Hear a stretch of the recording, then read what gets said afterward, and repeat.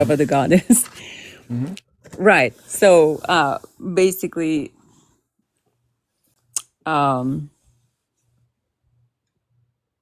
it just taking everything on face to me is quintessential intellectual laziness.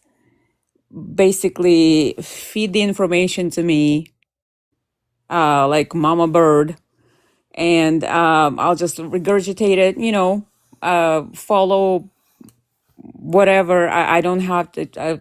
I mean, I guess Christians are taught, and other religious people are taught from babyhood not to question. So, they become comfortable with this sheepish behavior. We're just going to be sheep, as we are called in the book, and just follow the pastor or the whoever, the leader, blindly. So yes, it's an awesome topic, or like how you formulated it's very clever. So basically, God demands that you follow him blindly, and that is it flies in the face of any empirical evidence.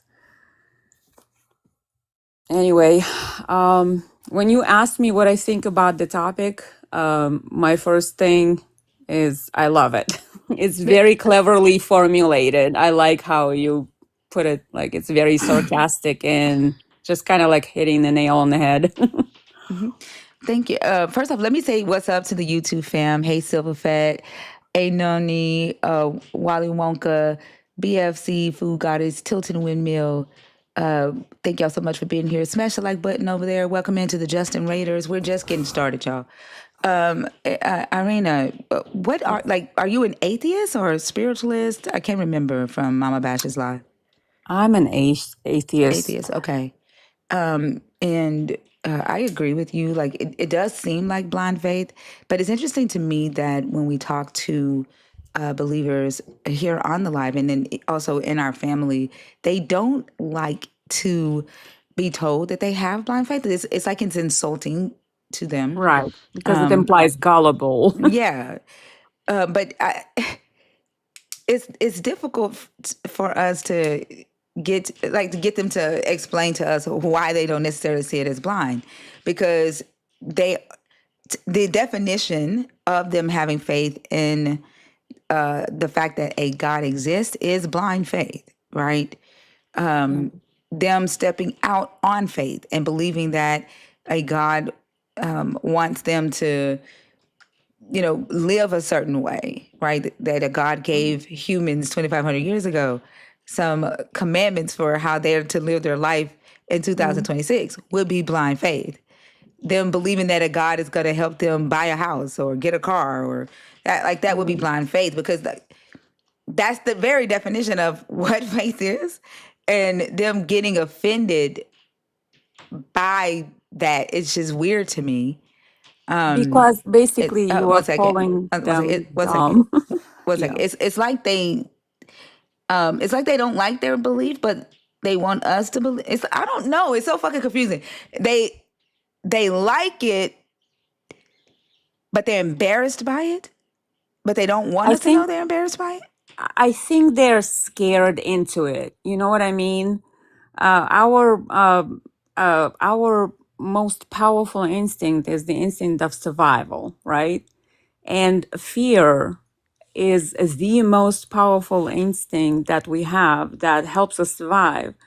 So any ideology that's based on fear will work on masses of people, especially people who are not. I don't know if you noticed, but there have been, or even, oh my God, I'm sorry, it's very late and I'm babbling, but there have been studies upon studies that indicate that the more intellectually, the higher IQ a person has, the more likely they are to be atheist or, you know, at some point start deconstructing. Or so the higher IQ, the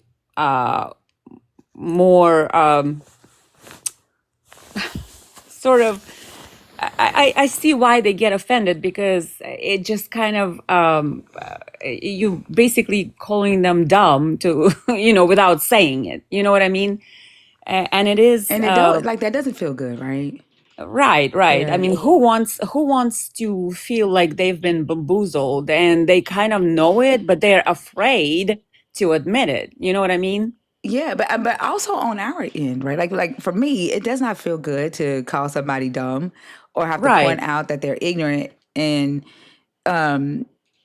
especially like in the face of somebody who's just deliberately being willfully ignorant. I think it puts a lot of us in a bad spot because we have to address the ignorance because it is harmful to society, right? It's what allows violence uh, to fester and grow.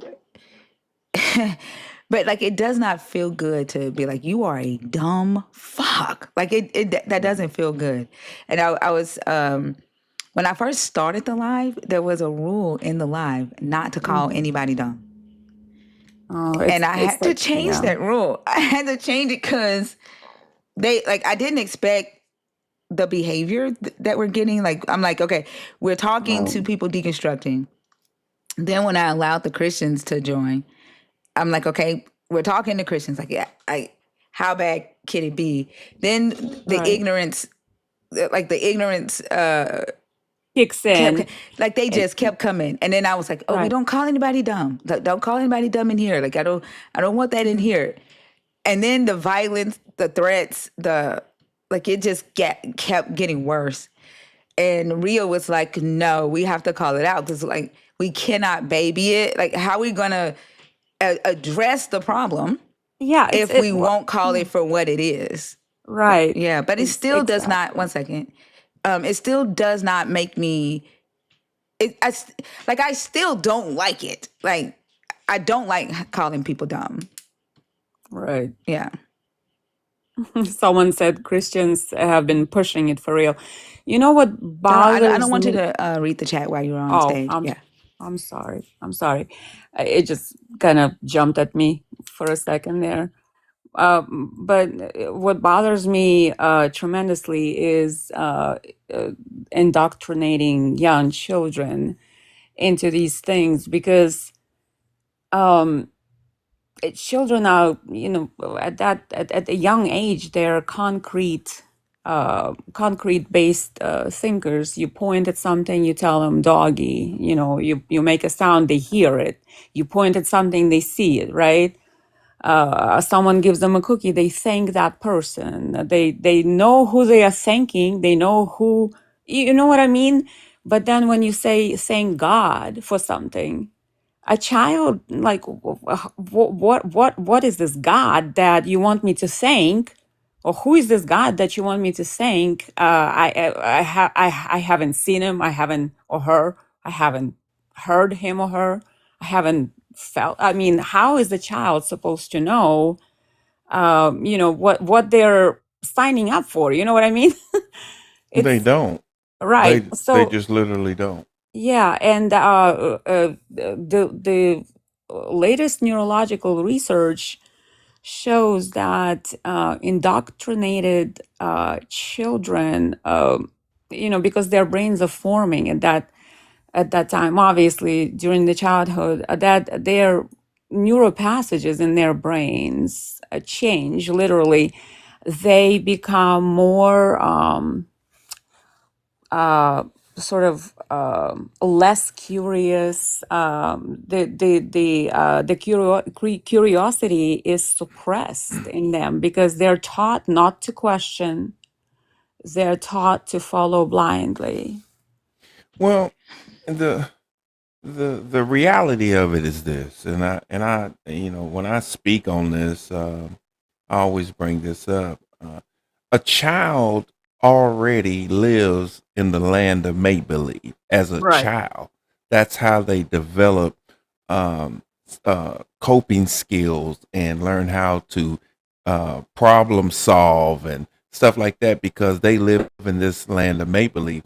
The problem with it is that it is easy to convince a child that something is out there that's protecting them or looking out for them and they should pray and this, that, and the third.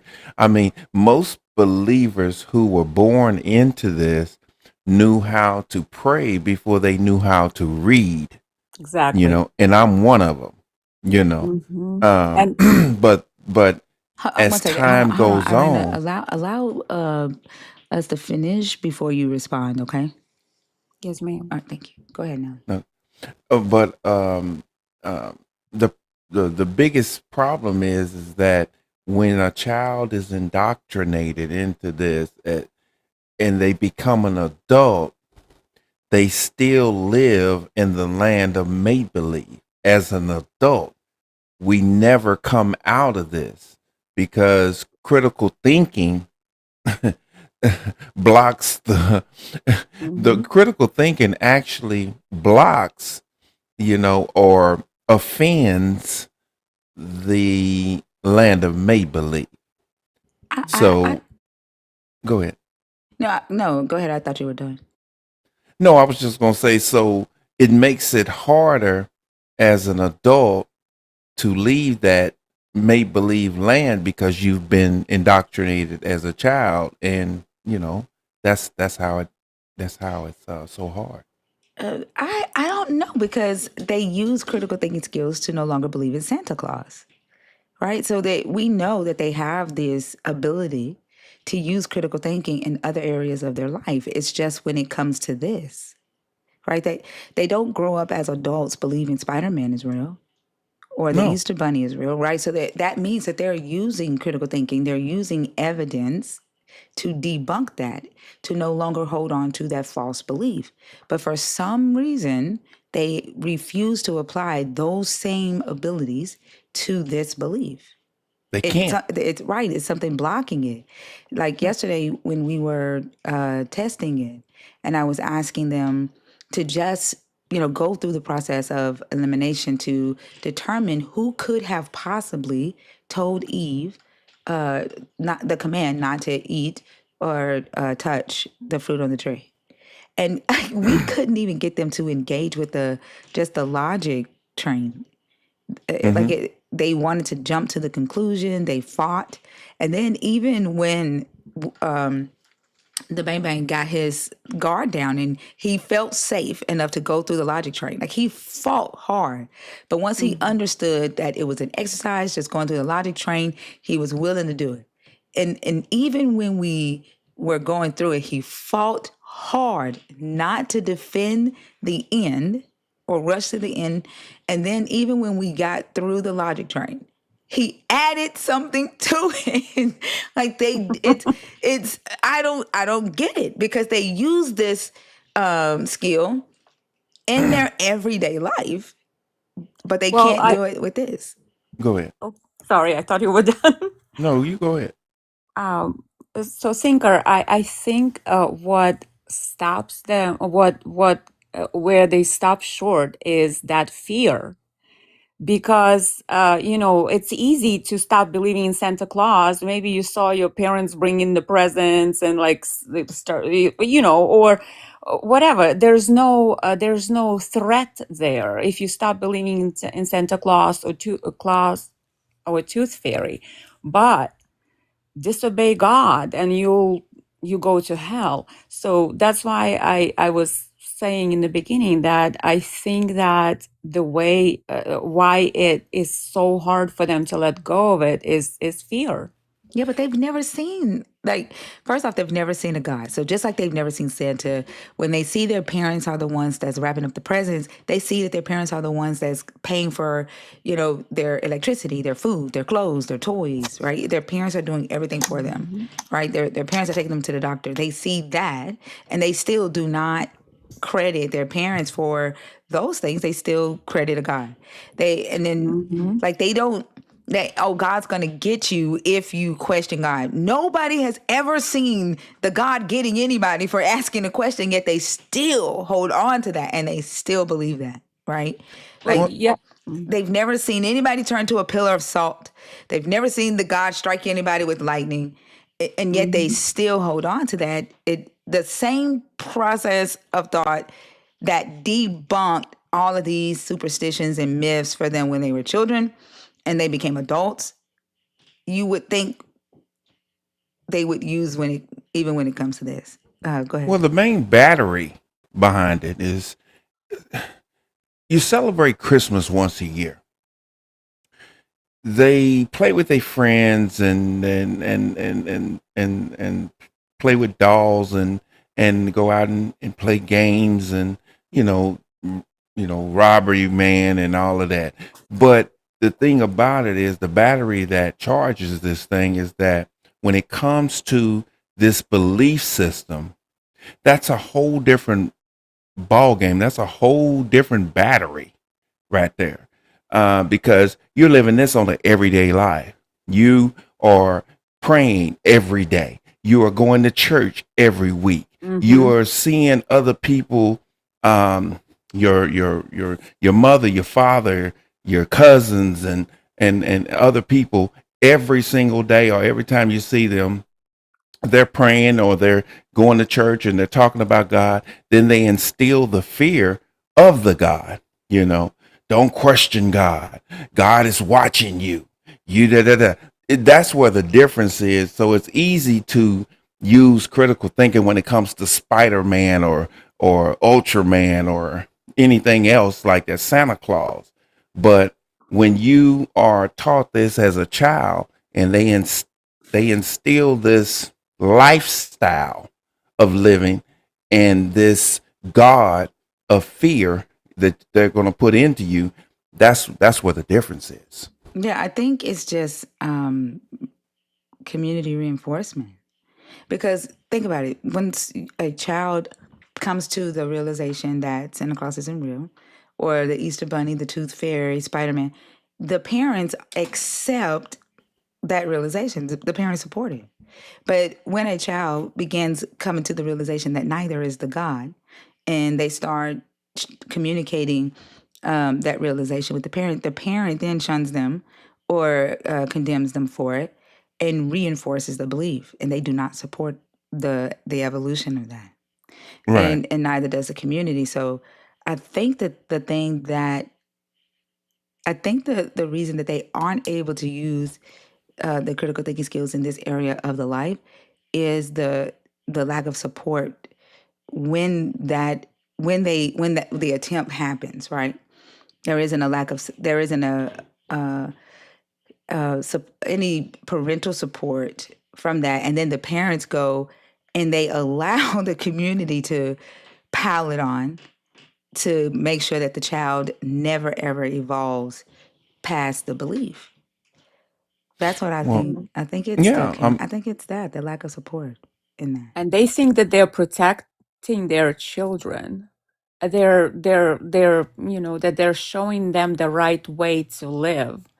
And in my mind, indoctrination at a young age is mental abuse, When which you are, have good things come in your life as a child, or good things happen, and this, that, and the third, and your own parents hmm tell you it was God, right. it Thank was God. God, it was God, it was God, and you grow up that way, as I did, you know, yeah, that's a whole different merry-go-round right there, buddy. I mean, because that belief sticks. It the belief becomes a reality, which is an alternate reality that you live in, but it becomes a reality for you now. It's not like Spider-Man or Superman or the Tooth Fairy or Santa Claus. You know that's not a reality for you when you start growing up. You know, but that particular reality, alternate reality of the Christianity of the God, that becomes a reality for you. I mean, because it was a time I believed this God. I believe this God existed. I believe Jesus really died on the cross for me. And I mean, and God any was inside you, around you. exactly, Every, it becomes exactly, it becomes part of your identity. I'm a exactly. Christian. I am a woman.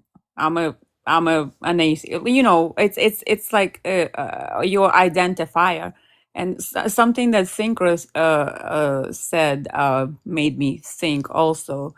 You said, Thinker, that the society as a whole sort of exacerbates this. So it's the constant reinforcement of this. I experienced it firsthand very clearly when I arrived in the United States.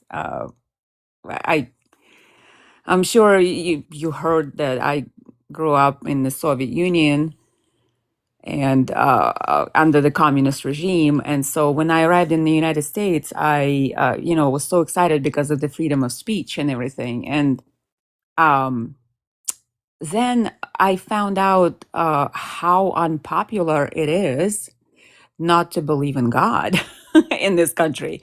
I mean, when people ask you like what church you go to or whatever, and when you say I don't believe in God, they look at you like, or at least, well, not anymore, not as much anymore. But in 1998, when I arrived, it was like almost like they look at you like you are sick terminally, like you're Yeah, terminally ill, and and oh my God, let's save this poor person, you know. right.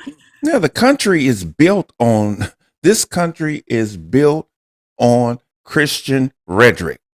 Mm-hmm. Oh, uh Christian, what? I, I Rhetoric, call yeah. red. No, I can't no. say the word rhetoric He done said it if I'm saying it like right. it's a name. Redrick. Yeah, rhetoric is what I'm Rhetoric. trying to say. Yeah, yeah. You got to Rhetoric, forgive that me. was true. My It's words come okay. I out think country. I say super. I couldn't say superfluous.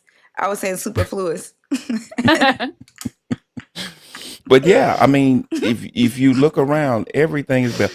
Um, our constitution, our flag, our court system, our justice system is all based around the God. I Right, the mean, in president God we swears on the trust. The money Bible. we spend. Hmm? And the president swears on the Bible. Yeah, In exactly. court, yeah, in court, they ask you to, what if I'm a Muslim? Or I mean, this is it's state and religion have no business being in bed together. Well, I mean, you know, what is it? The law that separates church and state. That's what it's supposed to be. But this, that, and the third. What is it? Is it church and state? Am I saying it Yeah, right? yeah, Separation of separation church of and church state. and state. Yeah, but technically it's not. It's not No. because you go in any courtroom and you have to do a testimony. Do you swear to tell the whole truth, nothing but the truth, so help you God? Uh-huh. Everything's God. The One money you nation under spend in God. God we trust. Yeah, on one nation under God. One nation under God. Everything is God. This country is built on that. But And I guarantee you, there is a separation of church and state right now. well, But technically. what they well I mean it is, yeah, because there is no law that requires you to obey the law of a God. That would be the separation of church and state. So like in Yeah. antiquity, the government was God and God was the Mm-hmm. government. It's not like that right now, but that's what they're Mm-hmm. working towards. That's Right. yeah. Let's That's go so backward. Why so don't we? we have to make a distinction so that people can recognize it, because if you keep saying that there is not a separation of church and state right now, they're going to think, oh, it's not that bad what they're trying to do. It is bad what they're trying to do right now. Hmm. Yeah, to get rid of that law where the church cannot spill over into government and the government become the God and the God, like the theocracy, that's bad. And so Yeah. we got to let them see a difference in that, because yeah, this is why they Well, don't know that the law of Moses was a legal code. Like they think the law of Moses is like this spiritual law, and Right, the moral code. they're not recognizing it, that it's the legal system, it's the criminal justice system, the penal code, the civil law, and the moral law, and the religious law, all in one. Like the God was the government and the government was the God, and same thing for Rome. And Hmm. like they don't know that, and if they think that there's no difference now, they're gonna be like, ah, it ain't that bad. Yes, the fuck it is. Yes. Yeah. Yep. People think that these things. It's hard to convince someone if they don't know any differently. Like for example, like people in this country, they do not appreciate like a country like Iran, right? Their leader, this called the supreme leader. Is a man of God or something like that. God's representative on earth for them. So I mean, it's completely like it's all the same, like you were describing. They do have a president, but the ruler of the country is a religious leader. Some I Is it don't I Iran don't know. a theocracy? Yeah, I They're a well, Muslim so I country. don't know how Muslim. you know how in Iran they have the supreme leader, and then they also have a president or the head of the parliament. So yeah, I would say it is a theocracy. Uh, Yeah, it is a right, theocracy. It's classified as a theocracy. It right, is. right, absolutely. Yeah. Pardon my And ignorance, it but has democratic elections, but it is a Islamic nation. So it is an Islamic theocracy. So mhm, yeah, but that's what right, they're and trying to do with the U.S. right now. And Exactly. hell no. And the thing is that people here do not realize what it is not to have. They take this for granted, what we have here, the separation of state and church. It seems so harmless. How can church hurt? But it does. It has, and it is harmful to the society, literally. Once So. again, welcome in everybody. Continue to tap the screen up if you have not sent your heart me. Please go ahead and do that. That helps keeps us on the FYP to make sure that we break out of our comfortable friend group. I know a lot of people came in, set their phone down, climbed into bed, put the covers up over them, and are on their way to dreamland. But if you are awake, we need you to comment. Let TikTok know that there is activity happening in here so that they can invite more people in the room, so that we can have more conversations. Remember, caps are for mods. If I, the host, catch you typing in caps, I'm going to mute you, and I can only mute you for the entire live. If a mod catches you typing in all caps, you'll get muted 5 minutes for the first time. The second time, you'll be muted the entire live. If you do it on purpose right after we ask you not to type in caps, you will be blocked immediately on site. Thank y'all so much. Share the live out. Thank you to the YouTube over there and YouTube land, Vibrating Sky. Thank you for the $50 birthday super chat. I appreciate you so much. Designer, let me say it right. Hold on. I said thank you, and I can't remember the rest of the name. Hold on. Oh goodness. Designer Digital Studios. Thank you so much for that was a cool gift. YouTube is coming up on gifts. If you are a believer in the God of the Bible, if you are deconstructing and an atheist, all 21 and up, the guest box is open, and we are discussing today critical thinking, logic, evidence, and faith pleasing God, and how those latter things must offend him, and why it is difficult for believers to use logic or critical thinking when it comes to their faith claims. Irina, did you have anything else about the topic? Uh, Not at this time. Thank you for You're letting me so, babble. you're so welcome. Thank you so much for coming up, and I hope you have a great rest of the night. Okay.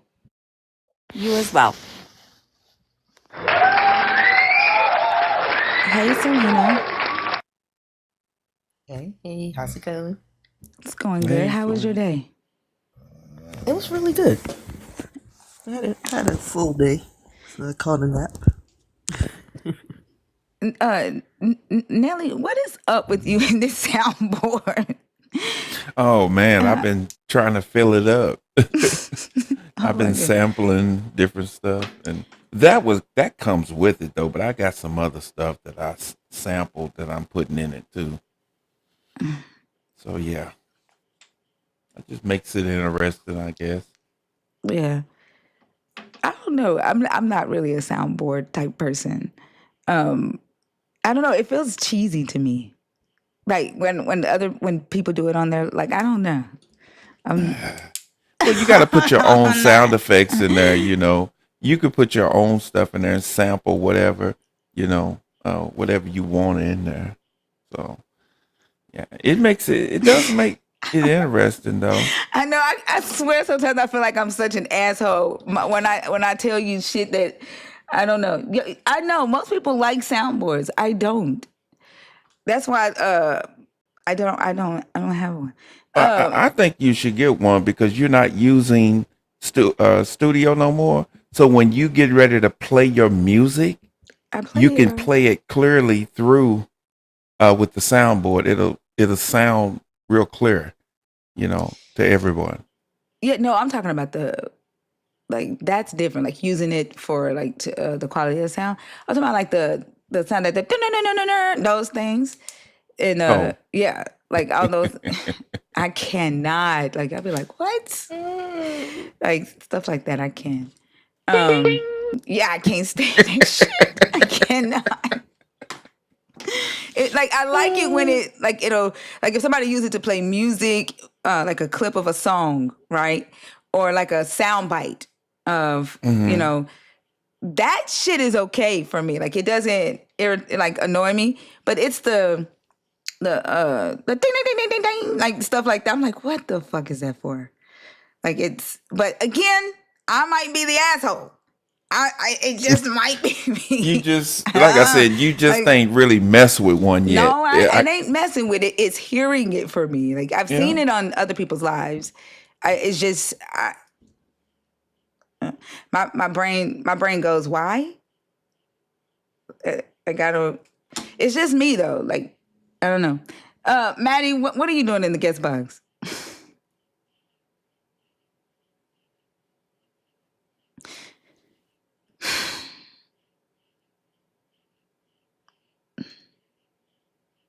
Maddie, my gift?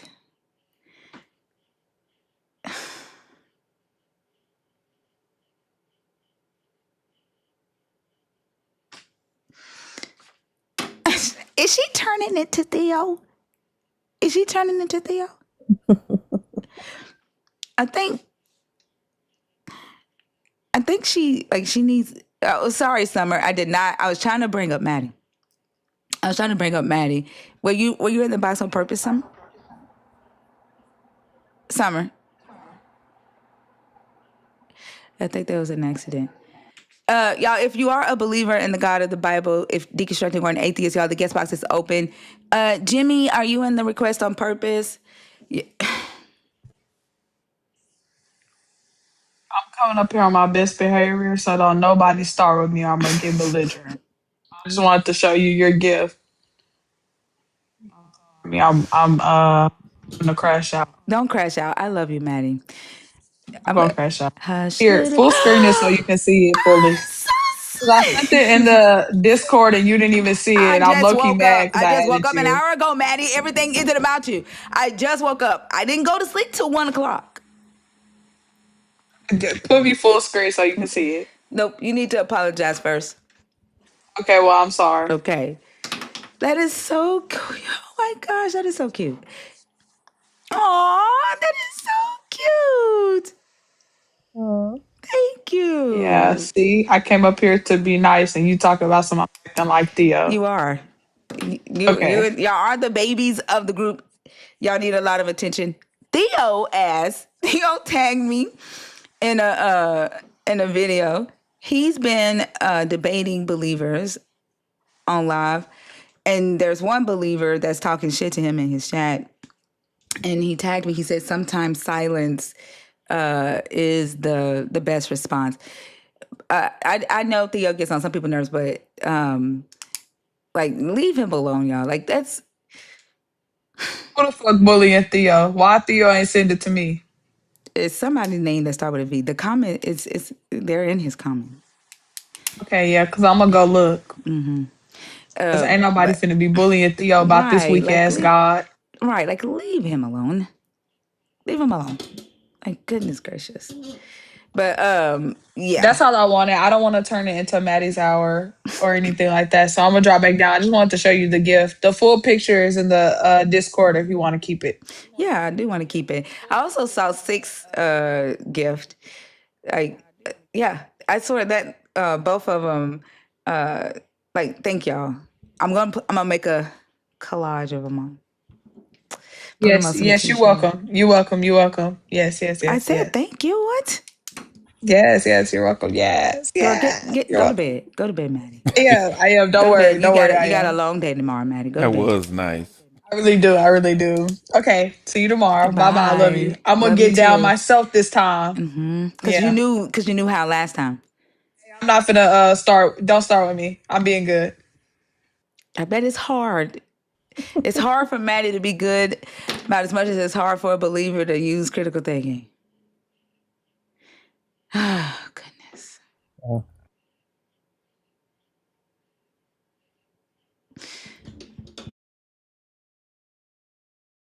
She's trying. She's trying, y'all. Jerry Smith, are you in the request on purpose on accident?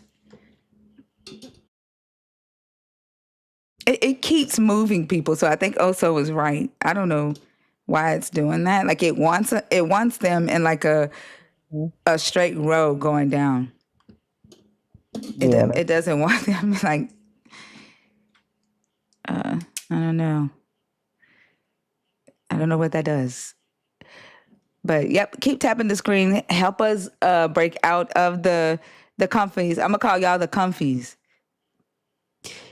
Everybody in here is up under the covers. Maybe you have a heating pad on your back, maybe not. Maybe you have an electric blanket, maybe not. Maybe you're spooning with your significant other and you have the phone on your pillow or on your nightstand. Yep. And you're dozing off. You're dozing off. You got the ice pack? Okay. All right. And you're dozing off. I need you to tap the screen, help us get some people in here that'll talk to us so that we will be in your ear while you are sleeping. And so that we will be here when you wake up. You see, I'm in your bedroom. 9 Ether Queen, are you in the request on purpose or on accident? Ice pack and a heating pad, damn. Y'all can tell we like we done been through some shit with these daggone bodies. Thank you, vibrating. How are you doing? How are you feeling after your surgery?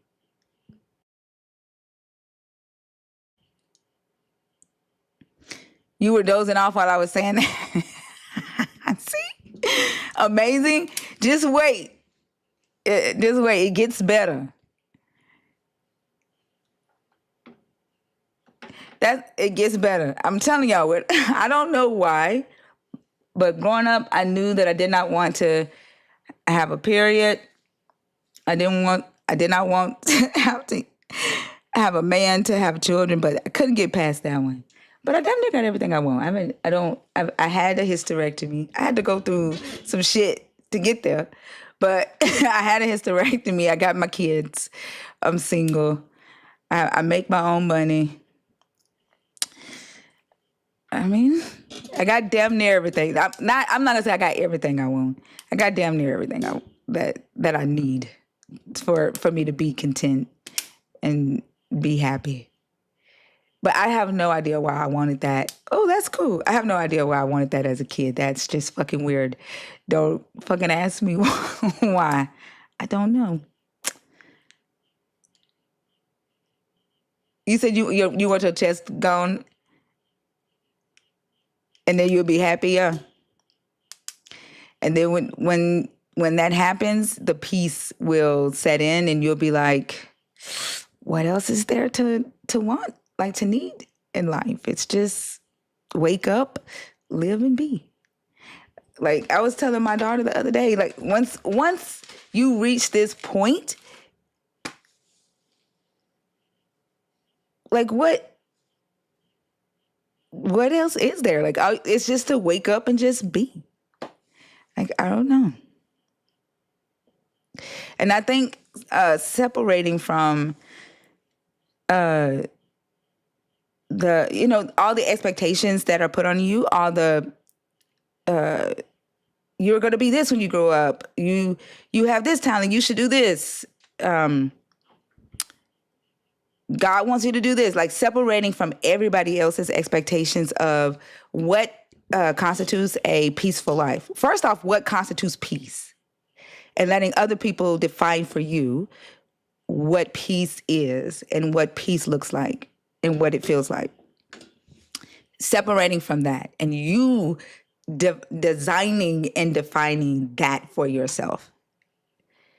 And doing what you need to do to achieve that. That's true peace. And that's what I feel like where I am. Because like what else is there to do?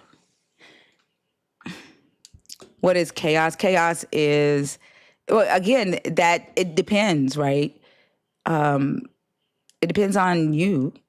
But for me, chaos is willful ignorance, like surrounding myself around willfully ignorant people, hateful people.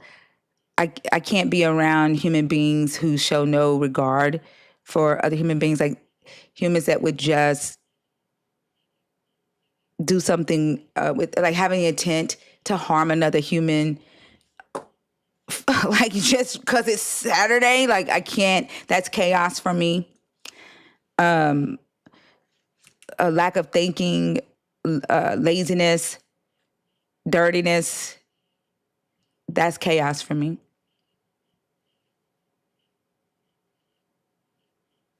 But again, that just depends on the next person. Like I can handle and deal with a lot of shit, but those things I fucking can. I will go fucking nuts.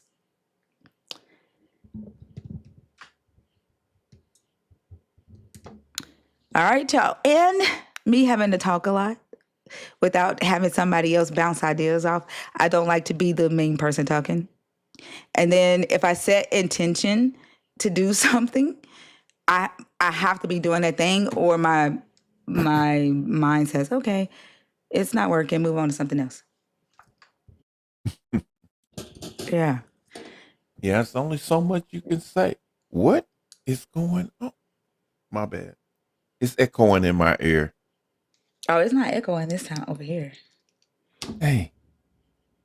Yeah, I don't hear it echo either. I think it might be. Yeah, that's what it is. I got the volume up a little too loud. 6, I was trying to take out Jerry, and I was trying to add you to the stage. Send your request again. Yeah, I think that's better. Oh. Yeah, I think this topic is just it's one of those type of topics that it makes it hard for them. I think any topic makes it hard for them because they can't stick to anything.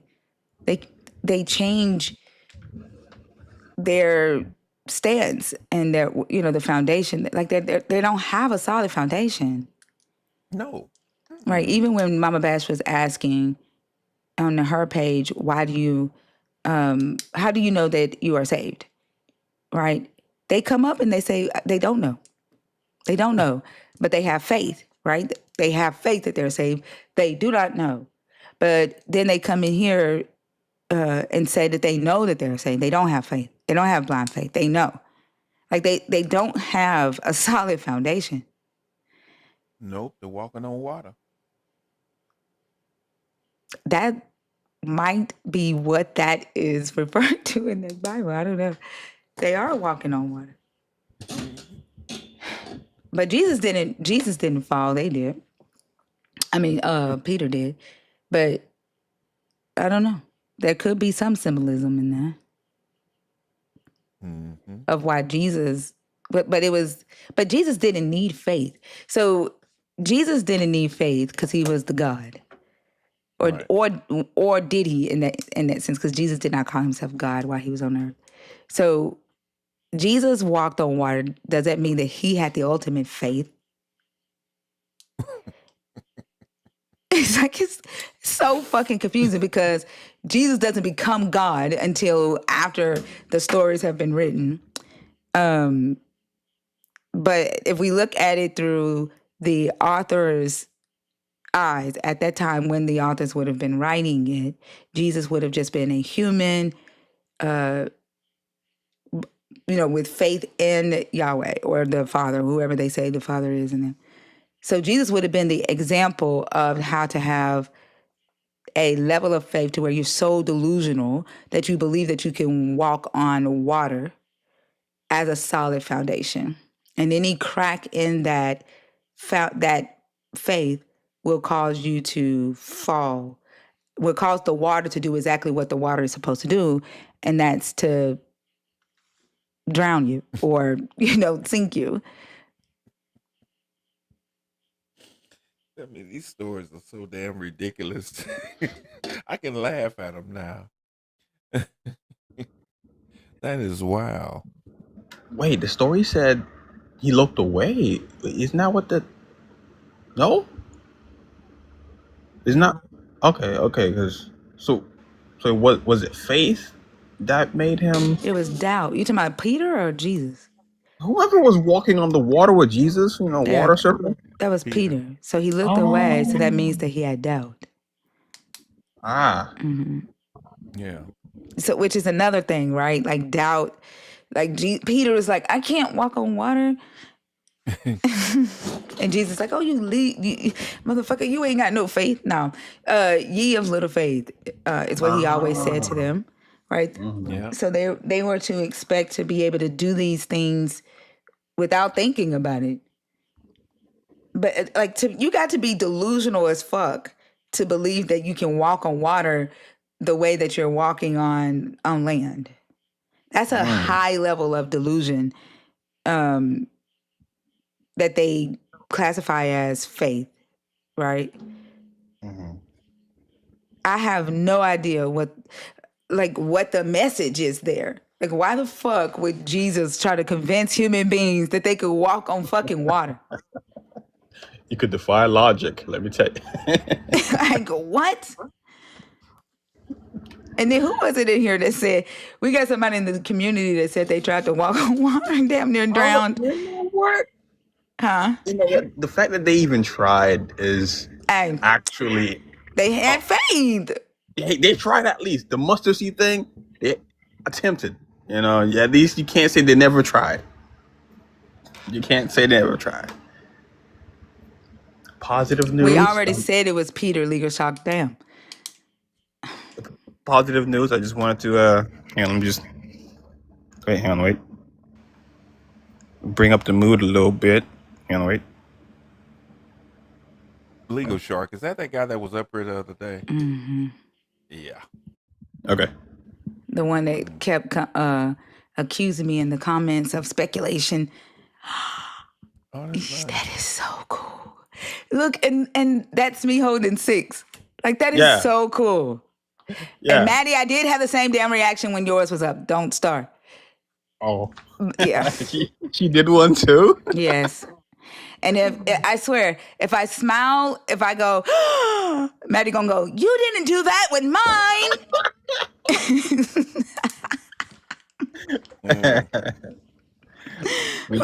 Yes, that is so cool. Look at her. But no, I love it. I love it. I'm gonna And try to. look at it. Like I love the fact that it's me holding his avatar. Like Yeah, yes, that is so fucking cool. I wanted to be included, so I was like, how do I make me involved in this?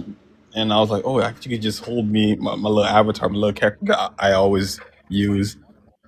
So it's always just the baby Kurt was crying, so I made him. Yeah. Kay said Kay said I thought it was Stimpy. You know what? You got it. You know what? You just ruined the mood. You ruined the mood.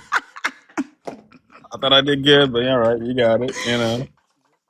Go ahead, take your big screen back. It Yeah, ruined it. I'm gonna find a way to send you that. look at his PFP and the avatar, Kay. It's me. They That is don't they so don't see the cool. resemblance. Huh? They don't see the resemblance. No, they're not seeing it. You Yeah, know. I don't think they thought that your PFP was like your personality, like you saying that's you. Oh, Yeah. like I Melly, I chose. can hear the echo coming from your microphone now. It's the feedback. That's why I think that music was coming from you earlier. I chose baby courage because I have like baby courage. I don't have a lot of courage. It's just small. You do have a lot of courage. Or Nah, it's I do growing. Or everything it's while growing. scared. That's what you're supposed to do. Shit, so do I. No, I'm scared. I That's scream what my you're head supposed off. to do. Huh? Maddie, what? Maddie, you've already used your dragon status for tonight. Oh, wow. You've already used your dragon status for tonight, Maddie. Like, why are you back in the request? Why do I keep dropping this fucking pen? No, I'm muted and I can still hear the echo. we couldn't hear it while you were muted. Is it me? No, it's not. Oh, okay. Um. Uh. All right. Crazy but not white and Paul Godina. Are y'all in the request on purpose or on accident?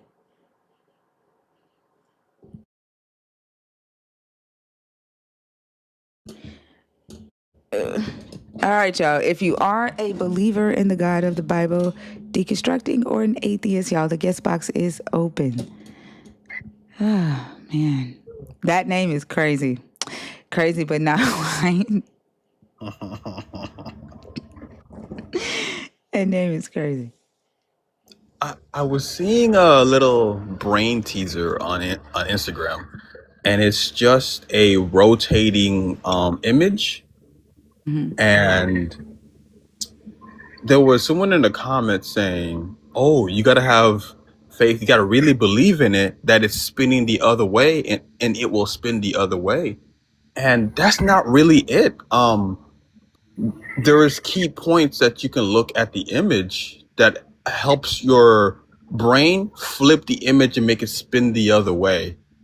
And I was astounded by how many people actually like was agreeing with the guy that it's working. And then it wasn't working for me when I was trying to just believe that it's spinning left when it's actually spinning right. I actually had to find the key points in the image that made the illusion happen. Yeah, that's because faith will make you lie. Yeah. Faith will Fuck. make you believe that you're seeing something that you're not seeing, and or agree and lie that you are. And plus, like your brain is just wired differently than Mhm. someone who otherwise doesn't necessarily need logic or critical thinking or reasoning. Yeah. Yeah, I guess so because like I tried doing the believe thing. I even showed my siblings it, and they're like, "No, it's spinning one direction." I'm like, "Well, try believing hard enough." They said, "No, it's still spinning one direction." And yeah, so I know it's not just me who just doesn't have faith or isn't using faith. It's just that's not how that works. But once I told them that they can find key points, it started working. That you know.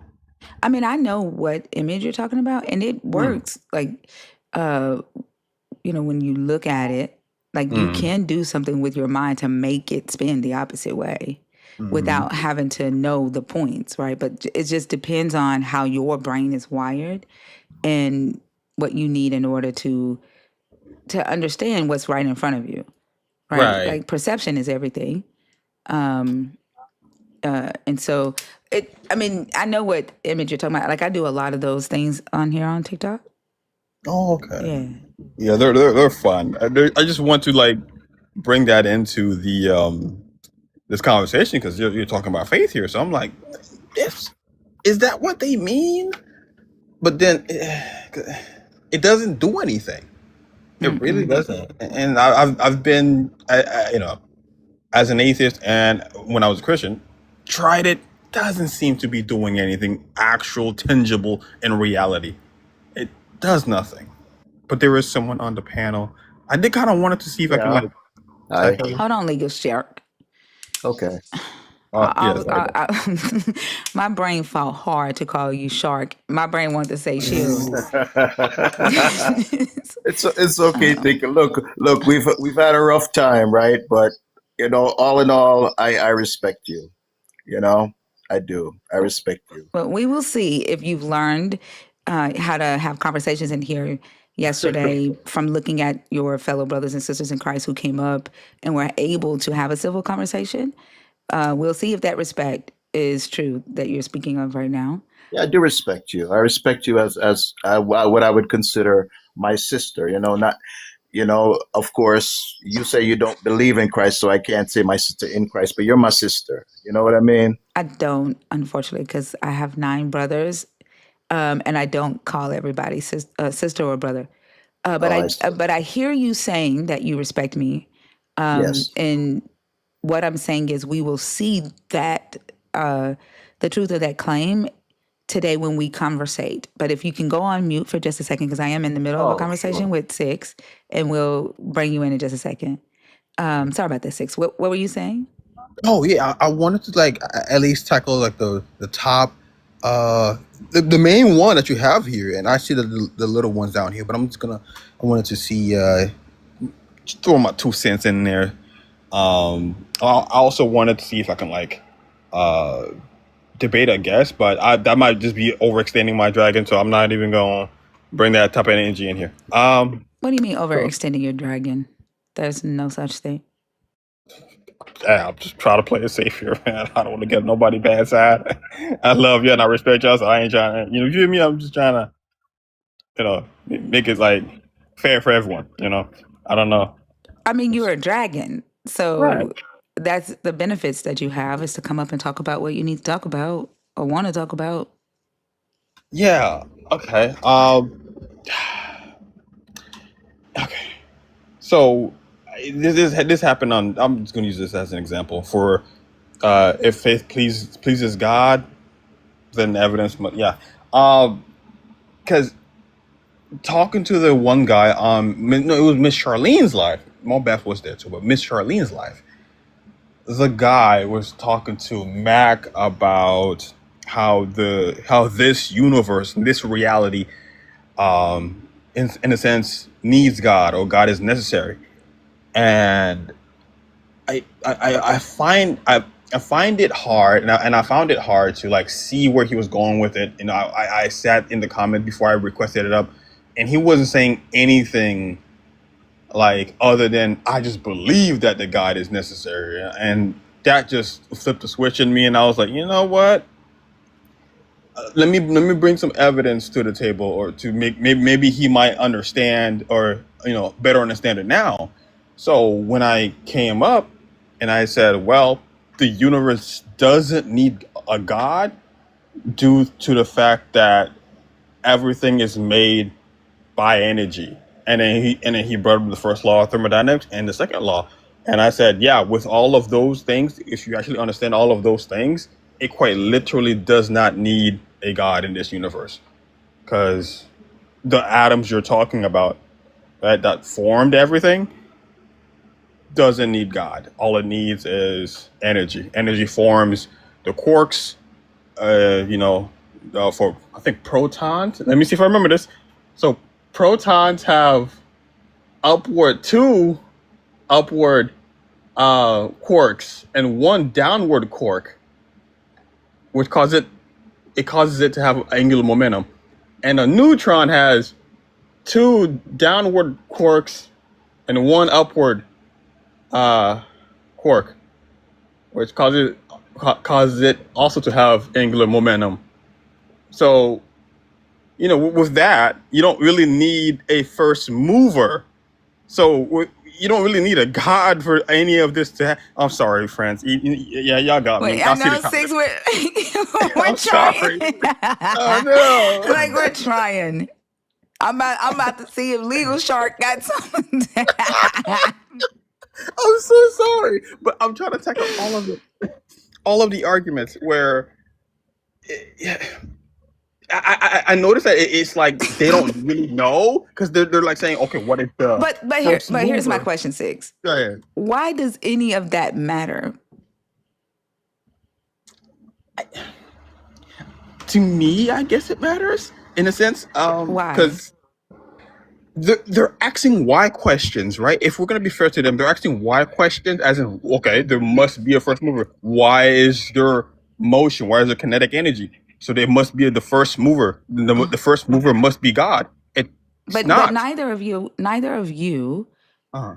you or the believer can actually prove whether or not a God was a first mover or not, right? You all are going to just continue to go back and forth over that, and you're not going to be able to come to a definitive answer on that. It's Well, it's still all opinion. in a sense, yeah, but we actually have like functioning and falsifiable evidence on our side, which is Mm-hmm. uh, physics and quantum physics, Mm-hmm. while theirs is purely faith based. Mm-hmm. There is no evidence they can actually tackle, or mathematical evidence that they can actually tackle to prove that this thing happens. This thing is Mm-hmm. functioning in reality. So But we it's we still have not. You it's not. still don't have demonstrable evidence that there is no Yeah, first no. mover. No, not entirely. It's more of a wow. It's more logic, right? It's And it's yeah, yeah, like it's uh, a logical conclusion. You're saying right. that you have more evidence on your side Mm-hmm. that a first mover is not possible or necessary, Not right? necessarily. Mm-hmm. I Right. I get it, but it's Mm-hmm. still not like you still don't have definitive evidence to debunk or negate their faith claim. Right? There's Right. still plausibility there, and that's one of the reasons why I don't do the going back and forth about whether a God exists or not, because neither side can say for sure that there is Uh-huh. not something out there. Right. I just don't see the point. Yeah. Yeah. That's fair. Because it's man. Wow, yeah, that's fair. Wow. Okay. Like Uh. I think, and this is, and I could be wrong, right? Like this is why I ask, No. No. why No. does Okay. that conversation matter more than the middle? Right, the middle of the It's conversation would be our objective reality, would be right. what we are experiencing, and whether that thing that they are calling God can Right. and does engage here in Right. our objective reality. Okay. Okay. Okay. Okay. Yeah. That's the. Okay. Wow. Okay. Because if. Hmm. Mm, That was mm. well said, Tinker. Actually, I like just what you just said. That was beautiful. How you phrased that. Like, I would like to see you have this conversation with Six to help me understand why the outside of the circle matters as much. Like, does it matter to you to prove that your God exists, legal? Um, it Thinker. It doesn't matter so much for me to prove to anyone that God exists, but to prove what I believe God has done in my life. You understand? And nobody would know that, right? Just as you just said. it's the person and their so-called relationship with this God that they believe that is. How did you say it? It was very good what you just said. Yeah, Say it but that's again. not what I just said. I Yeah, No, but didn't. not at that's all. what I'm saying. What I Say it said again. was what I said was for me, the Uh, important part of this God conversation is to discuss whether or not a right. God is actually engaging with us Yes. here in our objective reality and whether that claim is true. So even your relationship that you are saying that you have with this thing, this God, if that relationship is even plausible here in our objective reality, right? Right. That's what I'm talking about.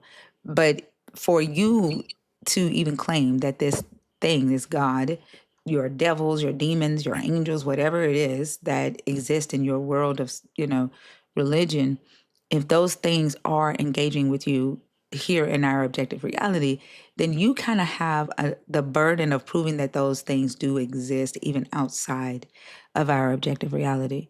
And that's the conversation I'm asking if you want to Okay. have with Six, because Six Sure. does care about, debunking the need of a God to even create the beginning, or to even create the universe. Okay. Yeah, I don't care about that conversation because I don't think either Right. side is able to demonstrably prove it. But I would like to see what Six is proposing. I can't demonstrably, like without a doubt prove that that to be the case. I just know that we are smashing atoms together. We are technically finding out different at a very quantum level, like how things function, and they've only been able to find the Higgs boson, the Higgs field, a couple of times. It's like a rare occasion, and if and they're trying to make it more so that it's more accurate, that you constantly see the Higgs boson or the Higgs field, because right now it's more of a fluke in a sense. It's like it's a lot. I'm not even gonna get into that, but we are getting closer. We do have more evidence that points to there being, to me, if you interpret it this way, there being no God, because it doesn't show that a God is putting these things together, that these things form just naturally. It has no need for a God. And with that being said, there is no God doing anything. It's just the human mind believing a thing is happening, or interpreting their life their life in a way to fit the narrative, instead of actually, seeing what the narrative is actually saying. You Uh, understand what I could mean? I Six? Okay, so Six. Could I give you an example that maybe we can tease out Go ahead. together as we can discuss it? All right. Um, if it's okay with you though, rather than do it in the spiritual realm, I mean, I'm also an attorney, and there's a little example that I have, Mhm. right, that talks about demonstrable evidence, and I think it kind of points to the point of this whole logic, right? Okay. All right. You guys remember the OJ trial? I was actually in law school when the OJ trial happened, so we were glued to the TV. That was 1995 to 1996. And you remember in the trial where the glove was presented as evidence by the prosecution to say that that is the glove that OJ used, right? Mhm. And that is the theory that points to a piece of, a glove. So it's the evidence that was presented as evidence by the prosecution. And then obviously the brilliance of our former Johnny Cochran to then have OJ try on this glove to determine whether to put this evidence to the test. So this is why my position is, in terms of evidence, it's not really evidence versus faith, because evidence, especially to a lawyer or even to people in the word, is kind of a neutral thing. Like, people can look at the very same fact a piece of glove, and one is saying, yeah, yeah, yeah, you did that with it. And then boom, in court, if it doesn't fit, you must acquit. And and that's the point of it, is that you have this record, this proposed historical record that apparently speaks, that is literally the substratum of the Christian faith, is the Bible. I mean, it's the substratum, whether people believe it or not, right? This is Right, my but point. right. No, I'm tracking with you. You're It's it. following me? Yeah, I'm following, but that was weak evidence. That wasn't strong evidence at all. Nor was it actually pointing, or nor could it only solely point to OJ. him committing the crime with that said glove. Just because there was a glove found on the scene, that glove could have been worn any other day, and he just left it there. It could point to any other reason rather than it was that one incident, and that one incident is when he was wearing that glove. It Right, doesn't point to that. But right, also, Our evidence. Oh, go ahead. right, just right, right. one second. But Okay. also, you are saying that the believer's glove is the Bible, is what you're saying, and you're trying to say that the Bible, one, it has like proven events and stories in it that backs your claim of this God, and it does not. No, not so much that, but the interpretation of it. In other words, see that glove in the OJ trial? That glove was in and of itself really neutral. I mean, in the sense that it's a glove, right? It could have been planted. You know, I mean, there's so many reasons and theories as to the existence of the glove. But the point is, in this trial, where a jury had to determine, do they believe that this glove was OJ's or not? And guess what? When when the glove was tried on, it seemed so difficult to get on that it tended to show that it probably wasn't OJ's. Yeah, it could have been that it's dried up. That, you know, maybe, I mean, you know, I don't think OJ's hand grew any different within that time period. But Actually, how you hold your hand, blood can flow downward. If you hold your hand up, blood can only flow, towards your body at this point. So it makes your hand not as big as it would be. So if you hold your hand up for a while, all the blood's gonna go downwards due to gravity. Make your hand Mhm. kind of smaller by a couple of centimeters, not too much, but it does make your hand a little thicker with because there's a lot of blood flow going down there. If you but you leave see your what, hand hanging down. right? But you see Hold what on, you're doing, Sig. AG. Oh, Instead, I think it should be the stories in the Bible aren't legit, so the religion we must quit. That's what I think it should I love be. that. interesting. All right.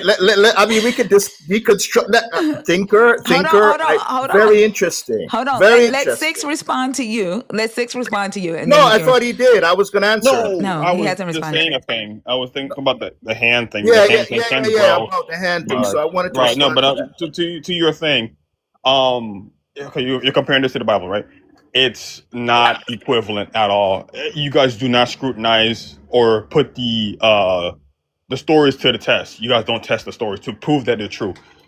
You guys just run off and just believe it. You guys have faith in the story that these things are true. You guys don't scrutinize it at But, all. While we atheists right. Nelly, actually I'll be do right back. scrutinize it. Oh, That's the sorry. difference. So we're looking at the glove. Your example. You're not looking at the glove. You're refusing to look at the glove. There's two different. We're two different people here. We're All not right. So, investigating. You're not doing any investigation. So your frame of evidence is not our frame of evidence. We actually investigate. You guys don't. okay. So, I mean, again, just looking at that trial, but guess what we're doing, though? We are actually literally interpreting the evidence, because you're saying, hey, you know No, we're what? not. Well, no, when you said that perhaps the reason why the glove didn't fit, you're interpreting the effect of that evidence. You are. It's an No, I'm not interpreting interpretation. it. No, I'm adding actual things that actually happen in reality. Blood flow does make your hand increase by a couple centimeters. That is a true thing. No, no, no. I'm saying that's fine. So what I'm Right. So saying I'm is, not going away from anything that's not evidential. That is in evidence. I'm Sometimes not I'm not saying that, my brother. I Okay, let me try to rephrase what I'm saying. sorry. All right. let me just wheel and come again. All right. But you guys are adding something that doesn't exist. You guys are saying, oh, No, space, right. magic, and all that stuff that doesn't Okay, exist. let me wheel and come again. The point is that you have, and again, we'll get to the Bible as the example, but Gotcha. with regarding the glove, but in terms of the evidence that was presented, it was a theory, right? There are two theories. One theory is that it was OJ's. One theory is that it wasn't OJ's. And the prosecution came up and they tried to demonstrate their theory by literally just saying, "Here it is. This is it. Believe us, this is his glove."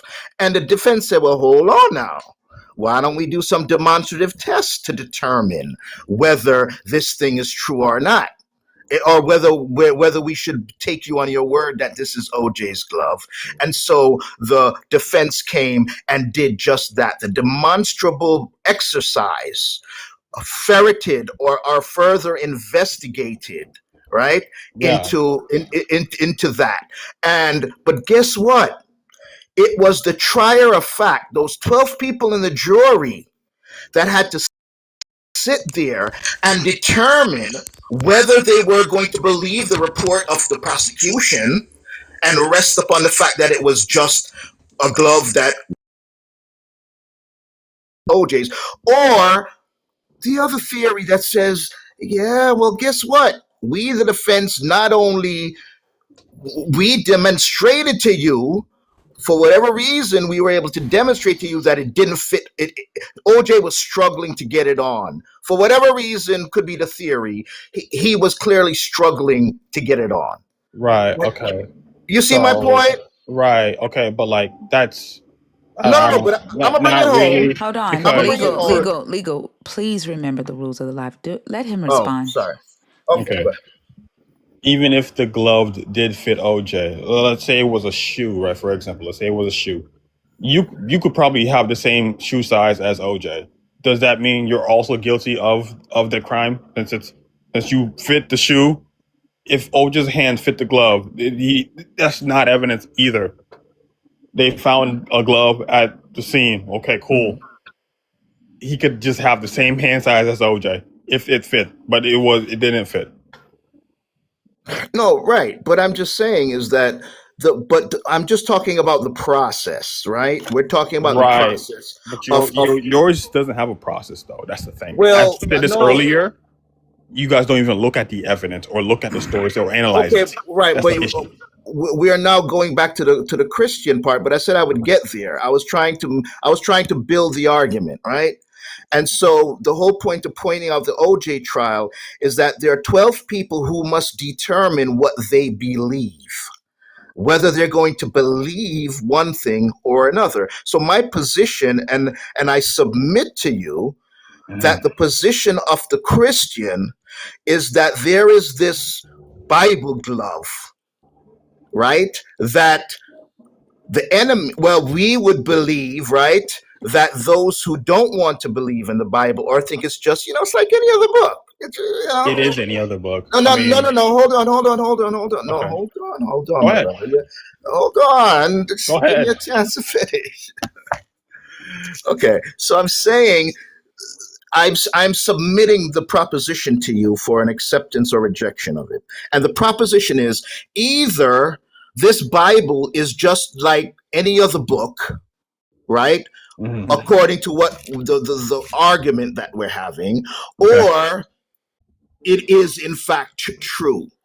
It's either one or the other. Right, and it would be false after Well, no, no, no, close hold on, hold on, hold on. We're analysis. not making a Hold on, hold on, conclusion. no, No, hold no, on, no. wait, hold on, wait, I'm wait, not. wait. After No, close but analysis, oh, you interrupt me after though, close brother. I analysis didn't of the finish. Bible and its stories Hold and on, its claims, its thinker. I didn't historical finish. Hold accounts. on, Six. Let him finish. Okay, that's Yeah, I good. didn't finish. Just please let me bring it home. I can't even get the submission finished, please. So I'm submitting to you that the Bible to some would be foolishness, just like when Paul said, as an example, where he says to the Greeks, it would be foolishness because they believe in knowledge and they only honor knowledge, things that are demonstrable.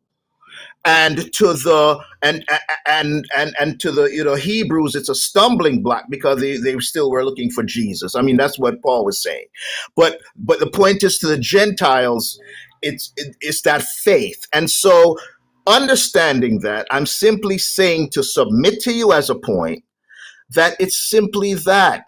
But it doesn't mean that faith is like ignorance. I think there's some equation that equates faith with ignorance. But if you look at the original text in Greek of remember, the New Testament was first transliterated from Greek, right? And in the Greek, the word is pistis, right?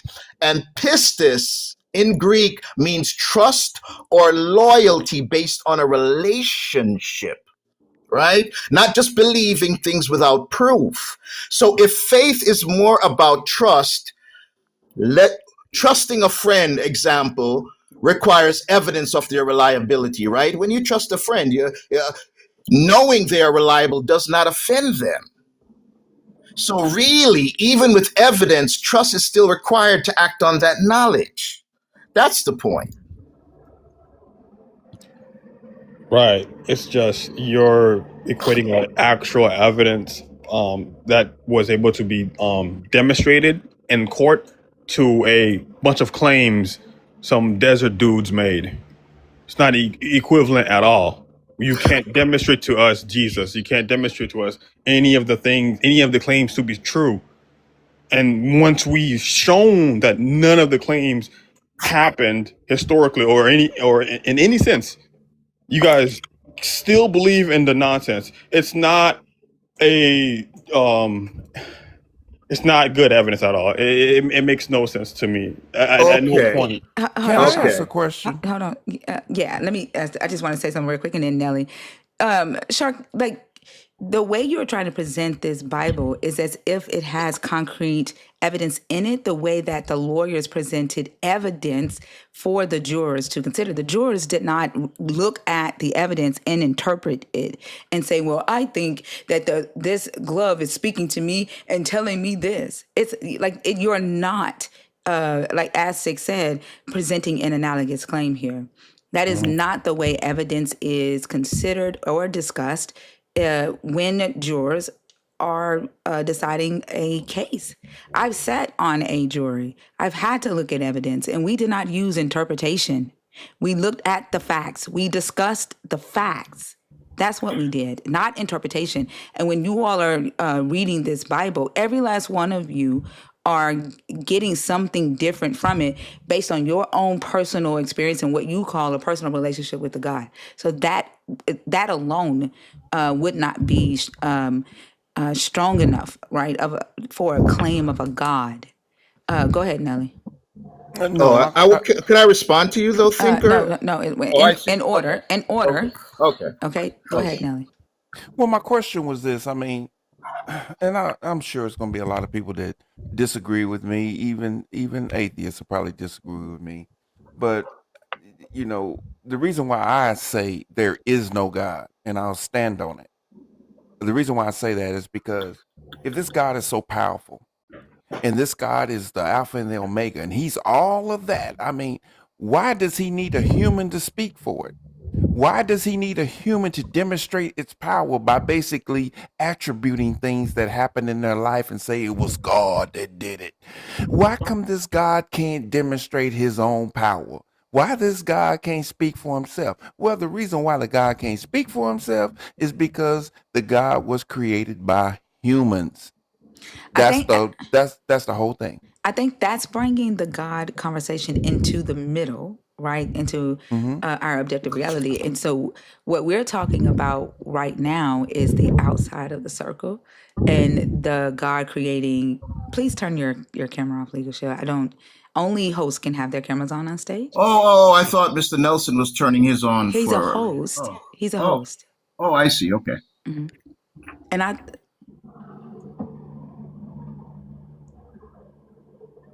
Good. yeah, because this whole time, I thought you was a white man. Are you? Did I see that right? I'm Did a I see No, brother. he's that black. I'm a brother as can be a brother. No, You thought I was a white man? Yeah. Seriously? Yes, I What? thought you was a white man. Well, no. But I'll tell you this though, honestly. My year, right? I graduated in '96 at Howard. 40%, the year before, 40% of the students at Howard Law School were white, and all of the parents who had historically gone to Howard and their children couldn't get in, they went livid with with Howard University. They were like, wait a second, our kids are not getting into to Howard, and all of these white students were getting it. It was a big uproar. Seriously, like 40. I mean, I have a lot of white colleagues that I graduated with No, no, actually no, at no. Howard Law. No, is your It's funny. PFP of a white man, or am I seeing like is that What? Jews? No, it's brown. It's brown. I no, he's what? black. I It's think. Can't brown. tell. It's No, it brown. looks like a Sprinkle. bald headed white White man. Damn. No, he just light sister. skinned. Look at my locks. I How can can't I see. look I see white? a bald head. Y'all don't see a bald head in that PFP? I mean, that forehead's shiny. Mm-mm. It's a Wait, shiny I see a y'all see forehead. shiny hair? forehead. Hold on, y'all see hair in the PFP? Hell no. Okay. No, man. That's an older picture. I Oh, grew okay. locks. No, in the Okay. last year I grew locks. No, I grew locks in the last year. Well, so you know what's so fucking crazy? This is what I'm talking about. Like, okay, so your PFP, there's no hair, right? Yeah, that's an older picture. Okay. That's an Why older picture. motherfuckers in the chat talking about, yeah, I see hair? Like, this is what the Lying. fuck I'm talking about.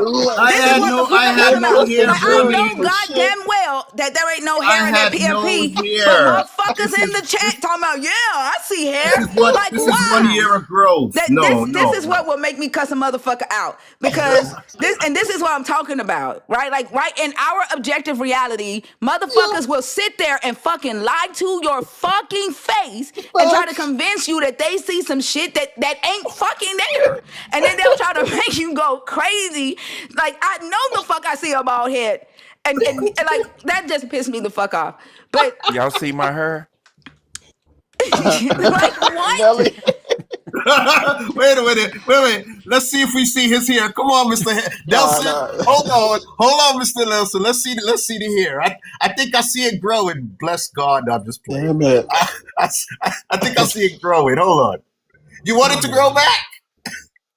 That shit is crazy. Like, why do believers do that? Like it's innate in them to just fucking go against the grain. It's like objective reality. They have something against objective reality. I don't Right. know what the fuck made them sit there You and lie. really thought I was a Hold on, white hold man? on. Yes, I No, Hold on, did. though. Yeah, hold on. But I don't know what made them sit there So and funny, though. fucking lie and say they see hair on in your PFP. And this is what I mean, right? When you present a case to jurors, right? And for example, the glove and the O.J. Simpson case, a motherfucker ain't gonna look at that glove and go, "Oh, this glove is 2 times bigger than O.J.'s hand," knowing damn well that the glove is small, right? Like interpreting it to be whatever you want it to be. Jurors have to look at the evidence, they have to look Right. at the facts, and they have to discuss what they're Right. actually Right. interpreting is the entirety Right. of the story, right? Not the evidence presented. They're not making up their own evidence, which is what a lot of believers do, as we saw it just now with your Example. hair, right? So hold on. Hold on. Was Hold some of on. the heat coming to me, thinker, Hold on. because Hold you on. thought I was Hold on. And okay? so I do want to go back to Nelly. Nelly, I agree with you 100% on what you said, but I think so. There's 2 different conversations. I was explaining to them why I don't necessarily have the conversation about the first mover or whether the God created the universe, because I don't think either side can demonstrably say that they have any definitive proof that a God does not exist, right? You can get to a logical conclusion and say that, in any argument, one person might be able to logically conclude that a God does exist, and another person might, do a better job, and another argument and logically conclude using faith faith logic that a God does exist, or the plausibility of it, or the possibility of it. So I don't waste my time with those. I typically focus on the middle of the conversation, which is our objective reality. And if a God, demons, devils, angels, whatever imps does exist in our objective reality, can they engage, and are they engaging with mankind here? And what is the evidence of that? What is the impact of that belief as well, right? But Right. what they're having right now, hold on, what you brought up is the middle conversation that we usually have. What they're having right now is the outside of the circle conversation. Does that make sense? Yeah. Okay. Can I respond now Yeah, to go you ahead. or no? Yeah. Okay. So I'm going to submit this to you as a supposition, right? That the and I recall I spent my 3 years at Howard wishing I was over at the divinity school. Honestly, law school was just tough. And my passion was in faith, and I kept saying, boy, I should be in the divinity school. I want to be like Dr. King and all of that. And it was a struggle for me. And so what happened is that after law school, though, I started taking. I was in D.C., so I went. I used to go to all the churches and stuff. And one of them, I remember we had some of the most brilliant preachers come to Howard University. I mean, whether you want to agree with them or think they're talking foolishness, there were some convincing brothers and sisters. And I will say that, then I understood that seminary training and legal training is actually the same training. One is defending, is considered like apologetics, the defender of the faith. And they teach you the same things about fallacies, arguments, logic, all of that. I mean, and so when I understood the seminary training, and then I reflected back on my own legal training, I was like, oh my gosh, they're the same thing. Same training. No, I'm just saying the same, point of logic is taught in both seminary and law school. Absolutely. Logic. I mean, there's only like 3 laws of logic. You gotta have to use. You're gonna use the 3 laws of logic anywhere. To be honest with you, and in our objective reality, you're gonna use logic, and it's gonna follow the same 3 laws of logic. So I'm not really seeing how you're putting those two together, because in seminary they're not doing apologetics for the God. Some of them are. Some of them are just getting the actual data, what's actually happening, or what actually happened, what is true. They're not trying to protect Jesus or do apologetics. That's not all of them. So the point was that I actually took some seminary courses and didn't complete seminary as such, but through my church, it was like an Oral Roberts University thing. And when I was complete with that, and then I saw how, I'm gonna try to answer that question as I can. Thinker about why. Oh no, it was Mr. Nelson that said, why would this great God have to use humans to try to defend? But you can't answer that question yet, because that's going to the middle when you have not dealt with the outside of the circle with 6.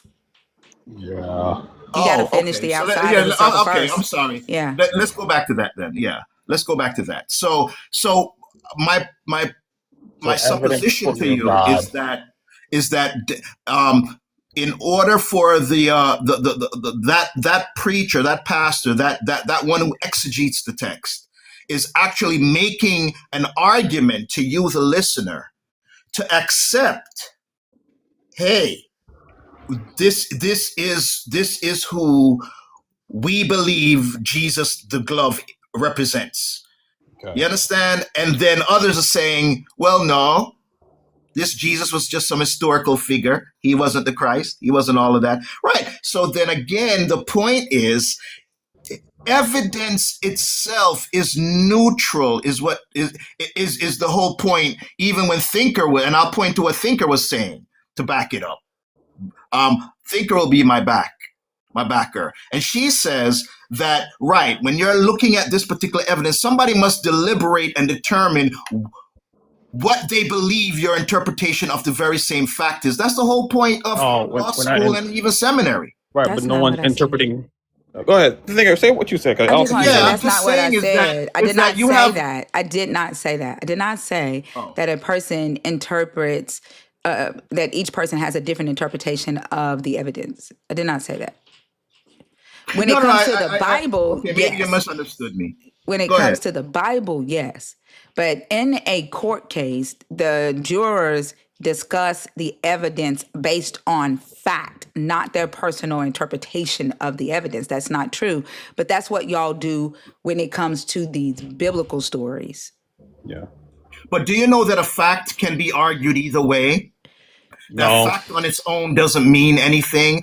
No. We could both look at one thing and walk away with a different proposition in relation to that No. Okay. fact. Here's a fact. The sun is in the sky. Is it not? Well, I see a sun in the sky, well, or what they Okay. call the Then sun. that's I see it so. in the What you're sky. saying is completely bull. I'm sorry. No, but I'm just saying is that I see it in the sky. I mean, you see it in the Right. sky. Or do you see it in the sky? Yeah. Okay. So what's the It's point? just a fact. Right. When it's a fact, you can't deny that. You can deny it personally, and you will just be the person wrong by yourself in the corner. So that's why lawyers talk about irrefutable facts. We tend to use that a lot when we're speaking in trials. Right. But We scientific facts are the same thing. Well, no. But I'm just saying. Just hold on a second. Let me finish my point. Uh huh. So, or rather, we say irrebuttable. So, if we say that evidence is irrebuttable, our position is that, well, you could rebut it, but your rebuttal would be pretty weak. And that's what we say as lawyers when we're trying to shore up our position. We'll say, the evidence is irrebuttable that our client is, not guilty. All No, right. your Got it. job as the lawyer, the same thing as a pastor, is to introduce the doubt when it comes to evidence that goes against whatever your desired outcome is. That's your job. Your job is to basically create the illusion of something else, right? Or to make the person interpret the data the way that you want them Ah, to interpret it, right? But yes, so thinker. in a Yes. case, but the job of the juror, the one that is receiving the evidence, is to make a decision based on evidence, not their own personal feelings or interpretation or relationship with a God. So if there is a fact in the case, OJ was there, OJ was in town during the murder. OJ was out of town during the murder. Like if the evidence proves that OJ was out of town during the time that a person was murdered, then that is a fact. And you cannot interpret that in any kind of way to make that go towards whatever outcome that you want it to go. So when the juror is discussing the evidence, they have to use that evidence when making their decision, right? Yes, you are. You're absolutely Exactly. right, That thinker. cannot be interpreted But individually, that he was out of right. town during a murder. Here's a little bit of incy thing about what you just said though, is that there's something called circumstantial evidence. So let's break down what you said about Oh my OJ being days, out of. dude. Hold Well, on, we hold on. understand that, but which is why I said they take Right, all not of the all story. evidence is created Stop, equal. stop. Which is why I said they take the entirety of the story and Yes. they review all of the evidence, circumstantial evidence, demonstrable evidence. Like they take all of the evidence to make a conclusion. What you all do is you ignore demonstrable evidence. You ignore it and you redefine when it comes to your Bible. You reject. That's not the same thing that jurors do. But what I will say is that I do agree with you that lawyers and pastors or priests, popes, and Catholics, I do think y'all do the same thing. I think that you all are willing to lie in order to win an argument or to win a so-called soul for Christ. I do think that y'all Okay. do the same thing, which is why I Okay. think your God is the great deceiver. Okay. So in what you just said, all right, and I'm listening to you. I'm actually just listening. When you say that you believe, right, like you just personally believe that that's what pastors are doing, that somehow Evident. they're you said that they're deceiving people by how they're presenting the position of the Bible. Like those jurors, though, didn't just sit there through the jurors. The glove wasn't just sitting there and the jurors came in and looked at it and walked into the room. Two people made a position that was either going to be accept one and reject the other. Like they had to decide on every little piece of evidence because not all evidence is created equal. Some things are circumstantial evidence, which means there's no We've direct already evidence, addressed that. right? I don't know why you're Oh going my over that days. again. No. But I'm just saying is that, but to say that, like the trier of fact, which is that person who's either going to believe in Christ or not, reject it. The job of the pastor is to make a supposition, is to make an argument as to I why already to believe said in that. Like, Christ. why are you going over that again? I already addressed all of that. Can I ask Right. Like something? the job of the pastor is to do the same thing that a lawyer do. Yes, absolutely. That's why apologetics exists. Like your Yes. study of apologetics within your belief system is not to convince or convert somebody. The apologetics exists solely to defend the faith. Yes. Right. And so it does not matter if the apologetics makes sense. It doesn't matter if it is true.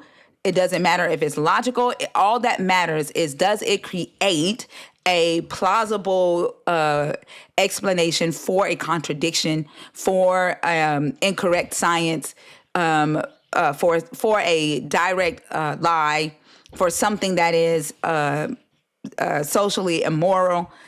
All that matters is, does it create a instance of doubt in the mind of the atheist, the argument of the atheist, or in the mind of a believer with questions enough to defend the faith. That's all. And that's what Right. lawyers do. That's what Yes. pastors do. Yes. But the jury would be the believers, the atheists, and their job is for them to look at the evidence and make a decision based on evidence in a court case. But in real life, the atheists and the believers look at the evidence and define that evidence and understand that evidence. Why can't I think of the fucking word that I'm trying to say? Interpret that evidence. Interpret that evidence in different ways. An atheist is not beholden, or someone searching for actual truth is not beholden to a God claim. It's not beholden to a relationship with a God, a feeling of chosenness, the belief that they have supernatural powers, or a fear of hell, right? A fear of judgment. So they can look at the evidence and the information being presented from an unbiased place. Believers do not. Believers reject evidence. They redefine words and they try to make the evidence that's been presented before them by life, by atheists, by their pastors, and even by themselves. They take all of that information and they rewrite it, they reject, they redefine, and in order to make it fit their already formed conclusion. That's not analogous to what jurors do, is what we're saying to you. I had a question for you. Do you agree with the statement that all things that exist in reality has evidence? You're speaking to me? Yeah. Do you agree that all things that exist in this reality has evidence? Absolutely.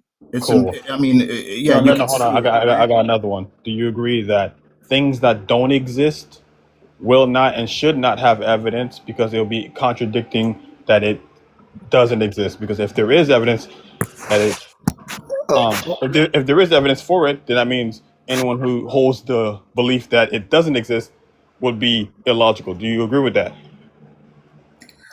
I'm not sure. I don't understand what you Right. just said. So, okay. Break it down again. Will it be okay?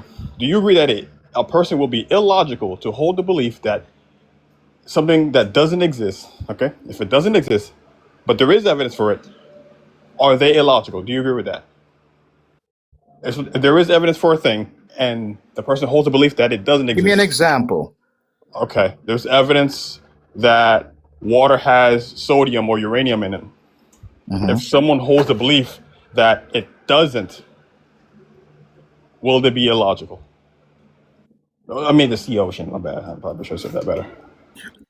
Maybe they're misinformed. Okay. If there's some scientific evidence to establish that uranium is in the water and they Yeah. never bothered to even look at the report, Yeah. I would say look at the report and check it out. Right. So there's evidence. Okay. So things that don't exist should not have evidence, right? Things that, okay, so what doesn't exist? What are you Or talking God. about? Are you saying God doesn't exist? Is that what your presupposition is? I'm not presupposing. I'm just saying. I'm just following the evidence here. If there is no evidence, then I'm of the belief that guilty until proven otherwise. I mean innocent to proven otherwise. So Well, if that's the there British is system. I mean, but there's actually a system for that. The right, British, so there you're is no assumed evidence. innocent, and you must no. You're assumed in the U.S. You're assumed innocent. You must prove that you're not guilty, but or rather, you must establish that. But in England, you're assumed guilty Right. No. Okay. and Cool. must prove your innocence. Right. So, I mean, different systems are different. Right. I But mean, I think one is preferable than the other. Why should well, I? okay. Why should I assume that you are guilty of a thing and then there is no evidence that points to And that's the British you? system, right? Yeah, and that's their fault. I don't care about the British system. I'm talking about No, I'm just saying right. No, I that's got the that. model, right? Right. Okay. No, I But follow you. But one is preferable than the other. What well, you to guys you, right? Okay. But right? let's say this. It's I mean, more functional, right? For but what you guys do, you guys claim that the thing exists without having any evidence okay. or So being able to now we're going demonstrate back. it. Okay. I, So now you're. I never left. I've been here. No, I'm saying so you're saying then that I don't want to. I'm trying to see if I understanding exactly what you say before I answer. Are you Right. saying to me, and you can correct me if I'm wrong, that God doesn't exist, and so therefore why are Christians believing, or why are pastors trying to demonstrate that God exists when, according to what you can see, taste, touch, empiricism, right? Believing only the things you can taste, touch, see, No, and observe, right? I disagree with that. Eyewitness observance, right? Yeah, That somehow you shouldn't believe it. right. Because their So am I Bible. right? Am I right? Is that what you're saying? Close, close. I Okay, was no, trying get to it show that exactly. it's illogical to hold the belief that a thing exists if there's no evidence for it. Like for unicorns, they don't exist. Like the magical unicorns with the horns and the wings. I think that's a Pegasus. Not sure, but that the mythical being right there. There is no evidence of a Pegasus, Yeah, maybe not yet, so but it doesn't exist. what if There's no one? evidence Yeah, of not it yet, existing. but all evidence. I mean, there's lots of things that they believed one way or another, and then somehow there was a discovery that revealed the existence, right? No, Like no, but I'm just saying. For example, even in the Bible, uh-huh. science has been the friend of the Bible in many instances, and archaeology has proved certain events that occurred in the Bible. Like And what? okay, for example, when archaeologists discovered the outer walls and the inner walls of Solomon's temple, for example, and David's kingdom, they were Yeah, able right. to. So if New York exists, does Spider-Man exist? No, hold on, but you're not answering me my Right. question. You're naming a place that you're not giving me evidence of an event that happened. No, but well, no, it's not so much. Yeah, but there are event situations that have been proven Those in are terms of like claims. battles.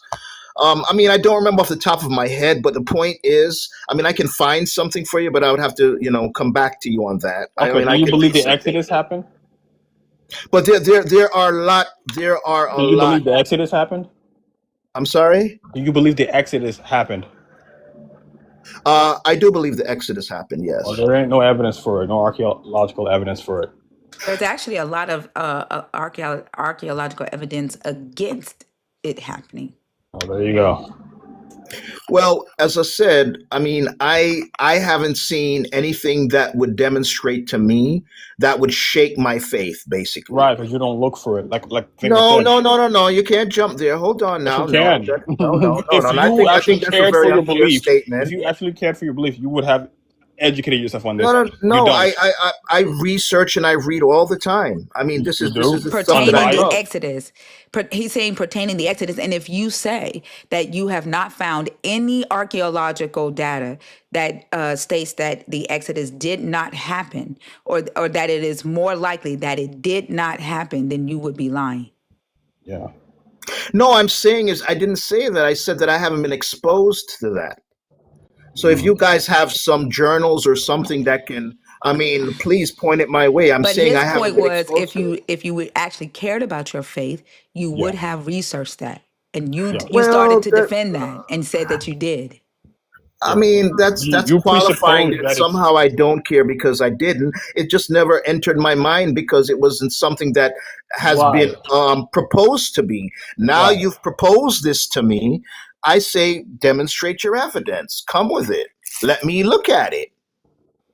Okay, so I'm supposed to present you It's an evidence. argument, right? Right. It's an No, I argument. got you. Right. So I'm not sure of the evidence against it, Six, but you can how go to the Google Drive. It's all there for you, love bug. oh lit. You Yeah. know what? I do have my laptop with me. Hold on, let me get on to Discord real fast. Yeah. But the argument is your Hmm. faith led you to a false belief. Faith is Okay. not a good Okay. criteria. So hold on. It led you to a false You're belief. making an empirical statement that my Empirical? faith. What was empirical Hold about on, what you hold said? on, hold on, hold on, hold on, hold on. No, let's just take it a little slower. Hold on, Did six. I'm trying to understand what you're your faith saying. hold on, just this level set. Your faith led you to believe that the Exodus happened. Evidently it didn't. Your faith led you Ah, to a false you belief. notice how but you notice the first time you said it, you actually inserted your own thought in there versus the second time you said it, you were No. basically reciting the point. That's how it ought to be instead of interjecting your What? own Your opinion on faith what you're did lead you saying. to a false belief. That's what I said. What did you hear me say? No, no, no. You said two different things. You No, I did said it. not. I said your faith led you to a false belief. No, that's what you said the first time. Just okay. You know what? You got it. The second time, you didn't say it the exact same way. No, I I said the same listened thing. very carefully. Yeah, I bet you do. Ah, dang it. Well, I do. I mean, My, I'm my, trained like that Lincoln, way. are you able to like find it? Cause my laptop is it's Yeah, not the I best. have it I'm pulled up. sorry. So one of the discrepancies found and discussed in the book Biblical Archaeology by Israel Finkelstein Okay, is hold on. the Can I pull it up, please? pull what Hold on. up? Give it What to are you me. pulling up? I have not even said what it is. What are you getting ready to pull up? No, I'm saying I thought you were giving me the reference so I could pull it up on the computer. I didn't even say what it was. And you said, hold on, hold on, hold on. I didn't No, no. even I say just what it was. saying. Just tell me what it is I so I was can in look the it up. middle of telling you what it was, and you I'm cut sorry, me Tinker. off. I'm sorry. I'm sorry. He It says he wasn't listens. intentional. I'm sorry. It wasn't intentional, sister. It wasn't intentional. That it was intentional. That's why you did it. Like goodness gracious. As I was saying, one of the discrepancies discussed in the book Biblical Archaeology by Israel Finkelstein is the discrepancy of the time that they spent in Egypt. And the what's used is the ages of the patriarchs from when Jacob went down into Egypt.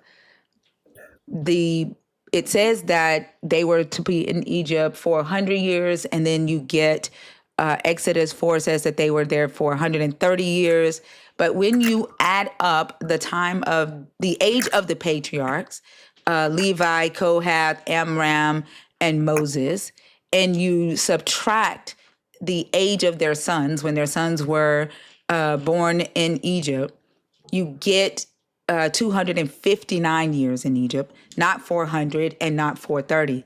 And the problem with this is that it throws off the chronology of other important events in the Israelite story. That's one discrepancy. Another discrepancy is them in the wilderness. There is no archaeological evidence or strata reflecting any large group of people living or camping in that area for 40 years. Like there's nothing that reflects any Israelite or Semite, any forts, any artifacts like pottery or pottery shards or anything like that. During the time that the Israelites would have been slaves in Egypt, Egypt ruled Canaan. Canaan was under occupation to Egypt, and Egypt had Egyptian kings set up in Canaan. They had an army of 50 soldiers that they required to march throughout to keep rebellion down during that time. They had administration set up and garrisons set up. So during that time, the Israelites would have had to fight through those garrisons and those administration systems. And if they're leaving Egypt to go into Canaan and wage war, they would have been fighting Egypt again. So they would have been leaving Egypt, going into Egypt and fighting Egypt. And that doesn't make sense. There also is no record of the Semites in Egypt, and we can still look at Amenepe's records, who was the scribe during the late Bronze Age, during the time of Pi-Ramses, which is the time period that the Bible puts the Israelites in Egypt, which would be during the late Bronze Age. There's no record of a large exodus or even a large amount of people in Egypt enslaved called the Israelites during that time. Amenepe's records does reflect in the papyri of Anastasia, his records does reflect a like 2 or 3 Semites escaping slavery. But the Pharaoh sent his entire army after these slaves, and they were returned back to slavery. And the interesting thing is, in Amenepe's records, these few Semites who did escape took the same route as the Israelites took in the story. And so what Finkelstein says is that he believes that the author of the Exodus story used that history to basically formulate this narrative. And he believes that the Exodus story is symbolic to King Josiah's religious reform and the conquest of Canaan. It's symbolic to the religious reform as it takes on the same typology for when Josiah went through and stomped out paganism and forced everybody into monotheism. I'm gonna stop right there, and you can respond to that. Okay, well, if you're talking about the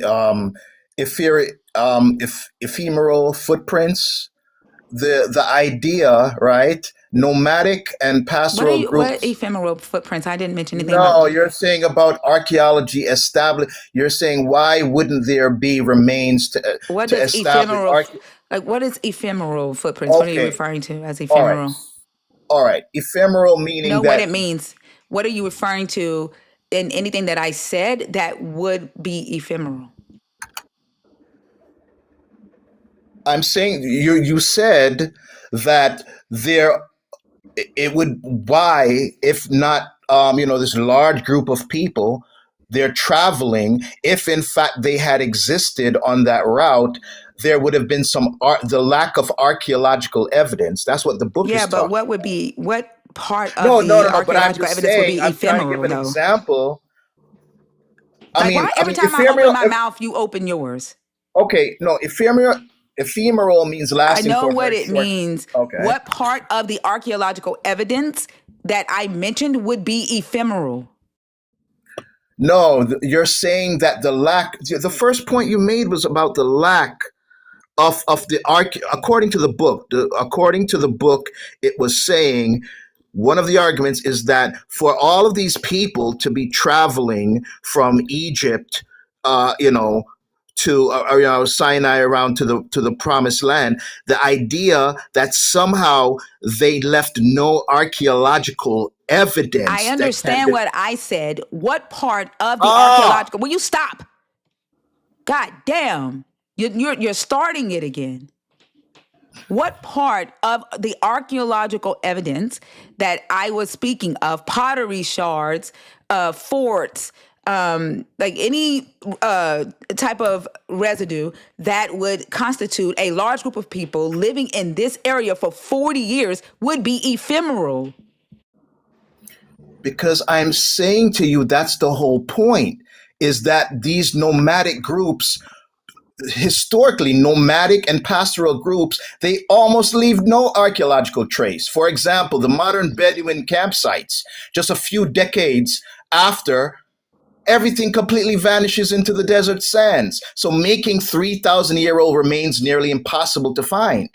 For 40 years, they were in this wilderness, and there is not one. But Will you 3,000 stop years. talking while I'm talking? Every time I open my mouth, you do that. All right, thinker, you're all right. I'm going to go. Bye. I told you that you do not have respect. God damn.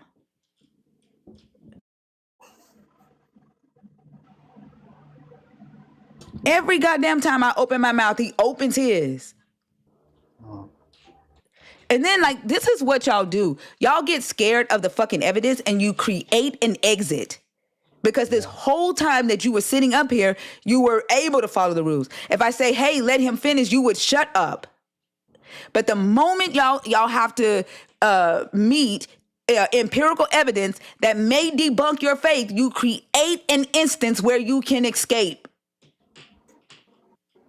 Yeah, they create like probabilities. Well, probably the desert swallowed it. Like what? It's ridiculous. They get on my nerves with that shit.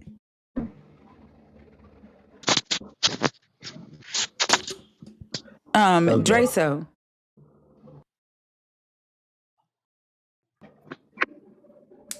Dreso?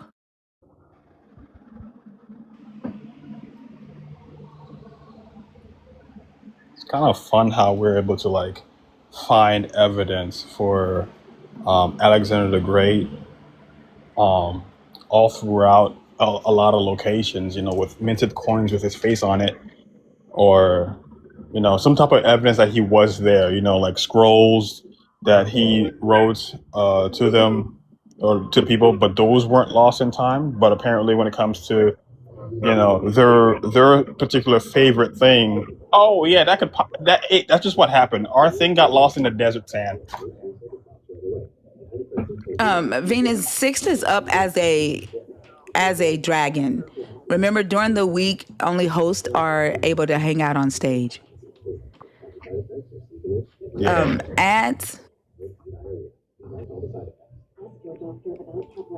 Ads mobile.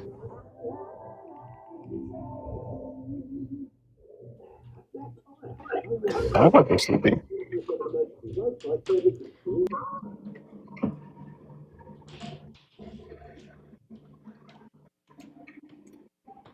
I was I did not like that guest. He just went on and on about absolute nothing. Like, he done irritated the fuck out of me. Like, seriously. OJ's It, glove guys. yeah. And then he said, it's not intentional, but you continue to do the shit. And then I told him, and he came up here talking about he learned from yesterday and that he respected me. No, the fuck you don't. Like, you can say with your mouth that you respect me, but how you act, how your behavior is gonna speak volumes. Especially with me, I don't give a fuck. Like, that's why I don't go by that love your neighbor as you love yourself bullshit. Because how y'all treat yourself is how you plan on treating me, and I'm not gonna allow that shit. And you can cry about it all the fuck you want to. You can say thinker is rude, thinker is mean, all the fuck you want to. Because the thing is, y'all motherfuckers don't like boundaries, you don't like consent. And you don't like when people enforce that shit. Come up here and act like you got some sense, act like a grown ass adult, and conversate like adults conversate, or else I'm gonna cuss you the fuck out. I mean, it's accurate though. It's like you got to protect yourself because these people come with all kinds of bullshit, all kinds of manipulative tactics. They come in and say, "Oh no, trust me, I'm nice." Uh, But as a lawyer, to not look at the evidence, like he has to know that the shit isn't true. Like I think oh he's yeah, afraid of the evidence. yeah, because like he was fighting so hard against it. He was fighting for maybe, probably, if we just change. Evidence is not really that necessary. That's his entire tactic. That was his entire argument, was to reject evidence. Him saying, "Oh, evidence, it's just how you interpret the evidence. It's neutral." Like, no, it's not. What are you talking about? That's what lawyers do. They do the same thing pastors do, and apologists. Yeah, just bullshitting after bullshit. I'm like, bro, no, you're rejecting evidence. So I didn't even know how to continue talking to him because I'm like, you're rejecting all kinds of evidence here.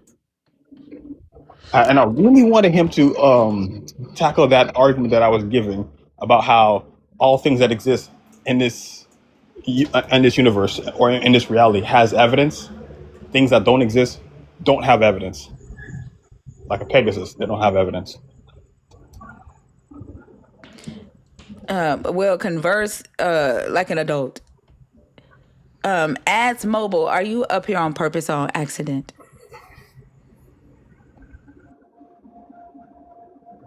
What's up, Oso? Also, I haven't seen you in a minute. Ads Mobile. Ads Mobile. Okay.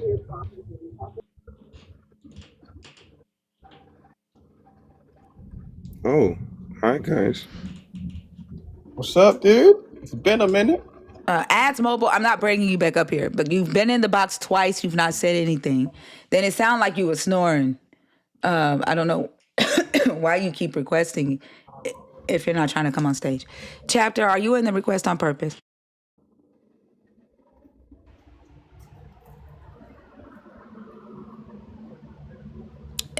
Exactly. And then end the request again. No, they end the request again, like right after I took them out. They're doing that on purpose. Oh man. What's up, Chapter? Hey, Thinker. I just wanted to let you know that I'm doing well. And happy birthday. Thank you so much. I'm glad to hear that you're doing better. Yeah, so many medical procedures, uncomfortable procedures. But that's about it. That's all I wanted to say. I don't want to go into details because, overshare. But happy birthday. And I'm enjoying these lives. Well, thank you so much, Chapter. Thank you. All right, Short and sweet. You too. Bye-bye. Bye-bye. Oh, I like your new PFP, by the way. Oh, thank you. Yeah. Yeah. Got to keep it pertinent.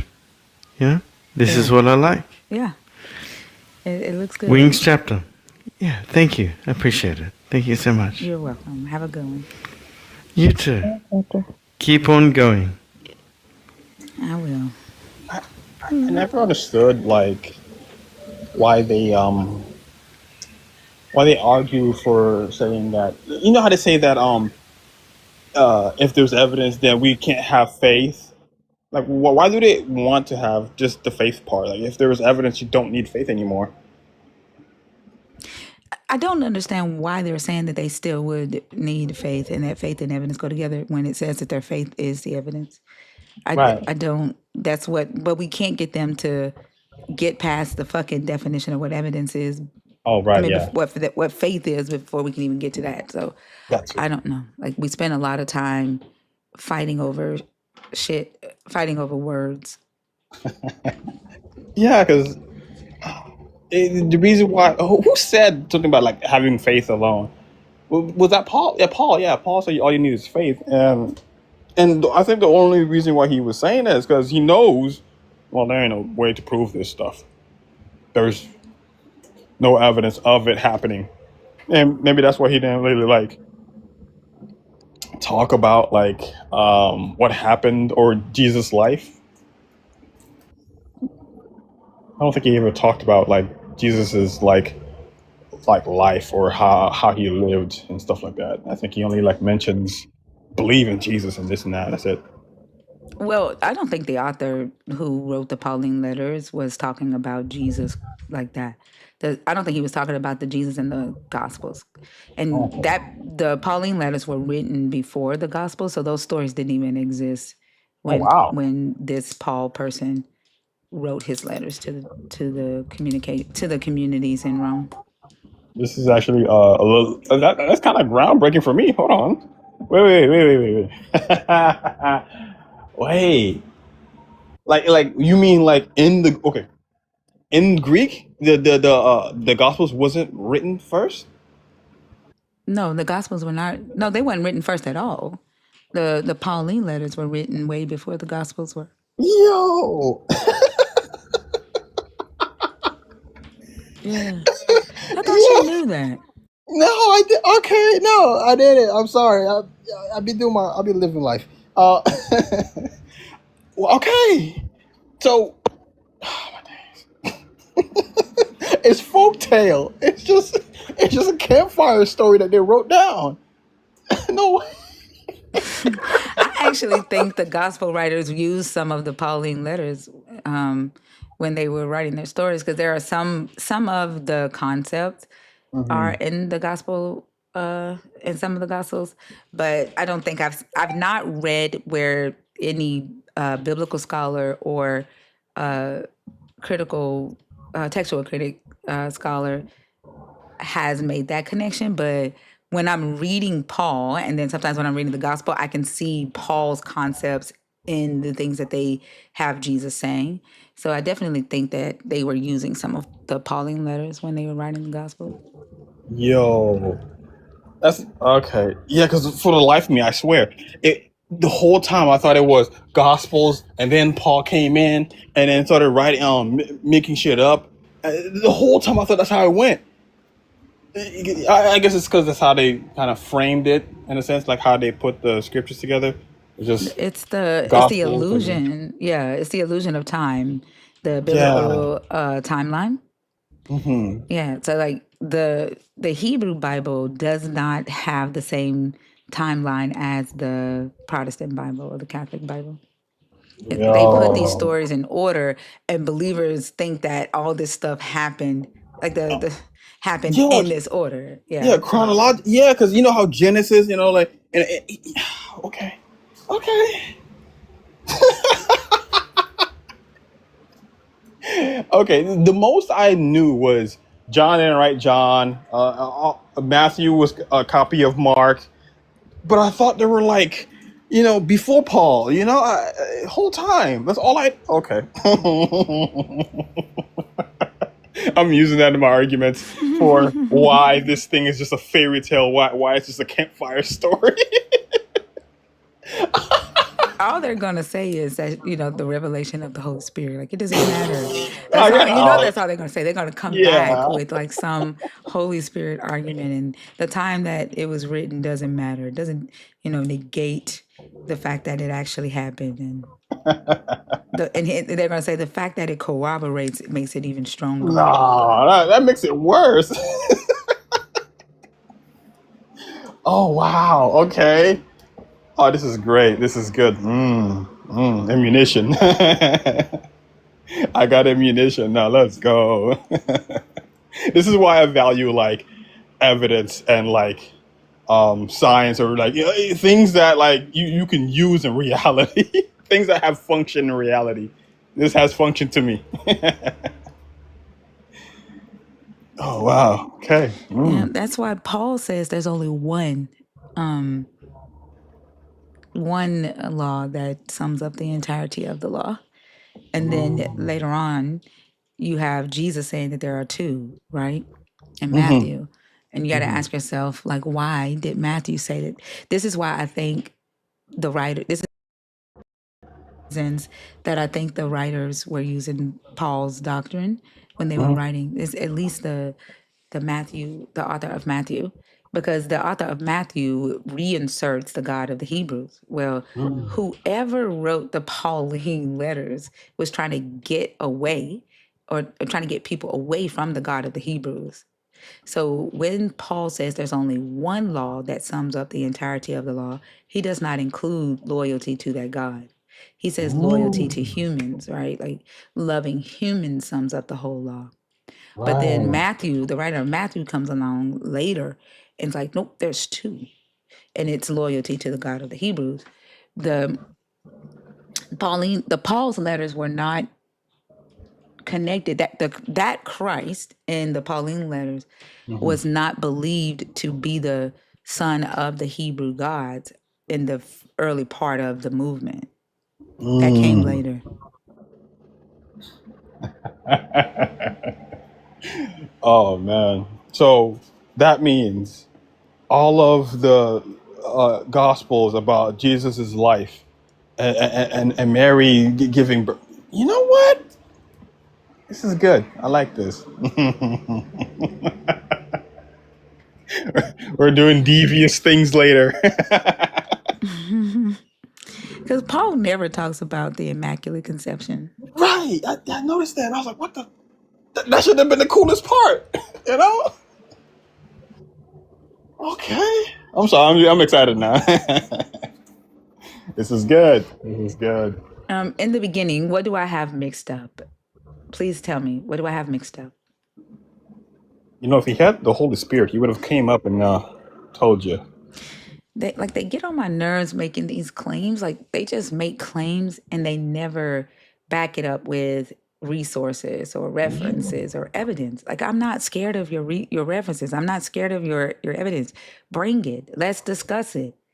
We But love Evan like Brown. shit, give me. I want a fucking challenge. And if I'm wrong, if I learn something new, good. But why the fuck are y'all so goddamn scared of that shit? Because it ruins Then you the over the there illusion. typing in all fucking caps.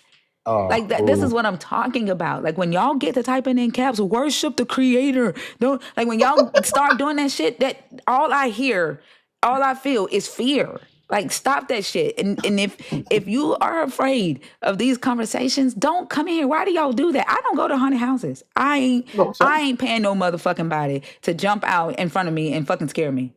I don't go to haunted houses. I don't like it. Why do y'all keep coming in here if you don't fucking like it? thank you. Okay, I remember going on an adventure with one of my believer friends, and we went to an abandoned house, right?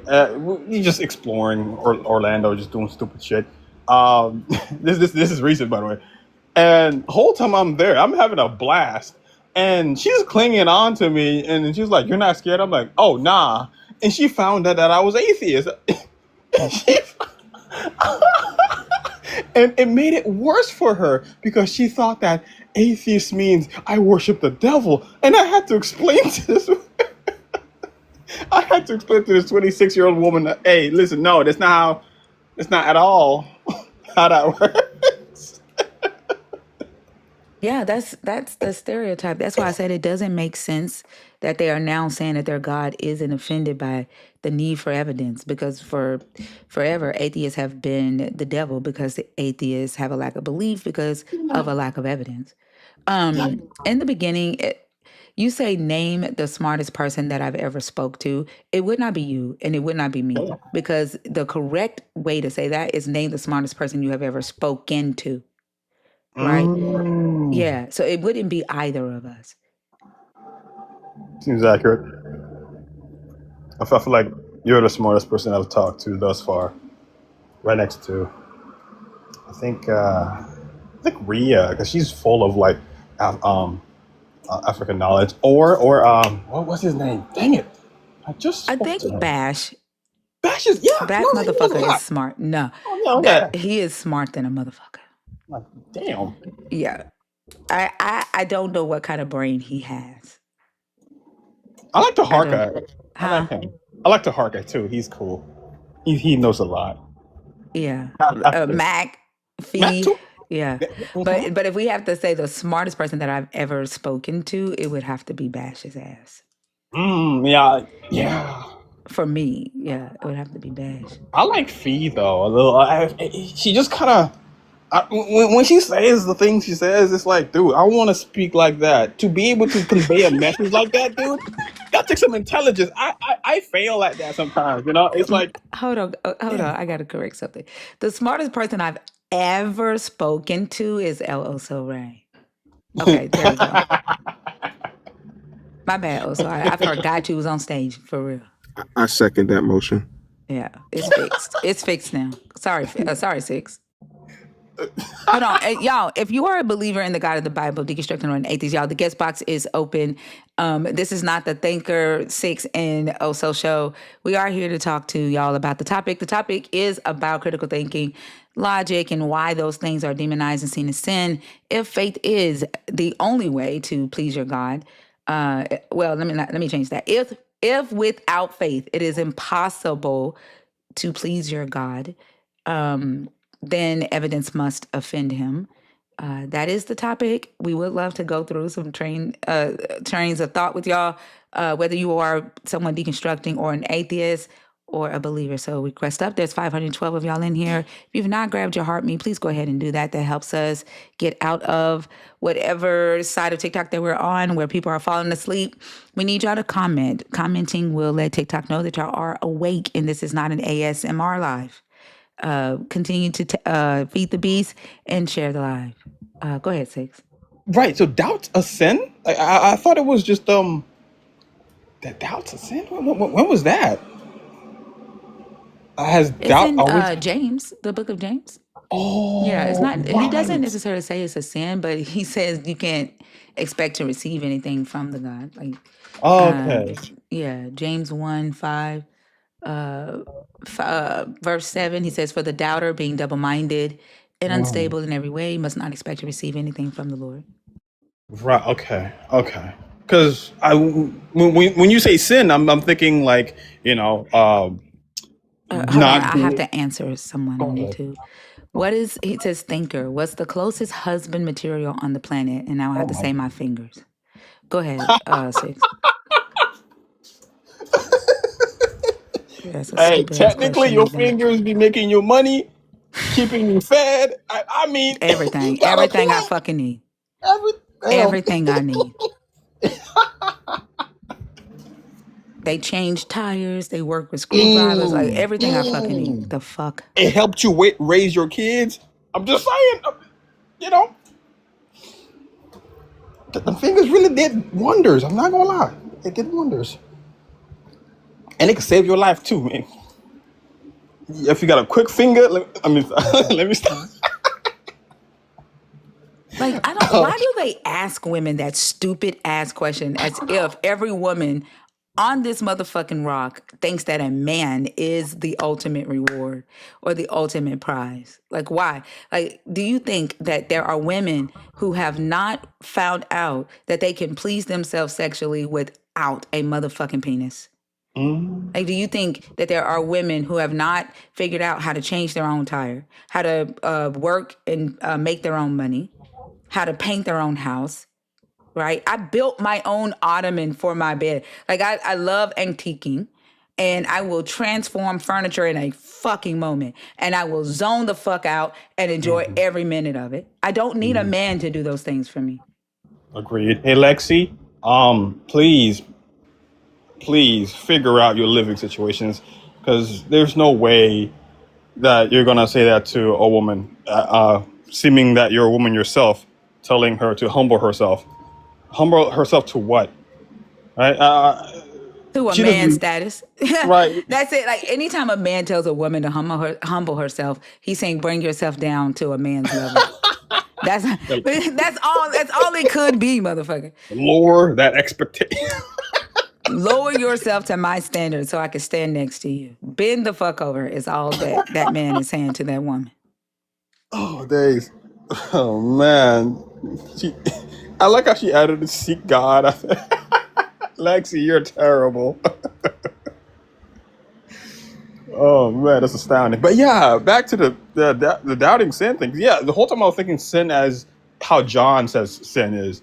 You know, the you failed to follow God's law. You know, or lawlessness.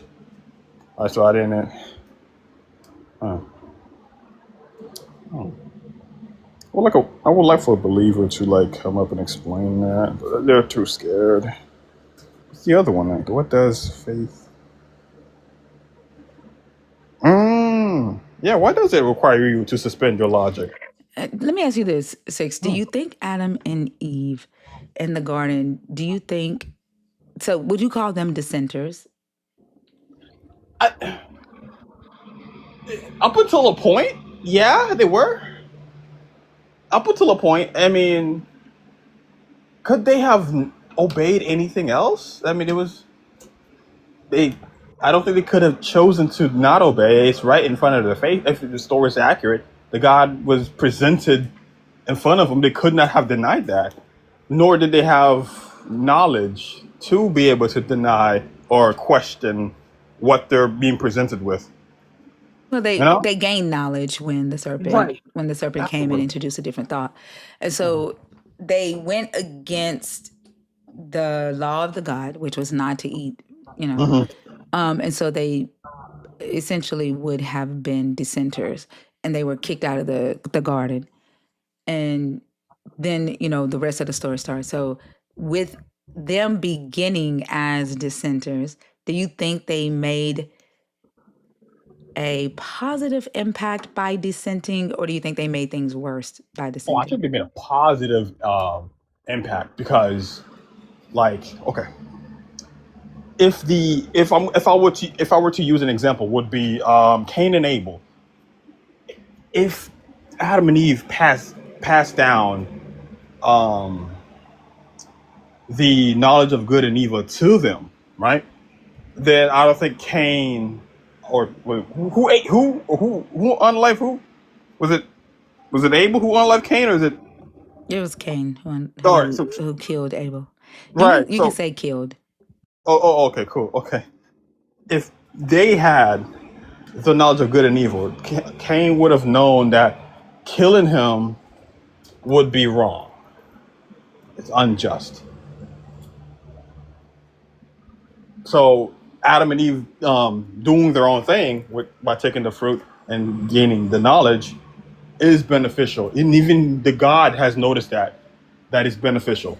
So for the God to be mad at them, I don't understand that part because he himself realized that knowing right from wrong is a good thing, is a necessary thing. So they did a necessary good thing.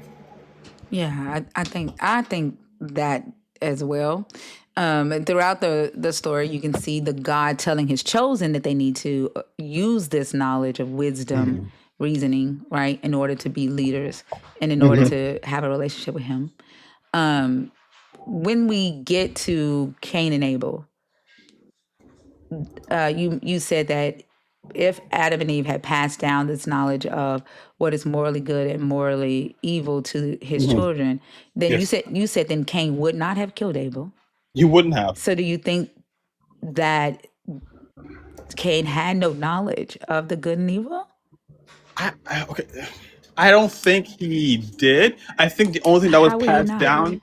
Okay, because it's Hold on, in the mind. hold Okay. on. Let's look at the story from the perspective of the Christians, right? Hmm. When Adam and Eve gained this knowledge, all humans did. Hmm. So why would it skip their children? Okay, so I'm gonna I'm gonna just go through this. You say think of it like a Christian. Okay, cool. Right. The following the story closely, the curse was the only thing that passed down to people. Everything else was taught to people. Just like how monkeys have to teach their young certain things, so the baby would have to cling on to the mother. They don't just learn this. They have to like watch the mother do it, just like any other animal. Like the newborns, they have to follow the mother, see what they do. Like ducklings, same thing. It's a taught thing. Their eyes were open, their minds were evolved. I think the only thing they got, Cain and Abel got down genetically would be the ability to process information, right? To be able to gain that information. So Well, it's like a hand me down. right, but in the mind of a Christian, though, that knowledge was transferred, not just the curse. How? Right, because in the mind of a Christian, humans do evil because of them eating from that tree. So the knowledge in the mind of a Christian was transferred to every human after that without having to be taught. I can't see how they're putting that together because, like, a child isn't aware of it doing You're good. but what you're trying to do is look, you're bringing in objective reality and stepping Right. outside of the Christian doctrine. Oh, Right. okay. So within the Christian doctrine, like looking at Mhm. that, looking at the story through that lens Right. specifically, and I think sometimes too, this might be why conversations go south Mhm. when we're talking to believers, Mhm. because we have to understand the perspective or the lens that we are discussing the text. So if Mhm. we're discussing the text from a research, like a literal perspective, Mhm. right, and not an interpretive lens, then we stay in that lane, which is Mhm. why I have to like fight with believers all the time, and I have to tell them, hey, I don't care about your interpretation. We're talking about reading comprehension here, Right. Right. right? Okay. And so right now, what we're doing is discussing it from the lens of the Christian doctrine and the Right. narrative that was told. Adam and Okay. Eve ate from the tree, therefore every human being's nature changed, and now humans have the knowledge of good and evil. So if that is the case, it would have passed on to Cain and Abel automatically just by them being birthed. Okay. No. Okay. I see. I see that. Okay. So wow, you really have to suspend logic. Yep. Yep. Yep. Damn it! You proved the point. Okay. Wow. Okay. Okay. If the question is, would he have done it? I think he would have done it. Hmm. Wow. Okay. I really got to suspend logic here. If I think Cain would probably have done it still and not know that it was evil to do. I think he would just be unaware of what he has done. Without the fruit, if he didn't have it, he would still have done it. Mm-hmm. Because that's just because if we're following the story, they became aware and then their eyes were open, which is to become aware, and then they have the knowledge of good and evil. If I think the story would still have happened because I think it's just predestined to happen. It would still go the same way. I think. So I think I think so, but not premeditated from Cain's perspective. I think it was premeditated from the God. Mm, This is how I see it. If we look at it through the eyes of a Christian, mm, and Adam and Eve now have the knowledge of good and evil, Cain and Abel, so sin does not exist where there is no law. Adam and Eve only had one law. They already broke that law. All right. mhm, mhm, Sin is now in remission. mhm. Okay. And this is just me using some critical thinking here. Sin is in remission because there is no law, therefore they cannot sin. So Right. while Adam and Eve is living outside of the garden on the opposite side of Eden, they start having children.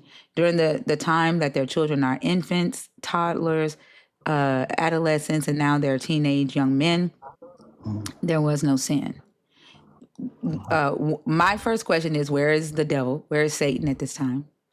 Right. Right. Second question is, the the God is watching all of this. Mhm. The Cain and Abel bring their tribute offerings to the God, right? And the God favors or shows gratefulness for one son's offering over the other. Mhm. This God, who is also Elkanah, who is also jealous, has an impact on one of these sons, and that impact or effect is jealousy. Oh Okay? wait, yeah, wait, what? Right. Elkanah, which is Yahweh's other name, is Uh huh. jealous, right? Right. And so the impact or influence from this action from this God is jealousy overtakes Cain from Right, his because they action. because the only being outside the devil that they interacted with was only the God. So that. Hmm. Right. And then so Cain, that jealousy moves Cain to kill his brother. Therefore, sin is no longer in remission. And so it is the God who brought sin back, not the devil. Right, because they were fine. They were just fine. I mean, they were thriving. They were not harming anybody.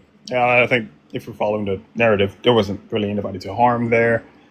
But for the most part, well, there was each other. They could have harmed each other. They haven't done that for there were two children, right? So like each year they could Adam could have easily have said, you know what, Eve, I'm mad at you for getting me kicked out of the garden. I'm going to unalive you. Or, he could have simply have done that, but he didn't. Mm-hmm.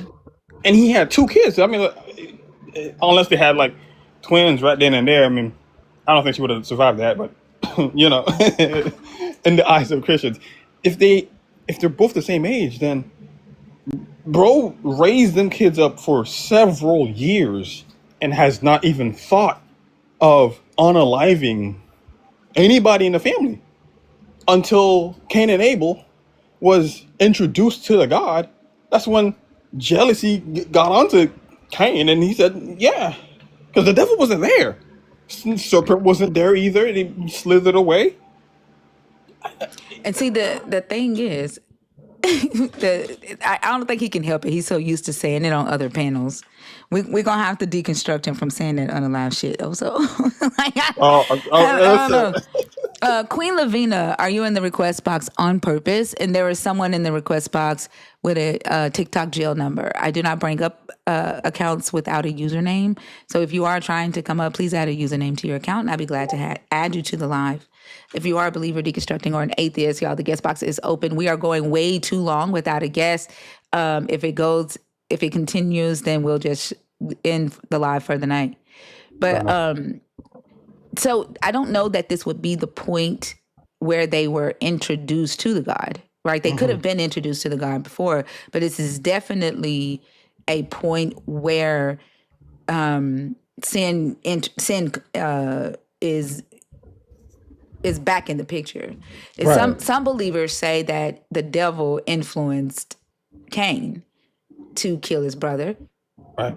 but like where in this narrative Right. would this Satan character be doing this? And I think they would have to be giving Satan the omnipresent properties of their God Right. Mm-hmm. in order to say that Satan was the one that influenced him. Now, the God does say to Cain, sin is crouching at the door. So the God knows that, Cain is getting jealous, and he's angry, and he's feeling left out. He's feeling belittled, insignificant, right? And the God is like, yeah, hey, be careful, because sin is crouching at the door. So he Are knew they ahead of time that this was going to be the outcome. right? So are they saying the sin is the devil? Like how they say God is good, is the Yeah, they good, do. They do talk about sin as if it's an entity, and so does Paul. but it's not. So yeah, But but you don't see sin doing anything in this story. right. You see the God, and just using critical thought. The Mm-hmm. God says his name is Elkanah. His Mm-hmm. name is jealous. The influence that Cain feels is jealousy. So that came from the God. That did not come from Right. a third party. Right. Right. Oh, wow. Okay. So I think sin comes from the God. Like I think I, you can I, I only think sin. so. Yeah, I don't think it comes from anything else. Yeah, because if we're gonna, okay, Christian thought, okay, if Satan fell from heaven and all that stuff, how is there, how was there jealousy in Lucifer's heart to begin with, if heaven is pure and sin free, right? How was there jealousy in heaven? The only arbiter of jealousy would be the person who is named jealous. So Satan got that from him, and if following the non canonical story, Satan Lucifer was God's right hand man, right? Wasn't he like buddy with him like that? I don't know where they're getting that from in this book. Yeah, I don't know either. But there's a non canonical story. I think it's Lucifer falling from heaven, but I don't know. I don't know. But Well, they believe that. I know the fall from heaven is the dragon in Revelation, but Mhm. that is after the fall from heaven happens even after Jesus is born. So I don't know where they're getting that the devil was the God's right hand man from. It's Right. a oral tradition. But they be saying that a lot. I know. I don't know where they're getting that from. I don't know where they're getting he was jealous, of the guy.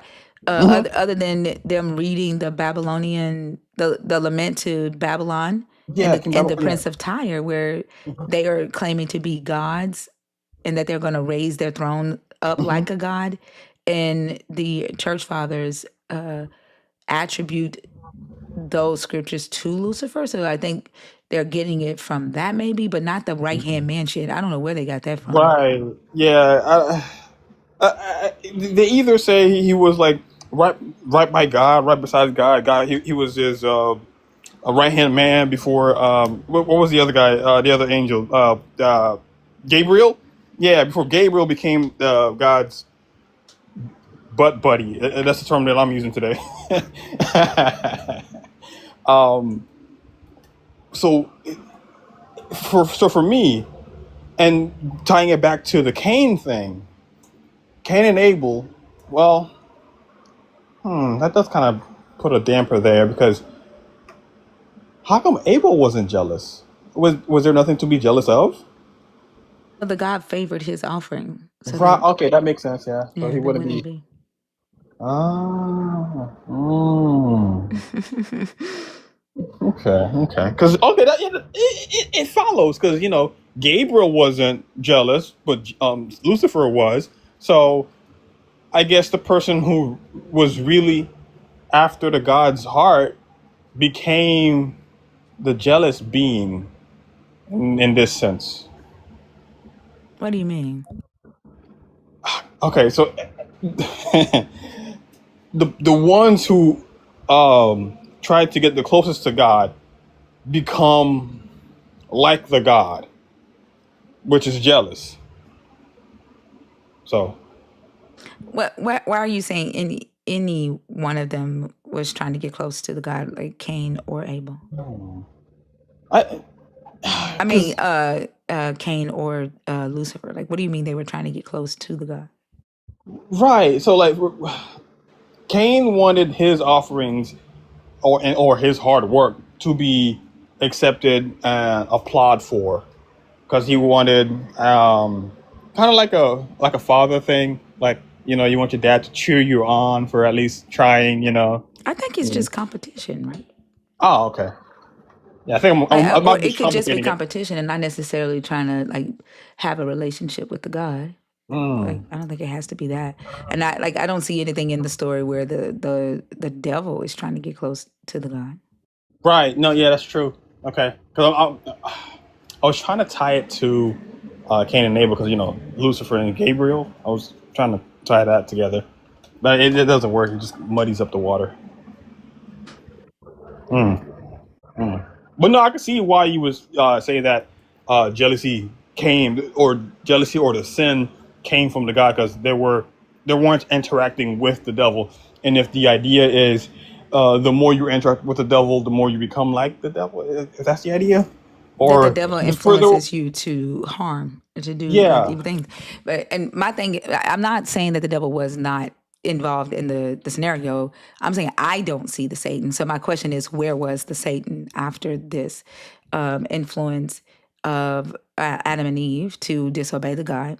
We see the God jealous. We see the impact of jealousy that moved Cain to commit this murder. The God knew that sin was on its way back after sin had been in remission, and then I think when Cain commits this murder, the God protects him when he sends him out. So he does punish him and makes him leave Eden. But my question is that a punishment, or was the God wanting to spread sin? Sin was contained in Eden.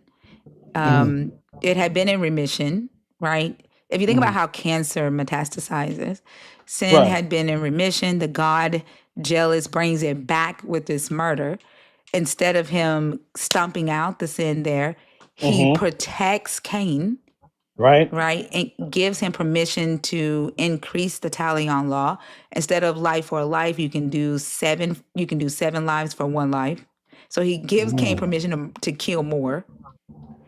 And Wow. he sends Cain out where the other humans are infected with this sin, with permission to just, protect himself, his line, by killing 7 people if anybody kills one of his.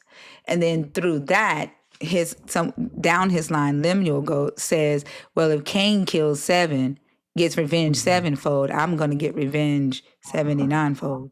So then murder increases, right? And so from what it looks like to me, if I use critical thinking, the God is the reason that sin increased in the world.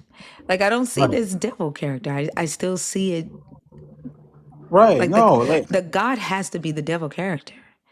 it has to be, because it's like, if you knew the person is a carrier of this thing that you do not desire, why send them out towards the flock?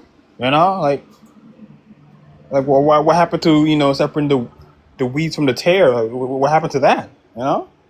It's like it was intent. There was intent behind that, to bring destruction to the world, in a sense, so he I can justify himself doing destruction, more destruction.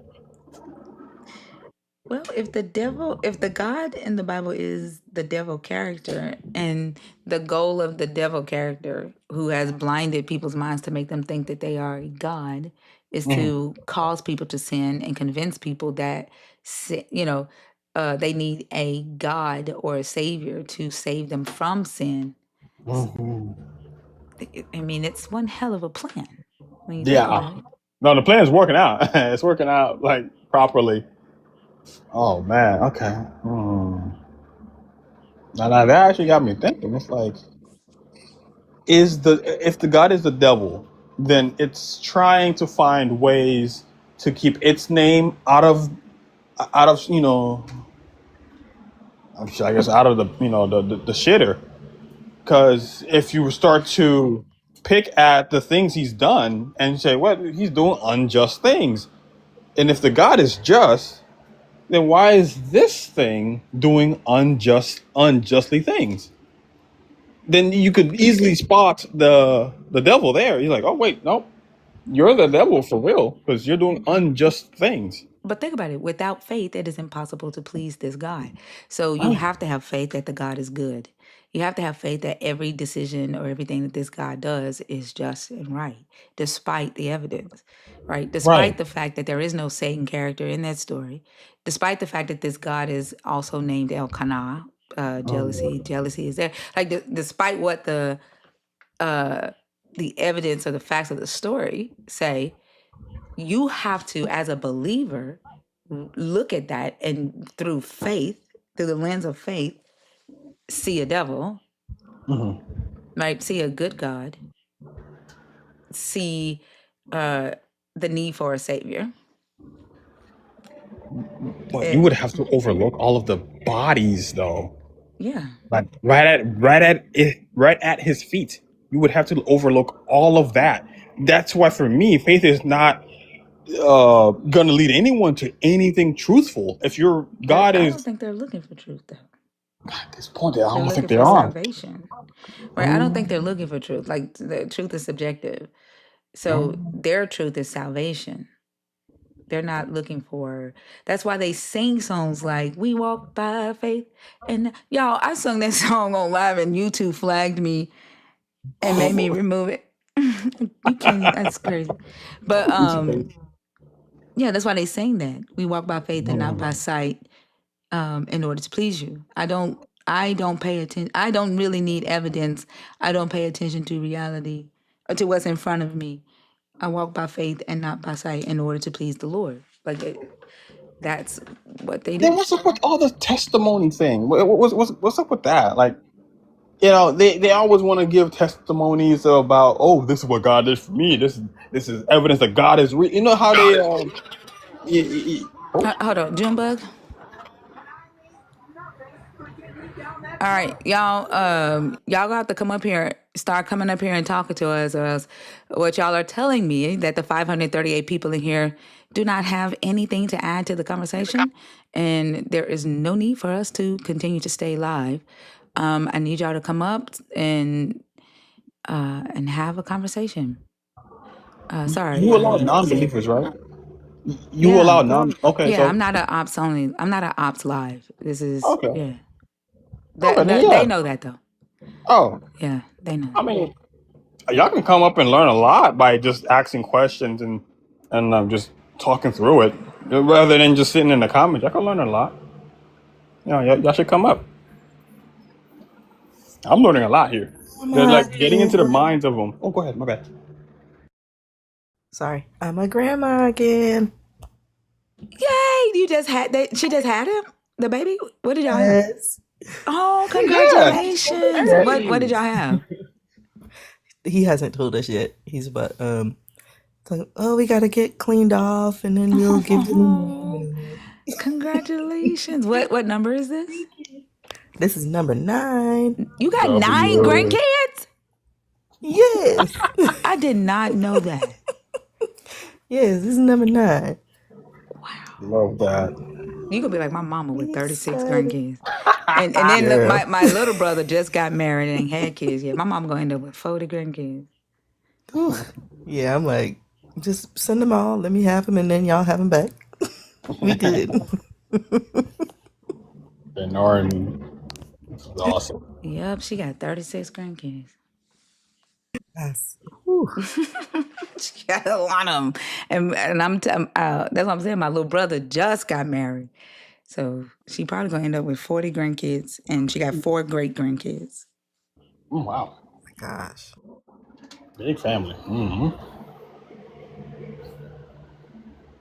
I wanted to see number 4. You know how this is why I love science. They allow you to challenge what they or challenge the study. If you think you can debunk evolution or the theory of relativity, you're allowed to debunk it. You're allowed to try to debunk it. But when it comes to this religion, if like critically think about what you're reading and not just saying, yeah, amen, praise be God, all that nonsense. You're seen as what would they say, a hardened heart? Your heart is hardened. Why is that? Cuz faith. That's dumb.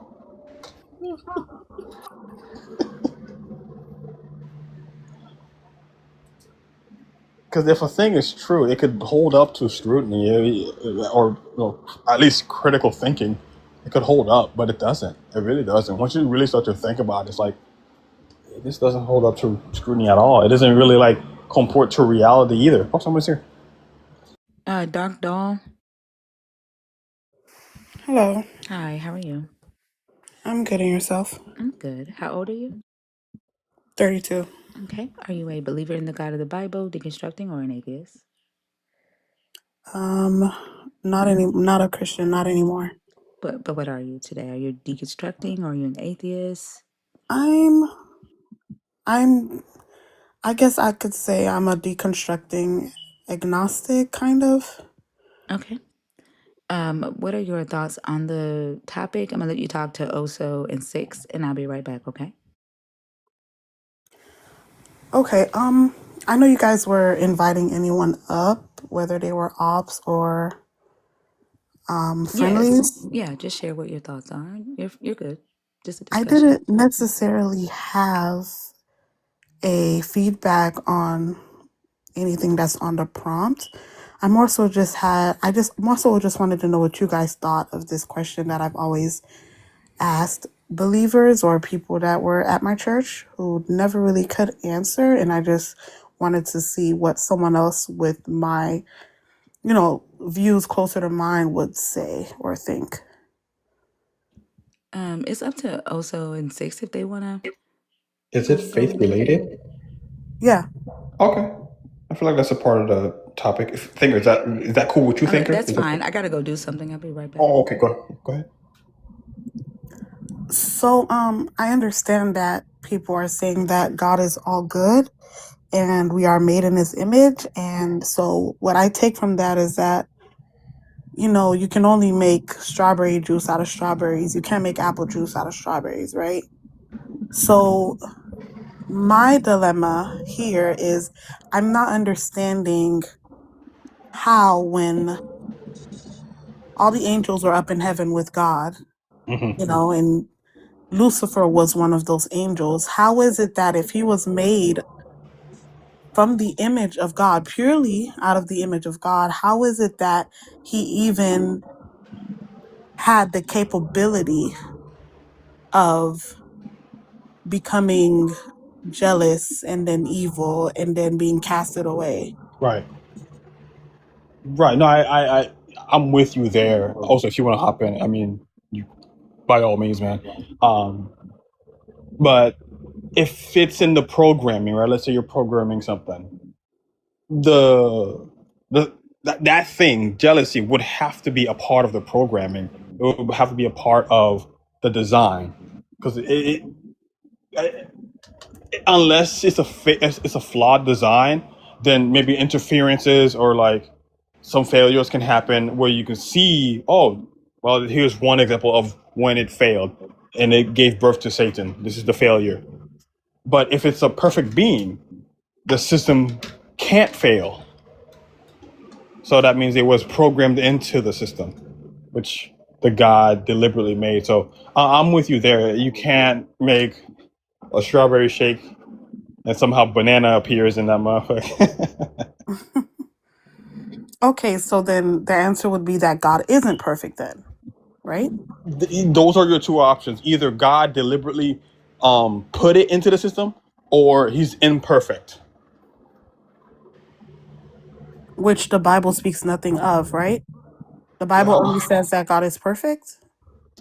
I would, well, believers say that. I would kind of disagree, but believers say that. I'm not sure 100% if the Bible says that God is perfect. Maybe Well, they somewhere in say he's Paul, all good. they do claim that. Yeah, I think to me it means having all authority of good. I don't know if that makes sense. That makes sense, but is there a scripture that talks about him having all authority of things good, or does it speak Well, about he's him being all good? right. He's the author, so the creator, so that would make him the authority of good. Like he determines what good is, as in how he Okay, gave okay. the laws, right? So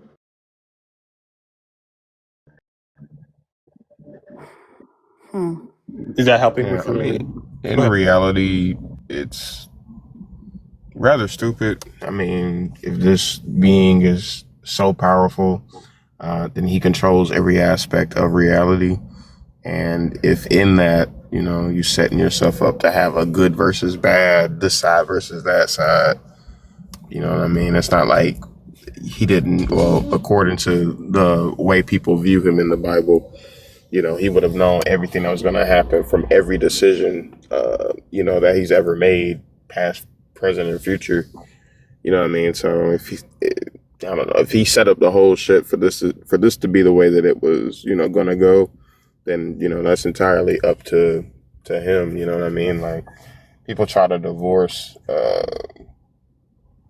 or people try to, I don't know. I think people try to attribute different things to the Satan character because it takes on more of a reality in the mind of a believer than the God itself.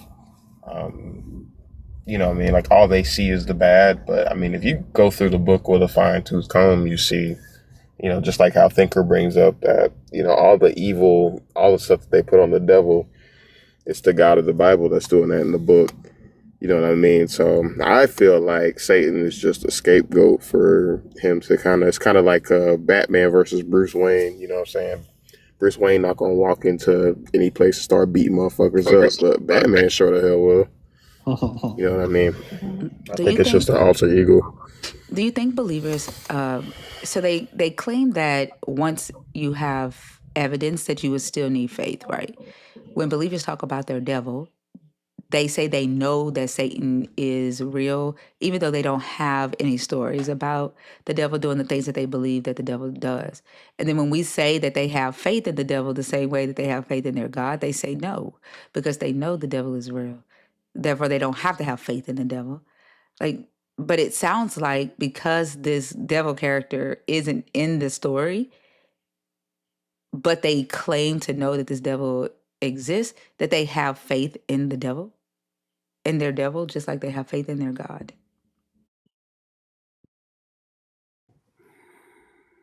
Hmm.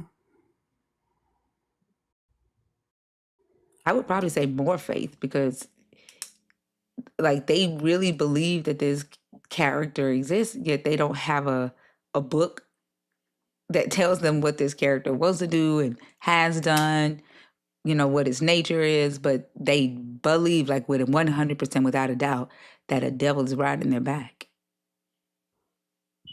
Yeah, I mean, there's a good chance it's all just naturally in our nature, but we're blaming the devil for everything pretty much.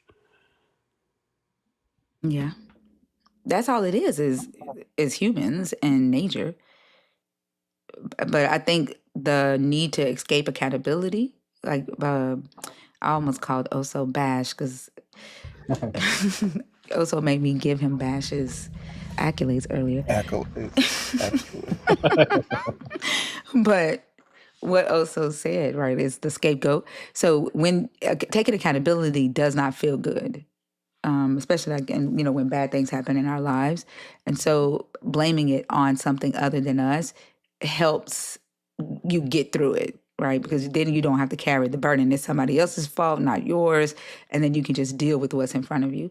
There was a guy in my comments who said he commented, every believer who reads this will then know that God is real.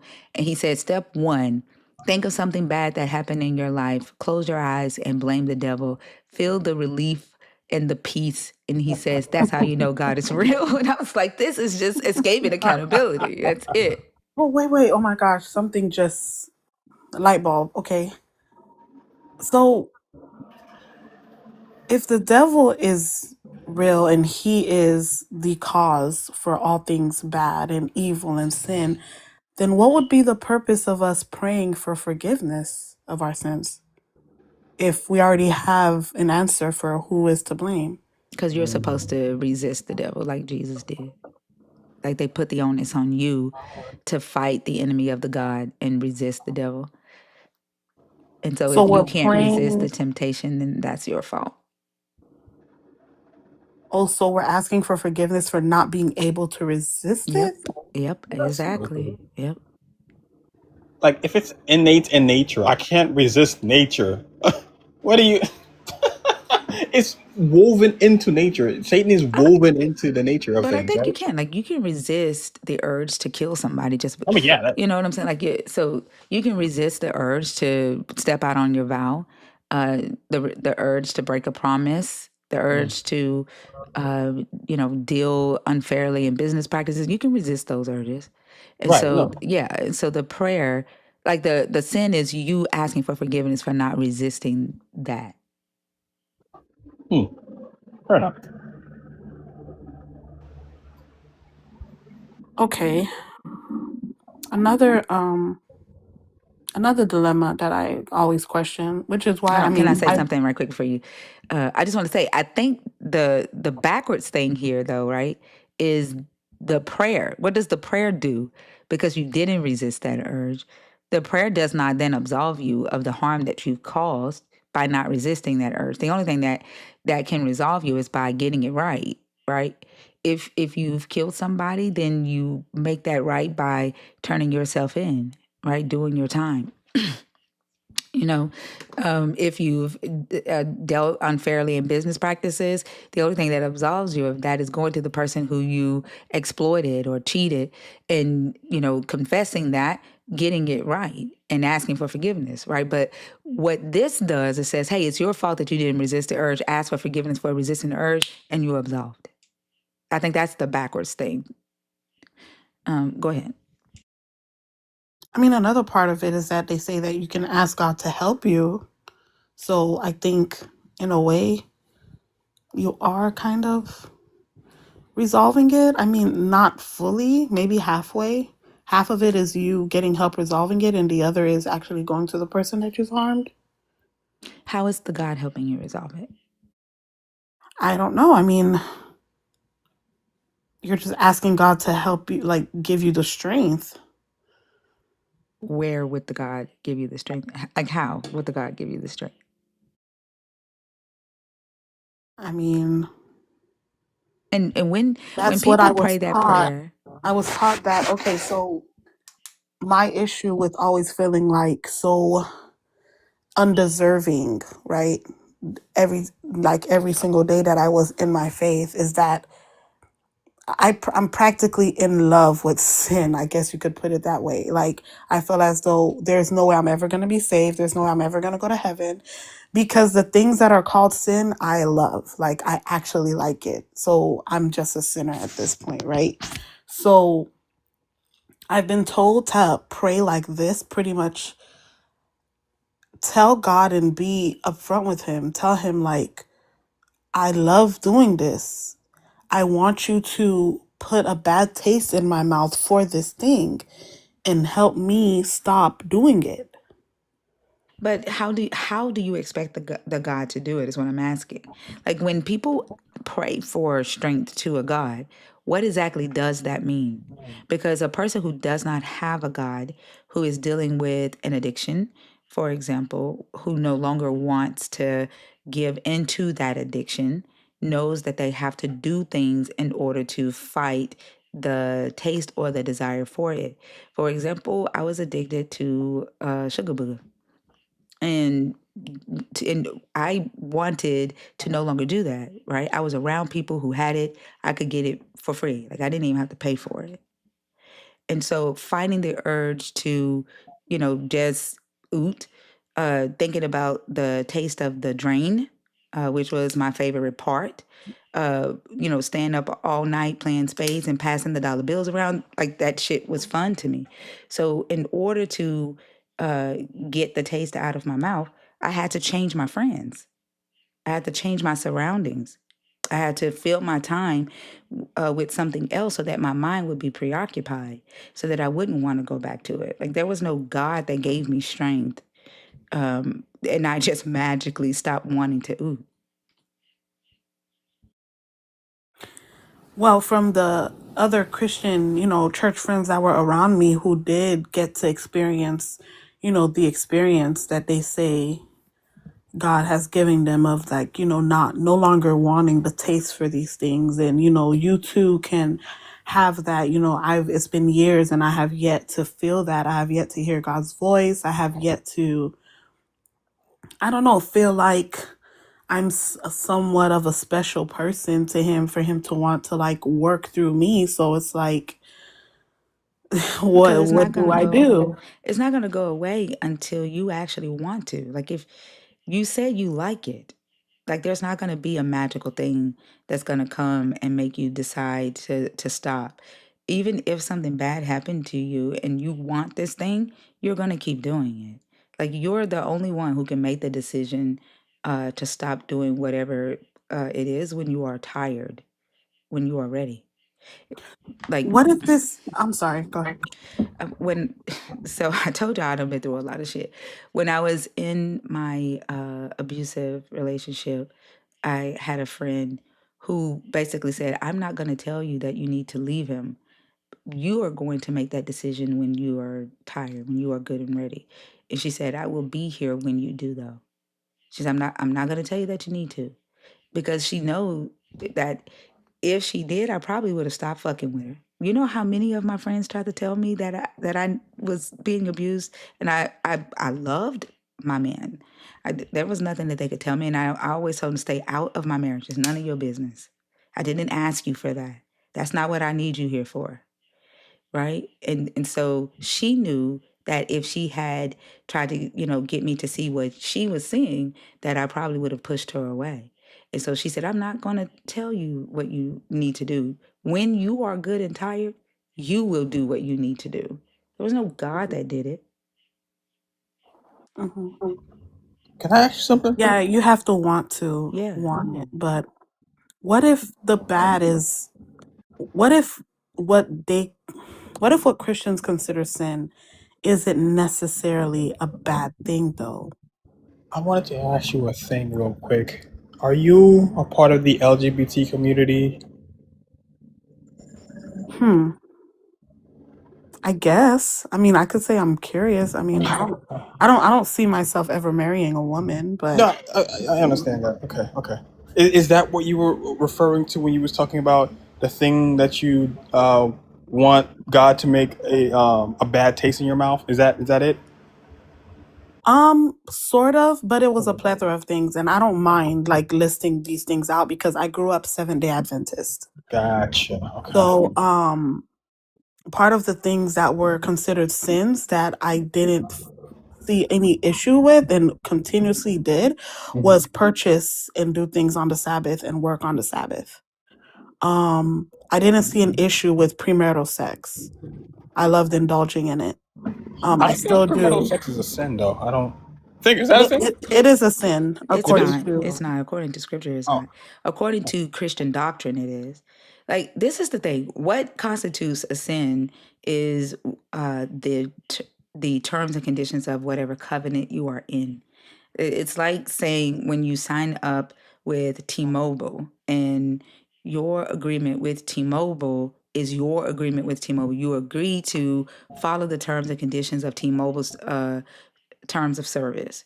If T-Mobile says that you cannot use your cell phone to sell illegal substances, and they reserve every right to, if they suspect you of it, they deserve every right to tap into your phone records, turn that into the police, and turn off your phone service.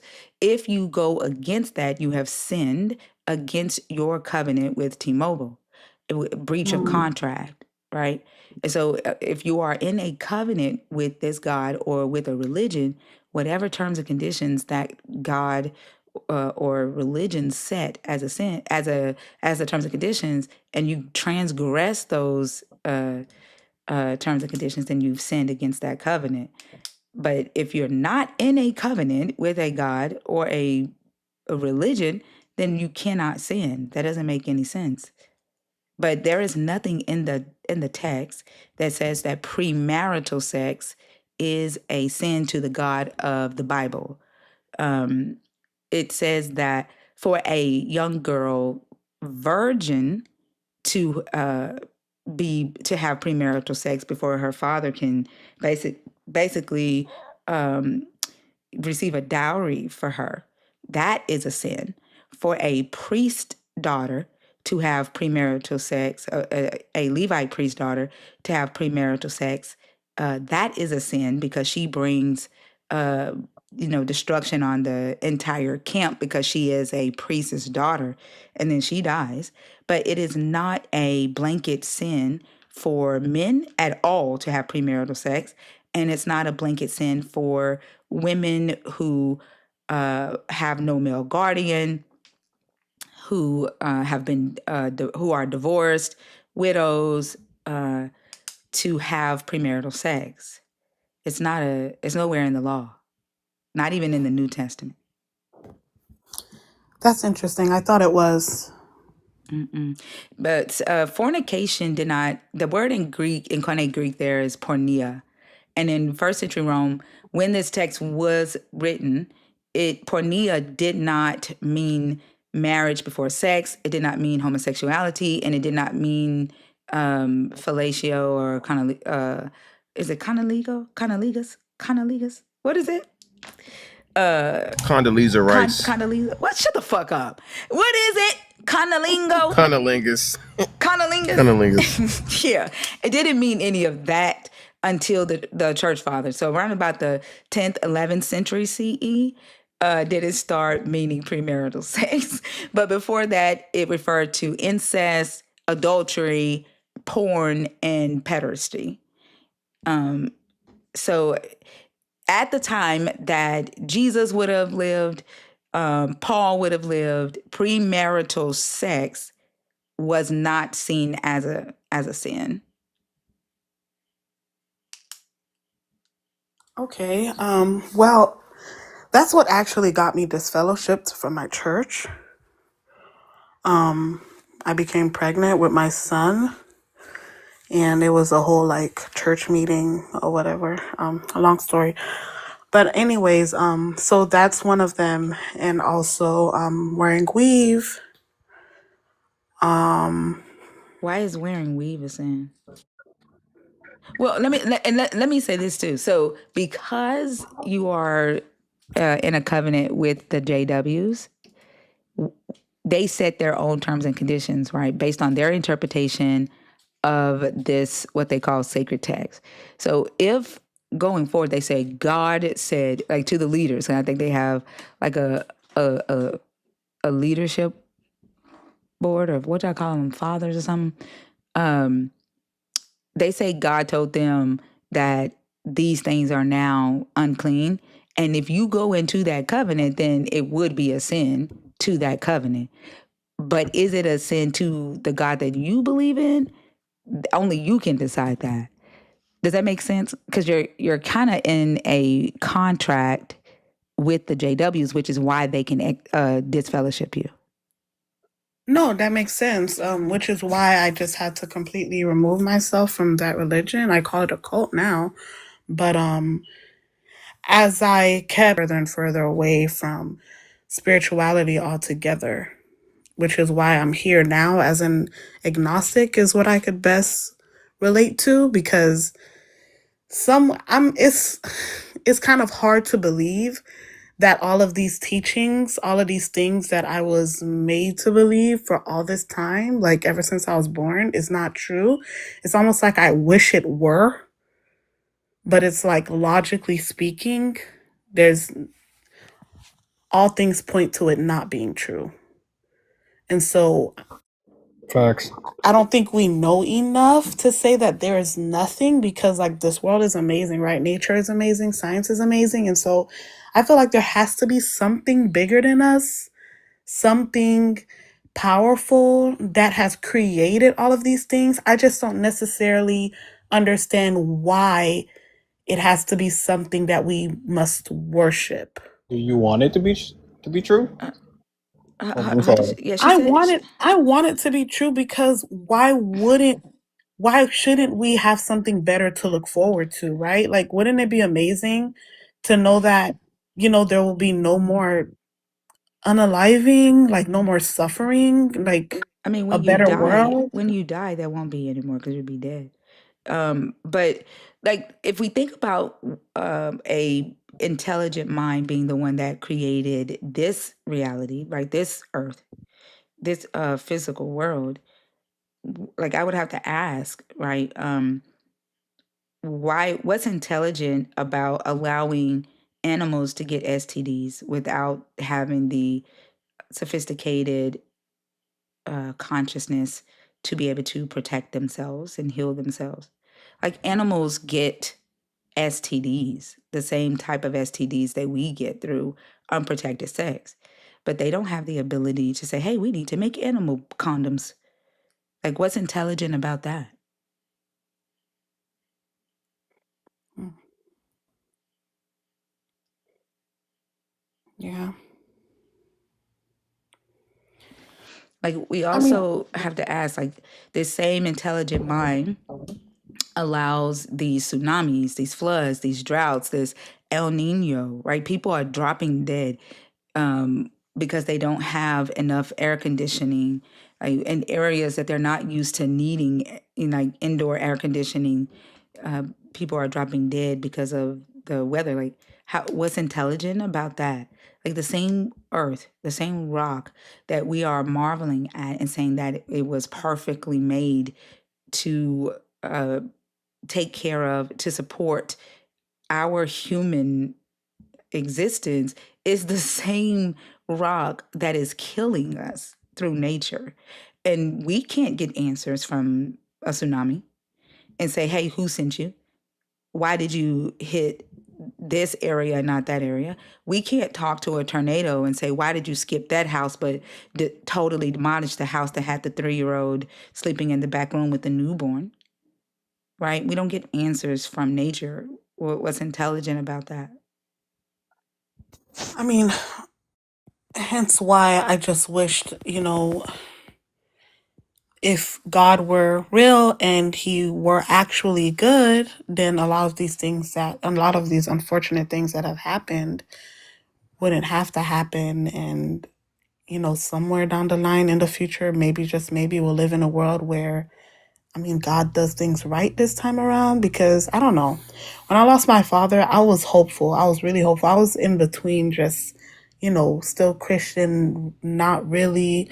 But like I kind of jumped back into it because I had nothing else left to kind of grasp onto, for hope. I'm like, you know what? I'm going to put my faith in God one last time and hope that this good man, my father, can beat cancer and live.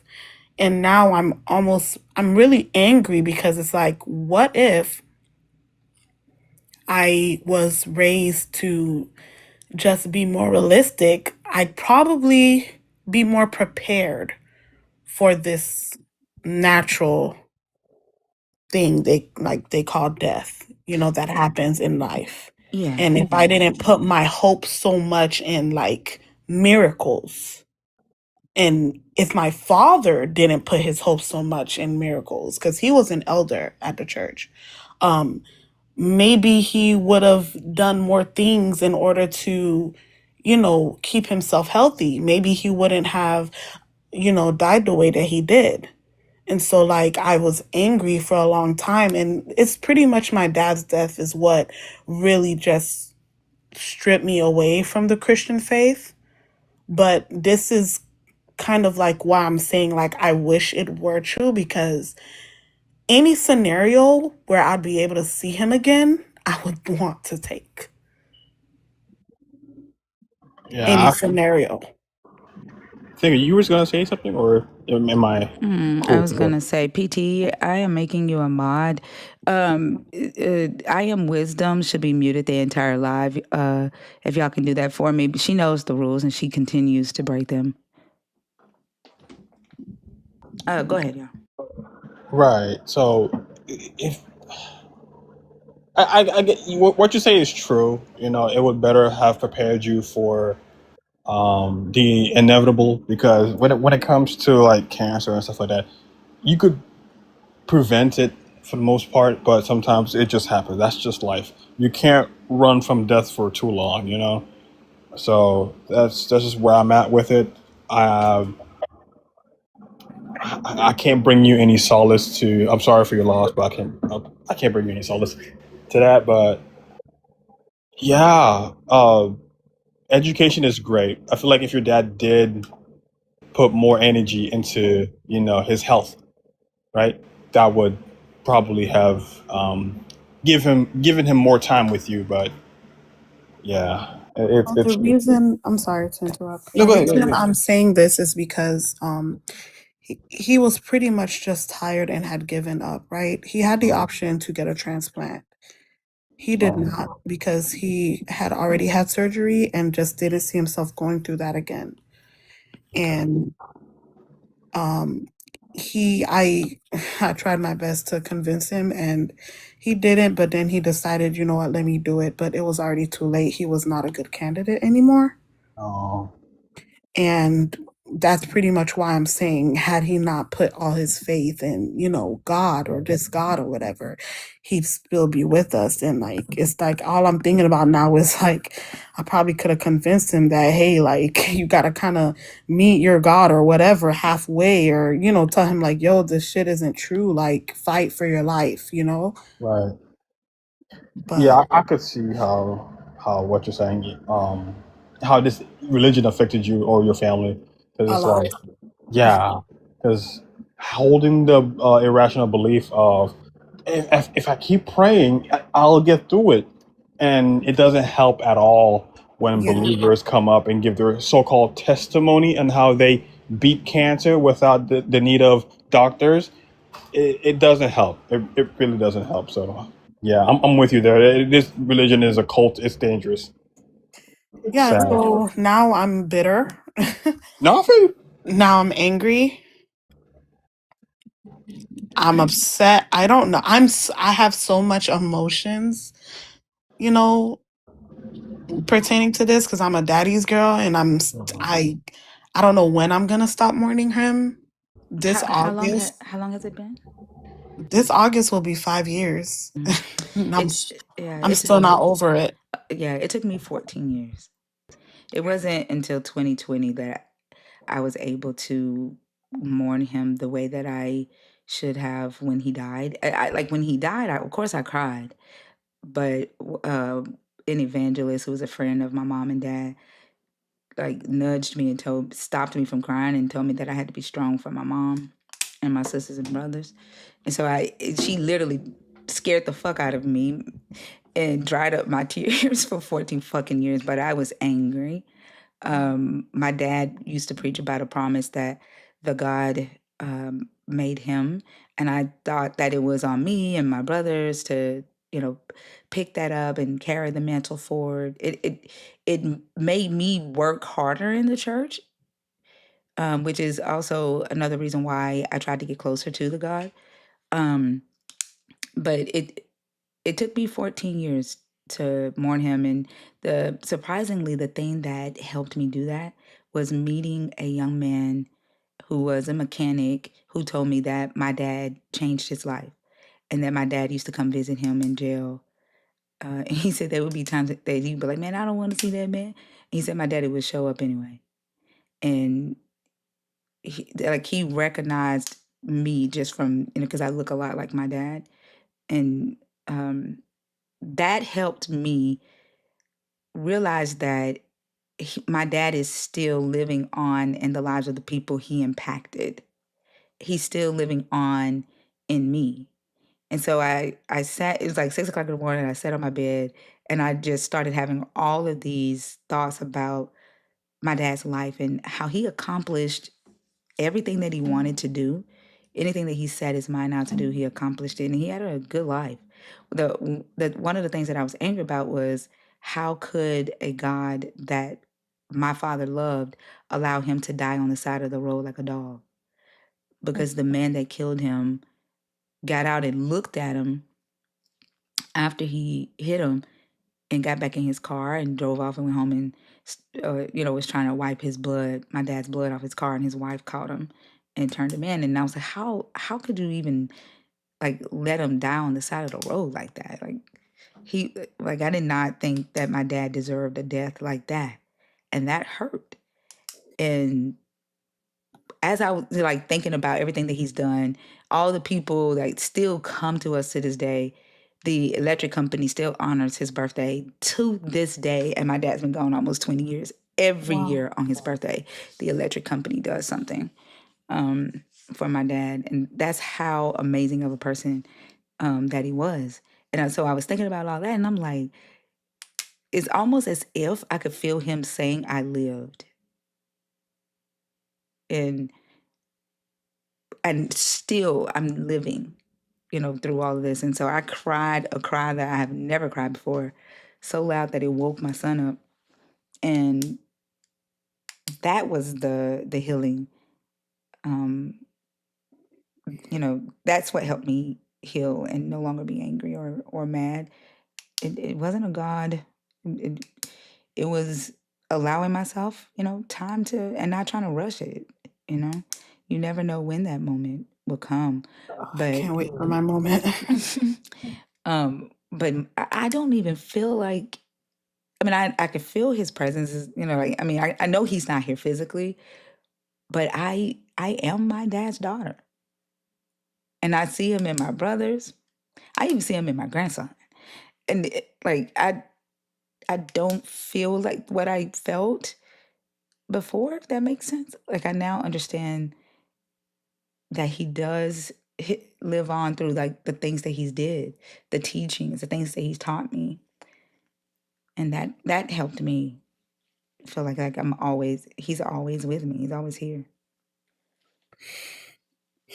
What makes me angry and almost jealous of a lot of my family members is that they are believers, and sometimes just so that I can get over it quicker and be more content with his death, I just wish I was a believer like they were and really believe that I was going to see him, when Jesus comes back.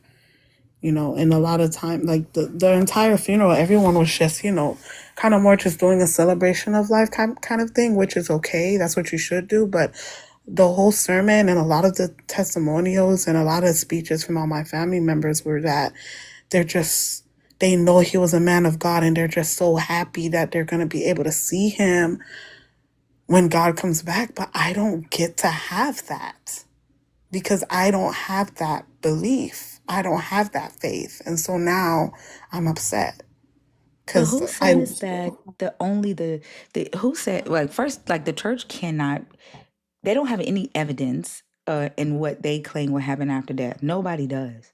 Who says that they are the only ones that can believe what happens, who can decide what happens after death? Like, if you want to believe that you will see your father again after you die, believe it. Who's going to tell you that you're wrong? well, that's what I'm saying. Because of my logical thinking, nothing is allowing me to believe it. And so I'm jealous that they are able to believe it. It's almost like I wish I was just that person. But what's logical about what happens after death? No one has any information about that. What logic are you using that you definitely will not see your father again after death? I just don't see how that's in any way possible. That's what I'm asking. Why?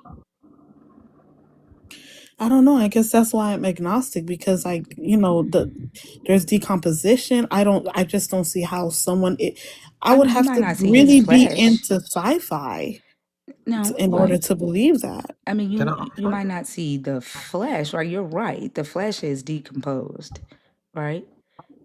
But And so that's what I'm talking about. I would want to be around him and hug him again and see him in his flesh. okay, yeah, no, logically you will not see his flesh. But like we are all energy, right? Every bit of us is energy. And no one knows what happens to that energy after death.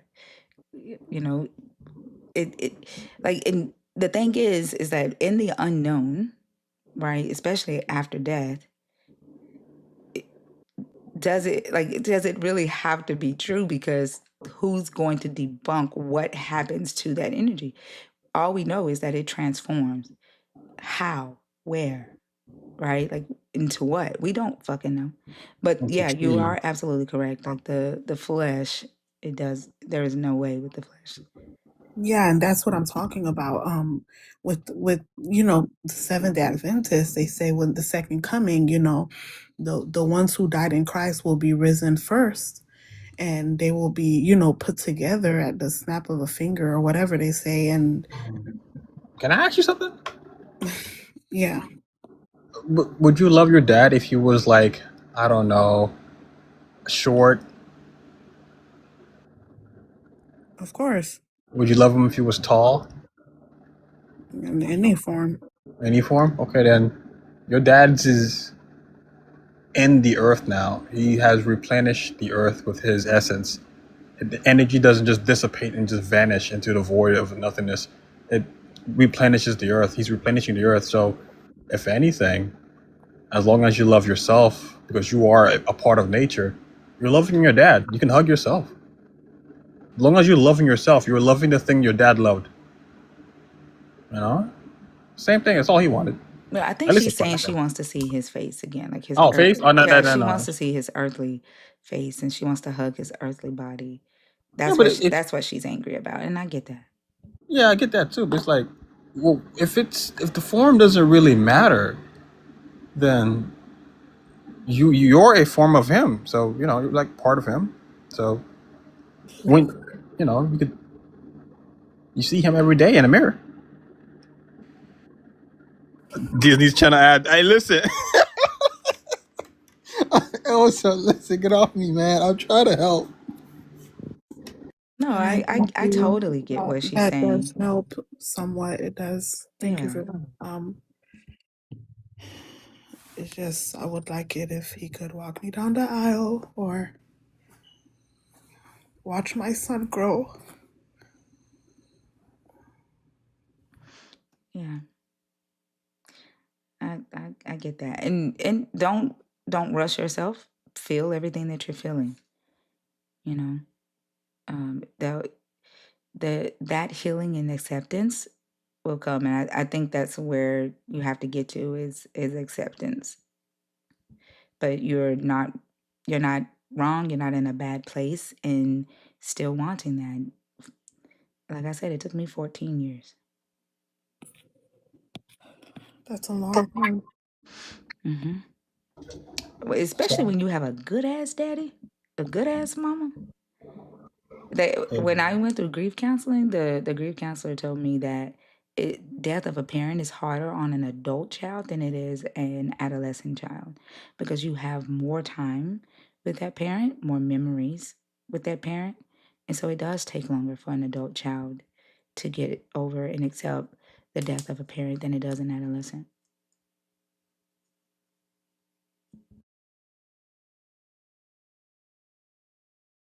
Yeah, I can see that. Um I doubt that my son is mourning the way I am cuz my son was 5 when he passed, so he remembers him, he talks about him, but yeah, it is for sure easier when you're an adolescent.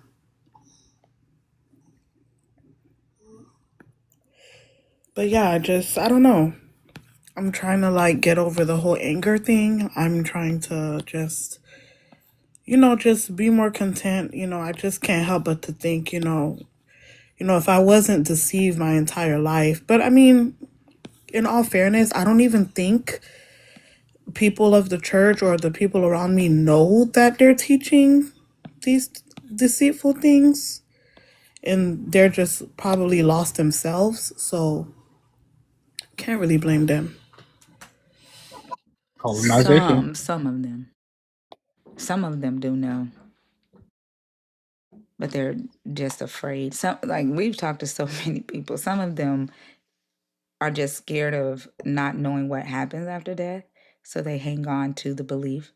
They defend the belief even though they don't actually believe all of it. They just say just in case. So some of them, yeah, are some of them really do believe it, but some of them definitely know that it's not true. You're right. You're right, actually, because just the other day I was speaking to my goddaughter and she was saying, Amen. Just in case, I'm still going to read my Bible and like obey the commandments because if he comes back and he is real, at least I'm good. you know, that's what she said. So it's like, it's a lot of fear behind, potentially going to hell and whatnot. I'm gonna crip walk myself into hell. I have to learn it first, but I'm gonna, you know.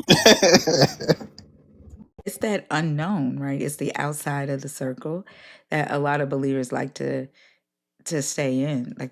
They like to stay into the unknown of creation, like the reason for existence, and they like to stay into the unknown of death. That's where they have the most freedom to imagine because it's not a lot of evidence for either side.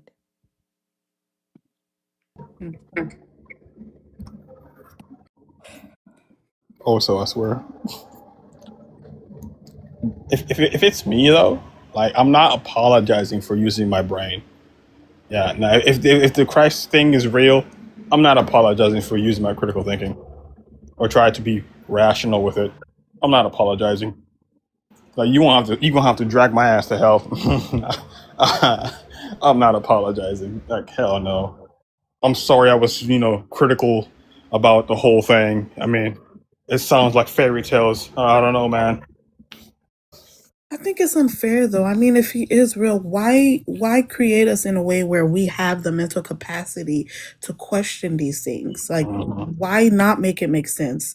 Better yet, why not prove yourself Right, every right. day? That part Why right there. not show up? See that? We're built to believe without a doubt. Well, without too much of a doubt, things that exist objectively. Rocks. You don't have to really think about that, but rocks exist. So you could believe a rock is outside your house right now. So it doesn't require a lot of thinking. So if he did exist, or if he does exist, and he wanted us to believe in him, he should make himself more real. At least show up.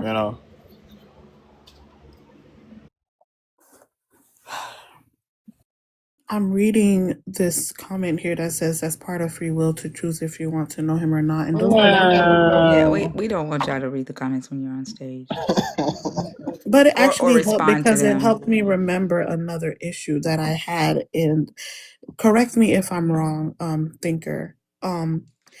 It is a requirement for you to believe in him in order to be saved, right? Hmm. Okay. So are we pretty much just automatically doomed or the unlucky ones for not believing in him, which is also not something you can choose? I mean, According to Paul, within yeah. the belief system, like within that belief system, Yeah, yeah, within that belief system. But what I'm saying is, wouldn't it be a little bit like contradicting or like I would say like the text fucked says up that. for them? Well, the text accounts for that. It's prophesied that there will be people who cannot believe no matter what. And they're called vessels of destruction. So the lack of belief is a part of the story. How is that fair though? I was born this way. I can't help that I don't believe. It's not something I chose. It's just what it is. For So 60 gigs.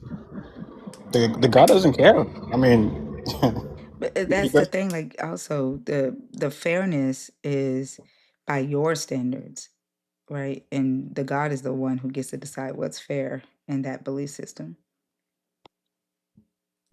The only thing a believer is going to say to you is you're looking at it through human standards and through human eyes, and that everything has a purpose. And they'll like the book says that basically you were created as a vessel of destruction for the purposes of strengthening those that are righteous. So your existence to them would then be just to make them stronger in their faith so that they make it to the end. hmm, Kind of like how Jesus said he only came for the Israelites and everyone else can kick rocks. He didn't say that part, but I'm adding it. it's fucked up. Yeah, it is. He said it twice, actually. Yeah. In Matthew 10:5 through 6, he says, go not unto the Gentiles or the Samaritans, but to the house of Israel. When he was sending out his disciples, yeah, he didn't give a shit. And Matthew 15:24, he says he only came for the lost sheep of Israel. And you're not an Israelite, so that kind of sucks. The crazy thing is that I think a lot of believers do not recognize how selfish motivated this belief system is set up, because you have to be a selfish motherfucker to be okay with the fact that the God created human beings for the purposes of them going to hell because they could not believe. And in saying that that is right and just according to the God, and therefore that God is still good and worthy of their worship and praise, just so that they could save themselves. is selfish as fuck. Very. Hey, cool chick, can you like stop tagging the person on the panel, please? Thank you, appreciate it. Yeah, they've been tagging me the entire time I was here. I got you, love. No worries. They're just weirdos. Ignore them.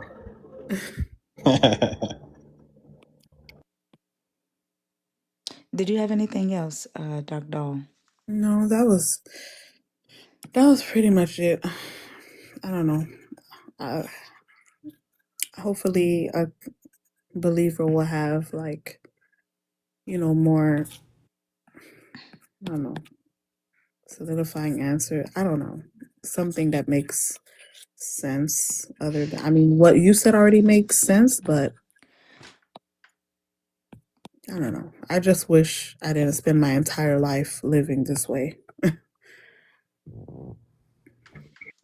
Well, the good news is that it's not your entire life. You still have more life to live. And Right. yeah, and work towards that acceptance so that you can heal the anger that you're feeling and, begin to appreciate the time that you did have with your dad, impart that into your children and your grandchildren going forward. Like, I mean, Five never met my dad. My dad died when my youngest daughter was 1, and my youngest son had not even been born yet. But they know their papa. And Five, I talked to him about Papa, and he'll walk up to my altar and he'll pick up Papa's picture. He'll say, Papa, Papa, and he'll walk around the house with Papa's picture. But he's never met him, but he knows my dad. W. Oh, that's lovely. Thank you for that. Thank you for the advice, guys. I really appreciate it. Hell yeah. You're Keep welcome. educating yourself. Use science. Science is a good method to finding out truth. So have at it. Keep critically thinking. Deny the weirdos in the comments. But, have at it. You got this. You seem like a strong lad. You got this. Strong lad. Lock in. Lock in. Yeah, I'm in the process of deconstructing, so yeah, thank you. I'm trying my best. Hell yeah. We got you. Reach out if you need to. I'm right here. Of course. I'm gonna give everyone a follow. Thanks so much. You're welcome. Have a great night. You too. Good Diet people. Biblical, I'm going to put you on the altar. Hey, yo.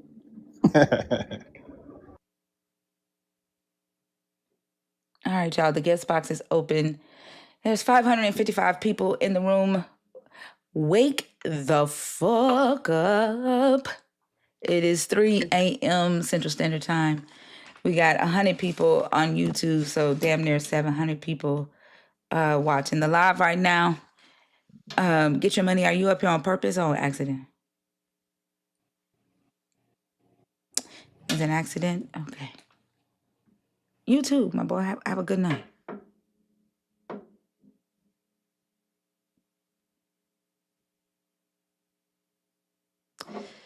Thank you, Tina. Y'all got to comment. Wake up. It's only Monday. And then y'all know we got Maddie's Hour tomorrow, and y'all don't come up on Maddie's Hour. Oh, he didn't say anything, Angie. The crazy thing is when I said YouTube, my boy, I said in my head, somebody gonna be like, I couldn't even hear him.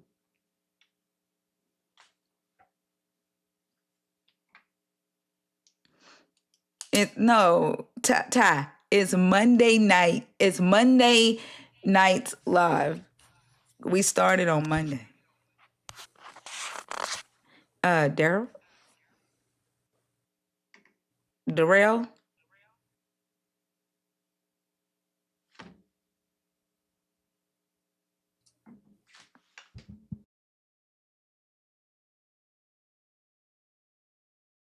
I thought his name was Derry L. I thought it was Darrell. That sounds better.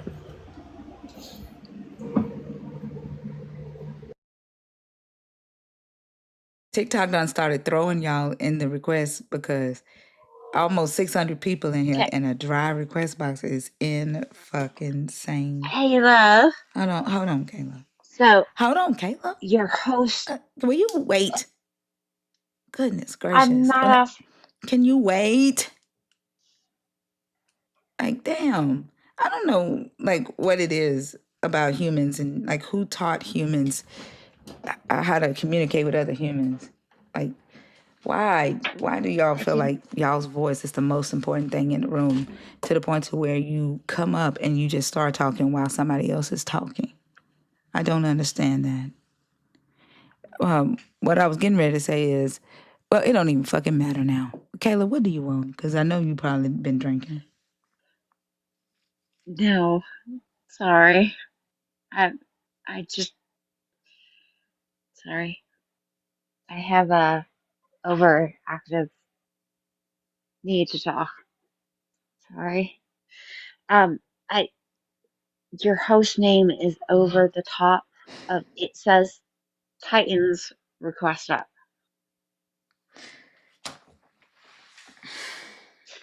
Hey, you I good? got Titans because it says host right over top of it. Are you good? So I got the rest of it, but I'm not sure what the top says. Kayla, what have you been drinking tonight? Honey, it literally says the host is right over top of the banner. And I got What have you? Titans request app. First off, it does not say It says, Titans. What have you been drinking? honey, I'm saying when you come up, the host, It doesn't say the word Titan. It host doesn't say Titans. is right I over know top what the fuck of. you are saying, Kayla. Even with that, it still doesn't say Titans. Where's the other tea at? What have you been drinking? I didn't say it said Titans. I Yes, said you it did. said Yes, you did. Tans. You said Titans. Tans or Titans? You said Okay. Titans. What have you been Okay. drinking? Well, sleep deprivation for 2 weeks. I don't know. I've got a 2-year-old, so you tell me. Then why don't you go talk to your psychiatrist or your therapist? Seriously? Yeah. Can't you just tell me what the word fucking says? No.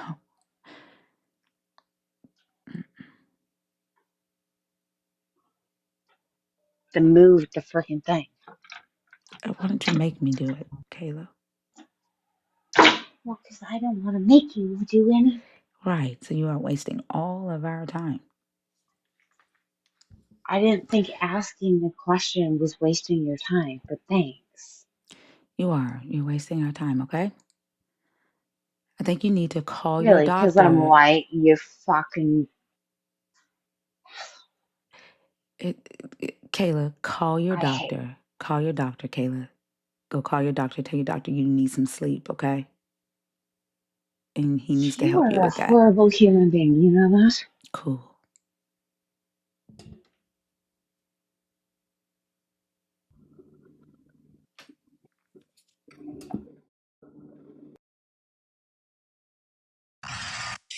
I'm all over. I'm all over. Sorry, don't mean to be up. Okay, no worries. Have a good one. You too. It sounded like FedEx. Thank you for inviting me. Thank you. How you feeling? I'm sorry, I did not Grand invite you. Rising. I did not invite you. You did send me an invitation. No, the fuck I didn't. I don't send invitations. Bye. Bye. The fuck? Wait, What? what? What was The that about? fuck? What just happened?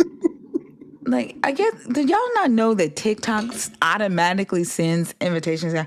Like, TikTok is sick of me having 700 people, 800 people, 900 people in a room with a dry request box. Like, I'm not inviting nobody in here. If you want to come up and talk, then you do that on your own. The hell? That was I forgot was his name Yahweh something? It was one of y'all Judah's followers. Oh, ew, ew. Vexora.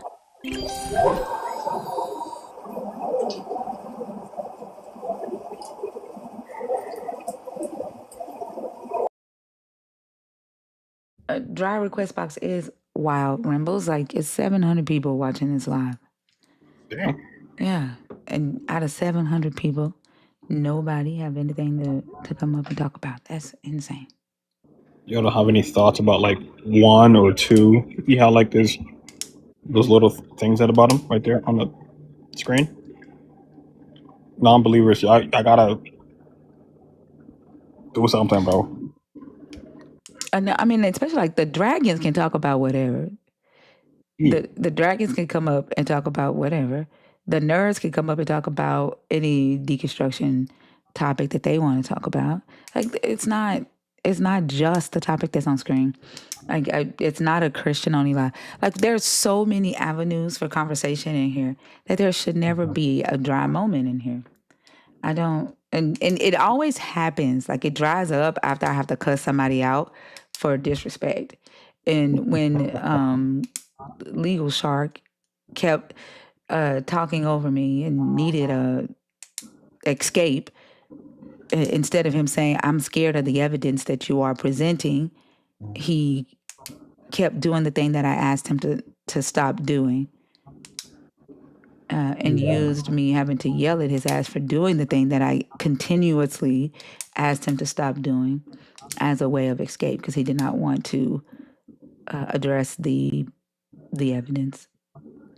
Yeah, because he was only leaning towards, well, it's not impossible, which is why he was rejecting all of the evidence to begin with.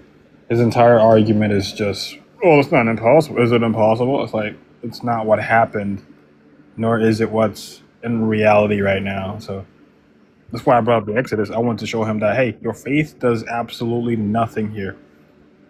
I think Right now. too, like to me, I don't know. It's like they are afraid of the evidence. They're afraid of going down the logic. And we saw that with the Bang Bang, right? He just couldn't follow the logic, the guide that joined before the Bang Bang. Mhm. The I'm tripping off of the first, like the guy that the older guy that came up. He kept saying we were saying the same thing, right? Like that the serpent could not have possibly told Eve, but every time we went through the logic, he would say the opposite because what he was hearing was the opposite of what I was saying, no matter how many times I said it. Wow. Like I was saying, so logically, the serpent could not have been the one to tell Eve not to eat from the tree or touch it, and he go, no, not logically. That's not logically true. And I'm like, what? And then he would go, the serpent didn't tell Eve. Correct, but we're doing a critical thought exercise. So let's try this again. And then every single time he heard, I asked him, I said, what are you hearing me say? He said, you're saying the serpent told Eve not to eat. I said, no. Like, how is it that I've said this to you and walked this like very slowly 3 times? And what you hear at the end is so the serpent, logically, the serpent told Eve not to eat from the tree. How? Fuck, that's amazing. Right.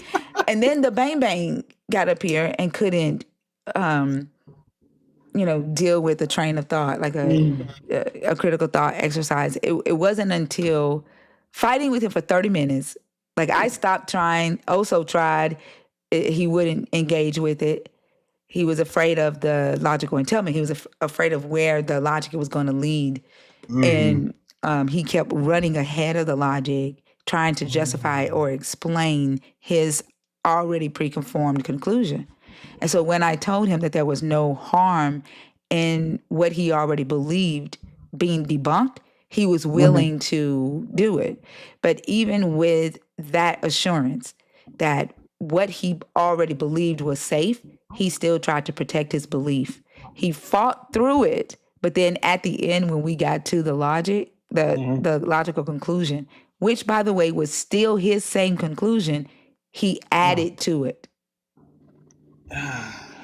Like it's like, I don't know, they're programmed. It It's has to so be weird. programming.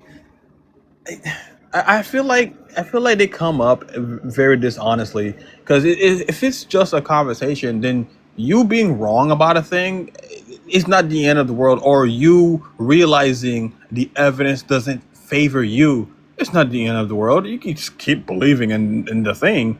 It's just don't be dishonest about it. If you see the logical entailment, let it happen. Okay, it changes nothing. Well, not really. It changes a lot. If you believe. I think for them it does, right? If they were to allow themselves to engage with that train of thought, for example, the Cain and Abel, right? If we go through that logical entailment, I see you, Marcia. If we go through that, the critical thought exercise with the Cain and Abel story, and ask the question of where was Satan, right? Right. And the logical conclusion that the God jealous was present. Jealousy was the impact. The God protected the one who did the sin, sent the one infested with the sin out into the world with other humans with permission to, commit more of that same sin. If you follow that train of thought, they would have to engage with the idea that their God is the one who increased sin in the world, not Yes. their devil. And I think that does scare them. Like, it does Right. change something for them. Yeah, because it really does like diminish the idea that the God does not want evil or sin on the earth, and that all sin must be purged, as the scriptures say. Purge the evil from amongst you, either by stoning to unalive men or banishment. Was banishment a punishment? I don't. Or was all sin death? Is all sin death? Mm-mm. Okay, so it's okay. Then yeah, if did okay, yeah. So the guy should have followed the eye for an eye thing, or life for a life in this case, and uphold his own laws here for Cain. Like, well, Cain, you unalived Abel. I'm gonna have to uphold my own moral standards and take you out as well. Why do you keep saying unalive sex? I it's yeah. I've been beat down to the point where it's like, no, just say it. I'm so sick of that. Like, I'm unalive, grave, sorry. shashmexual. I cannot stand when somebody say shashmexual. Like, what? I'm sorry. I'm trying. It's like it's innate at this point. But yeah, I'm gonna just land it here. As a guest. Yoshi? Okay. Marcia, I do not see you in the request. To the name in Arabic, I can't read your name. And if you are coming up to talk about Islam, we are not discussing Islam in here. Miss Coffee, are you in the request on purpose, on accident? Sounds like my middle school teacher who became my principal in my high school. The name Miss Coffee, which is never mind. I'm oversharing. Y'all making me sleepy. Y'all making me sleepy. Tamika, are you in the request on purpose? Okay, thank you, Coachy. If the God was the one telling the author what to write, why did he say that humans were made from dust instead of saying humans were made from gas? Because all of the elements that make up the human or us are gases. Nitrogen is not a dust. Hydrogen is not a dust. It's gas. Same with oxygen. That's a gas. I don't know what you're asking right now, Six. Oh, Like, the God, like, you would have to be positing that the if God the is real. God is all knowing, why didn't That he tell the author? Because you know how they say the God inspired the Bible. Why did the God give them false information about the development of humans or mankind. Six, You know, do you think the believer thinks that the God gave them false information? well, no, it's Right. Like false. they know, like asking, like think about this, Six. Asking why didn't the God tell humans that humans are made of gas when this story literally says that a another human was made out of the rib of a man. And they Yeah, that's believe a bit that. And they believe that the wrong. first two humans were made divinely, therefore does not need to follow the Fucking laws hell. of like Yeah, I forgot about the rib things. Yeah, that makes sense. That's fair. like in their mind the first two humans were divinely made, so they don't follow the laws of biology.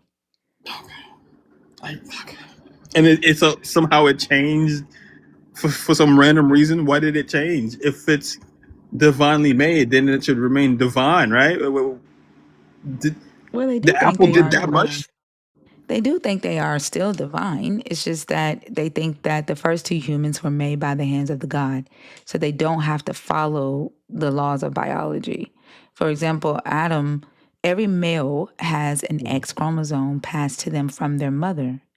X Right, chromosomes have to network with other X chromosomes for a long time, right? right. Adam would have to have a divine X chromosome because he Fucking didn't hell. have a mother, Right. right? And so they believe that Adam's X chromosome was divinely made.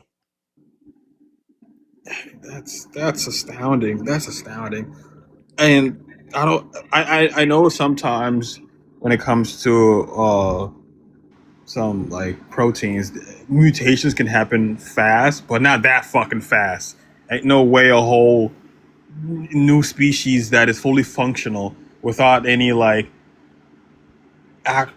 like flaws was fully formed from just a rib. There's not enough like there's not enough material for man. It's a whole thing. And there's a new guest. I'm not getting into this. Tamika, Good morning, Thinker. good morning. How are you? I'm good. I just came up just to wish you happy birthday because I didn't get a chance yesterday. Thank you. I appreciate you. And that's it. That's all I wanted to do. All right. Thank you. Have a good night. Well, good morning You now. too. Okay.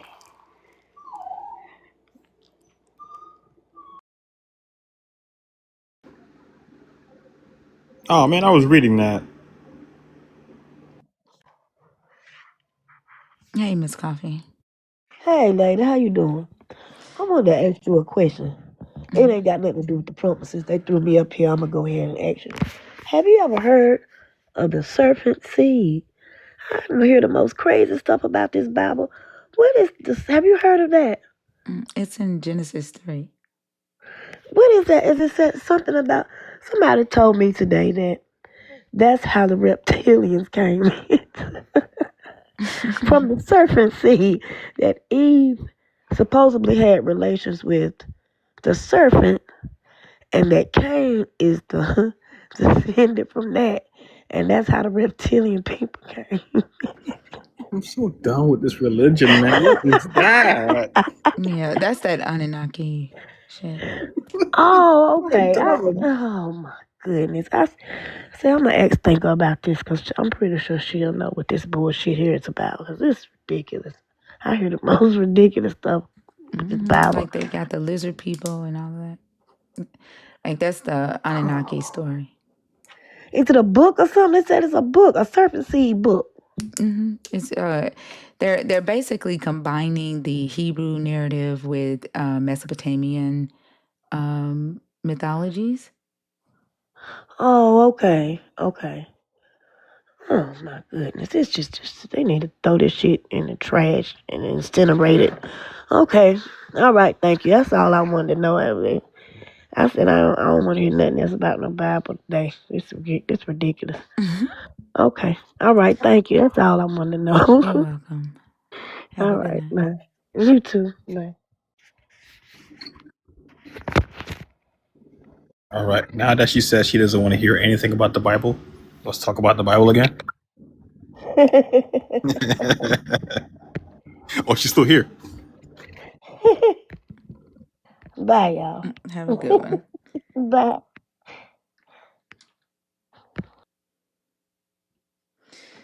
Okay, y'all. I'm gonna give it till 4 a.m. If we don't have conversations going, we're gonna call it a night. The numbers keep increasing, but the conversations are decreasing.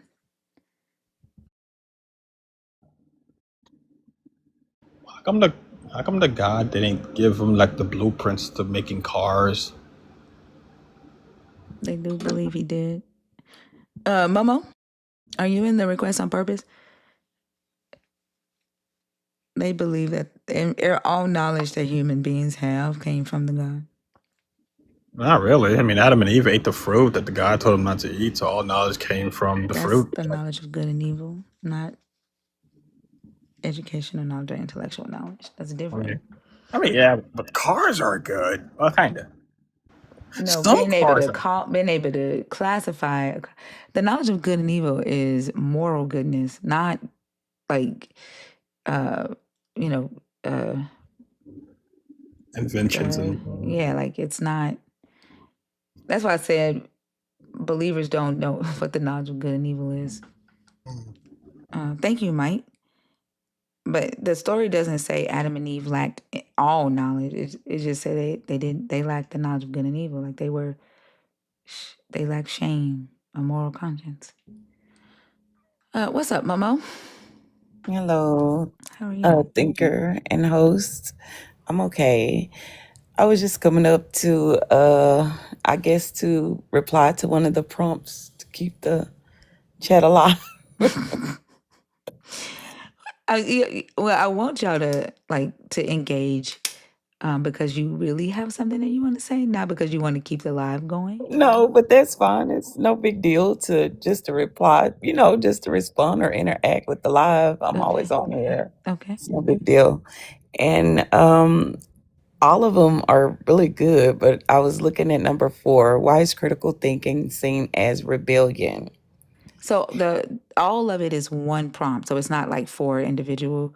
Those are just like points Okay. to help people with the discussion. So like the main topic is if faith pleases God, then evidence must offend him. But I mean, you can talk about point number 4 if you want to. But I just I mean, want people to I know it's was all thinking one like, topic. dang, yeah, I done read them all over and over again, thinking like they all kind of correlate together. Yeah. I thought I was tripping, but if faith pleases God, then evidence must offend him. I agree with that prompt because faith is to believe whatever you read and whatever you're told, and in that, in faith, you don't question it, which leaves them without where they can't put any doubt or anything or ask the questions. They tell you don't question God. That's what that reminds me of. Yeah, but now they're saying that they can question. Now they're saying that the God is not offended by evidence, right? And faith isn't the only way to please the God. So it's changed now. Well, according to the Christians that I see up on this panel, they are definitely offended Yeah, and they we hate to know hear the that. truth. Yeah, Yeah. we see that and we can accept reality. Just like, there's a believer in the comments right now saying that it's not true what you're saying. Like I don't think they know that they change in the matter of a moment. You know Yeah. how I say be ye transformed by the renewing of your mind? And their belief is that they'll be changed at the twinkling of an eye. They change how they defend their belief system in the twinkling of an eye. And they I don't have a solid foundation for shit they say. I agree with that totally. And I watch them all the time on the panel. When you debunk one or, verify something in scripture or whatever, scriptures even that they pick, they go script for script, just looking for a way out, just looking for something for you to hang on to believe what they're saying. It's ridiculous. It's crazy. Legal Shield, you don't have any grounds to say shit in the chat when your ass ran from fucking evidence, from a conversation about demonstrable evidence. Like the kitchen got hot and your motherfucking ass ran for a fire hydrant. So you don't have shit to say. To the other person, Caventi, like you are saying that what she is saying is not true, then come up and tell us why it's not true. Come up It's and not true because I've come heard up and so. tell us why it's not true. What you are making an excuse. You are lying right now. You are lying. You did not leave because you had work to do. Everyone in here saw you leave because I had to yell at you because you continued to talk while I was talking. You are lying. I don't give a fuck. Like you are a liar. Like what the fact that they just deny reality, like they try their with their lies and their manipulation to try to change your reality and what you experienced. Like they're dangerous people, and that's why I respond to their lies and their manipulation the way that I do, because they're abusive in that way.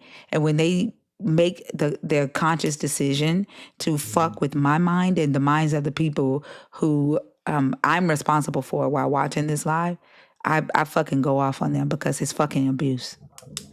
Yeah, I don't think anyone should listen to someone who is consciously rejecting evidence, like the guy Legal Shark did. Like that's an illogical person. He was literally rejecting evidence and tried to overtalk Thinker because she was demonstrating her evidence or handing over her evidence. That's just an illogical person. You shouldn't talk to the guy. And all y'all do is make claims from like your safety net of the fucking chat. If you think that what we are saying up here is wrong, then there are request boxes that you can occupy to come and present your information. All y'all do is talk shit and you do not back it up with any resources, any references, any scripture, or any evidence. I don't give a fuck about your goddamn shit talking. Like earlier when I said that Legal Shark didn't have hair in his PFP. And I asked the chat, I said, do y'all see hair in his PFP? There were literal people in the chat that said, yep, I see locks. And the man's PFP is bald than a motherfucker. But they were willing to lie as if everybody in this room couldn't see his PFP. Uh-huh. Like, that shit is crazy. Oh my goodness. Thinker. No, but I was thinking about something else, Thinker. Like, how in the Bible they were, you know, taking those kids' lives away from them when they were born with defects and stuff like that. I Say forget that what again. scripture it is. In the Bible, when the children were born with like defects and stuff, they were saying that they were like demonic or something like that, and doing away with them. Well, not in the Bible. That was in ancient Rome. Well, in ancient Rome, but what if this Bible? Well, because we don't have any real proof. What if this Bible is just like the characters that were speaking and giving note of what they experienced or what downloads they received or whatever? What if, because they couldn't study the brain, they probably didn't know nothing about it back then? What if it was humans with like schizophrenia and just seeing stuff or feeling stuff, and these are just documentations of that, possibly. Yeah, I definitely think that we're reading texts of people who were dealing with mental illnesses or maybe high or drunk because we know that they dealt with THC, opioids, gases from the earth. Alcohol was the drink that they mostly drunk because they didn't have access to clean water everywhere. Um, and so I definitely think that, and then a lot of this is coming from kings who were adolescents or young teenagers at the time, too. So we're definitely dealing with some imagination. And you know how many people don't even realize that, but do you know, most importantly, how many people don't care as long as there's some things in that book that they can stand on or push for power. Yeah. I think that's the scariest part. The fact that like they're gonna or they're willing to deny reality as long as they can get something out of the fairy tale. I think ultimately it's just for the ending of the fairy tale, heaven, and to avoid hell. And they're in religious psychosis. I actually seen a man on a live on a deconstruction live the other day, and the host asked him like, for your God, would you sacrifice or do, whatever your God asked you to do? And he said yes. And she said, so will you, take somebody's life in the name of your God? He said yes. He said in a minute. I wouldn't even second guess it. Like That's that is that's dangerous. that is scary. What the? No, he was serious. Oh It yeah. was very dangerous. He was serious. Yeah, we've had plenty of them say that to us. Yes, I'm not I've even seen that. surprised anymore. I just get disgusted. Like I'm not even surprised. Yeah, but I don't know. They just come on here and like they're gonna, I don't know, state their facts or whatever, but this is what I see. I just see them picking a script, or it's a prompt or something, and you go script for script, and then they don't ever answer your question. They want to pull up another script. Like they can't hear your questions. That is insane. That is insane. I feel like they're consciously doing that because I, they know that uh they kind of see where the questions are leading to, and so they want to pivot into something that they feel more comfortable answering, I guess, because they can see the logical intelligence, like how this how it logically follows, just like how I was or how Thinker was showing was it Long Shark? I forgot his name. Damn. She was showing him the evidence and how these scholars found are saying that there is no evidence for the Exodus, and he was saying, well, evidence is what was it? Neutral. No, he was saying it was ephemeral. Oh, right, He was that saying right. that, yeah, he was trying to say, I was asking him what evidence, I mean, what archaeological uh, evidence did I mention that was ephemeral in the stuff that I presented? And Yeah, he couldn't, like, he knew damn well that I didn't speak about any ephemeral footprints. Like, there is right. him trying to assert that pottery shards or artifacts or debris from forts or clothing or anything left behind after living in this area for 40 years, to over 2 million people living in this area for 40 years, would not constitute as ephemeral footprints. And he fucking knows that. Yeah. that's the part I came in on, Thinker, at that very moment. He also didn't have any evidence that it did happen either. So for him to be questioning the evidence that Thinker presented is, with more claims, is I don't think anyone should really care for what he says, because it's evidence for evidence, not evidence for your made up nonsense claim. No one cares for your claim. It's evidence for evidence. You can't ask someone for evidence, and then when they present you evidence, you give them your stupid claim backed by zero evidence. No one cares, dude.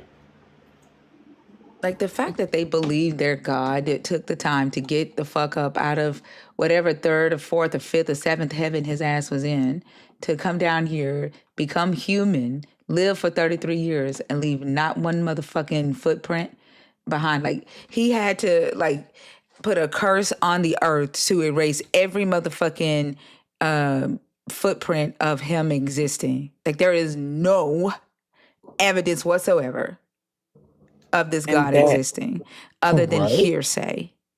Right. yes, Thinker, something so important, like the creator, and there's nothing, a Bible with people that, accounts, it's just not enough for me. I'm unapologetically.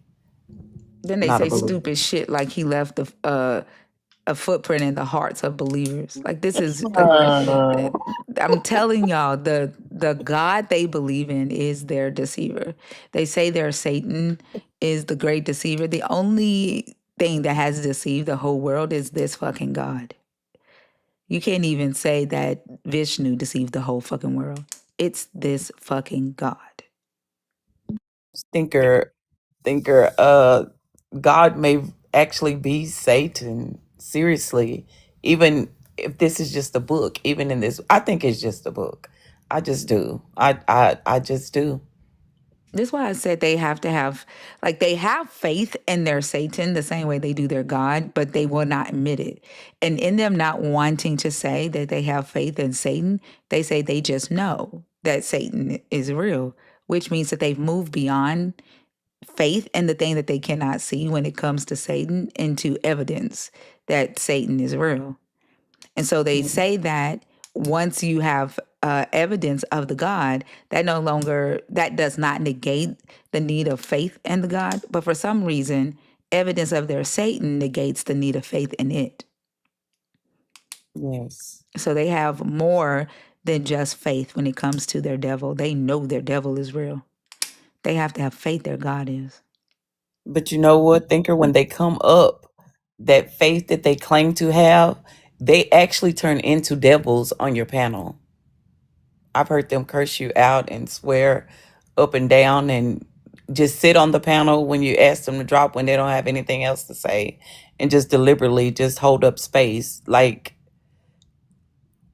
their representation is insane. Kavanti, you saying ask your God to see him means that you claim that you have seen this omnipresent being. And what you are claiming to see is another fucking human. That's you seeing your God. Even when you pray and ask to see your God, you see the image of a fucking human being. astounding. I was talking to a family member today about that thinker, and I say, you realize all the accounts of people that have claimed to have passed and came back or whatever, all they see is the light.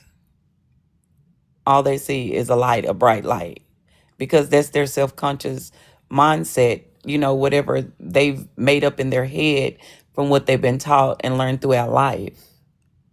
It's not real. It's in their head. Yeah. They actually be seeing them and dressed to the T. Like, I never seen an account. I mean, anytime Fully they dripped talk, out. they tell us like they have full bodies. They still got their clothes on, the same thing they were buried in. Like, this is why I say they take Louis Vuitton and Walmart into the spiritual world. And I be like, I want to know why the fuck are Walmart outfits and Louis Vuitton outfits spiritual? Like, it don't make sense. Their ghosts be having on shoes, everything. Like, what the fuck does a ghost need to put on clothes for? For drip, you can't come to heaven without drip, thinker. You Seriously. gotta have the Nike Adidas on. You feel me? It don't This make is sense. ridiculous, thinker. It is. The Like fact the they think more and souls have more. teeth and eyes to cry. Mhm. Like, y'all, Quan made a clip of the conversation with Black China. I did not even realize while I was talking to her that she asked me, "How do you know you have a heart?"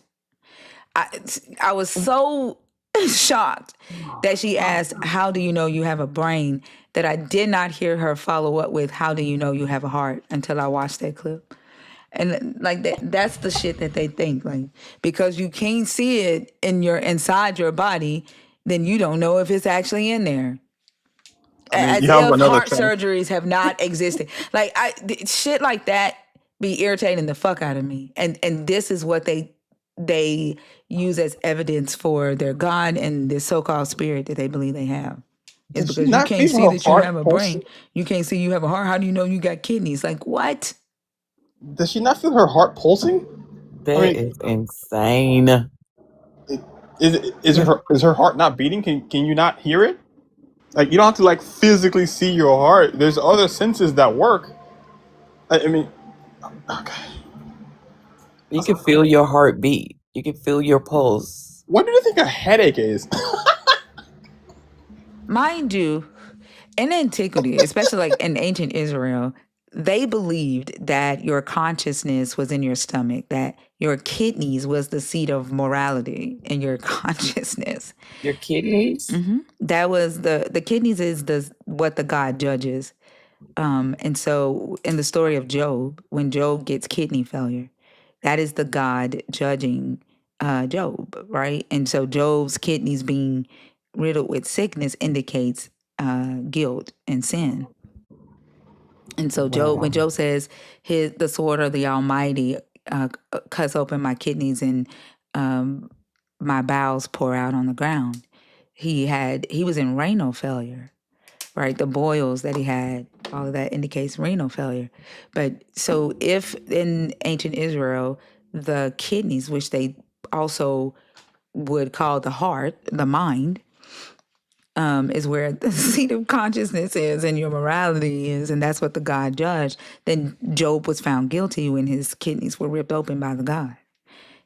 And so ultimately, the Satan was correct, right? That Job was not righteous. But I agree with Dr. B. There's no need to tear apart that narrative because that's not the most important part of this, of the story for, a person that's using it for inspiration. But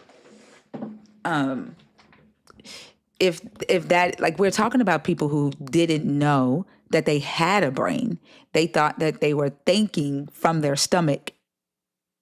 They thought their thoughts came from their stomach, from their gut. And most likely because when you are hurting, you feel it in your stomach, right? Like you feel it in your gut. And Yes. so they thought that it was coming from there. Wow. I don't know, Thinker. It has always blown my mind, but listening to your lives, it just keeps getting more distant and distant with the truth, the facts of everything. Like, just I don't know. It's just no words, really. It's no words. None. But that's all I wanted to do was to come up and share and interact. That's Well, thank all. you. I appreciate you. Okay, Thinker. All right. Have a good one. Okay, you too. All right. Now let me tell you about my desert god. All right.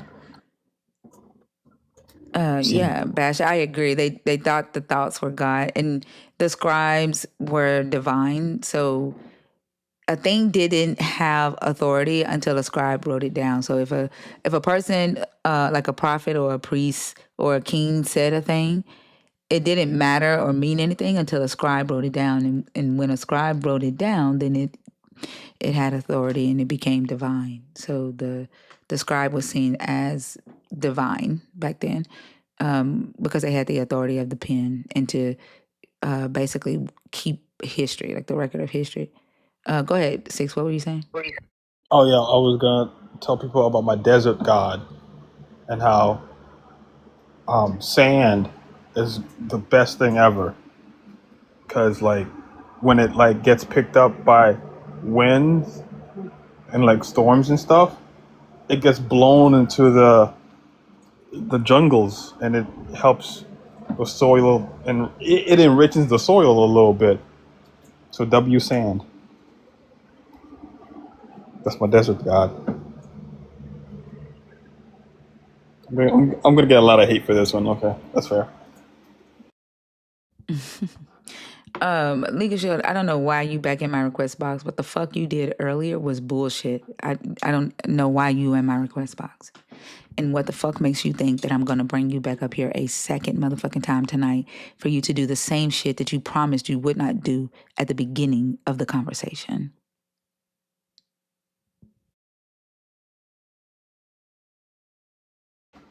Yeah, he sucked. Nope. I do not like you. I have no desire to have a conversation with you at all. All right, y'all. The guest box is open. If you are a believer, deconstructing, or an atheist. Fee, I did not mean to do that. I was trying to clear the guest box out.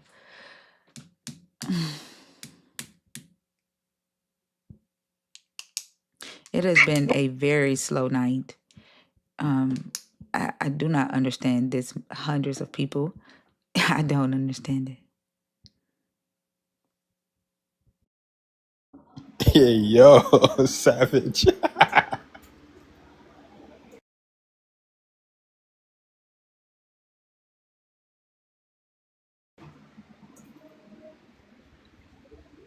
But they talk about evidence all the time. I don't know why I would.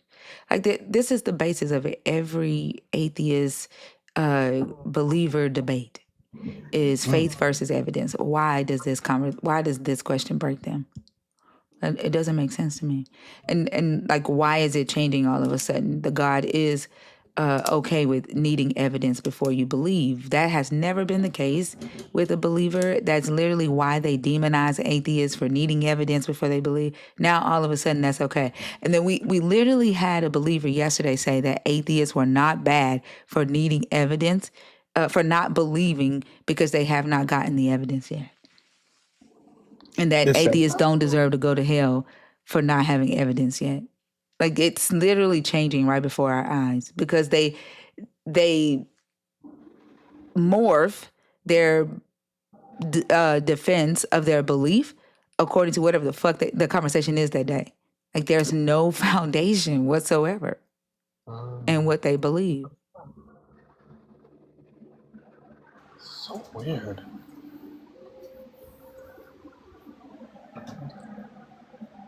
Oh, figure this out because it would be because the only way I could see faith being useful is if it's like if it bore any fruit, like if it actually worked or is demonstrated.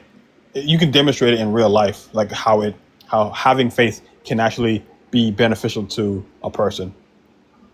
The evidence. Sometimes I'm not saying faith is always a bad thing. I'm tossing it. Hmm.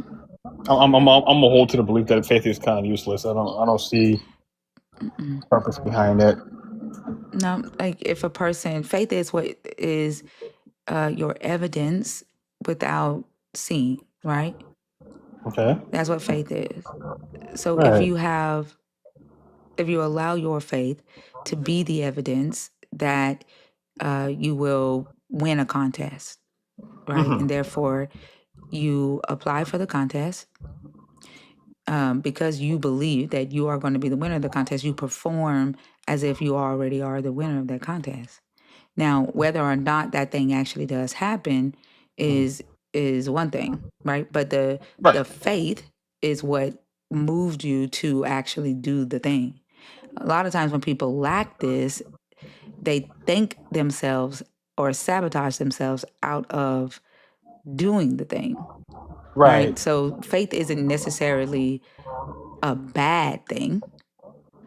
I kind of see it as, well, the way you were saying it. It just seems more like a dream, a goal that you really aspire to achieve. That's It, what it it seems is. more like. Faith is the evidence of what you hope for. Hmm. Yeah. So if you have faith that you're going to win a contest, then your evidence that you're going to win that contest is your faith. Like, I had faith that I was going to get the Amazon investment. Right, I applied for that fucking thing like with less than 20 minutes before the deadline, and ended up winning it out of, I think they said they had 2,100 applicants.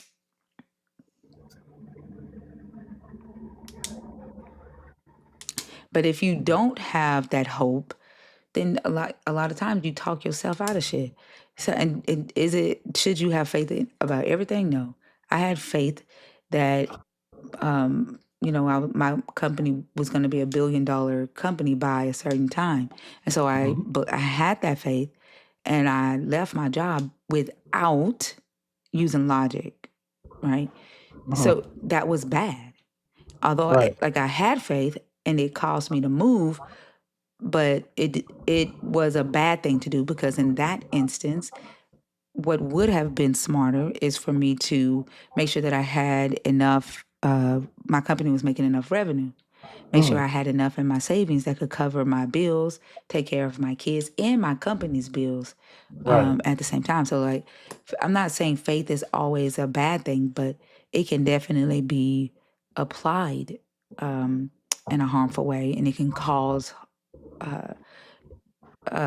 you know, detriment in your own life and in the lives of others. But it could also be the thing that helps you to move forward, right? In places where otherwise you would have fear or Okay. reservation.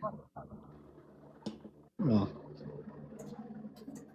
No, yeah, I can agree to that because I can't see a flaw in what you say, so I can agree to that. See, Christians, this is how you do it. Okay, don't just make shit up.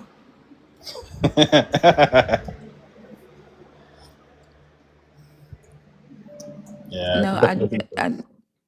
faith.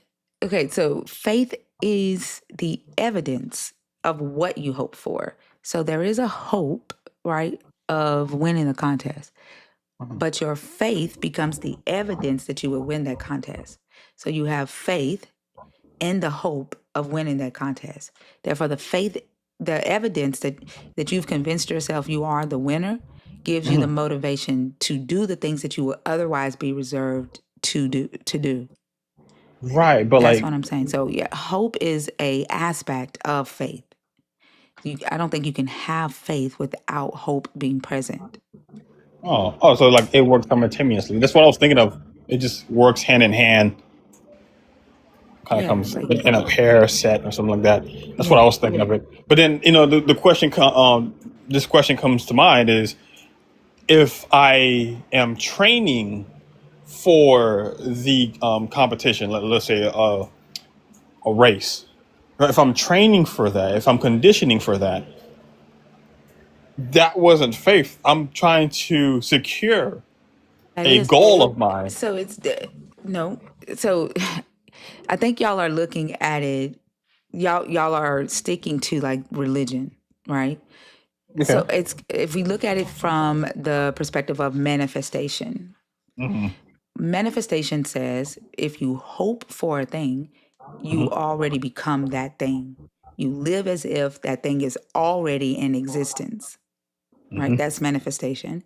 So your faith in this thing, your faith is the evidence that that thing already exists, although it has not come into your objective reality, right? So you hope to win this race, and so you move as if the race is already won. That's your faith. It's the evidence that the race is already won. Does that make sense? Yeah, I understand the concept. Yeah, it does make sense. It moves you to train to prepare yourself physically, and the faith is the preparation mentally. Because if you mentally give up, your body will follow suit. So I could see the implication. I could see some functionality in it. It's kind of like fake it till you make it. Like the fake it Yeah, till you yeah, make it is the evidence that you've already made it, right? Like yeah. the confidence of a mediocre white man. Like, okay, so Arlen Hamilton talks about this in a way. Arlen Hamilton is a black woman who was homeless while she was building her venture capitalist fund. Mm, Now, her reality says you're homeless, you have no money, you have no house, no one's mhm. going to take you seriously and give you money to invest in black and brown founders. And you are a woman, right? Right. Arlen Hamilton said, like when she was, pitching to private equity funds to give her money so that she can go out and invest in these black and brown underrepresented founders, they were telling her no. And she said one day, she was sitting there in a meeting and she watched these mediocre white men come up, didn't know what they were talking about, but they presented themselves with a confidence, right? As if they were already worth millions and millions of dollars. And so she said she did it and she got her investment. She said Oh she did wow. it again and she got her investment. So she said she just started living like she was already that venture capitalist. And she's one of the biggest venture capitalists for Black and Brown founders today. Oh wow, that'd But be that's basically that is the confidence of a mediocre white man, is that they, whatever it is that they're hoping for, they become that in their head, and that's their evidence. It doesn't matter what reality says. Right now, the lie or there are people out here who say that if you do it that way, that it will always come into objective reality. That's a lie. But what yeah. it does is it keeps you from talking yourself out of trying. You're going to fail, right? Right. But because you have that evidence in your head that you will be the successful person, you're gonna keep trying. And you're gonna keep asking. Like, I'm telling you, like, these men will ask 1,000 times. They'll get 1,000 no's until they get to their yes. And that's all that fucking matters to them. The reality, what's in front of them, doesn't fucking matter. Mm. Yeah, that's fair. That's true. You guys heard it here first. To get a promotion in your job or at a higher state, bullshit your whole way there. Lie on your resume. I'm not saying lie. I didn't say that. I'm gonna say it. But although there are some HR hiring managers who said that a lot of people be doing that, they was like, we don't check that shit. It's like, they was like, do it. We don't check that shit. Just bullshit your way into it. I heard this story of this guy who never got his license for piloting, and he's been piloting for I think 26 years or something. What the fuck is piloting? What is that? Flying a plane. I don't. Piloting? Yes. Where the hell are you at What in did I the say? piloting? Pilot. Oh. Okay. I may have mispronounced it. What? That's fair. There's a guest, anyways. What the fuck was you finna say? I mean, the guy kind of was flying a plane for a long time, and then no one checked his background to see if he actually has his pilot license. So he kind of faked it for a long time. I mean, he got arrested, but Hell yeah, he need to be arrested. That's what I'm but he saying. never That's why I said crashed. faith is good sometimes. Like, it's not, But he that never is crashed. not safe. I don't give a fuck. That is not safe. Like, that's why I 26 years said of there are flying, times where bro. there are times where faith is okay and faith is necessary, and there are times where logic and critical thinking and risk assessment But he never is crashed. necessary. Fuck that. That is not safe. No. But for And 26 and years I of can no honestly say, crash, I'm nope. just saying. I mean, I don't give a fuck. Six. Stop trying to justify that shit. okay, that's fair. That's not safe. 2YZ. Hey there. Hi, how old are you? 61. Are you a believer in the God of the Bible, deconstructing, or an atheist? I am an anti-theist atheist. All right. And what are your thoughts on the topic? That since God is a myth, faith in him could work if the person has a philosophy, but I have a philosophy about Spider-Man also. I think especially for melanated people, the Abrahamic faiths only lead to perpetual enslavement mentally. And so I gave it up back in 1978. Okay. Well, thank you so much for sharing that with us. I want to also add, if you don't mind, that most melanated people don't know paganism and polytheism are the foundations of Judaism, Hebrew faith, Christianity, and Islam, starting in Sumeria, Kemet, Egypt. Some in the audience may not know this. You probably already know it.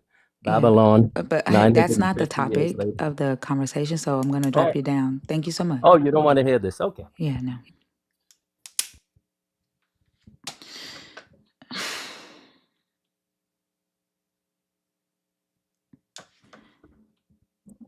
Well, he tried. Effort.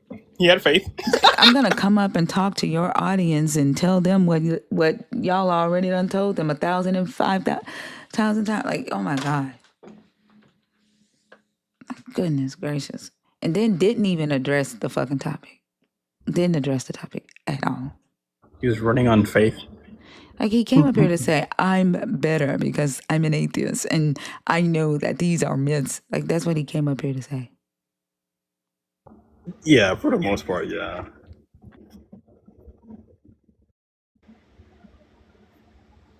Hopefully, we get some more folks in here. I mean, it's already like, oh, we do have four. Okay.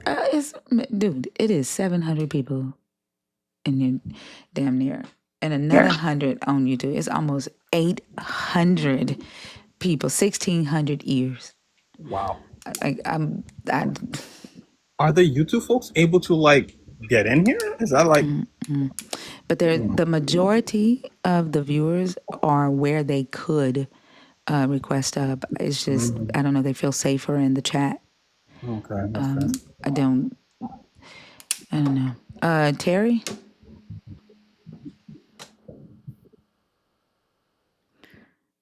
Oh my God, y'all scary motherfuckers typing in all caps like that. Ain't nobody gonna read your shit, and it ain't like it doesn't do anything. Like if you have something to say, bring your ass on stage. Typing in all caps does not do anything for you or your God. I think Jesus lied when he said they will do greater works than him. They're just scared in the chat. Like they're afraid of. It's like they're. I don't know. I have no idea. They proved Jesus a liar. Oh, you guys are terrible. Legal Shark, if you request one more time, I'm gonna block you. You have irritated the fuck out of me tonight. If you request again, I'm going to block you.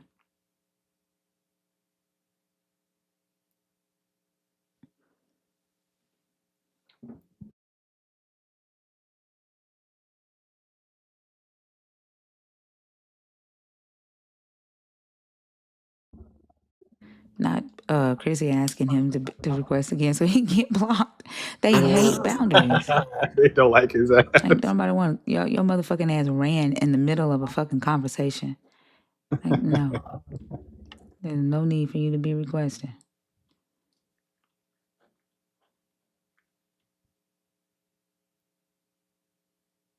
Mm-hmm. Y'all tap the screen up, do something. I have no idea. God damn. Yeah, smack that screen. Don't forget to gift the host, in L Christianity, They can't have conversations. It's just weird. It is so weird to me.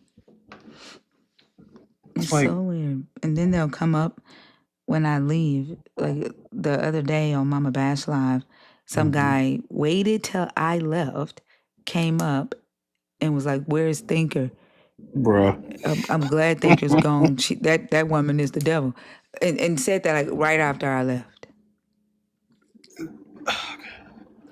What method are they using to identify you as the devil, though? Because the devil believes in God. The fact that imagination, they cannot. They feel like their imagination is being constrained. Like that guy, Reginald Wells, I think that was his name, made that video mad that I said, I will not allow you to convince me that snakes talk. And he's like, she only wants to deal with logic. She only wants to deal with evidence. Like Yeah. it's because logic and evidence does not allow much room for their imagination. Oh no, an adult who uses logic and reasoning and evidence. Oh fuck. Like what? Yeah. And that makes me the devil. Yeah, I guess. That's why I said their God is afraid of logic. Their God is afraid of evidence. Their God is afraid of critical thinking. All those things are demonized. They are sins. It makes you evil. Like that video where that lady was saying that she was telling her mom that, she's having doubts and that she doesn't know if God is real anymore. And the first thing the mama says, the devil done got your mind. And she's like, Mom, I'm not saying I don't believe in God. I'm just saying I have questions. And she's asking her mom like logical questions. And all her Right. mom keeps saying to her is, the devil, that's the devil. That's the devil talking through Right. you. Yeah. See that right there is like they're hindering development stages right there, like mental development stages. Like if the parent was logical enough, if they like, I feel like coming on here is like training wheels. You get to have these logical conversations because in case your kid asks you these logical questions that they're struggling with, you will at least have some kind of foundation to go off of. And so, like, I encourage you guys to come up here because you're gonna have to deal with these things one way or another. That's just the reality of it. Come up, let's have it out. Y'all out here just scared. You're just gonna be like, no, that's the devil. Nope, nope, that's you're wrong, and you're wrong because I said you're wrong. What? And the crazy thing is that I try to understand. I try to hmm understand, but it's difficult when they talk shit. And they'll talk shit when I'm on somebody else's live, or they'll talk shit when I'm not there. And so it's difficult, right, to show empathy to the same motherfuckers who want to act like they big and bad when I'm not in the room, but will sit in my live, uh, you know, and listen to the conversations, like Shirley ass. Talking cash shit on stage and then gonna say, I learn a lot from sitting in your live. What? Motherfucker? I blocked her ass right then and there because ain't no fucking way you finna sit and learn from me and then go talk shit about me. Like, That's there ain't no just fucking way. that's hateful for real. That's oh wow. And they're supposed to be the loving people.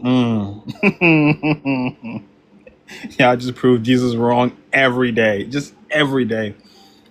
Is that Man, I think what bothers a lot of believers too that sit in here and don't request is that they're asking themselves, how is it that they know the Bible? Right? They're reading the Bible, but yet they're atheists. And I think it's fucking them up.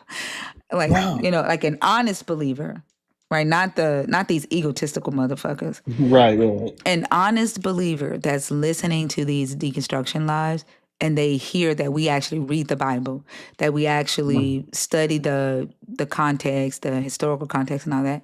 I think they're asking that they're in shock and they're like, well, they not the Bible does say that. The book does say that. How do they know? How do they read it and they still don't believe in God?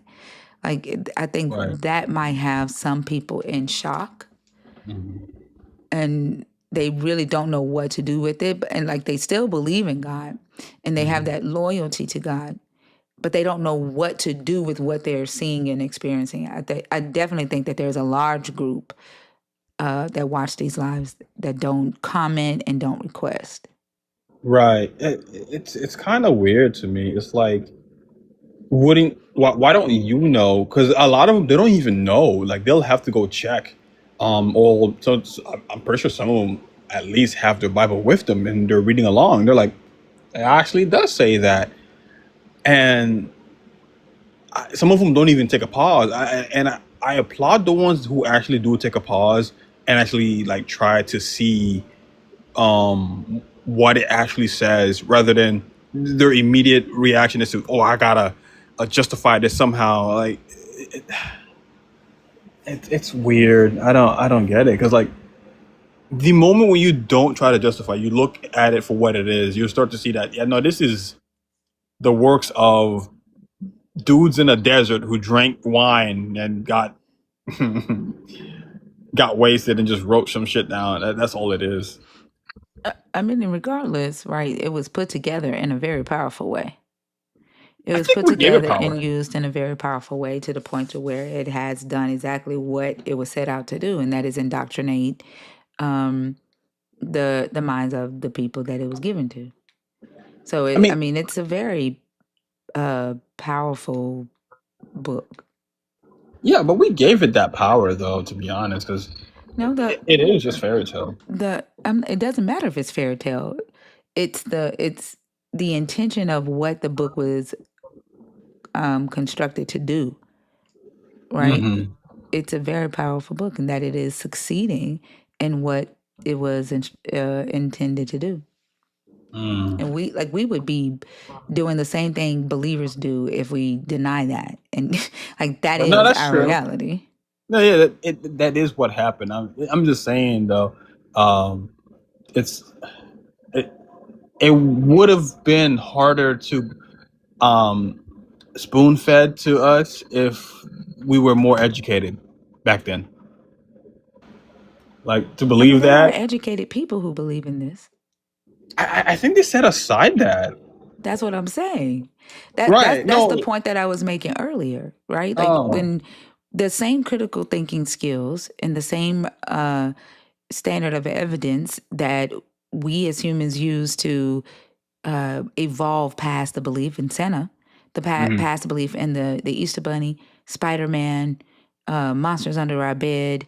We use that in those areas of our life, but a lot of us refuse to use those same skills, that same standard of evidence when it comes to this God belief.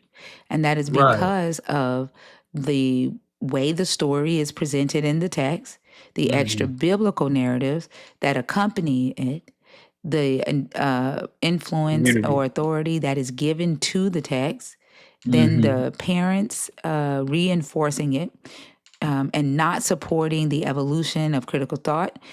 Hmm. When a young person begins to question the validity of it and start requiring evidence, starts requiring logic, right, for it to make sense, the parent Hmm. doesn't support that evolution. Right. And then you have the reinforcement of the fairy tale by the parent. They go and get extra reinforcement by pastors, missionaries, Sunday school teachers, community members. Then you have society, right, who also Right. reinforces it. So there's a lack of support in the evolution of evolving past this fairy tale, past the Right. myth. It Yeah, I and see it's that. because of the way the story is given. When you're first Hmm. given this God, you are given the God uh, through reverence and awe.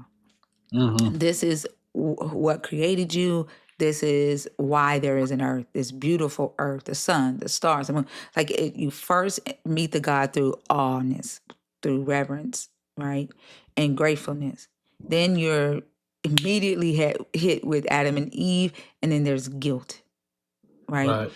And then you're told about Jesus, who loved you so much. He was so innocent. He loved you so much. As God, he came down here to renew and restore this relationship and to pay the cost for the sins that you as a human have committed. And he was done so bad. He was brutally beaten. So then there is this debt and there is this loyalty, right? You're connected to that. And then Right. after that, there is this, but don't you worry, he got back up. He did this miraculous thing. He said that he's gonna endow you with this spirit so that you too can be supernaturally endowed to do miracles. And this is how you're gonna assist God in helping the Right. world. So then there's purpose, there's hope, there's salvation. And then there is a reward attached to that or a punishment attached to that. And so the way it is orchestrated, right? Um, it's I mean it does exactly what it's intended to do. And the thing is like it there the book is talking to three different groups of people. The book is talking Right. to those that are in control, right? It's talking to those that are commissioned by those that are in control, i.e., the politicians, the pastors, the priests, all the P's, the prophets. They get a different message because Hmm. they have to be told what they are allowed to teach, right? In every Right. denomination, what they are allowed to teach to the public. And then the public gets a different message. And it's what they are allowed to believe and what they are allowed to know. And so it's a multi-layered text, and it is doing exactly what it was intended to do. Like it's a very powerful book. Like we would Nah, I see that. yeah. I mean, I feel like I really don't want to give this thing any credit at all. Mostly because of my It's not perspective. giving it credit, it's acknowledging, I right? mean, yeah, Yeah. that. Like we're not saying that the claims in the book are true. We're Yeah, not no, we're no, not no. saying the God claim is true.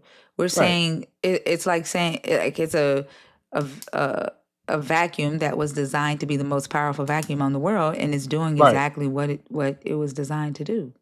right. No, no. Yeah, but I feel like there's some implications into that. If humans were not social creatures, if we did not value cultural and tradition, this wouldn't have had that much of a grasp on us as much as it did. But that doesn't negate the fact that even that was considered when the book was constructed. That's what I'm saying. Like all of that was considered when they put this book together and called it a Bible. Like the Mm, reason this text was written in antiquity is not the same reason that the Bible was constructed. In antiquity, the nations had their myths for different reasons, right? mm, The king would solidify that a god chose him to be king, and that solidified why he should rule. mm. Then a king would, for his annals, would basically puff himself up and talk about all the things that he did good as a king to help the people through the power of the gods. Then they would, write laws in order to and say that the God gave them laws so that the people within their nation would be more likely to follow these laws as they began to learn how to live in societies, right? Because Right. at first, the people lived miles and miles apart. They did not live on top of each other the way we do today. And so Hmm. the more population grew and people started uh, habitating closer and closer and on top of each other, and then private ownership became a thing. Then it's like this is don't come in my house, don't touch my sheep, don't touch my food, don't this is my gold, my this, right? And Right. so then they had to write laws that would change the behaviors of the people in their nation so that they could minimize the theft, they could minimize murder, they could, you Mhm. know, and so they used the gods as a way to convince people to follow and obey these laws, Right. right? But then the criminal justice system grew out, and the need for a god to back a law became less and less and less and less. And Right. so, yeah, and the reason for the God belief today is not because of law, right? It's there's the reason today is for control of the nations that are have been conquered. Mm. Yeah. I mean, yeah, just like King Leopold and what he was doing to people of Congo. I mean, yeah, that makes sense. For resources and all that, or how the Islamic faith people were going around trying to take, kind of take hold of Africa or parts of Africa. The religious wars. So it's more of, I guess it kind of helps. Hmm. Yeah, I guess I can grant that it's a powerful book. Still a fairy tale though. I mean, there there are fairy Thanatos tales was a strong in fairy your tale. life that have been strong, right? That taught you lessons, Yeah. right? You saying that it's a fairy tale does not negate the fact that it actually has an effect on the human brain. Yeah. Right? So I hear you, and it sounds like you're heartbroken that you have to even say, "Hey, the book has power." But if you don't think that the book has power over the mind of human beings, then what are the conversations for that you're participating in? No. Okay. So it's like when you give power to a thing or you give authority to a thing, you But kind of you didn't give it follow. authority. Right. No. It And already that's why has it. It already has authority. It already has it. it's not mine. It's not my independent. It's my dependent though. That's why I'm getting at. I don't know what that has to do with whether the book has authority or not. Right. So as long as you don't view it as authoritative, it doesn't really have a Does that power. take away its authority that it has in society? Because you The don't authority view that it. it gained was Hold on, hold through. on, hold on. Okay. Just because you don't view it as an authoritative text, does that take away the authority that it already has in society? No, it doesn't. No. Right. It still has is a book that has authority, and that has power behind it because of the people that believe in it, and because of Mm. the institutions that are behind it. So, like ignoring the fact or pretending that it actually does not have authority, you would be doing the same thing that believers do, and rejecting what's real in your objective reality. Like it does have authority. Right. No, I was saying that like we gave it authority Right. that Humans it's did. mind dependent. Like I was Yeah. saying the fluff stuff is like not why it has authority, but we gave it authority and it's mind dependent, not mind independent. Yeah, but It, I don't. That's what I'm saying. I don't know why you're saying that though. uh, Because oh, like you keep focusing on the fact that it's a fairy tale, right? right, And I'm not talking about the contents of the book. I'm not talking about the stories in it. right, okay, Yeah, like we know that it's mythology. But right. that does not matter. The book still has authority, right? Like it still has authority, and it still is a powerful book when it comes to indoctrination and social control. Doesn't matter if what's in the Yeah, book is real or not. I can grant that. Yeah. Hmm. Yeah, I can grant that. I don't see the how it breaks any forms of logic, so that's fair. That's fair. Say that again. You what now? Oh, I don't see how it breaks any like laws of logic, so it's fair. It's fair to say it follows reason. There's reason to believe that with the evidence at hand, it does have power, and throughout history, there's historical evidence that it does have power. It does have great influence. So I can't really deny any of that. So I have no reason to deny any of it. That it doesn't have power. I can grant that. Phil, bro, get off me. Yeah, you sound sad. You sound sad. No, I'm okay. I'm just tired. It's been a while. It's been 5 hours for me. I woke up at 1. I'm about to shut down because the hours have gone by. Um, last call for alcohol, y'all. If you are a believer in the God of the Bible, I'm so like I don't know, like really, really laid back. If you are a believer in the God of the Bible, deconstructing or an atheist, y'all, the guest box is open. Oh, Not, Teflon. not this guy. hey, you don't remember me? Why did you just ask me that? I just was asking. Why though? Did I say I didn't know who you were? No, I didn't. So I why? thought. But so why did you ask that before I even? I just thought maybe you had forgot about me, What? but I haven't been seeing you as much. I mean, I'm just glad to know that you're still doing well. Well, I appreciate that. Did you come up to talk about the topic? No, actually, no. It is only like I said. Okay, Earl. I just came to Okay. say hi to you. Mm, You know, this is uh, weird. I don't. I I do know not it's understand not when it's not believers with do stuff like this. no no no No, no, no. no Stop. Because no I saw you commenting in the comments about the topic, and then no. when I y'all were, didn't. hold on. Yes, you did. About what we were talking about as far as No, I didn't. like, I didn't come uh, in. I just said hold on. hello. Okay. Um. Hold on.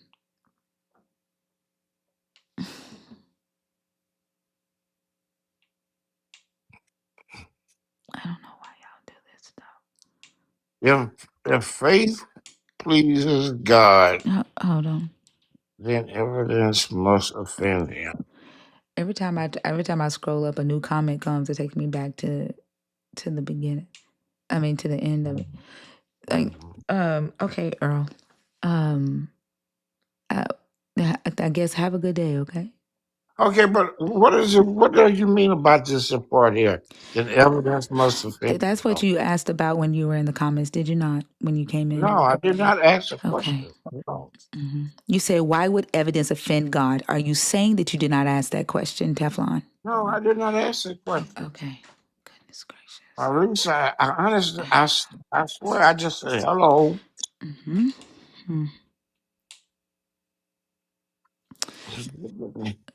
Okay. Well, thank you so much for coming up, okay? But I'm asking you now Oh, God. about the bottom part. What does it mean? What is it? Then evidence must offend him. Yeah, What evidence? you have frustrated me because I have no idea why you're not being honest right now. And my mind is just going to focus on why are you telling this lie?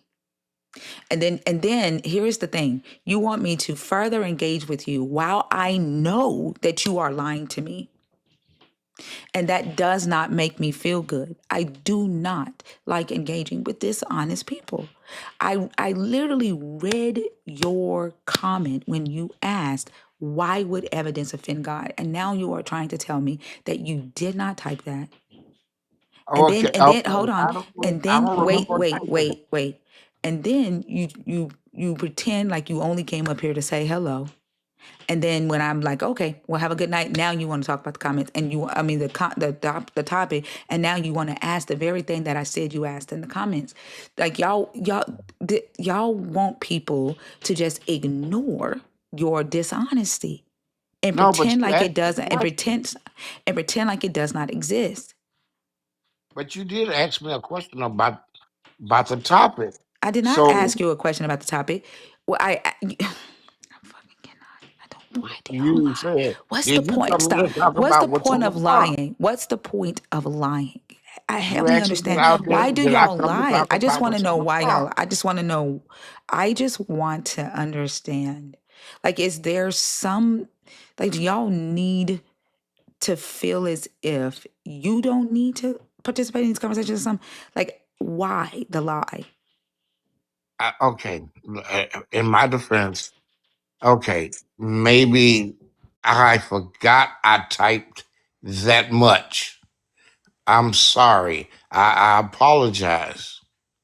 I am not trying to be dishonest with you because I know what your stance is, and I can't change your stance, and you can't change mine. One I'm of her not stance trying to was change that it. Like, I'm not trying to change your I stance. know. That I So don't I understand. Wait, respect stop, please. you. I don't understand why y'all need to lie so much. Why the lies is what I'm asking. Like something as minute, something as simple as, did you come up to talk about the topic? And you know damn well you came up to talk about the topic. Like, do you want to make it seem as if you don't care about what we're talking about in here? Or like we are begging to talk to you? Like, why the lie? That's what I need to understand. What was this for? Help me understand that. What was this whole show for? I have to come off mute.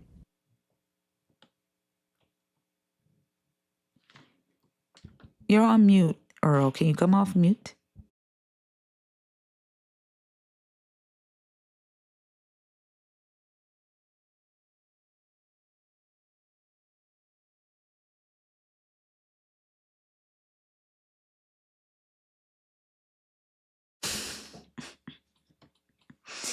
And then you gonna sit here and act like you don't know how to come off mute now, Earl. Earl. Oh, okay. You finally asked me, okay, again, did you come here to talk about the topic? So I just kind of like looked at the prompt again and I said, okay, because I had read it before, but then I'm at the end, I'm like, did evidence must offend you? I would just wanted to know what you meant about that. And that's far as I wanted to go because I don't know what you mean. Earl, when someone tells a lie and then a person says, well, I have evidence that you lied, do you think that evidence would offend the liar? No, it would convict the liar. So you So, have so evidence evidence. convicts the liar. So Yeah, this lie that there is a devil that wants to rob, kill, and destroy. that's true. Where is the evidence of that?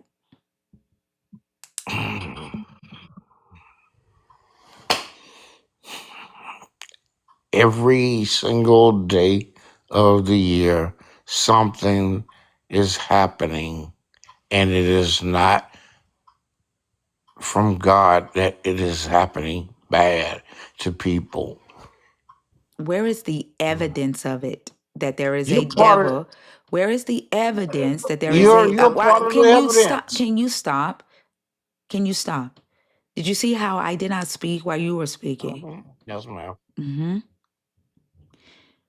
Where is the evidence that there is a devil that wants to rob, kill, and destroy? Okay, the evidence is you Are yourself. you calling me the devil?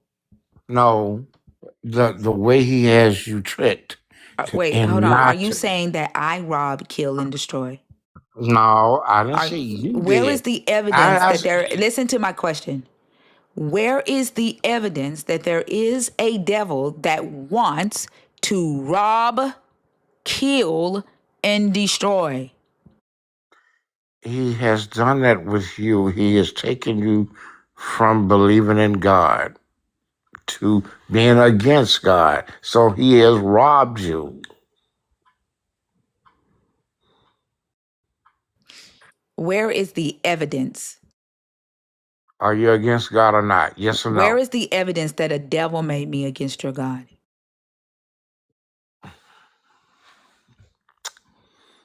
It's in you. That's all you talk So about. there That's is no all evidence. you So do. let's take a look at this and see if the devil is against your God. And we're gonna line this up according to your Bible, since you want to make a claim that I have a devil or that I'm influenced by a devil or a demon. Yeah, influence. Yeah, let's line this up by your God. I mean by your book. Are we doing a Venn diagram? No. Would you go to Genesis 3? Hey, stop. Because I asked you for your evidence and you had none. This is my turn. Your the claim that a devil is against your God. Does a devil or a demon respect the authority of your God according No. to your Bible? He doesn't want to, I but didn't he's ask that. I under. did not ask if he wants to. Does a devil or a demon respect the authority of your God? No, he does not. So a devil or a demon does not is not subject to your God's authority. He's subject to it. That means he has to respect it, correct?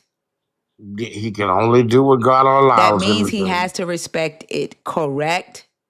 Yes. All right. So your devil and your demon is subject to, i.e., respects the authority of your God. Does a devil or a demon have to obey the command of your God? When given. So the answer to that would be yes.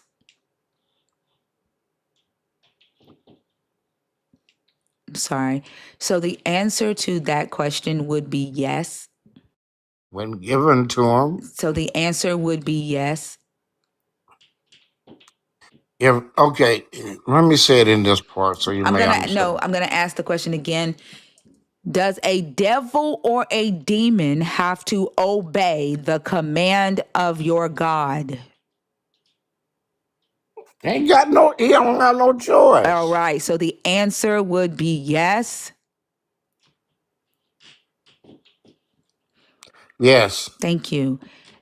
Do devils and demons tremble at the name of your God or the presence of Yes. your God? Yes. Do devils and demons know that your Jesus is the Messiah? Yes. Do devils or demons bow to your God? Yes. Now, Teflon, do I respect the authority of your God? No. Do I bow to your God? No. Do I fear or tremble your God? No. Do I obey your God's command? No. Can I disobey your God's command even when given to me? Mm, that would be the Holy Spirit would have to come upon you. Can You I would. can I say fuck the Holy Spirit and not obey your God's command even when given to Well, me? well, you've already doomed So yourself then the with answer that. would be yes. That would be your yes. So I can say fuck your God's command. Do I believe that you're Jesus or know that your Jesus is the Messiah? I don't know what you know No, out of. no. The answer to that would be no. So that would be evidence that I am not influenced by your devil or your Yes, demon. you are. But the people that would be influenced by your devil or your demon would be the people who are in line with the devil or the demon. The But people you I'm talking are. right now, the people who believe that Jesus is God, just like the devil and demons, would be you, Earl. The person who obeys the God, just like the devil and the demons, would be you, Earl. The person who trembles at the presence or name of the God would, just like the demons and the devils, that would be you, Earl. The people who bow to the God, just like the demons and the devils, would be you, Earl. The people who know that the God is one, just like the demons and devils, that would be you, Earl. So if anybody is more in line with a devil or a demon, that would be you, Earl. Because there is no way that a demon or a devil could convince me to not believe in a God that demon and devil is subject to obey, is subject to reverence, is subject to confess or acknowledge. That would be you, Earl. I acknowledge God. Just like your demon and your devil, Earl. And No. the fact that you have like your level of critical thought here, I think the demon, the believing, reverencing, bowing down demon that lives in you, that influences you to bow to this God, has also convinced you, Earl, to cast off your ability to use that thing in your head called a brain and critically think about what I just said. You might need to go and gnaw on it a little bit so that you can see how you and your devil have more in common than your devil and any motherfucking atheist. No, I don't believe that at all. You got that sadly wrong, my friend. I really know that you do. Because there's no way in on this earth that I do not, I love God. I revere God. And I know Jesus Christ is my Savior. That is something no demon can ever say. You can't say that because you are against God. And Could since you are, can a demon say that Jesus is not the Son of God? he won't acknowledge him as his Savior. Can a demon say that Jesus is not the Son of God? Can a demon say fuck God? I don't think a demon would say anything. Can they though? I don't know what they can say. Yes, I you do. never heard one. The reason No, you I don't ain't know, never the heard reason one you don't talk. know is because you don't read your book. I never heard If you one actually talk. read your book, then you would know that demons obey and must obey your God. That it is the demons first in this story that recognizes your Jesus and confesses that your Jesus is the Messiah. The demons recognize him first, and then your God rebukes them and tells them to keep his secret. You, Teflon, share a belief with demons. You share a faith with the devil and his demons, not me. You would be influenced and possessed by a demon, not Oh, me. so where does that put you? It's being myself, free from your God and your damn devil. So when you expire from this world, what happens to you? I die. What the fuck do you mean? I mean, what's your next step? I don't know. Go to What a happens to Halloween you? party, come back What and happens to haunt your your ass. soul? What the fuck do you think? If something What is happens to your dead, soul? if what soul? What soul? The one that God gave you Where from the is it? beginning. Where is it? Where is it? It's on the inside of you. Where? On the inside. Where on the That inside? that very breath that you breathe. So a soul is breath? That's So do it. you walk around leaking soul every day? It's not God gives you back. So your soul, your when a person has low oxygen, they have low soul. So No. then a soul isn't breath. As they have low oxygen, either they are leaving this world or something is wrong with the body at that time. So the soul isn't breath. Yes, it is. I swear, like this level of intellect be pissing me the fuck off. I know. Yeah, because you don't realize how ignorant you sound. Okay. I'm ignorant. You smart. That's Hmm. why you're the thinker. I'm not the thinker. Like, why the fuck do y'all keep putting the in front of my name? Okay. You are a thinker. Okay. How about that? And I'm just happy to know you still on top of the earth instead of under the earth. Where is And that you under the earth? and What the you have fuck? a Like, chance how old are you, Earl? and you have a chance to turn How old around. are you, Earl? Old enough. Y'all, can somebody block Legal Shark? I'm sick of your motherfucking ass and your boundary crossing. Like, I'm sick of you.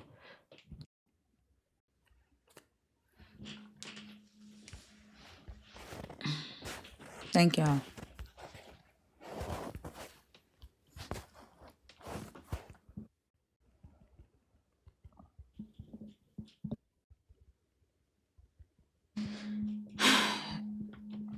Like, mind you, the moment I turn my attention to somebody else, his motherfucking ass flee.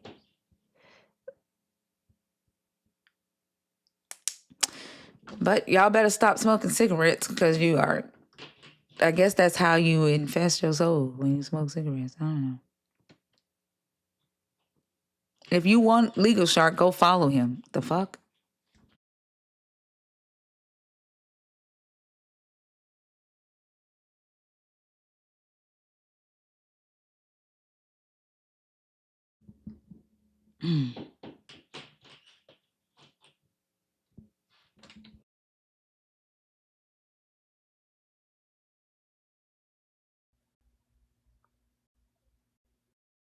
Rare Black.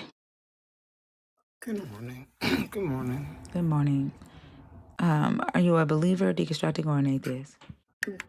Deconstructing. I've been on here before. Oh, okay. What are your thoughts on the topic?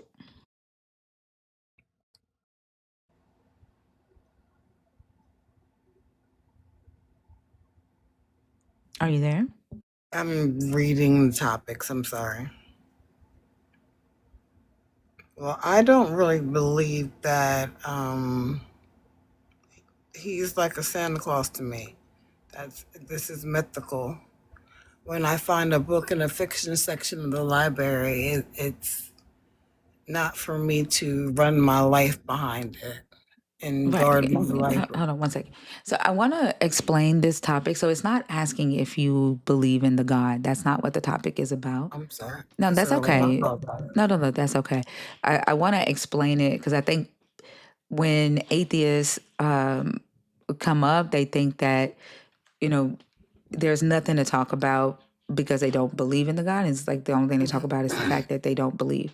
What this topic is discussing is the concept of faith and evidence and critical thinking, logic, Oh, reasoning okay. skills, right? Gotcha. And Gotcha. how Okay. those things tend to be demonized within this belief system.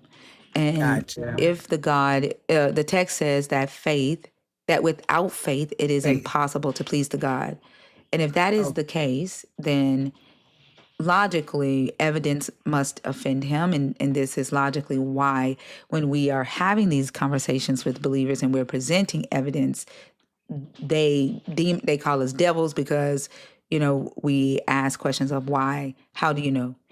Where's the evidence? That's what this conversation is about.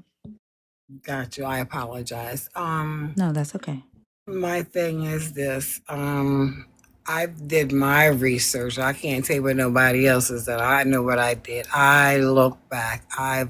I went to different books. I've checked with this. I got a Torah. I got the Torah. You name it, I got it. And everything that I found was there was six different, I think, different women or entities that was born on the December to 25th, and all of them had some type of special powers, okay, but it was all on December the 25th, but in different years. So I think, and I may be wrong, but they took all these stories, put them together. I'm going to take this out, put this in, and then this is how we're going to go. Then they went out and took some more out, and this is now what we're going to go with. What is his name? Constantine? I think that's what. I may be wrong. I think it was Constantine, but they wanted to put in what they wanted to put in, and then you got I what's his name? It's early in the morning, but my brain is. Oh, um he unalived his mother. Oh, King somebody. Him. King James unalived his mom in order to get the throne. So it's just a whole lot of things that I can't get no DNA, and the DNA is on everything nowadays, but they have not found any DNA for these people. Um, I listened to Dr. Malachi York, one of his books. I just listened to it, and I'm not big on it, but there was something that he said that was very, very interesting to me. He said, if I'm telling you about these things, and if 8 to 9 years they come into existence, I'm telling you the truth, but a lot of you just don't want to hear it. And look at everything that he said was true. We got the UFO files unlocked. We got the Martin Luther King files unlocked. The I'm Rosa sorry. Parks. I don't know what we're talking about. I'm so confused. We're talking Like, about how they are doing with their this um religion is tearing us apart because it's all about religion. And that's I not feel the like topic though. The topic isn't about how religion is tearing us apart. as a whole, as a group, as um a following, you don't think That's that's, not the topic though. Me saying that, hey, we have a designated or maybe topic I'm that we're just not discussing. grasping this early in the morning. That maybe that's what it Uh, is.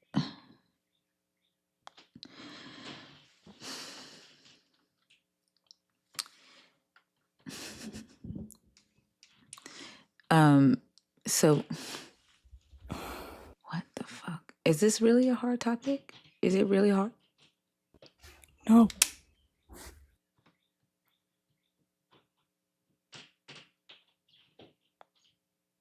And then why do they automatically go to, you don't think that's happening? Because I say that's not what we're talking about. Exactly.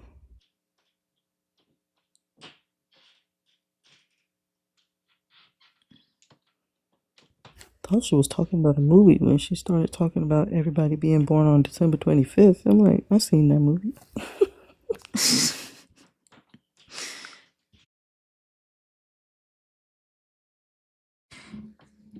It's 700 people in here, and y'all trying to tell me there is not one coherent ass conversation in here.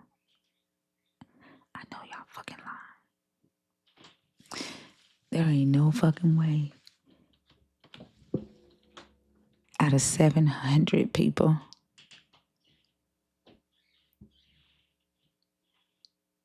there ain't no way.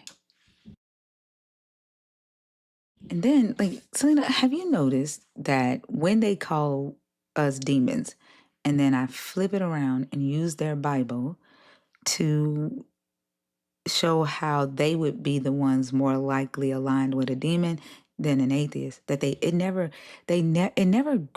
grasp that, like, it's almost like they don't have comparison skills.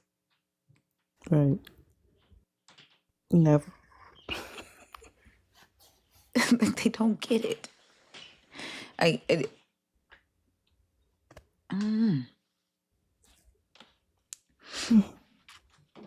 This 6, this is what I mean when I say the book has power.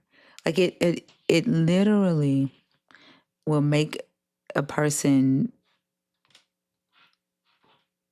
put up a brick wall to, like, obvious facts. Like, it's like it literally makes a person agree willfully to have a lack of knowledge, to stay within a place of a lack of knowledge. Like, it's like they agree. Yeah, they get it, but it's like they just reject. Like, they willfully cast off common sense, comprehension. Like, that's the power that I'm talking about, that it has, like that right there. And we can't deny that. Like, it's there. It's there. And even with them not reading the book, they don't read it. It's the authority that's been given behind the book that makes them make this decision, like willfully choose this decision. Yeah, that's very true. Mm. So weird.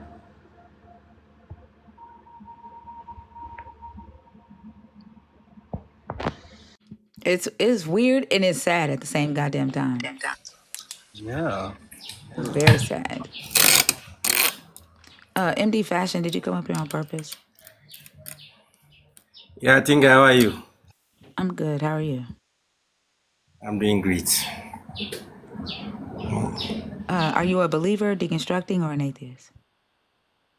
Yeah, I'm a believer. All right. What are your thoughts? I'm sorry. How old are you? I'm 40 years. All right. And do you use critical thinking when it comes to, like, as you are studying your belief system and reading your Bible, has there ever been a time where you've thought about what you are reading, use critical thinking or logic, and had to change what you believe because what you once believed about your God or your faith no longer made sense because logic made you look at it differently? Has that ever happened to you? No, no, please. No. So that means that you don't use critical thinking.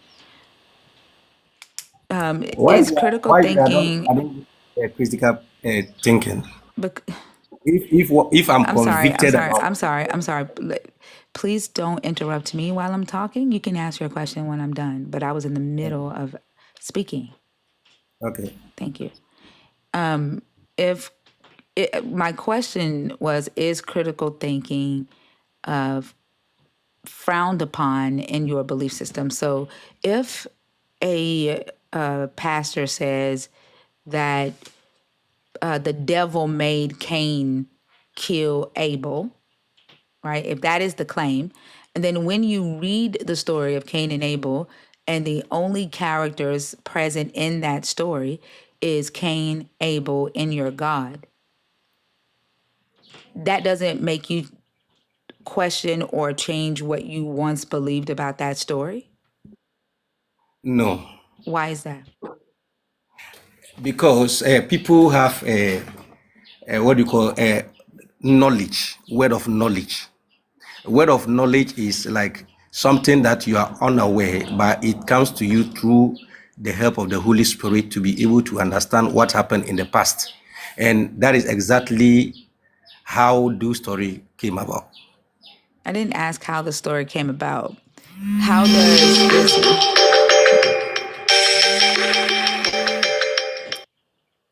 Hey, yo. I'm awake, goddammit.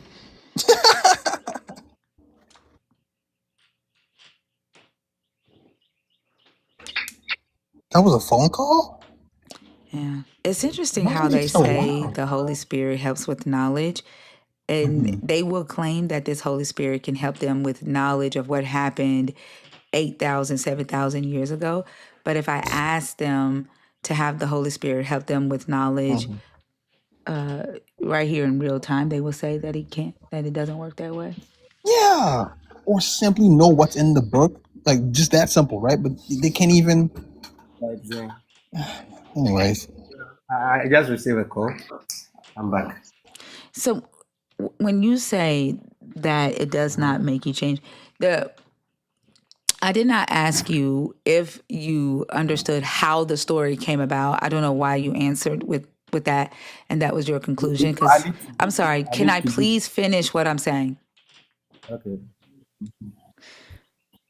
Goodness gracious. I did not ask you how the story came about. Mm-hmm. I asked if you are told by a pastor that the devil made Cain kill Abel. Yet in the story, when you read it, the only characters in that story are your God, Cain, and Abel.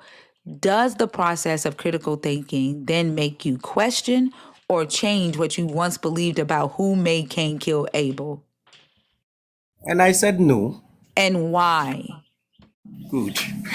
You know, the Bible, as it was given to us, is not just a statement, but it's a series of events that happened in the past. Okay?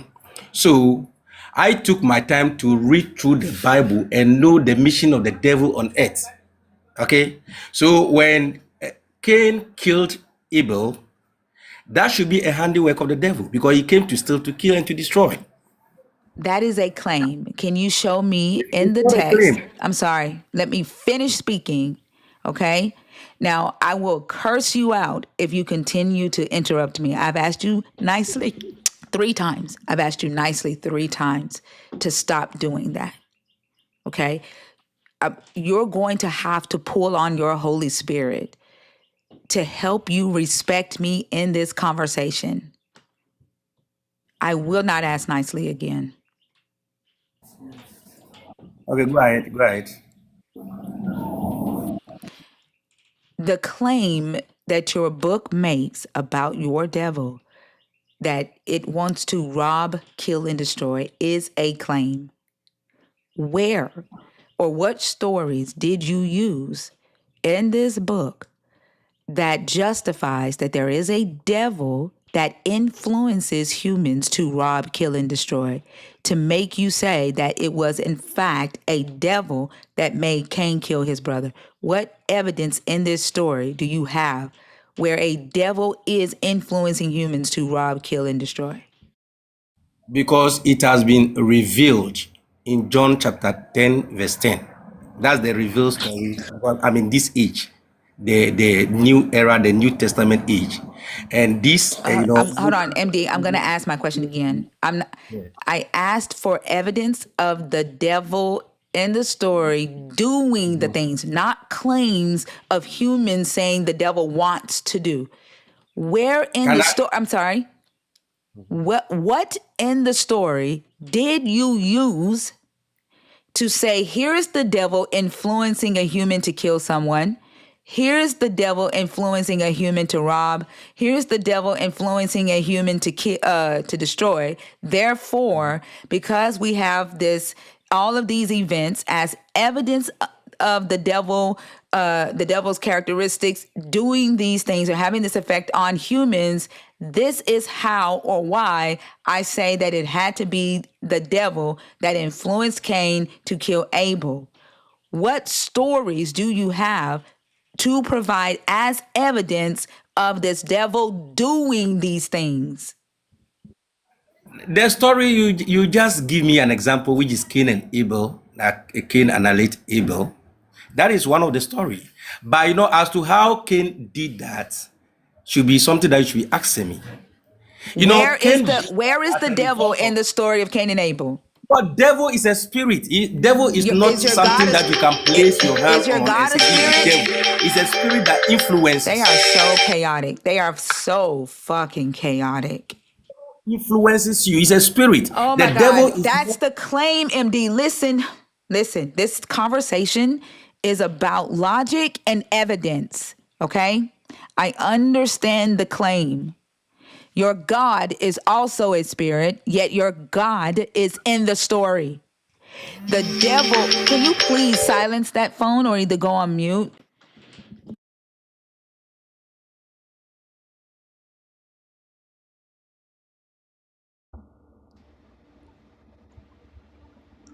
I mean,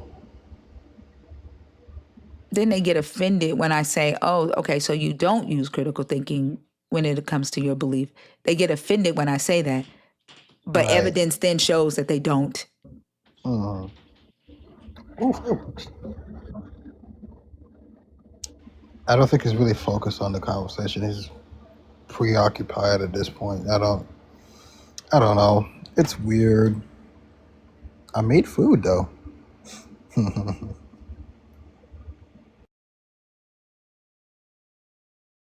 Exactly. Insulted. Insulted said the ringtone matched the answers. Like, and then they always come up here when they're working. Yeah. Oh, he's back. Yeah, I'm back.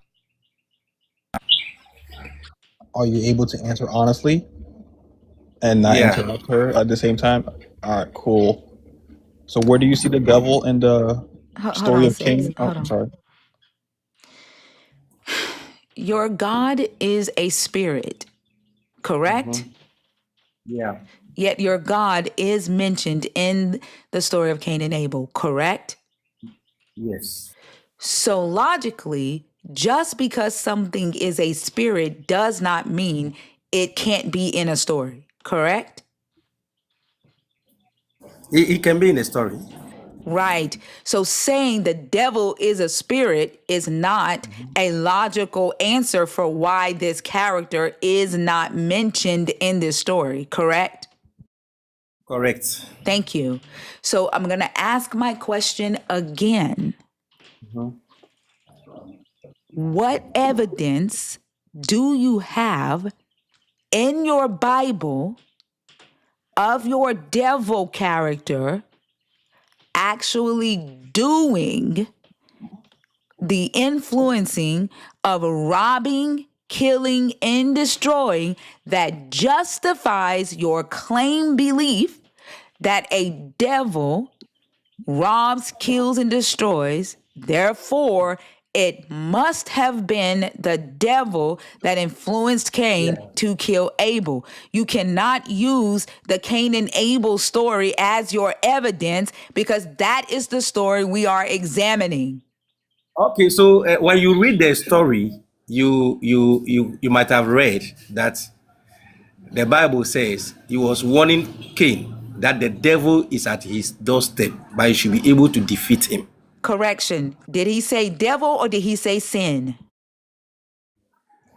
Devil and sin. What is the No, difference no, between them? they are two different words. Did he say the devil is at your No, doorstep? the fact Stop. that there's the two Stop. different words. Stop. Stop. They are two different words. Did he say the Okay. devil is at your doorstep or sin? The sin and the devil. I mean, what is the difference between the sin and the devil? The devil is the originator of sin. Oh my fucking gosh. This is the answer the question. Does he say sin is at your door or does he say the devil is at your door? To my understanding, sin is as equal as the devil. What does the text say? So is sin, is sin What does the text say? Does the text say sin is at your door or the devil is at your is door? sin. But to man, you see, you are Okay, an atheist. You don't know the stop difference for a between a second. sin and Stop for a a devil. second. So Mhm. you changed a word in the text in order to give the illusion, right, of what you need the story to have. You added No, up. you Yes, see, you did. Hold on for a you don't second. Let me understand finish, please. spiritual Let things. me finish, please. You Uh-huh. added to the story. You added to the story to give the illusion of the story, the illusion of what you needed to have, to include this devil character where it does not exist. That's one thing you did. Hold on. No, do you know Stop. that the whole Bible is full Let of me parables? finish and then you can respond. Okay. That is one thing that you did. You added to the story to include this character that does not exist in the story. The definition of sin, first off, sin is an act, not a entity. The devil and sin are not synonymous. You cannot say that your devil and sin are synonymous. If your devil was in heaven, then you would have to say sin was in heaven. If your devil is the serpent in the garden and the serpent is talking to Eve, you would have to say that sin was already in the world before they ate from that fruit. You are being dishonest. And your biblical definition of sin is that it is a transgression of your God's divine law, not that it is the nemesis of your God or some fallen angel. You are being dishonest.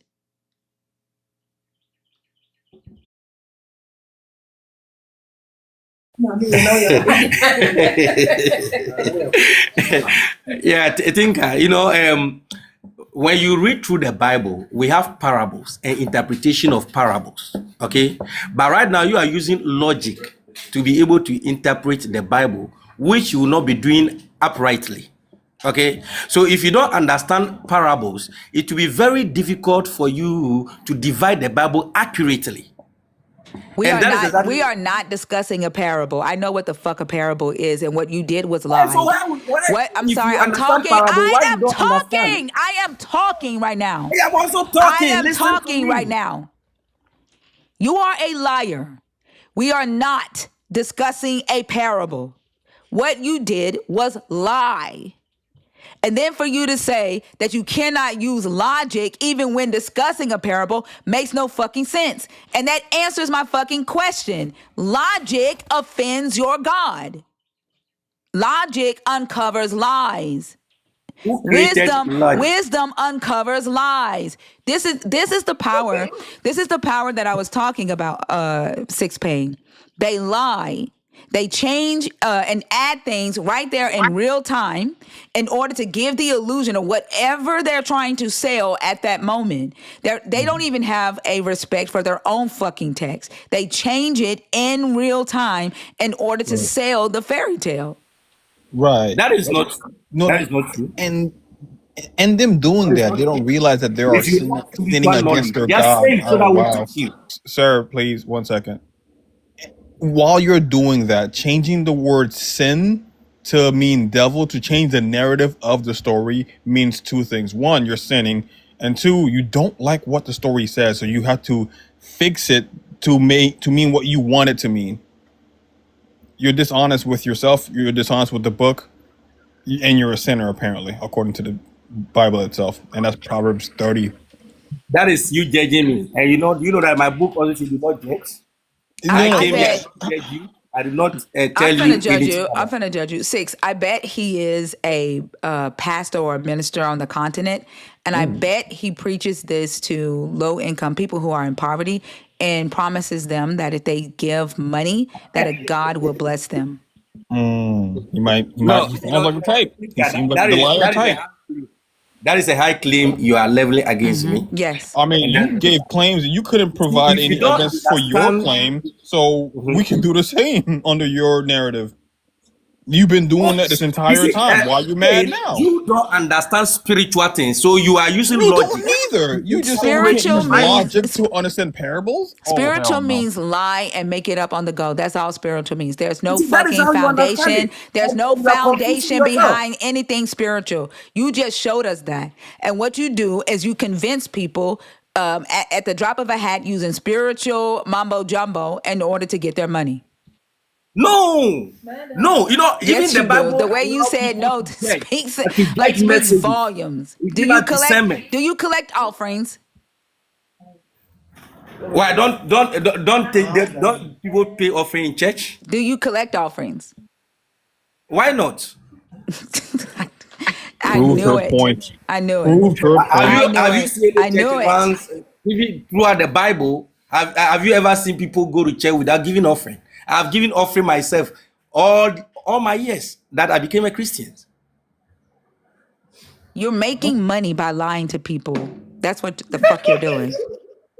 No, And y'all you think this see, shit is I funny. don't know. And y'all think this That shit is funny. You know what? It is not. It's not just the colonizers' oh, you see, fault. the I'm level talking of right your now. I'm ignorance about church. talking. It is not just the colonizers' fault that Africa is in poverty. It is pastors and ministers and liars like you that don't give a fuck about your own people and the suffering of your own indigenous people who come from your fucking land, who come from your blood. You've turned into the fucking oppressor with No, your you are oppressive wrong ass because there are God. churches all over the You world. There are are a churches in America liar. and You are Europe. a liar. You are a So you want deceiver. to tell me that there You is no church in are the one America? who helps the robbing, the killing, and the destroying. It is you.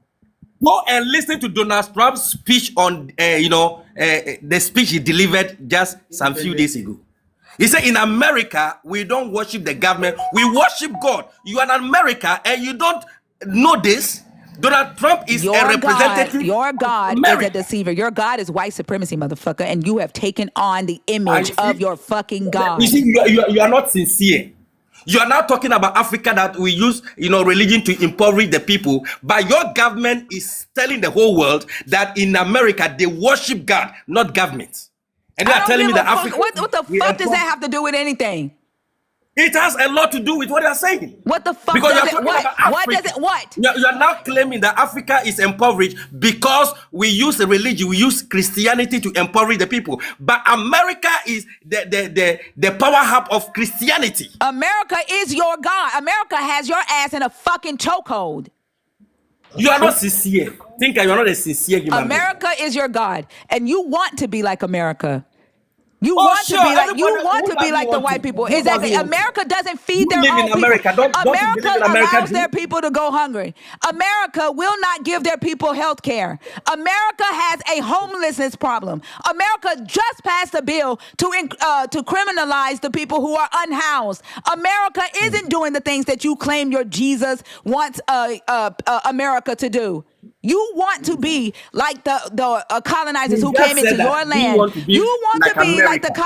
And colonizers now who came into you are your talking down land and America. went into your That is ground a double and took your standard. motherfucking resources back to their countries to raise their countries up while they allowed their own people to fucking starve. You are your So, so, fucking so God. does You that boil are down the on epitome of leadership that failure shit, and you laugh or in the face Christianity? of it, you fucking devil. You are the It devil, and doesn't so boil is your down on fucking leadership failure God. or Christianity. Are you telling me that it's the Christianity that is the problem or leadership failure?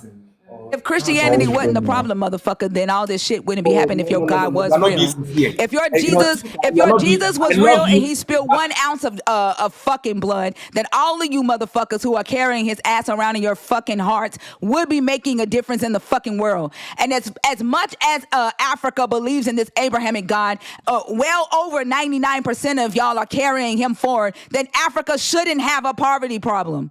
Mm-hmm. Do we have impoverished people in America? Oh my days.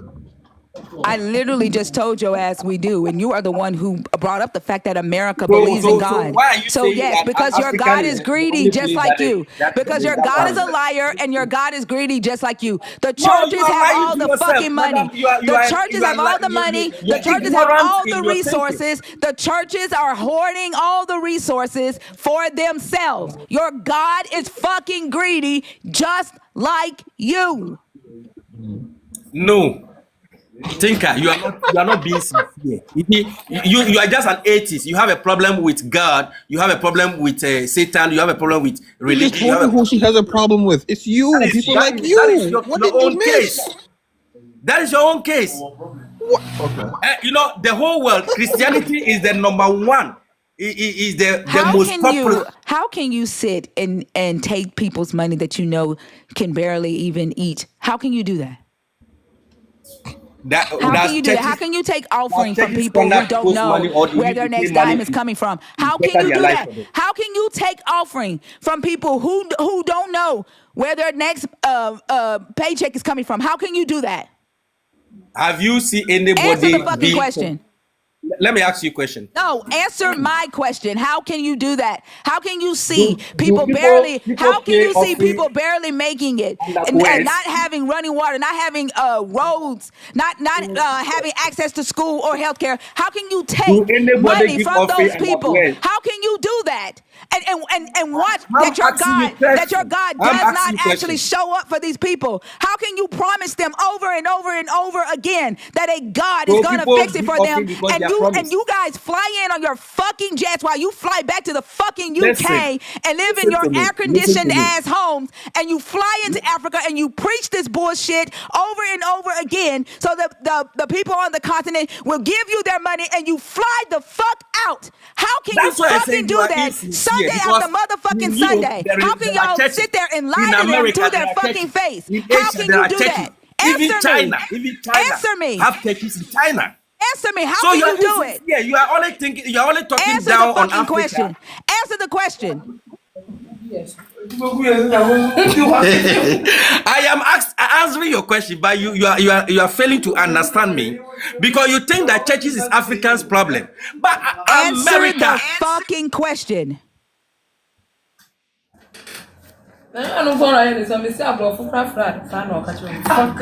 Now, what question do you want to answer? You're all I've been powerful answering you. God. You're Answering, all you're not taking. powerful. You're all powerful God. I've You're been not answering it. taking You're it. not taking it. This is what y'all fucking do. Like y'all talk a fuck. All y'all do is just fucking talk. No, the word you are You using, I can use selfish, it. greedy The word motherfuckers. you use, That's I what y'all can are. use it. Y'all are And it is liars. demons. Y'all It are is Satan. liars. You are liars. You are steamrollers. You are liars. And I hope Africa wakes the fuck up and realizes that you motherfuckers are exploiting them. America. Thinker's mic is out, so you're definitely not going to talk over her right now. Is it back? I can hear you, but it doesn't sound as crisp as it was. Well, it sounds good to me. I don't. For a second, it did sound bad. It sounds good to me now. Okay. And Like all the it people the, in the the the crazy background. thing about it is that everybody can see you laughing. We can look at the statistics at the poverty levels on the continent. Like we don't have to play this fucking game. Like you think it's funny that you have turned into your own motherfucking colonizer, that you support the people who are oppressing the people in your own motherfucking hometown. Like you're just disgusting. You and your fucking God.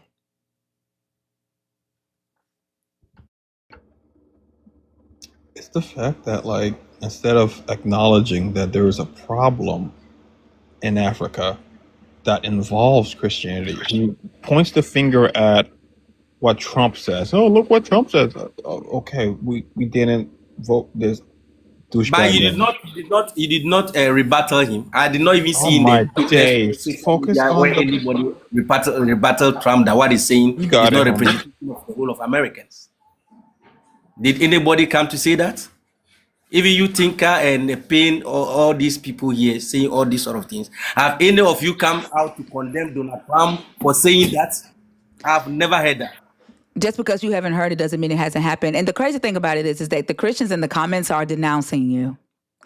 Like the fact that you came up here to represent the very God that many of the Christians in the comments also come in here to represent are fucking denouncing you as a false You prophet. see, the What you Christians, have, the any representation, Christian the that will representation that you have brought on this stage even disgust people who share your no, fucking Cynthia, you faith. are giving. You greedy motherfucker. You are a selfish ass motherfucker. You are greedy, you are selfish, and you are a fucking liar, just When like the your Christians goddamn come, God. you talk down on them, you insult them, you shout on them, and nobody is matching your energy. So I came to match this energy that you are using, and that Motherfucker, is what I I see. don't give a fuck. Once I I don't don't give a insult fuck. you, And I as didn't you see, insult you. I don't I back the didn't. fuck I didn't. down, motherfucker. I don't give a fuck. You ain't doing a goddamn thing. I don't back the fuck down. So lying ass. You are a liar. You try to confuse people, convince them. Allow them to be apostate, to denounce their What did faith. she lie about? Go to heaven, No, but what did she for lie which you are about? not going to go because you have denied your faith. You will not go. You will rot in hell, and you want everybody to follow you to hell. No, no, no. She's not saying any of that. So what did she lie about? I don't give a fuck about your heaven or your goddamn hell. Your behavior is just like that of the Pharisees. They have closed the entrance to the kingdom of God, and they don't want to allow people who are willingly to This go to this is go. all they But can do. This is what I mean you when are a I Pharisee. say this is what You I are a mean when I Pharisee. say the outside of the fucking circle. That's all these motherfuckers can do. They will not deal with the middle of the circle, which is our reality, which is your Mhm. existence. They don't give a fuck about your existence. They don't give a fuck about your day-to-day living. They don't give a fuck if you eat every day. They don't give a fuck if you have a house or shelter over your head. They don't care Mhm. if your kids have health care. They don't care if you are mentally well or if you are sane in your mind. They don't give a fuck. They Mhm. exist on the outside of the fucking circle and they play on your lack of knowledge of creation and your lack of knowledge and your fear of death. That's what these fucking greedy ass, lying ass, scamming ass pastors do. Some Mhm. people are calling me a scammer. What is scamming about what I'm saying? That is the reality of life. You're telling You see? falsehoods. These things you Now, are you see, telling you cannot back up, no you are proof. proclaiming You falsehood over can't me. show their validity. You are working Truth, for the devil. But true you things say you can are be an atheist, validated. but you don't Okay. know that what you are doing, Oh, okay. Okay. Yeah. you are Yeah. helping the devil to Yeah. advance his kingdom to Yeah. enslave Yeah. a lot Sure. of Yeah. people in captivity. Uh-huh. Right. Right. No. A See, true what we pastor, do a here, true no, no, no, no. pastor, What we not a do false here prophet, is a true give people pastor knowledge and proclaim about the evidence. We redemption provide and the facts. saving power What of our Lord you're Jesus doing Christ. is lying to them. You're passing down the same lies that was told to your ancestors to them. That's what you've been doing this entire time. Lying. Pain. There is And no You're lie laughing you're a in what and I'm scoundrel. saying. laughing in the face of the You shit. are lying to the people. Laughing in the You face are of the lying to shit. the people. Knowing like to defend his God, he had to do it with a fucking lie. That's because the God is a lie. You can only defend lies with more lies. If it Yep. was truth, you would not have to lie to defend it. You would be able to provide evidence or facts that proves that it's true. You can't do that for any of your shit. None of the shit that you preached. The evidence you not have one because when you read, Sure, we you don't. know, Sure, sure. if you Mm-hmm. read John 8, Jesus Mm-hmm. Christ said something to the Yeah, yeah, Pharisees. yeah, That yeah. I I don't came, care. I'm I doing don't care. miracles. You Listen, can't. he's doing No, miracles to I prove to don't you. care. I don't care for more of your I claims. I came don't down from care for your heaven. story But you claims, people dude. did not believe these miracles. And he said, if you don't believe me, the works I did, let it speak for me. But Why yet they the did not fuck isn't believe. he So that not? Why the fuck is the he fact not that they doing didn't the believe in shit? those Why days, the fuck is he you not wouldn't doing the believe shit in your today? time because you Why don't isn't believe he in doing him. the shit today? Why isn't he doing the shit today? Why aren't you He's motherfuckers still doing walking on it. water? Why aren't you He is motherfuckers still doing it because Jesus making Christ is the food same drop yesterday, from today, fucking and heaven? Where the forever. fuck is your non-existent ass God today? Where is All your right. non-existent ass God today? Why the fuck can he only do miracles in print? And paper. You don't go to church. You are not a believer. How do you We're dealing expect with miracle? reality. Answer the Fuck your fucking church. question. Answer the question. You Why don't the believe fuck in does him. your God's miracles stop Somebody at the that you don't fucking believe book? in him, how can he Why perform does your miracles? God's miracle stop at the book? Answer the fucking It question. didn't stop it. It Street still House, get the happening. fuck out. You If you don't like don't it, believe in God. Where do if you you don't like expect it, to get the get a fuck out. miracle? Why Those the who fuck? believe in Answer God the fucking receive question. miracles. Answer the question. Answer the question. Question is, You can't, I don't know which motherfucker. question you are asking. You don't deserve an answer. There's You no can't answer answer. the questions because you're full of You don't lies. have a fucking answer, motherfucker. You don't have one. Your God isn't doing these fucking miracles outside of this goddamn book. That's because your God is a fucking fairy tale. And then the fact that you got to keep talking about shit that your God did 2,000 fucking years ago because It's you not can't true. point, because you can't, somebody block Street House's Think, bitch ass, when was because the you last time can't you go to point, church? you When can't was the point last to time you go to church? anything that your God has done When was the in last time you our go to church? immediate existence, in our When immediate when reality. was the You last time you got to go to keep church? talking about shit from the late fucking Bronze Age and first century motherfucking Rome. That's sad. And that's your powerful God. You can't do anything in 2026. Oh, my people, it will pay me that your soul will rot in jail. Oh my Your fucking soul god. will rot in jail of hell. And I am a one of your beloved. And today Shut your scamming ass up. I'm appealing to you. Motherfucking That the scammer. path that Like you are on is even the your wrong. voice sound like you cheat people, that you exploit people. Like your No. whole motherfucking How? personality says that How? you are a fucking How? scammer. No, that's not scamming. I am Bash, telling you the truth. Bash. He Besides, he when I came collects here, I money. didn't ask He for collects anything. money from people on Listen, the I continent didn't by ask by any. selling them lies, Bash. He sells them lies and takes I money didn't from ask for them any. and I says, didn't don't ask for money. everybody, I didn't don't ask for Bro, coins. everybody shut the accept fuck Besides, offering. up. He said, my don't this is everybody take offering. Don't everybody get offering. Like this how he make his living. He sells lies from the God. Like this is how he no. make his living.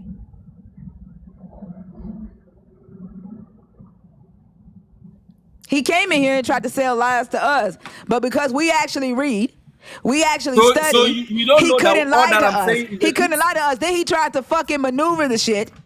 Then he tried to rewrite our fucking reality. Like he's a fucking liar. And that's why they don't want people to think critically, because then they wouldn't be able to do the shit he's fucking doing, right? They wouldn't be able to convince you that you're wrong, that you should feel guilty for even calling them out on their bullshit. If you don't think critically, then they'll get you to back down, right? They're Okay, afraid of so that logic. you believe They're that afraid everything of is critical physical. thinkers. They're afraid of You believe, evidence because it debunks their fucking lies.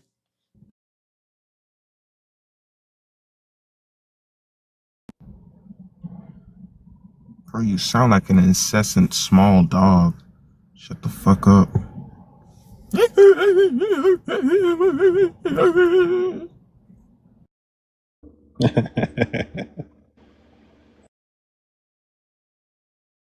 I hope all of I hope people from the continent are in here.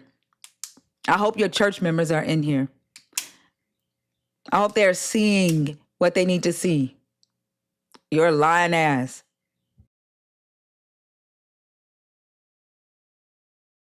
you see what I'm so surprised about is that Tinker, you think that churches are only in Africa. I'm so surprised that you live in America. When we talk about people who believe in God and the whole nation, they persuaded the whole nation to follow the ways of God. It's America and You Israel. know what's so funny? Since So, America so is your I'm so God, surprised.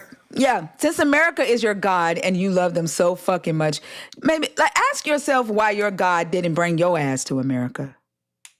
Since America is so motherfucking Why good should I come and to America America? is God, Once why the fuck didn't your God make a way for your motherfucking ass to be in America? If I want to be in America, I'll be in America. Yeah, Don't we have sure. process to get into America? Yeah, after you scamming I us have a people, lot of brothers and sisters and you your parents probably in are America and scamming and Canada and saving up so everywhere. your motherfucking ass can come to So America. You know it what? is You not know about what's so fucking America. crazy? You see, the You know point what's so you fucking are crazy? trying to You're prove. going to get here and you're going to see how little of America your God actually has. You're going to get here and you're going to see that America has more people who pretend to that they believe in this shit and that they ain't gonna give a fuck about you. They already got their fake ass pastors that they look up to that allows them to do the bullshit they do. You're gonna get here and you're gonna be fucking broke. America loves their money more than they love their fucking God. You're going to get here and you're going to see that dumb shit. The scams that you run on the continent, motherfucker, you Because are not going the to be children of able to do here. But the more that we fucking talk, you ain't gonna be able to do that shit on the continent much longer. You ain't gonna be able to do that shit on the continent much longer. I'm saying, because the people of America, like you, have gone astray and they have denied the faith. You understand? So if you are telling me that Americans don't go to church, they love their money more than loving God, it is also in the Bible that a time is going to come. People will be lovers of money. They will be lovers of themselves. It is already written. It's a Yeah, prophecy. like So it you, is manifesting. like you. You're taking money from people. Manifesting. Read your Yeah, Bible. Read the book. yeah, yeah. It's It's a talking about time is going to you. come, and we are living in that time. Yeah, it's The you. whole world is living with time. The whole world is prophesied. There is Yeah. nothing new. There is nothing new. Six, ain't it Everything have funny? already been prophesied. Six, isn't it funny how these motherfuckers will preach that Jesus told the wealthy man to sell all his wealth and give it to the poor and then follow him, and then we'll turn around and say Jesus say sow a seed of $100 to me. Like, it's okay for the pastor to be wealthy, but the other people, in order to come to Jesus, like, what, you got to sell your wealth and give it to the church, give it to Right. Jesus, give it that, because the poor is Jesus, the poor is God, and then you make these empty ass promises that you're gonna take their money and you're gonna do the work of God while you buying Mm-hmm. jets, while you buying suits and whatever motherfucking glasses you got on your motherfucking head, the food that you eat while they out there eating rice. Right? Mm.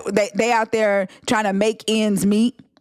And you up here rubbing elbows with motherfuckers and with pastors in America while you send a tenth of your motherfucking scam money to the pastors in America and you pay your tithes because they taught you the motherfucking game. He still ain't made enough to fly to Turkey and fix that bald ass head, bitch.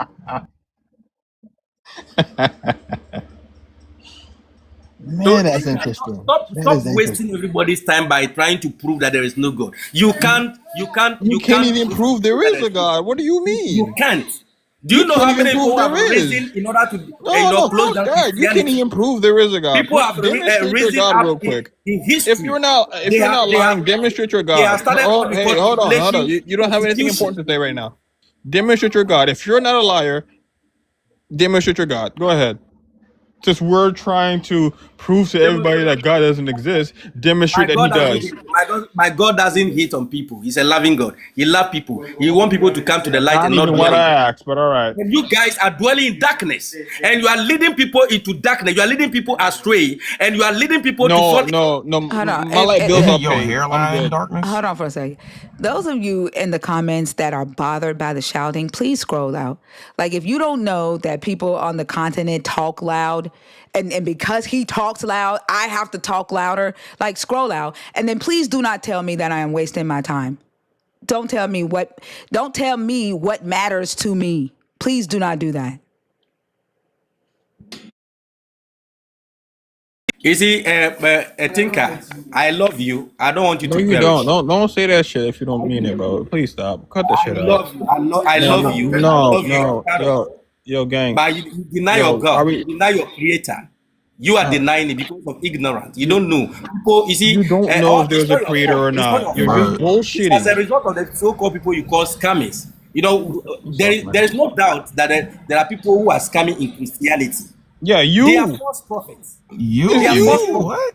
They are false messengers. It's But a you. true Bro, man of you God, a got true white pastor, a man true God dick Christian in your mouth as you talk, does trying not to get money curse from people people, to bro. die in their sin. A true pastor will direct you, guide you to see the way. You Jesus are a Christ said, I am liar. the way, You the are a truth, and the liar. life. You are a liar. You couldn't teach I me am not. shit. I'm telling you the You truth. motherfucker, I debunked your bullshit within 10 fucking minutes. You are a liar. You can't teach me shit.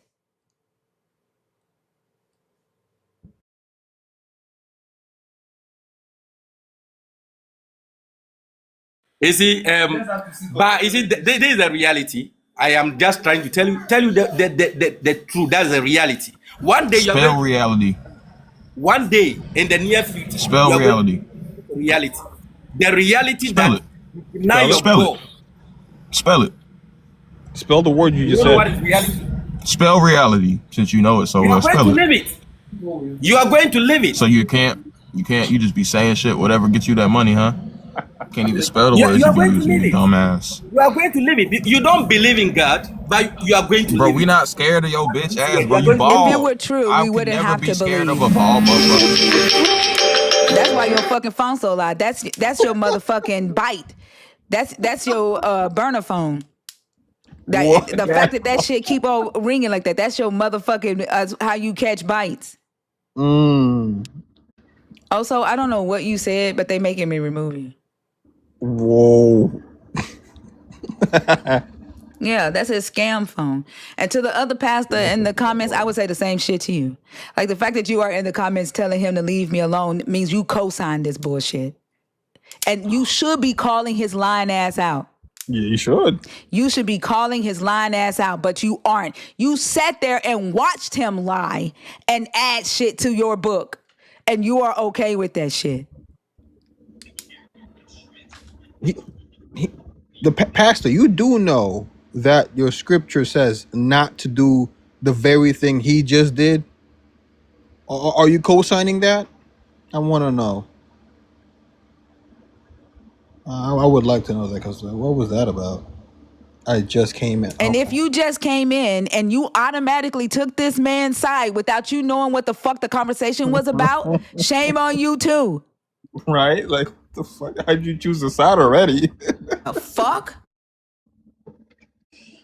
Oh, man, these people are amazing. Just, wow.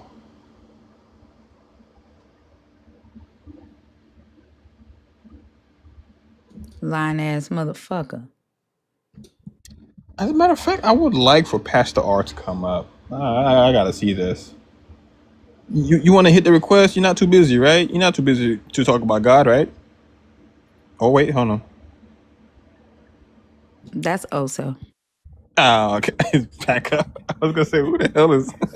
That's also. That's his backup I'm just account. a Jesus type dude on God. I was gonna say, hey, yo, that's a hell of a name. Street House, I'm gonna go ahead and block you. This is not the room for you. Please go find another Deconstruction Live. If y'all have a problem with me screaming, this is not gonna be the room for you.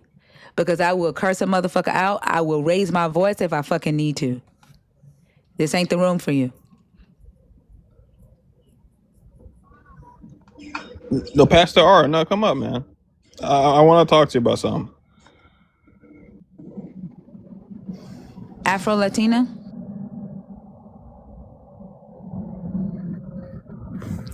Afro Latina, are you there? Latino?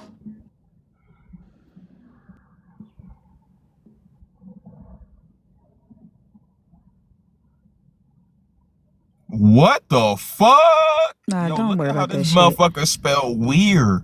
Nah, fuck Oh. that. Look at how he spelled weird. Where? Maybe that's how he talked. Where? Maybe he spelled it the way he talks. I don't know. Give him the benefit of the doubt. Sure. Yeah. Sounds like somebody I want to be led by. I am Linstead.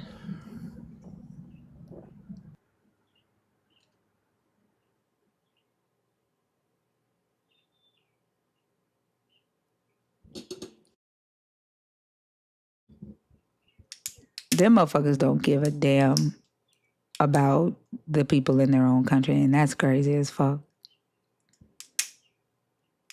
Yeah, it's blatantly obvious. I mean, all you got to do is a cursory search into the history of, the religion on the continent. Mm-hmm. and you are, you know what I mean? Like it doesn't take much to see how detrimental this shit has been to the several societies and Mm-hmm. trade routes, all that shit. Like I mean, everything, top to bottom, every part of Africa that's been fucked over by this shit. And for I you to mean, sit there talking about America, you guys got it so good. Like, bro, what? We got fucked over too. Like, nobody yeah. wants to be a part of this bullshit. Not even the people that brought this shit to your fucking continent want to be a part of it anymore. Mm-hmm. That's how fucked it is. But you over here yelling this shit because it's your only way to get bread, bro. I don't know, man. It's insane. Because if he actually cared about his people, he would do his research and realize that, yeah, this is the cause of my people suffering. Like a little bit of research, you would see that. And did the shop guy make another account just to? I blocked him. I mean, Oh, okay, because I was like, how do you get back in here? that's just weird. Like, why come in if you don't like me? Okay, all right, I guess. Because they just like to complain. Like, go find another Deconstruction Live. God damn, Right. it's a hell of a lot of them. Ain't that the truth?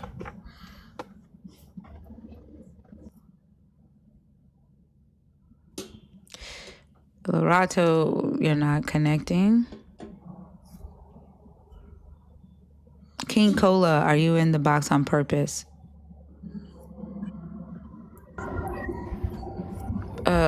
Private Junior? Yes, hello. Hi, how I are just you? yeah, I just wanted to say, I followed you, but host, I've been listening to you, and you are 100% correct. 110% correct. And keep on tearing their ass down. Because that's all they doing Thank is you. robbing the people. Just like you said.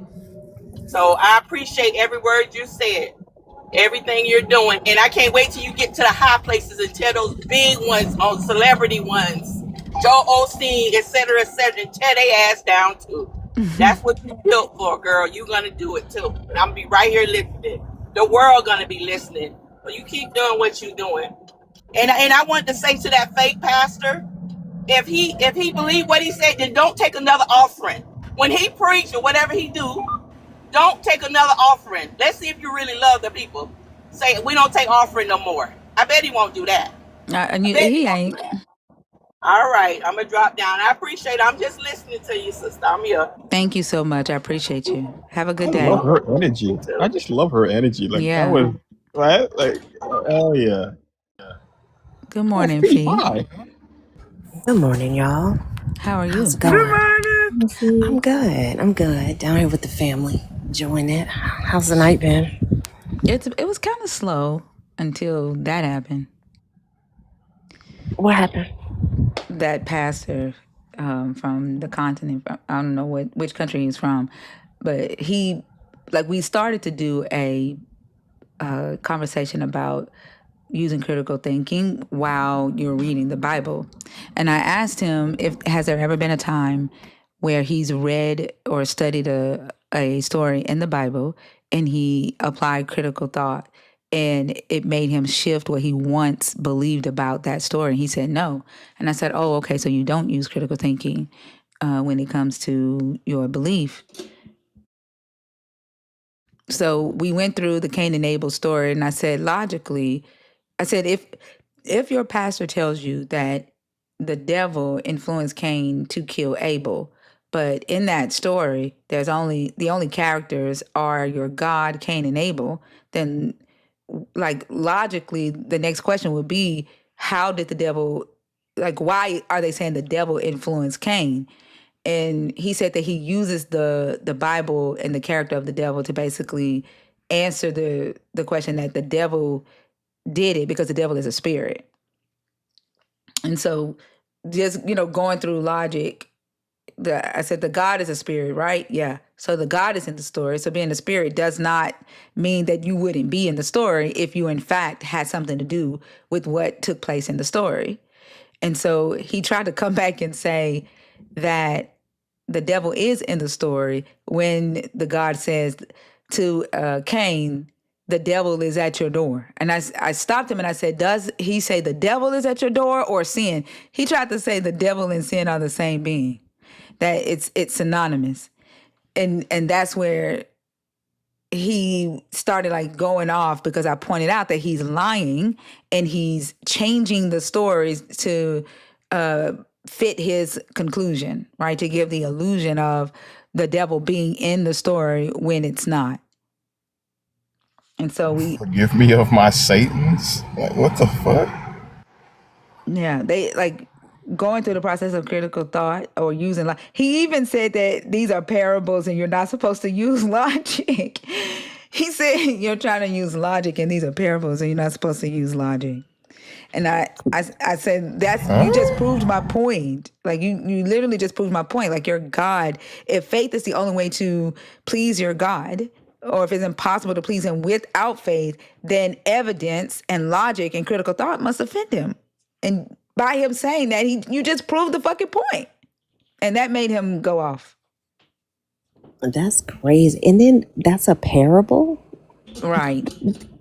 They never taught that as a parable before. It's a parable when it's convenient for you. You got to understand that part. Yeah, they Everything just has make to up be shit. They convenient. change shit like right there in the moment, like in the twinkling of an eye.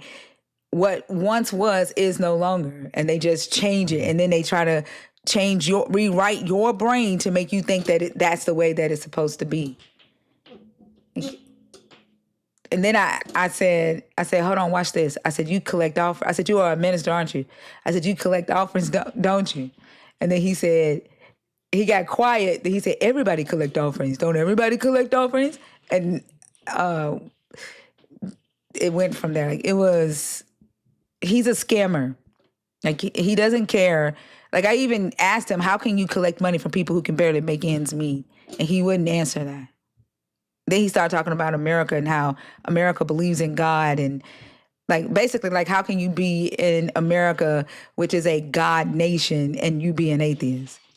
Like America is the end all be all, the goal. Like I think America is his heaven, the way he was talking about it. I think that's the case for a lot of, unfortunately, that's the case for a lot of Christians on the continent. Because you think about it, like so much of the way we do things, the way that our government is structured, all of this shit is not a Christian nation, from a constitutional perspective, but you have so many people leading this country with Christian mindsets. So I definitely see how they think this would be like the Mecca for them. It's disgusting. It's absolutely disgusting. In every single conversation, we can damn near predict what they're gonna say. And like Six was saying, you're able to just adjust what things mean, whether it's a parable, whether it's literal, whether it's figurative, and everybody can just decide that they own the truth. This shit is ridiculous. We were talking earlier about whether this book and this belief actually does what it was orchestrated to do and the power and the authority behind it. And this is why I was saying, like, we can't deny this because it goes even further, right? Like, we don't know what they're showing them on the continent for how the life in America is. We know they lied to China. We know they lied to China. And had we not all gone to the Red App, we would not have known about the lies that they've been telling China about our quality of living. So, like, we do not know what they're feeding them on the continent to make them think that this is the land of the free and everybody, is living in wealth and everybody's cared for and the quality of life is up. And so when they get here, like I've talked to several people from the continent who came here expecting, to see a Christian nation. But when they got here, they was like, wait, they don't even go to church. They go to football games on Sunday. They don't go to church. They ain't going to Bible study. Like, you think that when you get here, you finna see this Christian nation that you done, made on the continent. Like, yeah, they have their God scam too, but it don't look like what you think it look like. Yeah, that's the crazy part. Like especially the people who are at the very least politically aware, like, historically aware about the fact that, the victor writes the story. So why would this be any different? Why would our think about the number of people who, talked about China and, they can't even do this. They live in, it's basically like X, Y, and Z. No, it's not. Like, I mean, China, every country is going to have its issues. Every system is going to have its problems. But the way these other cultures are painted, like somebody was in the comments the other day when we were talking about the 4th of July, and I'm like, I'm not celebrating shit. I'm not, absolutely not. And somebody in the comments was like, well, great, then go find you a mud hut. And they meant it, of course, as an insult and a To jab. And Africa. yeah, to Africa, and I completely ignored it. But even the way we as African Americans think about the continent, as the way we think about other cultures, all of this shit is fabricated. So why would this, especially something that seems to be, as we talk more about the reaches of these tentacles, seems to be the linchpin of all of this shit. Like, all of this is built around this idea of this God or this ultimate thing in control, and how you have to be this way in order to please it. If they're going to tell you a lie about how people live in other countries, and they're going to tell you a lie about how, what happened, Thanksgiving with the Native Americans, and, how slavery was, just teaching Black people jobs. Like, we see them revising shit in real life. We see it now. Why do you think it just started now? I don't know why folks are so narrow-minded that way.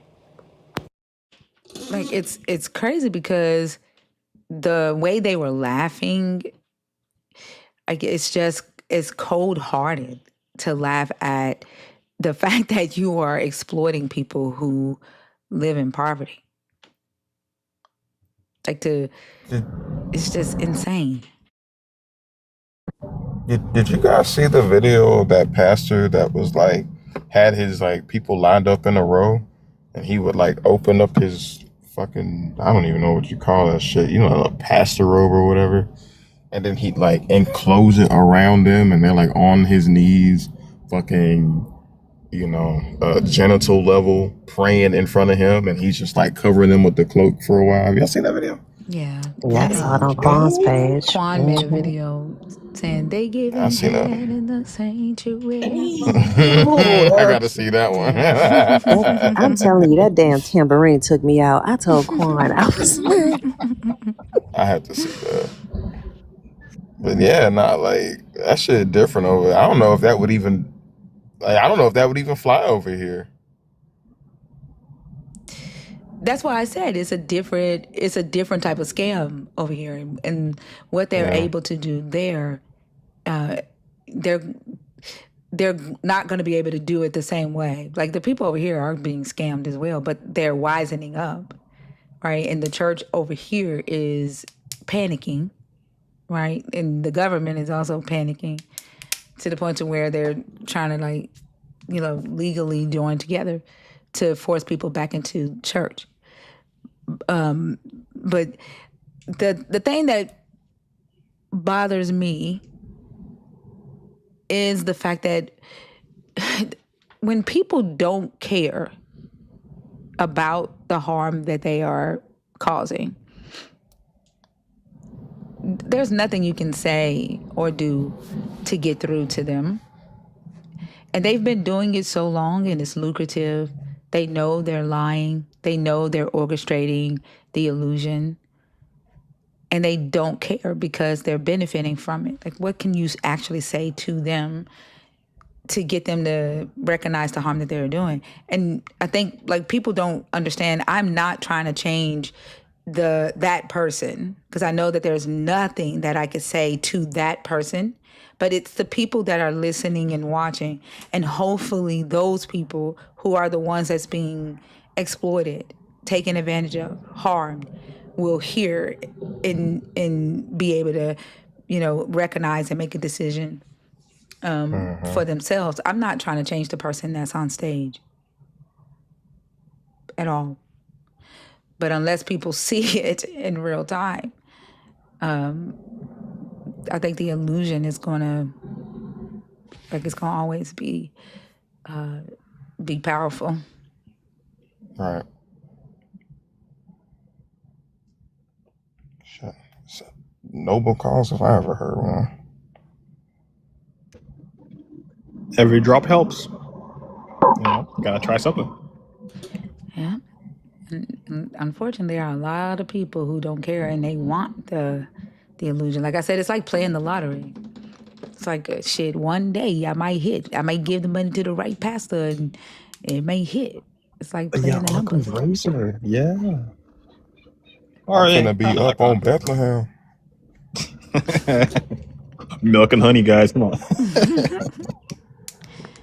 Tro. Tro. TRO. Like Lord said, like if we were those type of people, we could be making all kind of money. What? Man, selling the Oh my illusion. days, the amount of scams we would pull. Man, do you know, especially like being a Hebrew speaker in the black That community and too. then Oh my speaking for the God, you know goodness. how much money I could be making? Oh my. You could do this on the streets too. Anywhere. Man. You don't I even used need a to sell building. weight. That's the ultimate right there. God, stop me from selling that weight. We got some talented folks in here too. We got some good singers. We could really. I got the cadence. Dude, I could be making bank traveling. Jerry and Panther Black, King Cola, are y'all in the request on purpose on accident? Bailey? Hello. Hi, how old are you? I'm 23. Are you a believer in the God of the Bible, deconstructing, or an atheist? I'm a Pentecostal Christian. All right. I'm going to explain the topic because I think people are having difficulty understanding it. What we are Yeah, discussing, I'm sorry. that's okay. Sorry. What we are discussing is the use of critical thought, logic, and evidence as it pertains to the biblical stories, the claims of the God in our objective reality, and applying those things. And the first question that I do have is, do you apply critical thought when studying the Bible?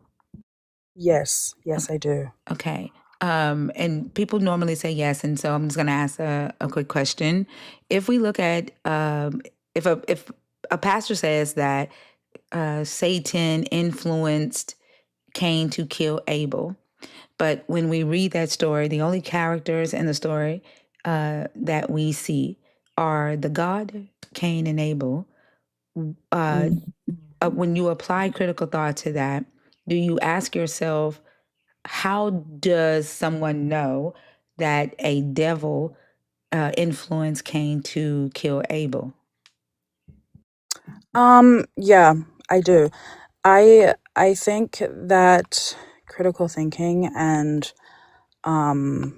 is a way of challenging God, and I think that what I believe is that God likes it when we challenge him and when we question his word. I think he does his best works in those moments. I I I think that the devil definitely played a role. I understand it's not in the story, but I do think it played a role in it. But at the same time, I think that there's still like a sense of wrongdoing there that didn't involve the devil, if that makes sense. Well, I'm trying to see how you apply critical thought to come to the conclusion that a devil influenced Cain to, commit the murder. Before we get to that part, though, you made a statement that critical thinking is a way of challenging the God. Why wouldn't it be a way of understanding the God or getting closer? Like, why automatically challenging? I think a bit of both. I think that um, it's helped me to understand, and applying critical thinking to it, um, like, like, how do I use this? Um, sorry, I'm just trying to get my wording right. I don't want to mess it up. Sorry, what was the question again? I just Yeah, I'm just confused. wondering why Sorry, I've you got my phrase friend in it. the car and he just distracted me. So, I'm just wondering why you framed it as a challenge instead, and not like automatically as a way of like getting closer to the God or understanding the God. Like I hear you now saying, "Well, it is a way to understand," but your first yeah. response was challenge, and I'm just wondering why that was. For me personally, challenging the word is how I get closer because I think it. Yeah, I hear you uh, saying that.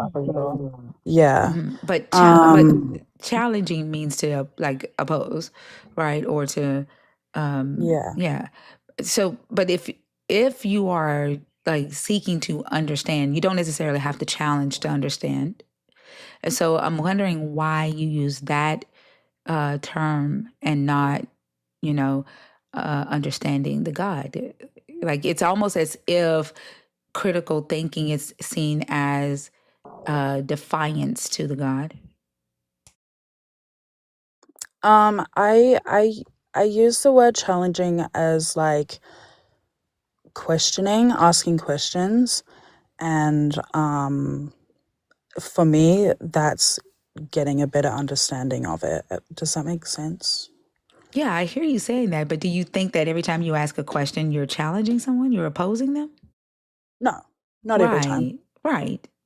And so I don't understand why challenge was the word and not understanding. It's almost as if using critical thinking is seen as opposition to the God. Um, I don't think so. And just personally for me, I'd like um like I'm not trying to use like the word challenge in a negative context or anything. Yeah. Okay. And so, can you show us how you applied critical thought to get to the conclusion that Satan influenced Cain in that story? To be honest, I haven't looked into that story as much as I could have. Um, I because it's in Genesis, I haven't looked back in Genesis in like a long time. So, um, I'm sorry. yeah, Are you chewing gum right now? Or yes, okay, is it possible for you to spit it out while you are on yeah, stage? I'll Okay, take it out. Yeah, it's out thank now. you. Is there a story that you are familiar with that you can kind of show us the process of critical thought being applied to the story to get to your um, conclusion? oh my gosh, sorry, my friend just joined. I was mostly joining to talk about the pasta that was in, really, Yeah, I to be don't do honest. that. I don't do that. Yeah, oh no, that's okay. I just wanted to share like a positive kind of perspective on Yeah, what I thought. I don't do that either. Like I don't do that either. But so if you don't want to talk about the topic, I would have to move on. Okay, Yeah, that's no this worries. isn't an open forum. Okay, that's all good. All right, have a good one. You too.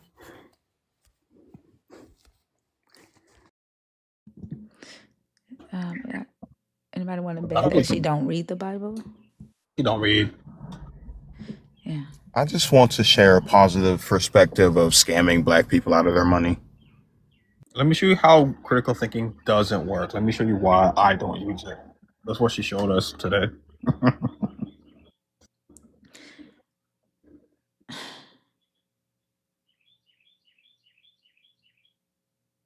King Cola, Miss Fifi, or Panther Black, are either of y'all in the box on purpose? All right. If there are any people in the comments in the chat that would like to come up and discuss the topic that is on screen, we are discussing critical thinking, logic, evidence as it applies to faith, this biblical narrative, claims of supernatural and miracles, afterlife. How do you apply logic and critical thinking to get to your conclusions? How do you apply logic and critical thinking to debunk a thing? Did you once believe something and then adjusted it as a believer? And if faith is the thing that pleases the God, then evidence must offend him. Also, just going a little bit further, the God also says that if you doubt, don't expect anything from him. So doubt, the presence of the request for evidence is indicative of doubt being present as well. So then that also would reflect the God not being pleased. So does that mean that the only way to please the God with your belief is to just accept the claim without needing evidence? And if you need evidence first, then what does that mean?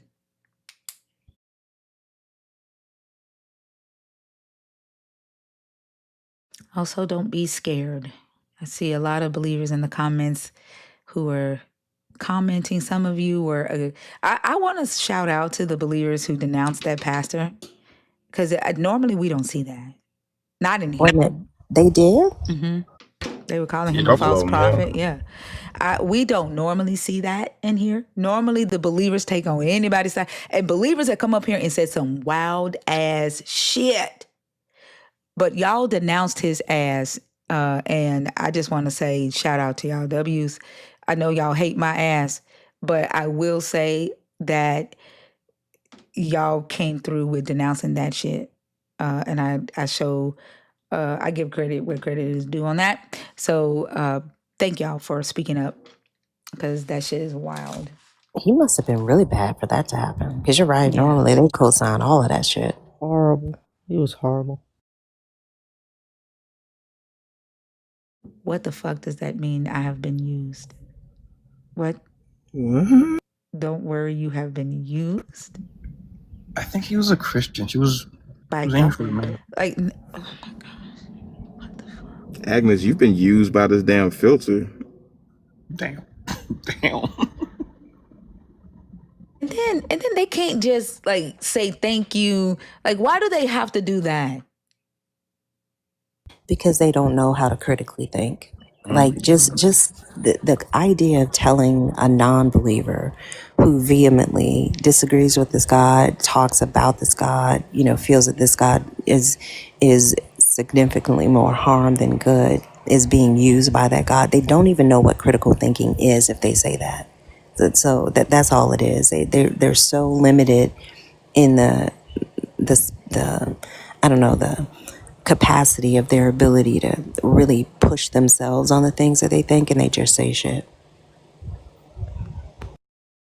And then like I would have to ask, like, why is your God skipping over all of y'all to use me and not y'all? Y'all the ones who are in relationship with him? Like, why is your God using me and not you?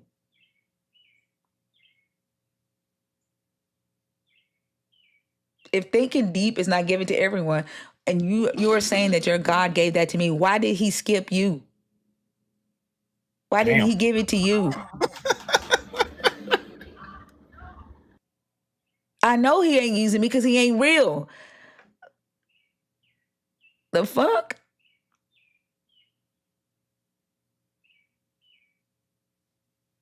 Exactly.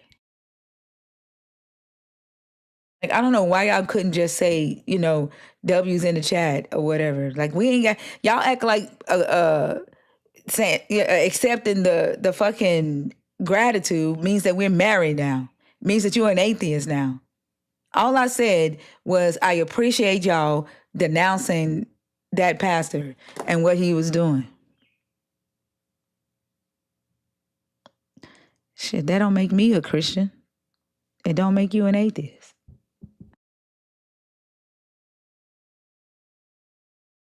It's like, oh no, I agreed with an atheist. What does that mean about, what does that say about me? What does that say about my faith? That is not what that means. Goodness gracious. Can you guys hear me? Hello?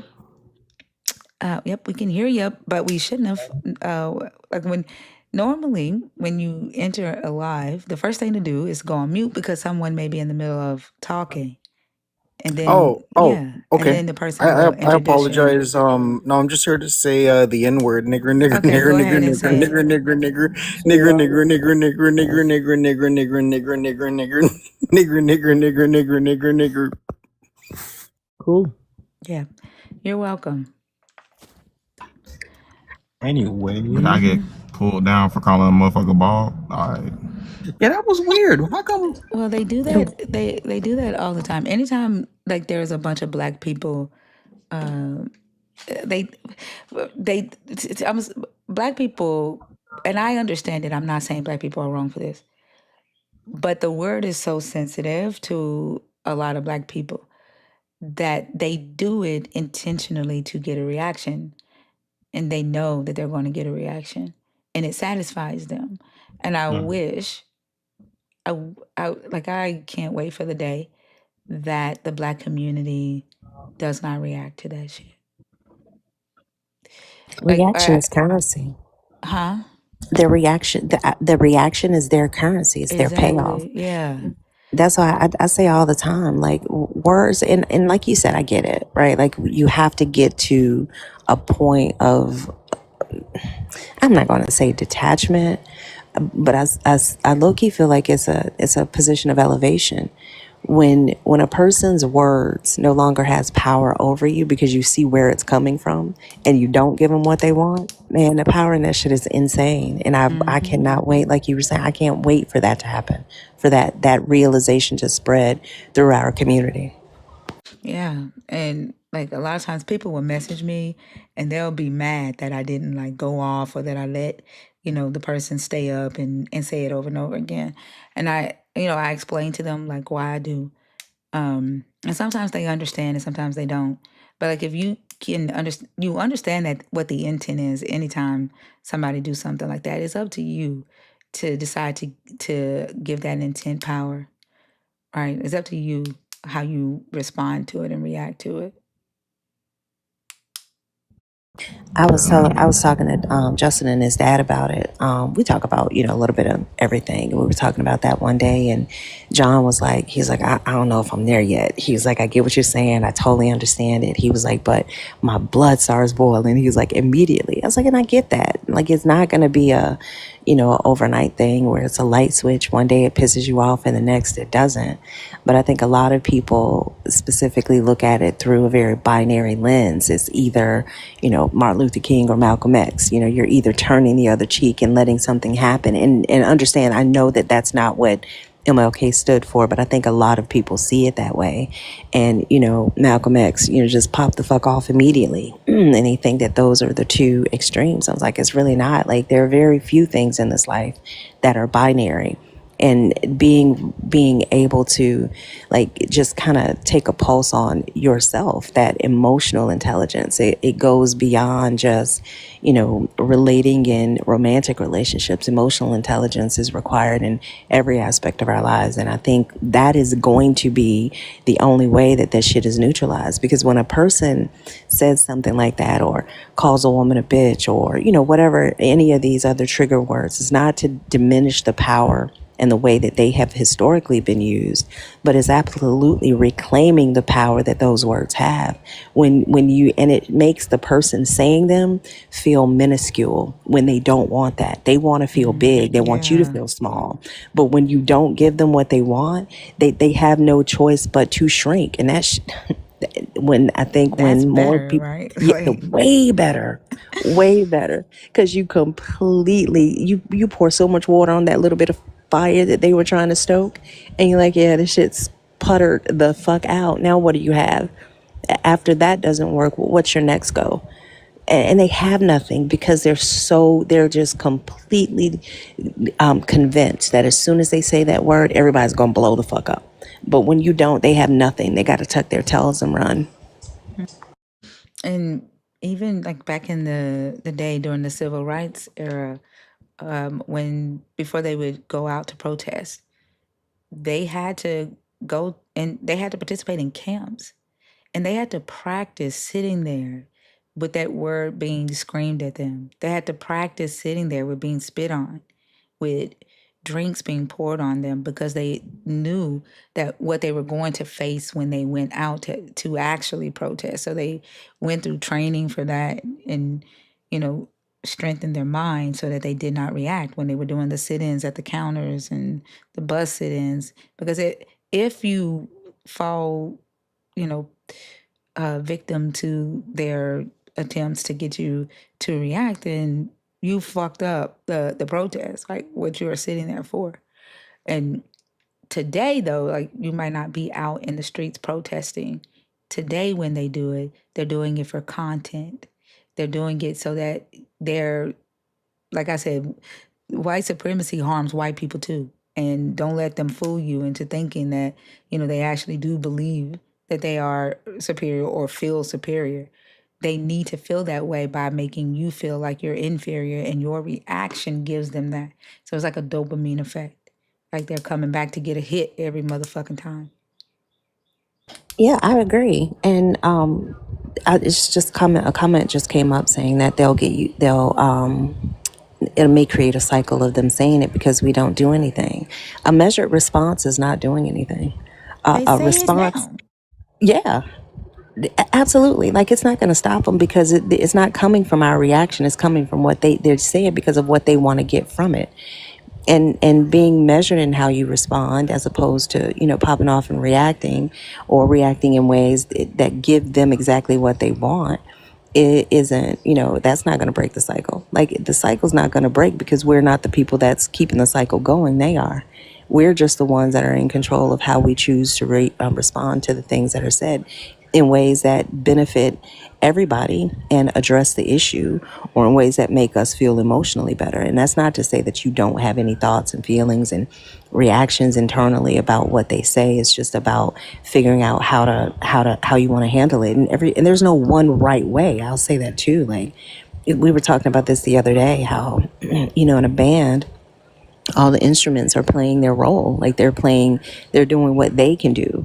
How Thinker handles a situation may be different than how Selena handles a situation. But if we're all moving towards the same goal in the way that we do it, and ensuring that we're taking the power back from the word, we're taking the power back from the person using it in the way that we choose to do so. I think that's what it's about. Not, copy and paste. It's about figuring out what your individual goal is in a particular reaction. Or interaction, I'm sorry. And the thing is, like, we're not saying to just like let a motherfucker disrespect you. That's not what we're saying. Hell no. Yeah. We also are not saying turn the other cheek. We're saying be smart, be strategic. That's what we're saying. And there was a video that a guy did where he intentionally said the word, and black people stitched the fuck out of his video. And his very next video was, I got exactly what I wanted. Yep. Exactly. And he was laughing. He wanted black people to stitch the fuck out of him. And like, it's like puppet strings, right? You gotta That's it. cut the fucking strings. Yep. I think questions work really well for that. Like I've never had somebody say it to my face, not as an adult. As a kid, how kids will get, but as an adult I never have. But we've talked. I've had people say things to me for the purpose of being incendiary. And I think questions are so fucking powerful in that moment. Like what was your intention behind saying that? Like TMFJ, I totally get it. No one is saying that you have to do that. Like, you don't have to do what I do.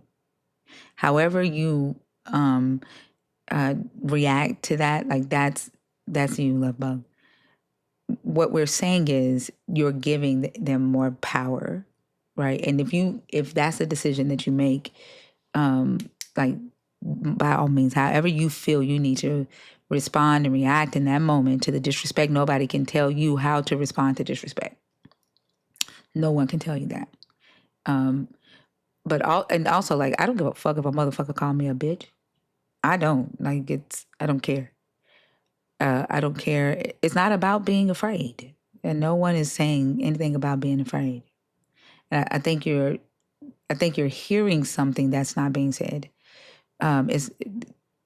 We're saying be smart, be strategic. And if you're going to react, you're going to be reacting every damn time. And then you have to ask yourself, who actually has control?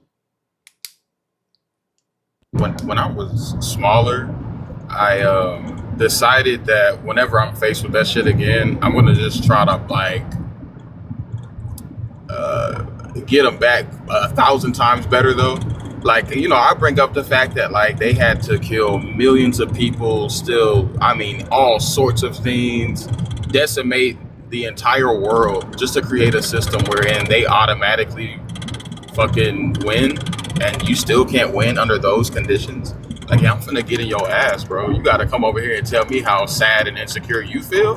I'm finna get in your ass, and I hope you swing on me because I'm gonna beat that shit, and I'm gonna say it was a hate crime and send your ass to jail. That's how I look at it anyway. Yeah. TMFJ, I didn't say that standing up makes you not smart. Did not say that. However you choose to respond, that's your decision, and you have every right to respond to a act of disrespect towards you. It doesn't make you ignorant. It doesn't make you smart. It doesn't make me smart. I'm saying be strategic about you know about it. Like it depends on what you what you want. Standing up does not always mean fighting, and there are multiple ways to fight. And like for this one, calling me, I'm not a nigger.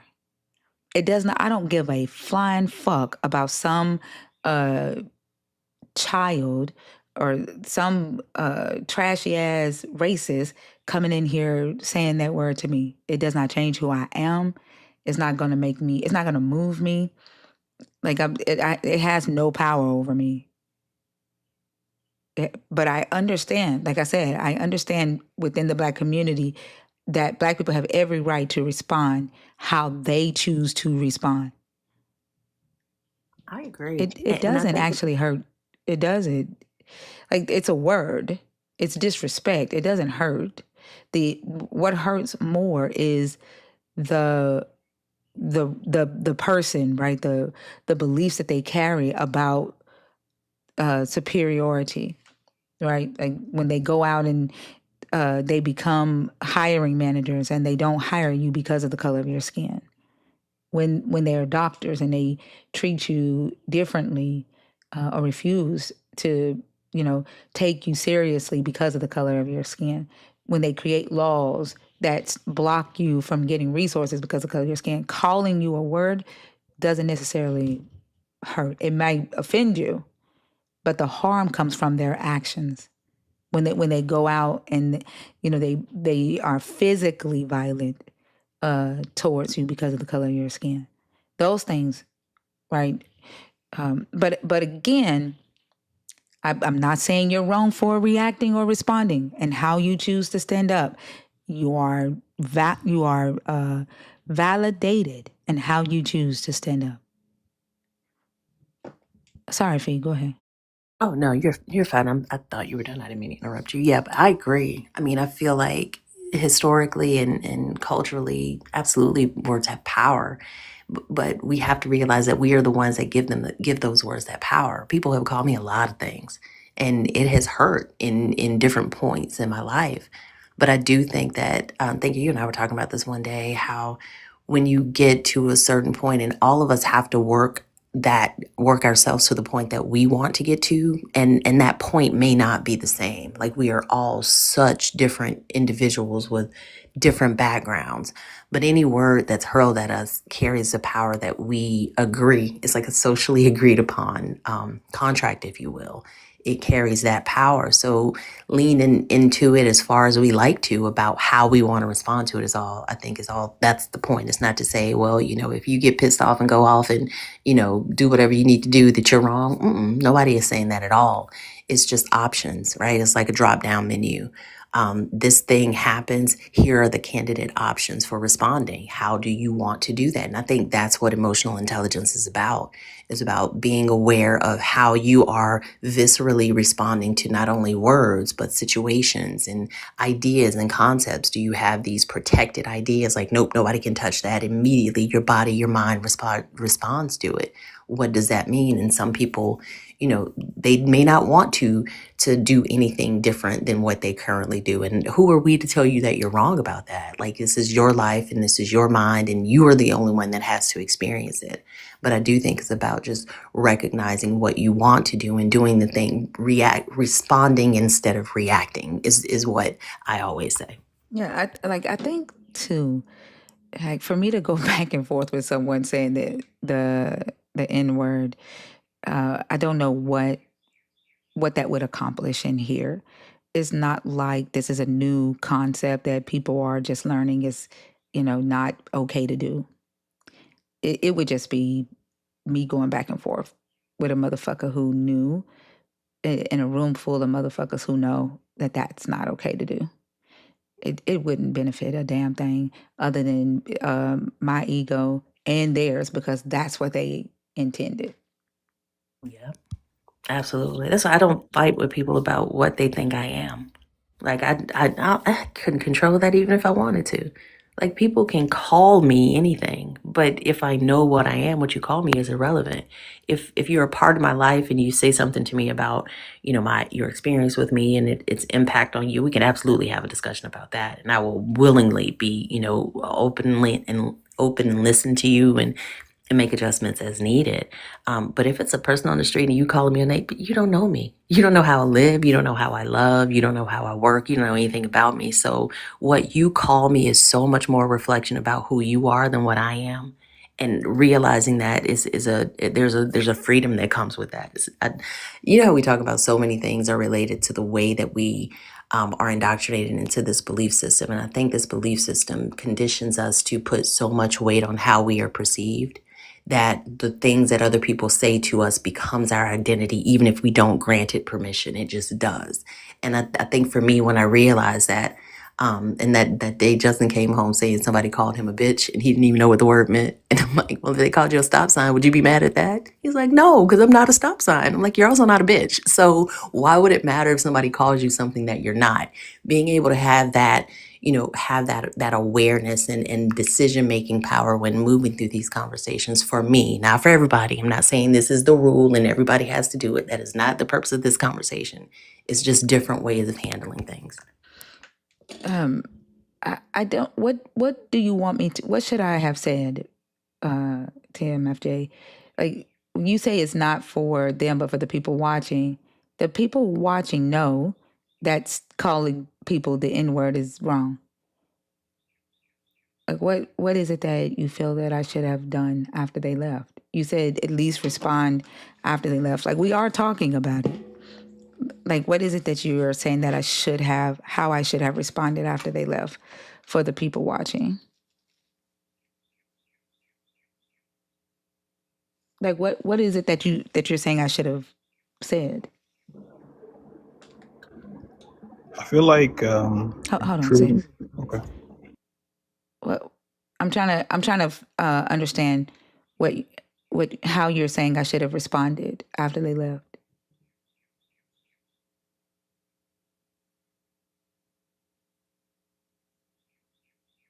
Yeah, we are talking about it, right? And I'm talking about how it has no power over me. I cannot tell y'all, right, how to feel about it.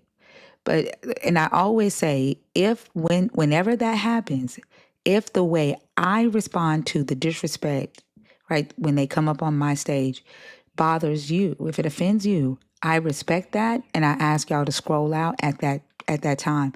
I don't expect anybody to subject themselves to anything that they don't feel comfortable, dealing with.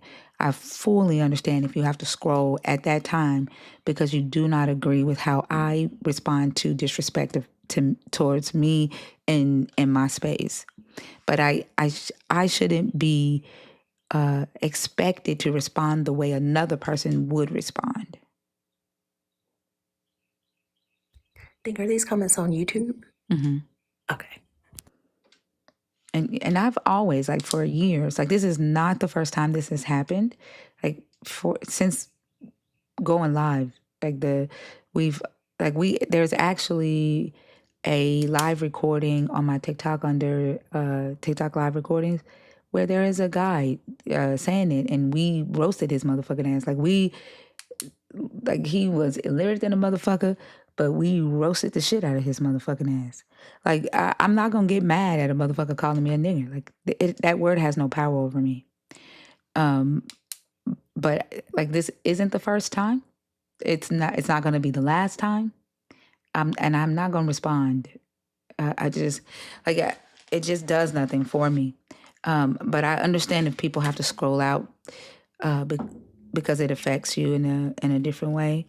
I don't think that you're weak for that. I don't think that you're not smart for that. I think that, people respond in the way that they need to respond. I don't think there could be a one size fits all way of addressing this. Like the situations are different, the circumstances are different, the people involved are different. How I would handle it on TikTok may be different than how I handle it in person. How Thinker handles it in person may be different than how I handle it in person. That doesn't make me right and her wrong. It just makes us different.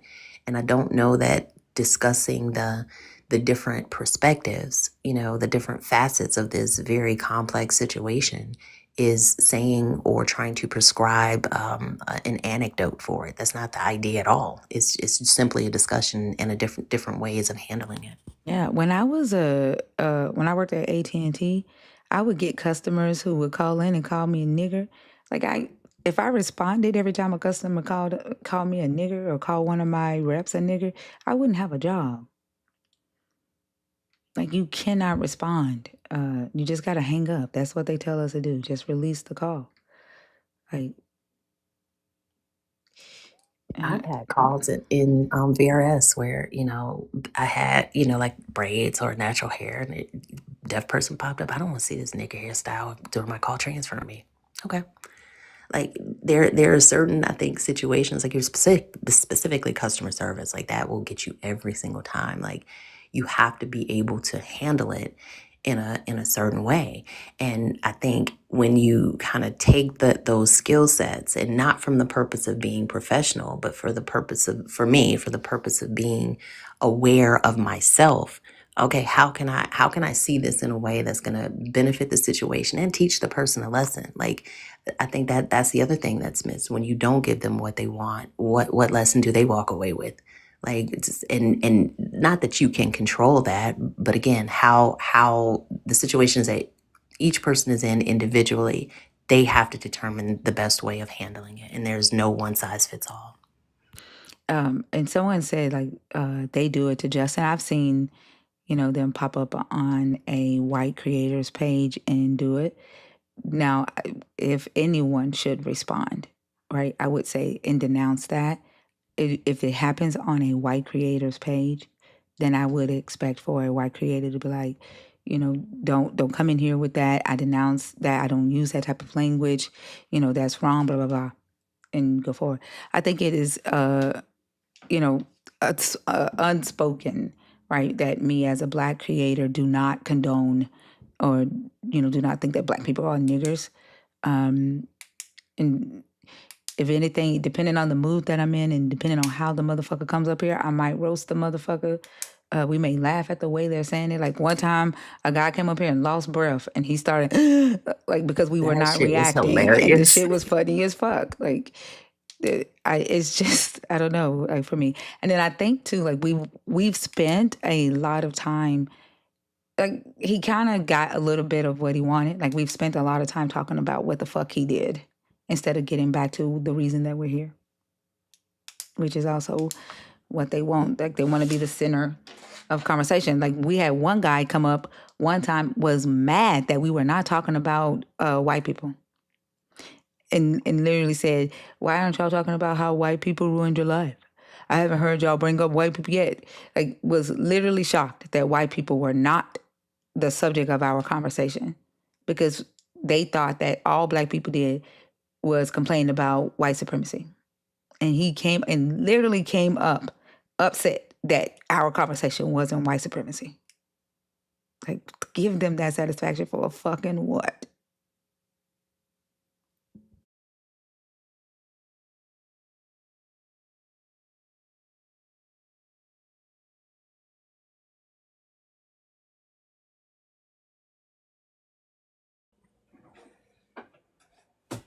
No, not jumping in. Not jumping in. I don't think they should jump in.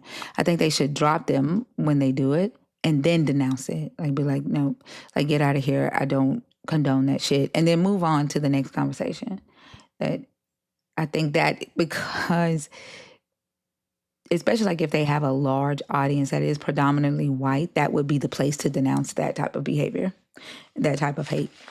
My audience is predominantly black, and any white people in here know damn well that I don't condone, calling black people niggers. That's what I'm saying. I don't think the if the host is white and that happens, I don't think they should go back and forth with the motherfucker. That's not what I'm saying. I do think they should, drop them and then respond afterwards. If anybody should respond afterwards. Eddie Terry. Yes, Eddie. good morning. Hi. How are you? I'm doing all right. The last time you talked, I didn't have a picture. That's my face. Yeah, I saw you on Mama Bash's live the other day. Yeah, that didn't go too well, so. I saw that. I didn't hear what you said, but I know they were pretty disturbed.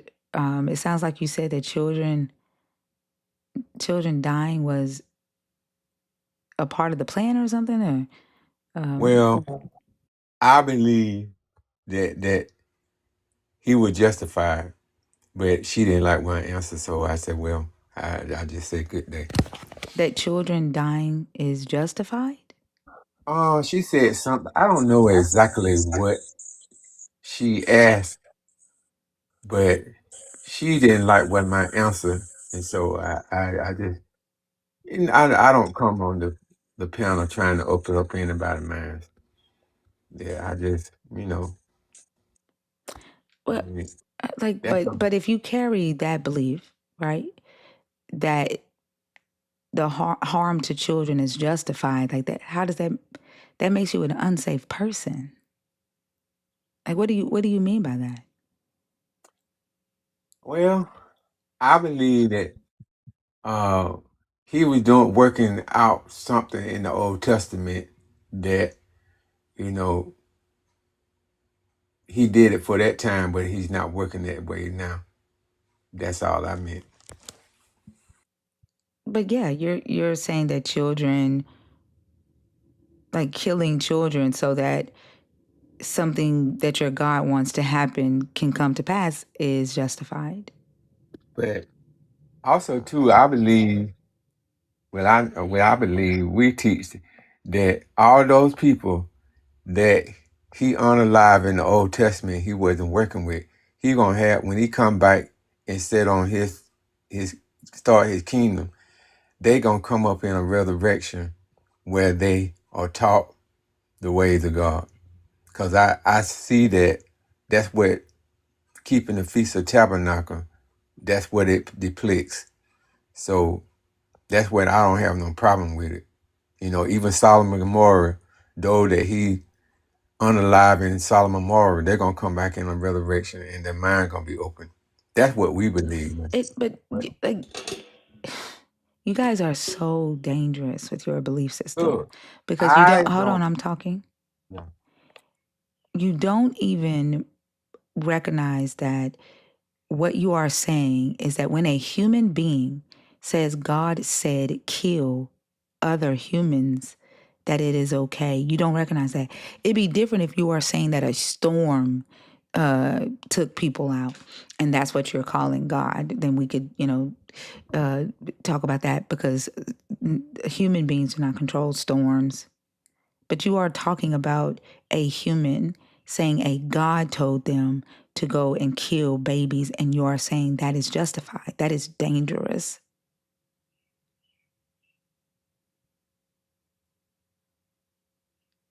And then on top of that, you're saying, oh, well, they're going to come back in a resurrection. Something that you can't even prove. That is a belief that you hold, a hope that you hold. And you are saying that children are collateral damage for that. That's dangerous. There's a lot of things that I did in depth study. Actually, I would I don't call care them. about the study. Did you hear what I just said?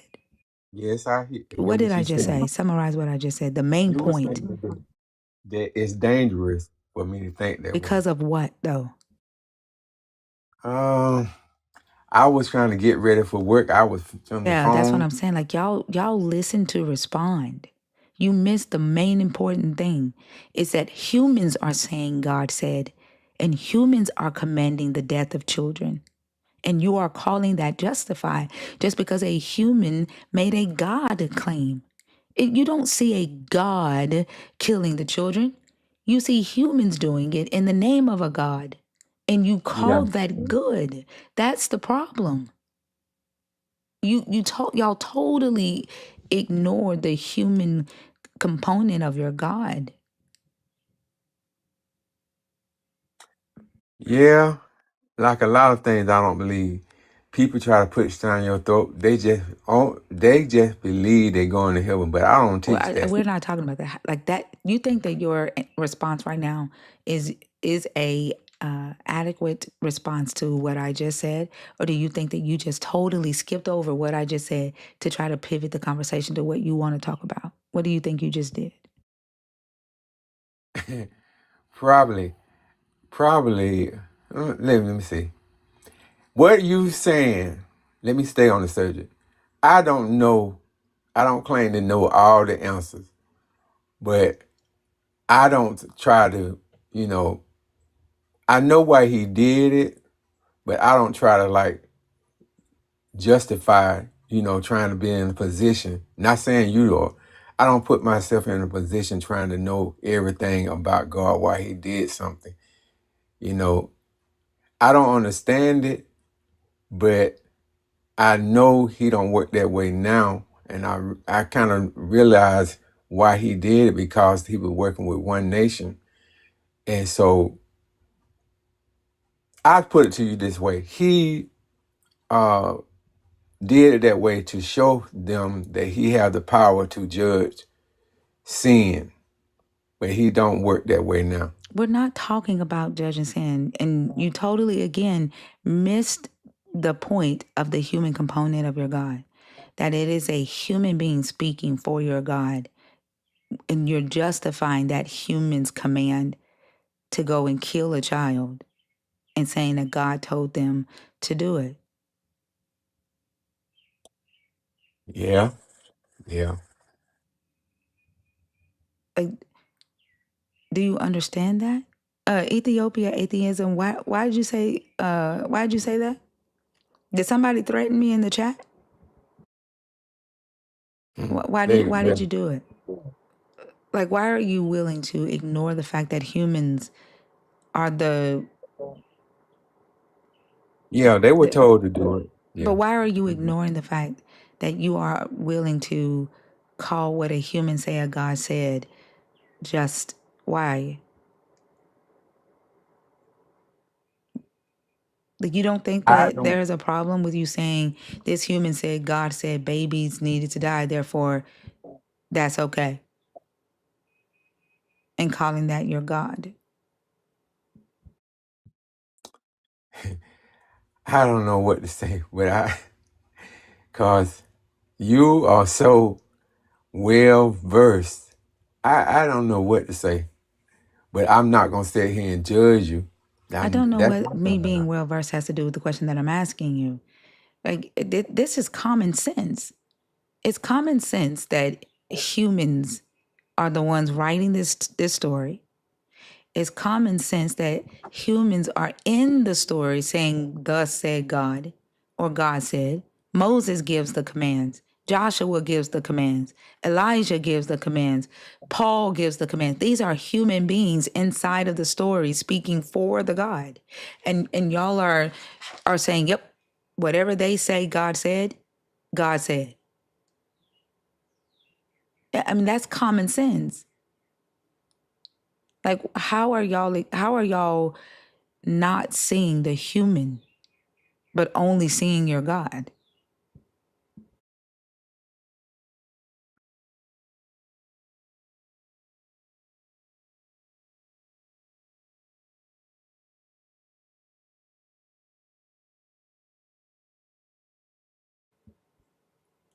Are you there? Like, why do they always go on Tika? Hey, I had a call. Did you hear my My question? neighbor called. Say it again, cause I had a call. Thomas, you started. I had a call. I'm asking, how do you all ignore the human being talking in the story. Like Moses gives commands and say, God said, do X, Y, Z. That's a human saying God said. Okay? Then you have a human saying, God said, Moses said, God said. How are y'all ignoring the human aspect and only seeing the God? Well, they was doing it by God permission. How do you know that? But that's not even what I'm asking you right now. I'm trying to understand how you ignore the human involved at all. Y'all, only thing you see is the God. You don't see the human speaking for the God. You don't see the scribe, the author with the pen, speaking for the human in the story and speaking for the God. You only see the God. How do you ignore the human aspect of this? I don't ignore it, but I think they had permission from God to do this. How do you know that? Only a human could have told you that.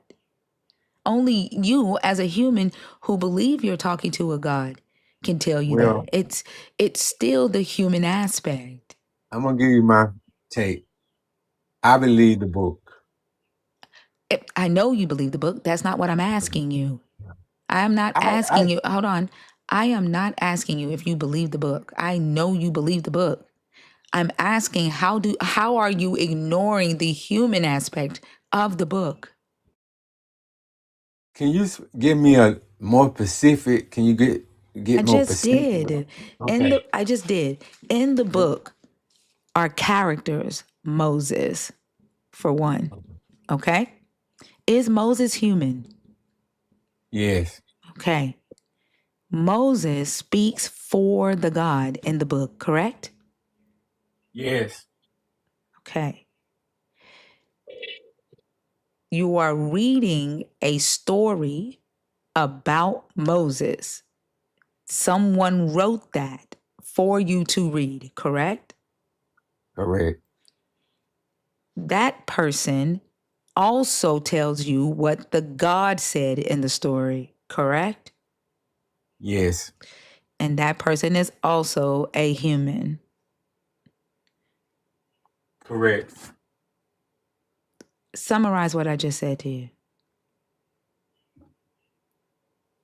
You said that the writer Moses was human, then the writer was human, and he told all of them told what the God said, and even that person was human. Mm-hmm. And so, Okay. how are you ignoring the human aspect of this God? When the God speaks, he speaks through a human being, whether that human is writing what the God said, or whether that human is the character in a story saying a God said. How are you ignoring the human aspect of this story? Is my question. And all you see is your God.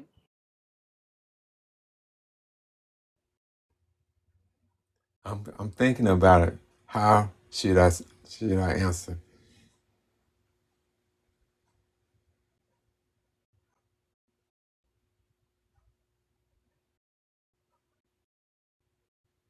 Please do not pray in my chat.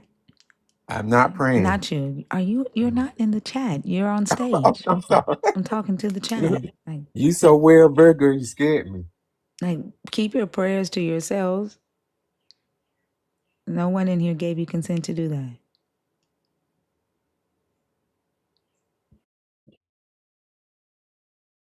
The human aspect is they was that I think believe they were following God command. That I meditate on it, and that's my answer. But I asked, how do you ignore the human? aspect, not what you believe. Like, it's difficult to get y'all away from Yeah. talking about whether you believe or not. I don't care if you Okay. Yeah. believe. Like, I'm not trying to take your belief away from you. Yeah. We are not talking about what you You said a believe. human aspect. Yes, Okay. how do you ignore the human aspect and only see your God? How do you not see humans? Are you meaning that the human aspect that saying that the human did it and there's no God or what? Back to belief in the God. No, the God, the God can exist. Like, I'm not talking about. I love you too, TMFJ. I will always love you. Like, there's no hard feelings whatsoever. Um, the I'm not talking about whether the God exists or not. Not Okay. at Okay. all. Okay. The existence, the information that you have that pertains to the existence of the God came from a human being. A human said, God said. Whether that human is inside the story or that human is the one writing the story, it all came from humans saying, this is what God said.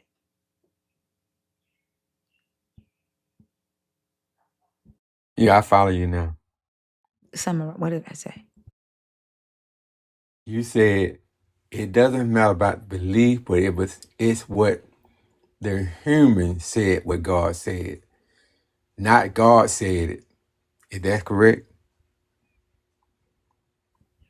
Yeah.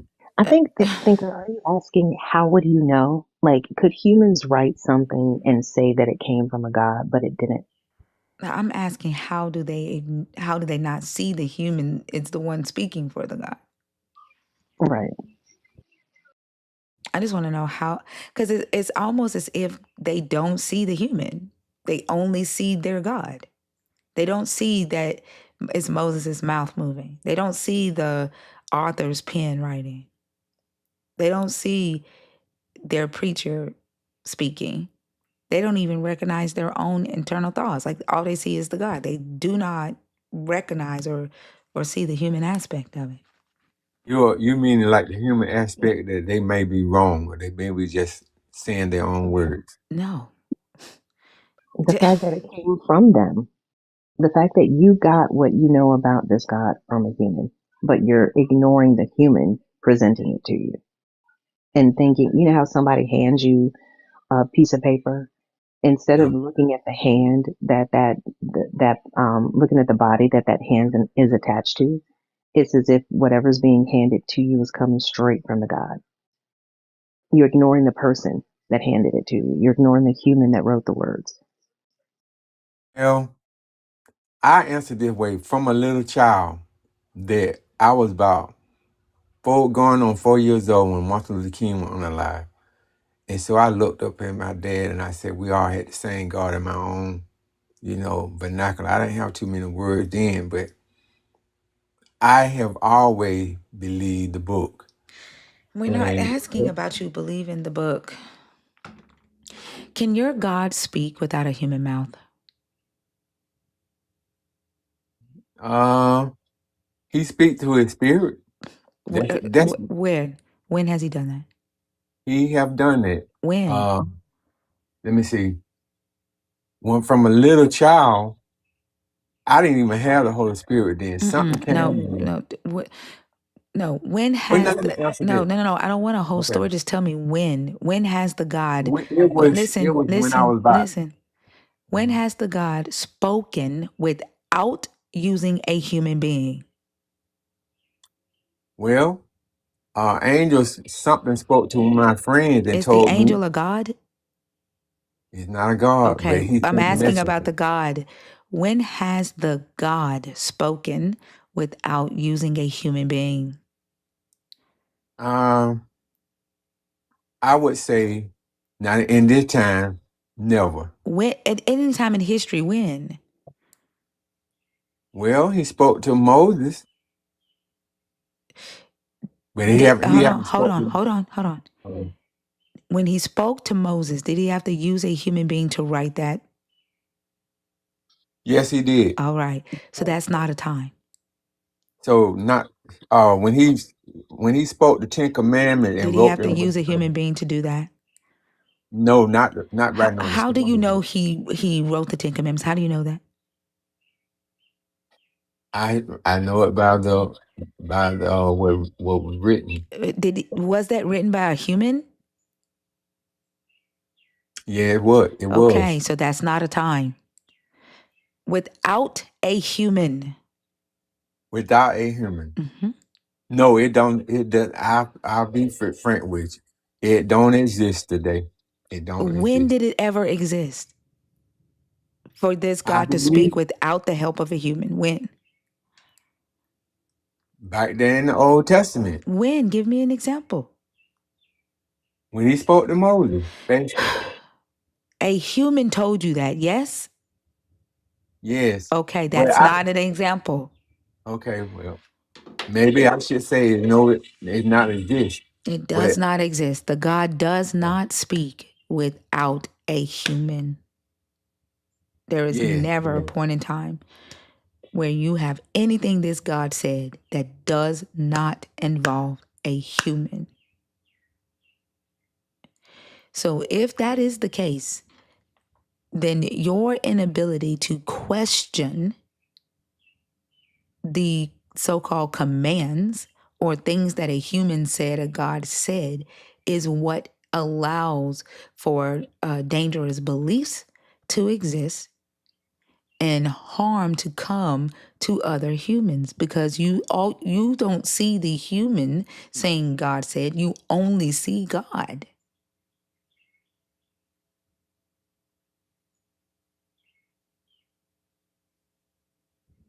It takes great faith, and I have that.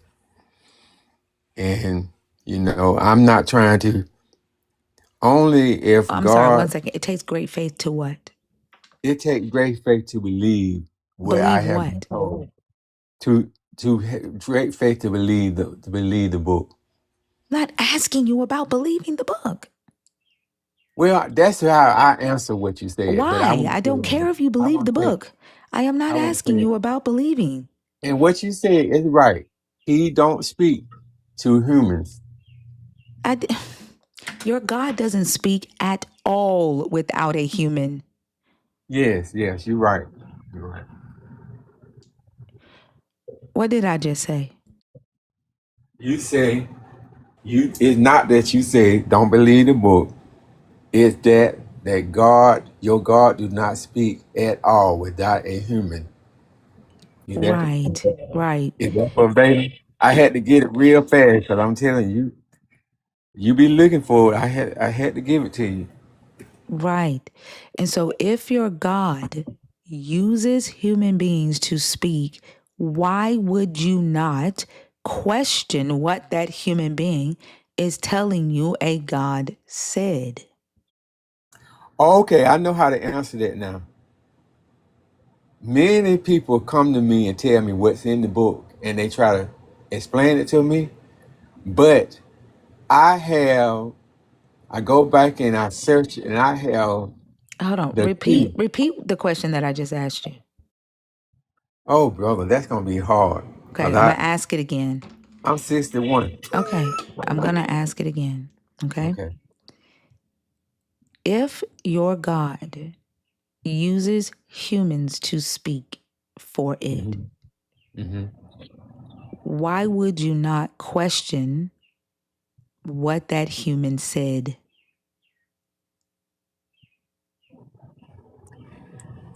If the God used a human to speak, why do thou not question God? Question God. Nope. That's close. Mm-mm. Nope. Okay. You see how you replaced human with God?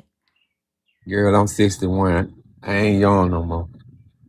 It has nothing to do with your age, Okay. because Yes, you it only do. see the God. You do not see the human being that is saying God said. If your God uses humans to speak for it, Why would you not question that human? I do. I do You that don't. question. I'm saying in this sense, No, some no, people no. out At, there. at all, period, including the Bible. If a God uses a human to speak for it, why would you not question that human? Whether that human is Moses, whether that human is the author of the text that include Moses, whether that human is your pastor, even whether that human is you. Why would you not question the human who says God said? I question them as they try to open up my mind or teach the truth because they can twist the truth. So I look for the twist in the truth they saying. And then How I'm did you able to, question Moses? I question, um, well, I believe what he said was true. Hold on. How you So the answer is you did not question Moses. No, I didn't question Moses Okay, because you see he, God. because I believe him because Hmm. holy man of God speak. Right, you just automatically believe that Moses is empowered by your God or is speaking for your God without question, without research, without investigation. You automatically believe that Moses is speaking for your God. Why did you? How did you question the authors of the Bible? Um, I question them because No, I said how, not why. I How did you question the I just authors of the believe. Bible, of the biblical text? How did I quit? Uh, I questioned it and I read it and I compared with other writers, and I see no problem with it. How, And what was your questions? What questions did you ask the authors of the biblical text? I didn't ask them per se, but in my mind, I try to compare scriptures. Like, take for instance, I don't believe all the books of the canon about the apocrypha. I don't believe those books. I'm asking how, what questions did you ask even yourself? As you're reading it, how did you question? What questions did you ask? Oh, when is something? It wasn't necessarily a question for verbatim, but I kind of compare and see whether it was so or not. That's my only Okay. answer. All right. So Yeah. you did not question Moses or any of the biblical characters. You did not question the authors of the biblical text. You just accepted their claims and then saw your God, accepted your claims and therefore God. And so when you say that when the humans who wrote these stories said that babies deserve to die, you are justifying that without question. That is dangerous. And you all are going around and saying, on faith, babies deserve to die. On faith, whole entire nations deserve to be wiped out. That's what y'all are saying. And when I ask the question of if faith pleases God, then evidence must offend him. Because if a God, or if someone comes to you and say, God said to go and harm thinker, and you just believe, like if Moses came to you and said, God said, go and harm thinker, and you just believe and acted on faith, would that be a good thing?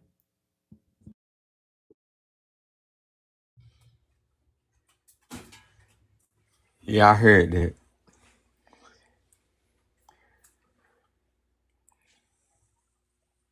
Huh? Yeah, I heard that. Right. Uh, So questioning is not a bad thing. I'm not talking about, I'm not saying that you're wrong for believing in a God. I'm not saying, but this lack of questioning, even the biblical text, even questioning the actions of the biblical characters, that I don't understand. What type of God would want you to just accept? What type of God would not want you to use critical thinking, even in his commands? How do you get to what's good if you aren't able to even wrestle with with yourself? If you are not able to wrestle with what you are being presented as truth? Only liars expect you to just accept and not investigate. I do investigate. Um, when I was little, when 19, when I started being very serious about the Word of God. I mean, about the Bible, I say, because I searched every lie that was told to me. I don't believe in certain things. I don't believe in going certain places, I'm certain talking things. about the biblical text, like you being willing to question somebody who say your mama said that you can't go down the street. That's not the same. You have put authority behind this God. You justify heinous acts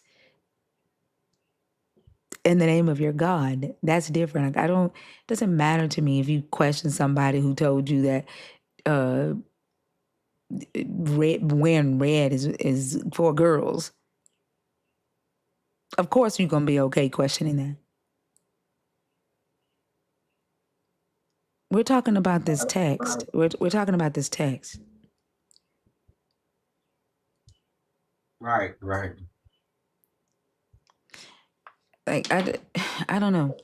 Uh, y'all's lack of questioning even the text, even the actions of the characters in this book. Like, you all see the characters in this book as divine. Like they can't do no wrong, but they're human. You carry the belief that all humans are evil and needed a savior except these biblical characters. Somehow the biblical characters, the people who wrote the text and the early church fathers who put the book together, they are perfect. There's no flaw. There's no way they could have had a personal agenda. They could have made mistakes. They could have just outright lied. They could have made stuff up. Like that never ever crosses y'all's mind. These humans somehow are divine, but at the same damn time, they're humans in your mind, and all humans are evil. I don't know how y'all hold that contradicting belief at the same time. Well, you mentioned something about the church fathers. Now, I don't believe the Catholic Church. I don't follow the Catholic Church. I don't use that term. It The doesn't church matter. fathers. You trust the selection of books that they chose to tell you what is your God's word. So you coming up here to talk about how you don't think that they are Christian or whatever, it doesn't matter. You trusted their decision for whatever they decided was your God's word. You trust that. Yeah, the denomination is completely irrelevant. It's about the method that you use to determine whether or not they were saying what they said in these books were true. And that's the thing that I think that's what all of us skip. You skip that with indoctrination because you're told to believe something by people that you trust that this is the truth. It's just like a kid who believes in tooth fairy. You never see a tooth fairy. You just trust your parents. They take care of you. They're the ones that know things. They teach you everything that you know. And they tell you that the people that wrote this book were, inspired by God. Everything in it is true. And you just accept that as fact. That's what we're talking about, whether it's Catholic, Protestant, any denomination or branch. It doesn't matter. It's about the method that you use to determine whether or not something is true. Or in this case, the method that wasn't used. Okay, yeah, yeah.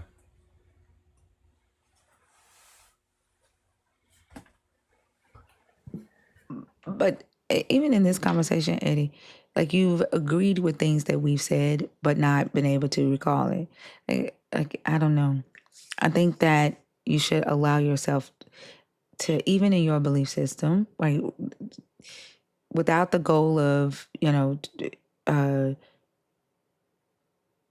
getting rid of your belief, because that doesn't have to be the goal.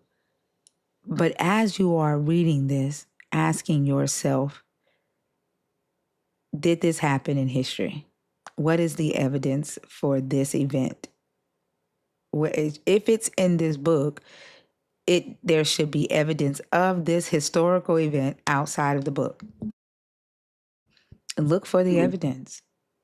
True. If evidence does not offend your God, look for it. Yeah. Okay. Did you have something that you want to say? And then we're going to move on to the next person. Oh, that's it. You can drop me down. I can drop down myself. All right. Thank you for coming up, Eddie. Have a good one. You too. Bye. I hope those of you that were in the chat claiming that I was bullying him, which is fucking wild. I hope you're in the guest box and you plan on coming up here and having a conversation filled with evidence and not your fucking emotions. I can damn near guarantee you that's not gonna happen. Let's see the evidence of your God speaking without a human. Hold on. Let me swap headsets. What is it? He's gonna swap headsets. Oh, Can y'all hear me good? Mm-hmm. Can y'all hear me good? Yes. My Can you background is loud. provide the evidence of your God speaking without a human in Can history, I any point in provide? history? You said, can I provide the evidence of my God without any point using what you say? Can you provide us with the evidence of your God speaking without a human being at any time in existence? Do you believe in God? Can you answer my question, please? Yes, I can. I want to Okay, know if you so can believe in you God. provide the evidence, please? Do you believe in God? That answer is not going to change the evidence, is it? Right. It ain't gonna Okay, change so the evidence, provide the and it ain't gonna evidence. change what I'm gonna say neither. Okay, so But I would please like just to know if you provide believe the in God or evidence. not. I'm going It to would be ask nice you, to know I'm if you going to believe in ask God or you, not. I'm going to ask you one more time. And then if not, I'm going to move on. I mean, now you move on then. All right, Dang. have a good one. Bye-bye. that was so unnecessary. Yeah. Like that's that frantic. I've never thought about this. I don't like people talking about shit that I've never thought about. He has absolutely, this God has no lips. And when humans stop speaking about this God will disappear like all the other ones have. He knows that. That's why he was up here asking and in the comments. He knows the answer to that question. What he wanted to do is discredit. Well, it doesn't matter. You don't believe in God anyway. That's all he wanted to have that conversation go Hmm there. He was in the Punk comments saying bitch. the same thing. But the craziest part about it is, as opposed to being shocked that we talk about something that we don't believe, or we investigate something that we don't believe, ask yourself why you believe some shit you haven't investigated. They never flip that question around. That is crazy. Shaka, Chica, Chaika. Chika. Hi, how are you? I'm fine. How are you? I'm good. How old are you? Um, 49. Okay. Are you a believer in the God of the Bible, deconstructing, or an atheist? I'm a believer in the God of the Bible. Okay. Do you have evidence of your God speaking without a human? Okay, if I'm not, I want to say, Moses, if I'm correct, when there was at Mount Sinai, Hold on. right? Did a human tell you that?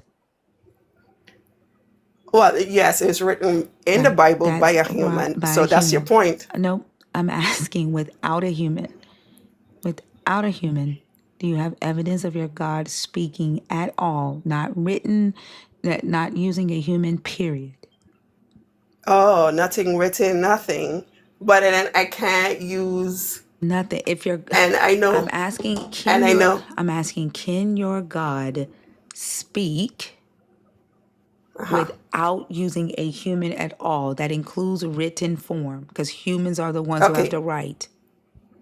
I understand. Yes, he can. Okay. Can you give me evidence of that? No, I don't have evidence of that. Okay. Have you experienced him doing that? Yes, I have. Okay. When? Uh, Several times throughout my life. Yeah, give us one of those times. Um, he speaks through. He speaks through thunder. So you He understand speaks. thunder? Yes, I understand thunder. Okay, can I test that? I don't know if you go. I don't know how you will test that. Okay, You hold on. gonna make thundering sounds and ask me what did this thunder say? Well, you said he speaks through thunder. Well, okay. So if can I say if we go in according to the book and he's the creator of the world No, no, and no. he You said create you experienced it. So if you experienced it, that means you understand thunder. just like yeah, if you ask me a question and I just like I do don't you know what that understand that? means. It wasn't a No, word, it was just a sound. no. I asked you, does your God speak? You said yes. I said how. And I asked, did you experience it? You said yes. I asked for a Yes. time. You said through thunder. Okay, so a response, Do isn't you it do you communication? do you understand thunder? I just gave you an example. No, you didn't. Is No, you didn't. I'm asking, is it are you able to interpret the sound of thunder? okay? If you asking me for if I gonna have a conversation with thunder, no. No, I didn't ask if you have a conversation with it. I asked, are you able to interpret the sound of thunder and receive what you're saying your God is saying? Okay, so if I ask a question and I hear a sound, then I interpret that as an answer. So then Yes. you understand thunder. You carrying it a little too far. You asked me for an example. I tried to give you an example, but then you want to make it seem What like is it okay. that you want me to believe about your God speaking through thunder? What is it that you want me I don't. to believe about that or understand about that? I don't want you to believe I'm anything. You was the asking one who asked about me the the methods of question. your God's communication. I Yes. asked if your God speaks without a human. You said there are several times that you've experienced your God speaking to you Right. without a human. I said when? You said through thunder. If your God is speaking to you through thunder, how did you understand what the God was saying? Okay. Maybe I'm not conveying it right. Okay. So I have a conversation with God, and it's if it's like even a simple yes or no. You know what I'm saying? Like No, I don't. if okay. So when I can't explain. It's my bad that I can't explain it Are you saying correctly. that if you are praying, right? You are praying and then thunder happens and you're like, "Yep, that's God saying yes," or that's God saying no. You are the one saying God is saying No, yes or that's no. no. I'm sorry. How do Let you me let me use let me explain. the sound of thunder as your Right. God's method of communicating with you is what I'm asking. Okay. So let me explain. Just give me a chance to explain. So I'm not praying throughout the day. I just have conversations like I have a conversation with you or anyone else. I'm just conversating, right? So if Who are you um conversating with? with God. This So is who we're that talking you're about. conversing back and forth. So a conversation is somebody, like, you say something, then the God says something. So you're talking back and forth with the God. Yeah. Okay. How are you getting how is the God conversing with you? Well, that's what I'm trying to explain to you, but you I'm gave a asking little for how does he transmit his part of the conversation to you? Well, if I tell you through my mind, you'll say, okay, it's all in your mind. No, that's You still know what I'm using a saying? human. That's still using a Right. I human. If I asked hear without a human. If it's in your mind, if with, the whole entire conversation is in your mind, that is still using a human. My question was, does your God, or can your God speak without using a human? okay, hold on, just hold on. So thoughts are not embedded in your head. Are they your thoughts? No, it's not, because it's communication between me and my God. Can anyone around you hear these thoughts? No. Okay, they're your thoughts. They're in your mind. That is still using a human. Can your God speak without using a human? Okay. Yeah. Well, let me just come. Just let me explain. Let me give me a chance to explain what I'm I think saying. it's wild that Right? you are getting ready to tell me to calm down when you're the one that needs to calm down. I'm calm. Okay. Okay. So let's both stay calm. Just let me explain. I'm So, already calm. You telling okay. me to stay calm when you're the one that's not calm is wild to Okay. me. Well. Let me calm down. Let me calm down, because I am a little nervous. Okay. So let me calm down. So it have studies that show that you have a field. um okay, let me use the perfect example. Now, telephones, I can hear your voice coming from the phone, right? But my phone is not connected to any wires. It's not connected to you. Everything is being transmitted in the air. So it's I can hear your voice, although we're miles away from each other. If Correct? your God is transmitting an audible voice that does not require only your mind, then other people around you should be able to hear this sound and understand it as well, correct? Well, um, that's a kind of funny, because no, it's not. They might not be in alignment, and he's not speaking in, like, he's not using like words per se, just like how I can hear your voice and you can hear my voice, that is audible for everyone. Because it is in your mind, and that is using But a human. I am asking if your God can speak without using a human. Jesus is on the main line. That's funny. But yeah, I just gave you an example That's not an about the. example because that requires No, it's your not. mind. That requires your mind. No, when I was talking about the cell phone. It still requires your mind. Well, yeah, because my mind is So connected to my body. My I am asking if your God can speak without a human. okay. Yes, he can speak without a human. How?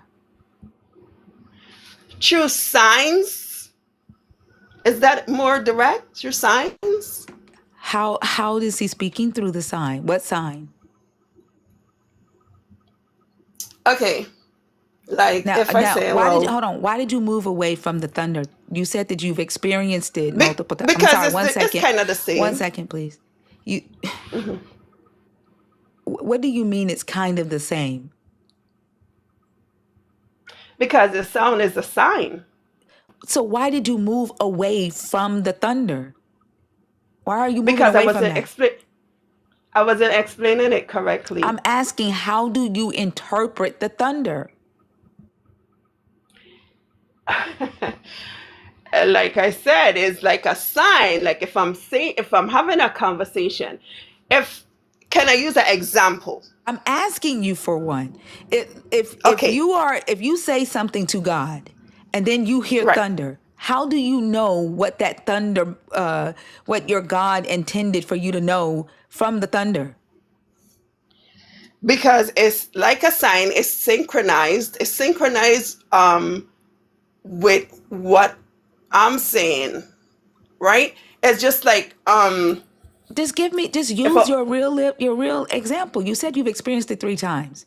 Just tell us the one of the times and what the story is. That just walk us through it.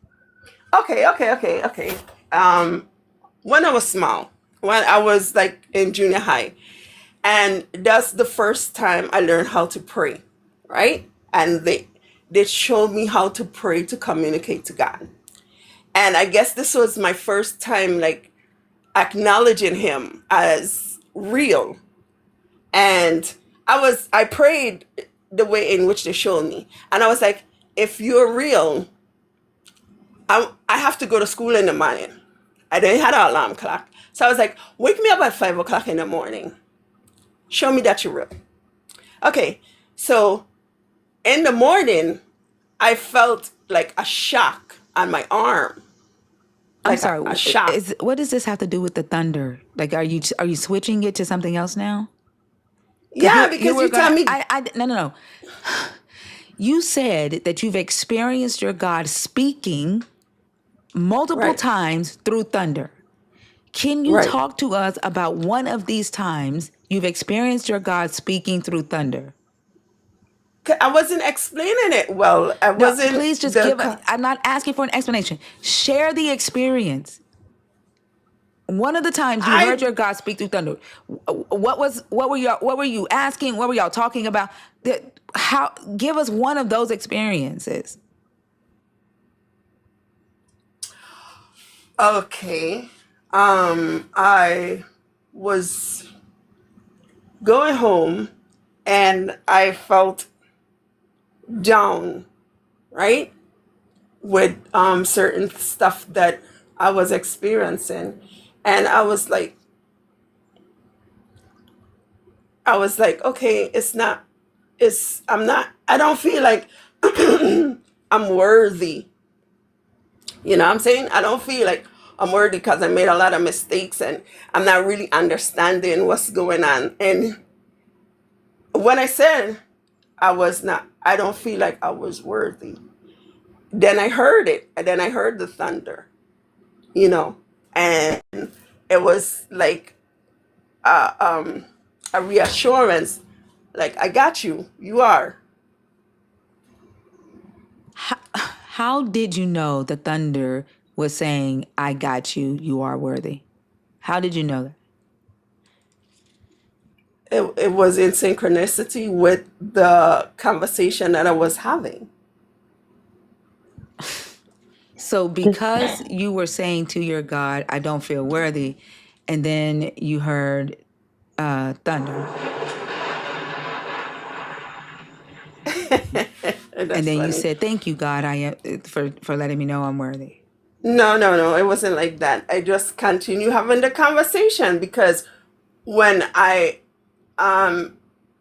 like I say, it happens all the time. It happens all the time, not only with thunder, but with different signs. Or, you know, so Fee, go is ahead. that's it. every, yeah, I was just going to ask, is every thunderstorm a communication to you from your God? Of course not. Okay.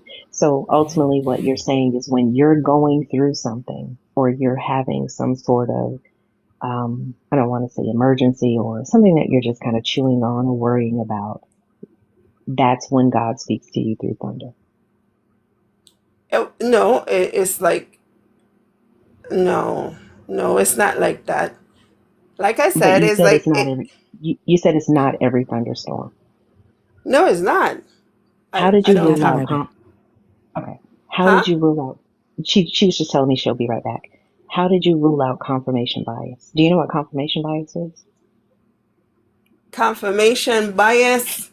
Hmm. Oh, yes, yes, yes. How do you know this isn't that? Because of the synchronicity, because of the timing of the situation and the Now, you do realize that, frequency. yeah, you do realize that the timing leans to confirmation bias and not away from it.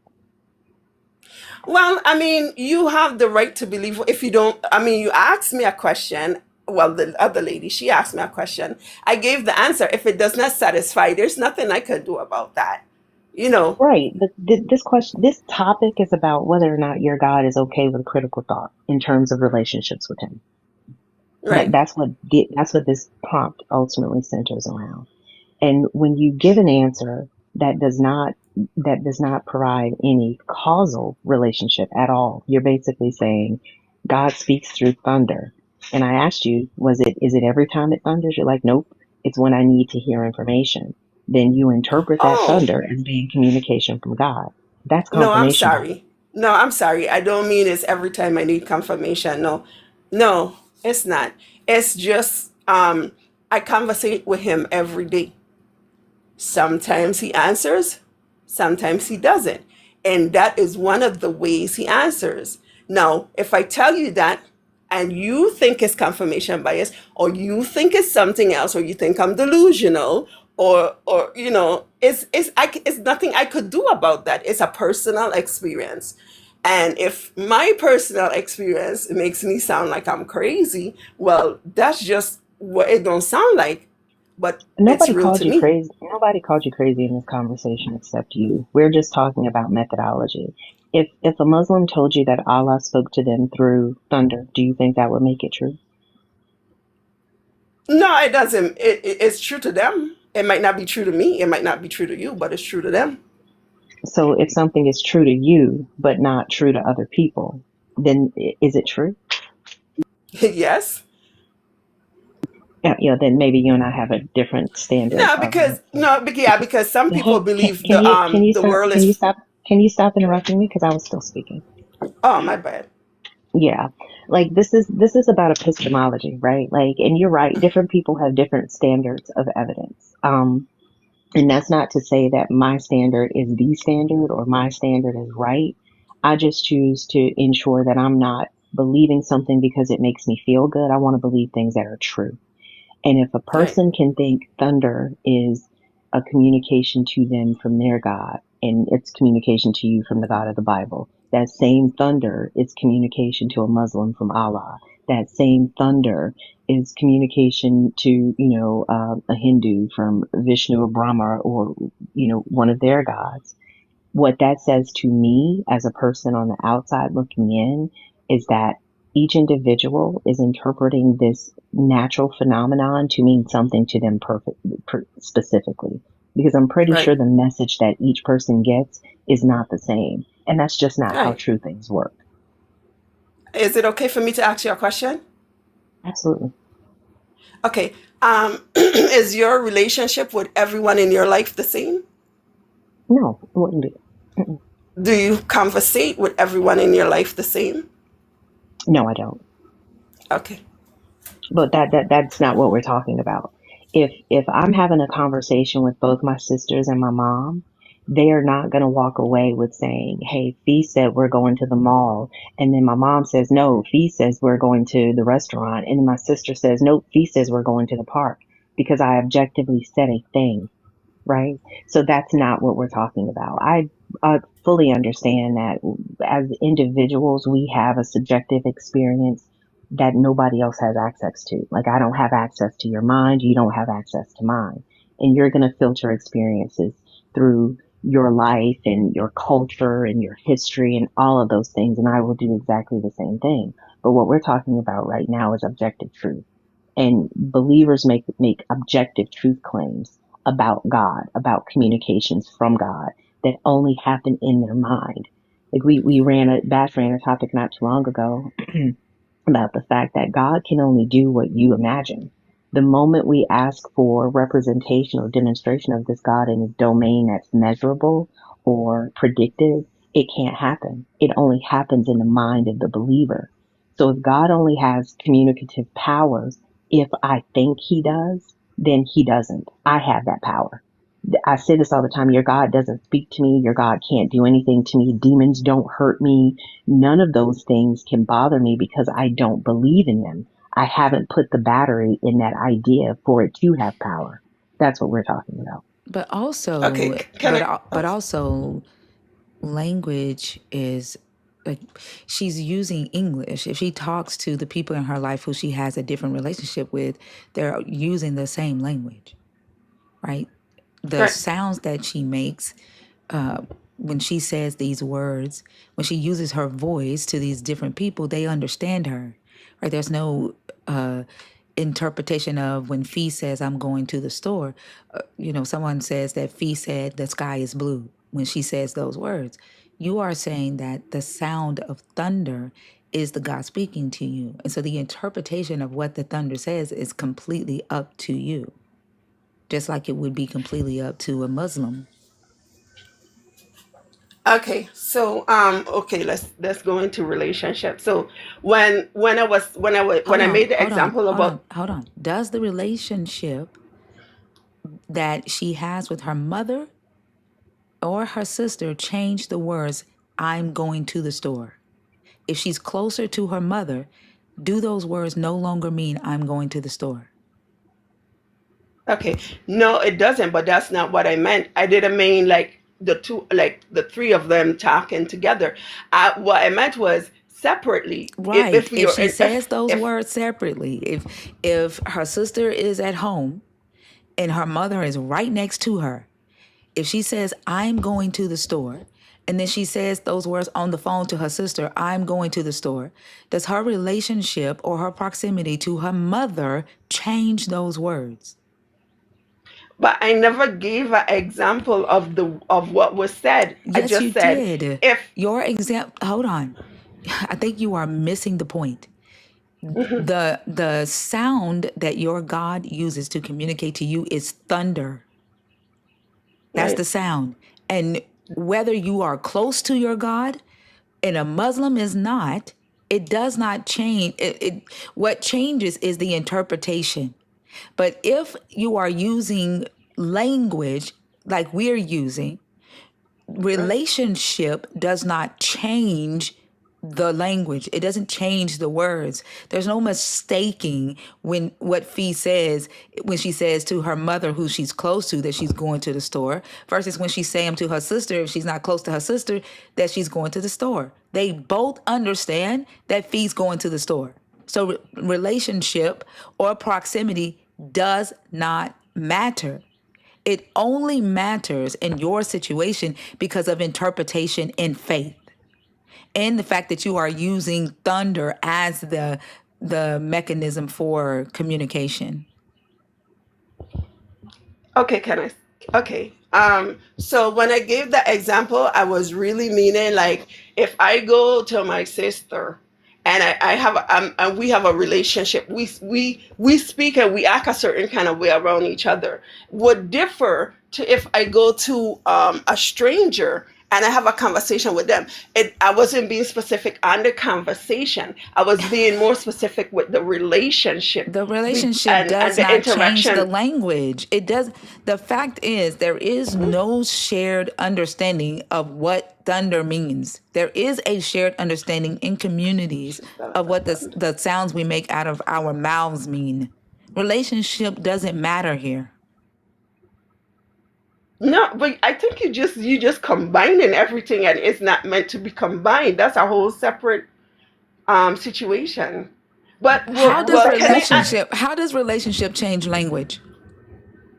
I never said relationship change language. We are talking about the thunder being the communication and what you interpreted it to be. Comparing that to a Muslim hearing the same thundering sound and interpreting it to be something else. What does relationship have to do with that when you are comparing it to how humans communicate?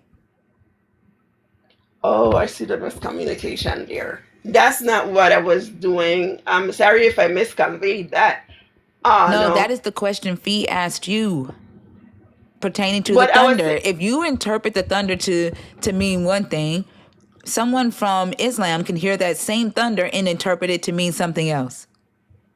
okay. So like, okay, if we use it like, if I say girl, according to what conversation and according to the situation and what's being conveyed, that girl can mean different things. It could mean different things according to the situation. What is the shared understanding of a thunderclap? It's just a sign. It's not a word. It's just a That's sign. the point. That is the point. A Muslim can hear that same thunderclap and interpret that their God told them something else. Yeah, that's the point. Because that's how communication works. Does not, because if he says girl to her mother and says that to her sister, they both understand the same thing. But it could mean something different. They understand. Like, girl, they understand that she said girl, but they girl, understand I that agree with you. But they understand she said the word girl. Yes. But what does a thunderclap say? It said boom. I cannot. But I mean, it's the same boom, but he interpreted according to the conversation that he was having. It's not a conversation. That's the thing that you're missing. It's you hearing a sound and deciding that it means something to you. It's a Muslim hearing a sound and deciding that it means something to them. And you all are calling it a conversation. Conversations do not work that way. I don't send Thinker a text message and then respond to myself for Thinker and like, oh, okay, well, I heard a noise, then now that's what she meant. That's not conversation. That is confirmation bias, which is why I asked you if you knew what that was. Nobody is telling you that you can't listen to thunder and decide that it is, it means something to you. Okay. But that does not mean that a God is talking to you. And language is language because it is a system of communication. It is an agreement that this sound, when put together and followed by or preceded by this sound, means a thing. That's what language is. Thunder is not language. We know what thunder is. We know why it happens. We can predict when it's going to happen. But you are calling these natural weather phenomenon communication from a God without showing us how it is or being able to indicate that you can interpret what it means. Okay. Is it okay for me can I ask you guys a question? And it's relevant to the topic, I hope. Yeah, go ahead. Okay, so I was listening, and it's a great conversation. So I'm wondering, what are you guys saying? So, as an atheist, you don't believe in spirituality. You don't believe in anything spiritual. Is that correct? I believe in things I can understand. Is this a part of the topic? Yeah. No.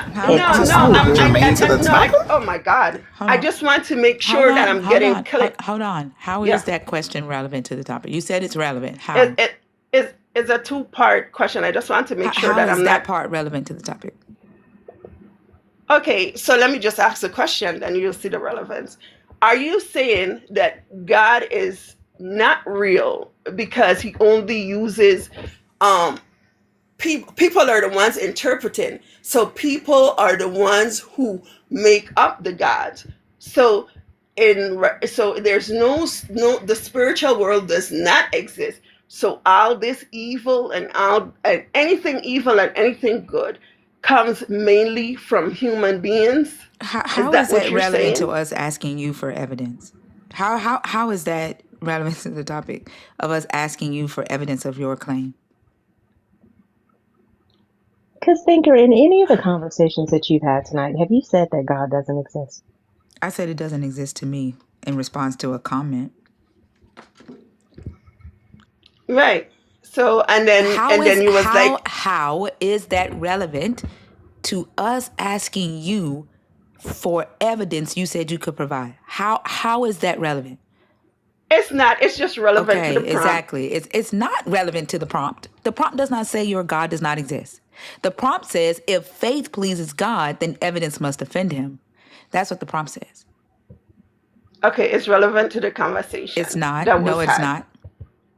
No, it's not. No? Nope, it is not.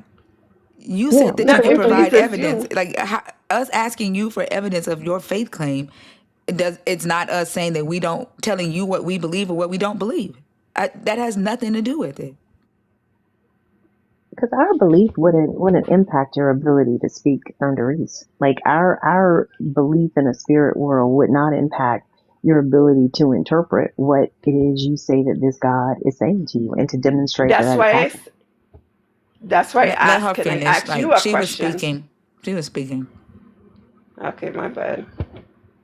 Yeah, I mean, I feel like you guys often will pivot to this when asked to demonstrate the claims that you think that you make about what this God says to you.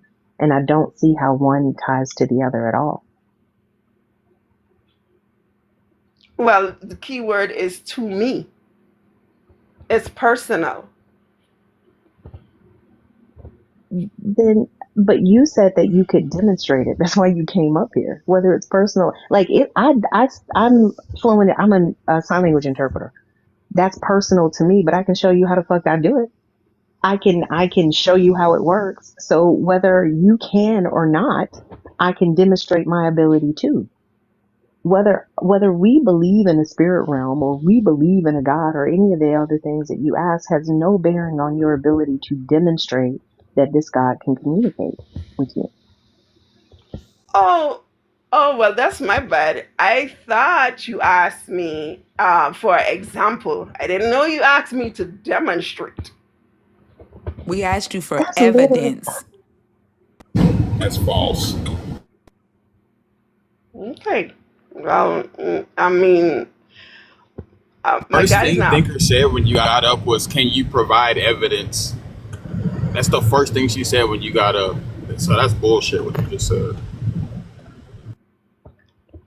Oh, okay.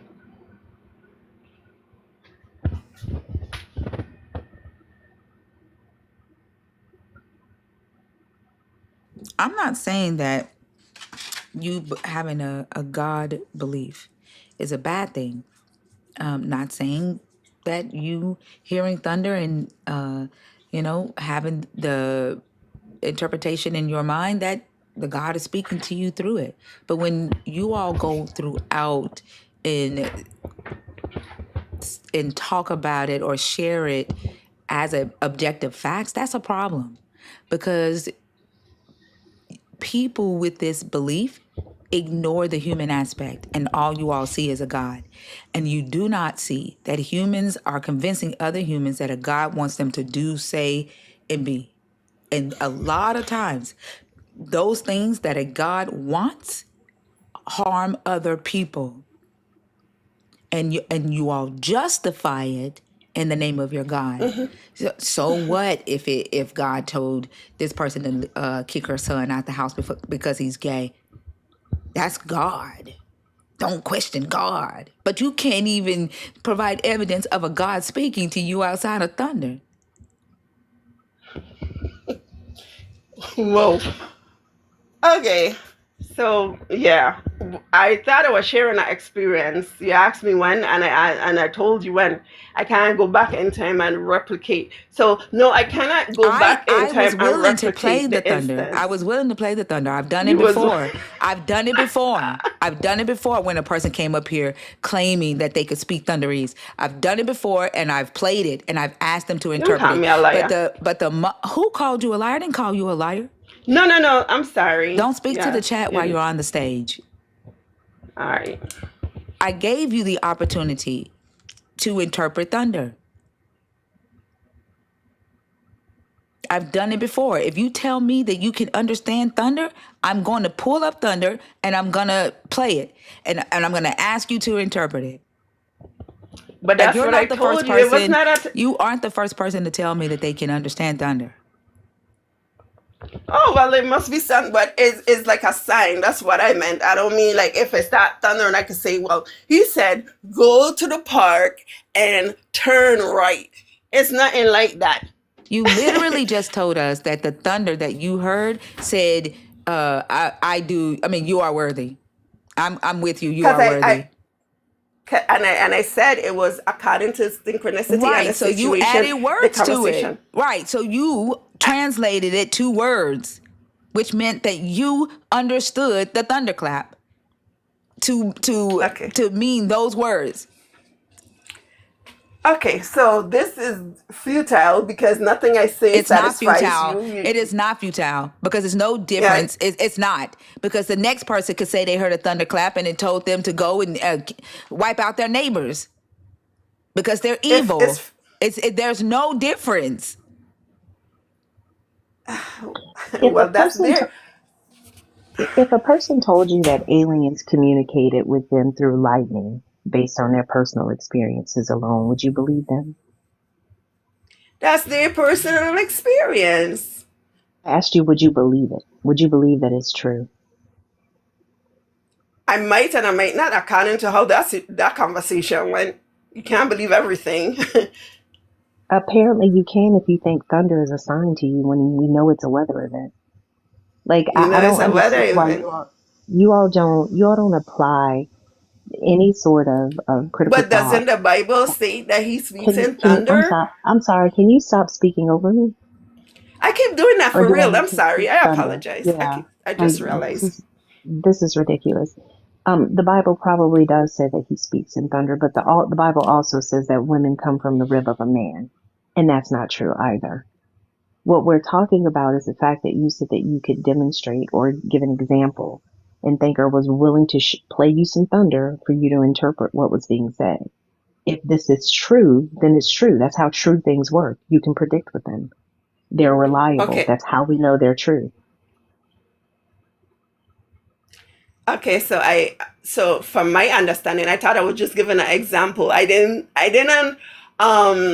I didn't know I was saying that I could prove that, because I wouldn't say that because that would not be for real. I can't just like up and like yo. So I thought I What was is just it giving that you an think example. evidence means? When you came up, you said that you could give evidence that your God can speak without using a human. What is it that you think the word evidence means? Maybe you could send me the clip so I could see for myself if that's what I I said. don't have to send it to you. You can play it right now. 1 second. Okay, yeah, play it so I could see if I really said that, because I don't think I did.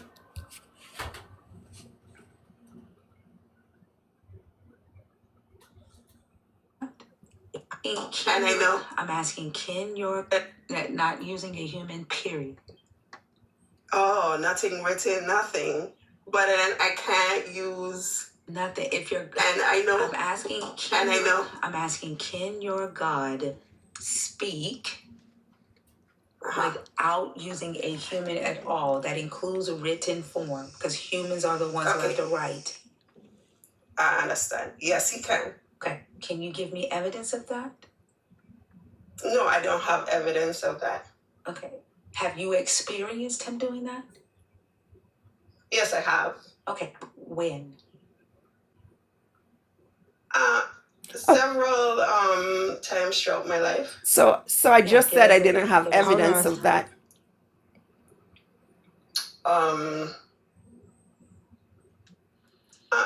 Several times throughout my life. Yeah, give us one of those times.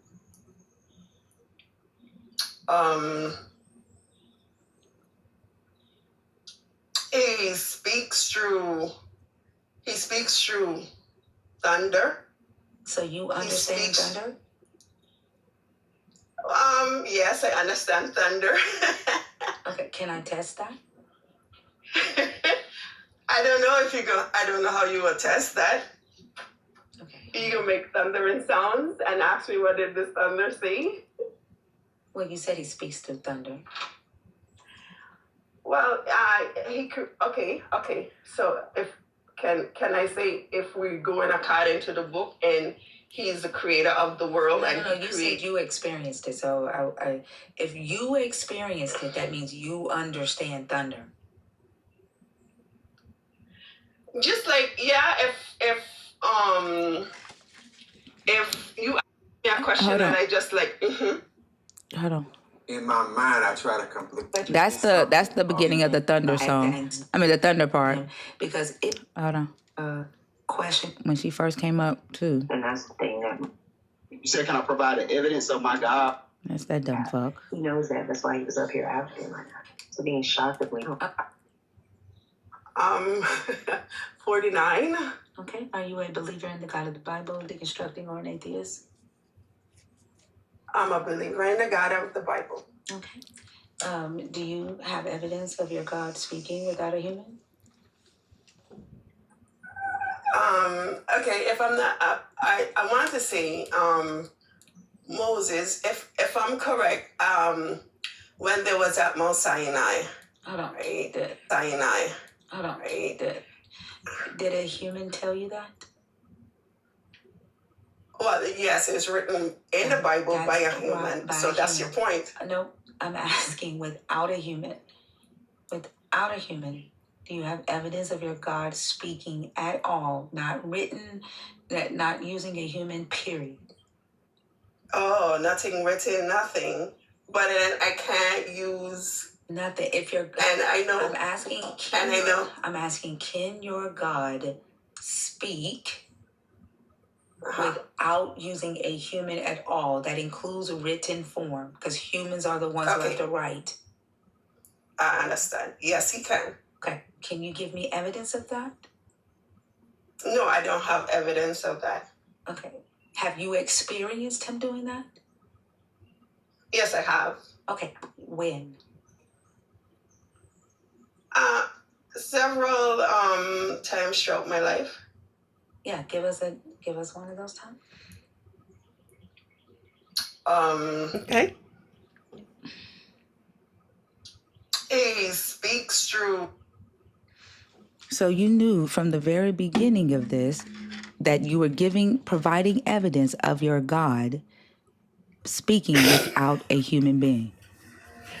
When you I heard one several second, times I said that I don't. one second. When I asked, do you have evidence of that? You said no. I said, have you experienced it? You said yes. Right. Did you not? Right. I said, give us one of those times. Right. Right. You giving us the times that you've experienced the God talking to you without a human being is you providing evidence. It's given an example. That is providing evidence of the God speaking without a human being, of which you said, Is it? Yes. Why do you think I asked, have you experienced it? And you said yes several times.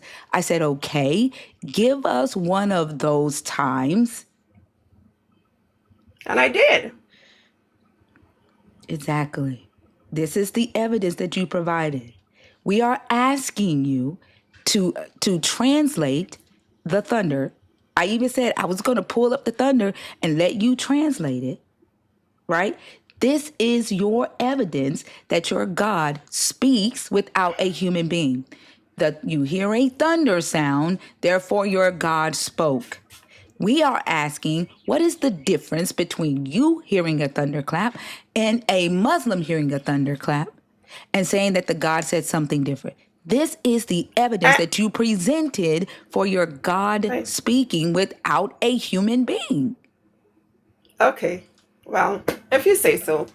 But it was a pleasure being up here. I have to get back to work. The thing is that y'all ma'am. have an issue. You have an issue taking accountability for the things that you do and the things that you say. You said that your God can speak without a human being. That's what you said. You said you experienced it several times. I asked you to share one of those times. That's what you tried to not go there, because I even asked, why are you moving away from the thunder? Right? I don't know why you all cannot be honest in these conversations. The reality is that you've not heard your God speak. You've not heard your God speak without a human being. Your God uses humans. Your God, because you don't have any evidence of it, even with the thunder conversation. That's the evidence that you provided. That's just your opinion. If it is my And like I opinion, said, this if it is is my futile opinion, if because it is my opinion that your God didn't speak through thunder, that means that you did not provide sufficient evidence that your God speaks through thunder. Because if a Muslim can hear that same thunder clap and it means I something do. Don't different, let me. then your God didn't speak through that. That is you hearing a thunderclap and applying meaning to it. I don't know why Okay. y'all can't All be right. honest that your God uses humans. And that's the problem. I You never all said want he didn't. that's all he can use. You cannot No, it's understand. not. You cannot understand a fucking thunderclap. You are being dishonest. You can't understand You what can't the fuck a understand a thunder. You conversation can't. without Oh, screaming. now I'm the one screaming. You were screaming just a minute ago. Like, you're being dishonest. You cannot understand a I'm thunderclap. not. And no human speaks fucking thunderese. You can't understand I a said it's a tornado. You sign. can no, I you said it was literally a said, you sign. literally translated it and said your God said that he is with Do you you and that not you are with. translate? Don't You you have a literally sign like Stop. somebody Stop. that Stop being speaks sign language on dishonest. here? Stop being dishonest. You I literally am not a translated it. Yes, dishonest you are. person. You Anyways, I have to go to translated it. work. This is what y'all do. I don't understand how anybody No, are believers. I have to. I will Y'all come are back. dishonest I as will come fuck. back if you will let me, Y'all, but no, I gotta go to I'm just work. go ahead and leave. Like, she literally said that the thunder said, "You are, and I am with you." That's not a fucking sign. That's you applying meaning to a fucking thunderclap. And you made the claim that your God can speak without a human. Like, y'all are so fucking dishonest.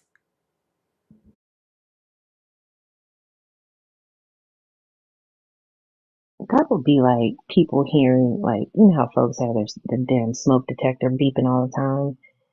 It's no different than somebody saying, "Oh, that's my deceased grandfather talking to me," and then another person's like, "Oh no, that's a ghost," and then a third person's like, "No, that's an angel." They're pointing to the same sound but assigning different meanings, and then telling us that we don't understand it because we don't believe. Like, this is so juvenile and elementary way of thinking. It's ridiculous, and they can't even be honest with themselves about it. Then they call their lies futile. This is so futile. It's only futile because your lie is being debunked. It's only futile because you can't address the claim that you made. That's why your God requires faith. That's why it's impossible to please your God without faith. Because if someone were to scrutinize the claim that you are making, you're going to react like this. You're not going to be able to back it up. Then you expect people to just, I don't know, kiss you in the face of your lies?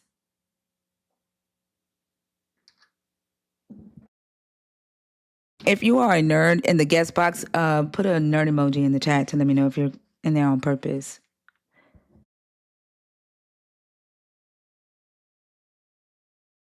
Yeah, that's what the. Are you calling me a liar? I've only ever known it to be a liar.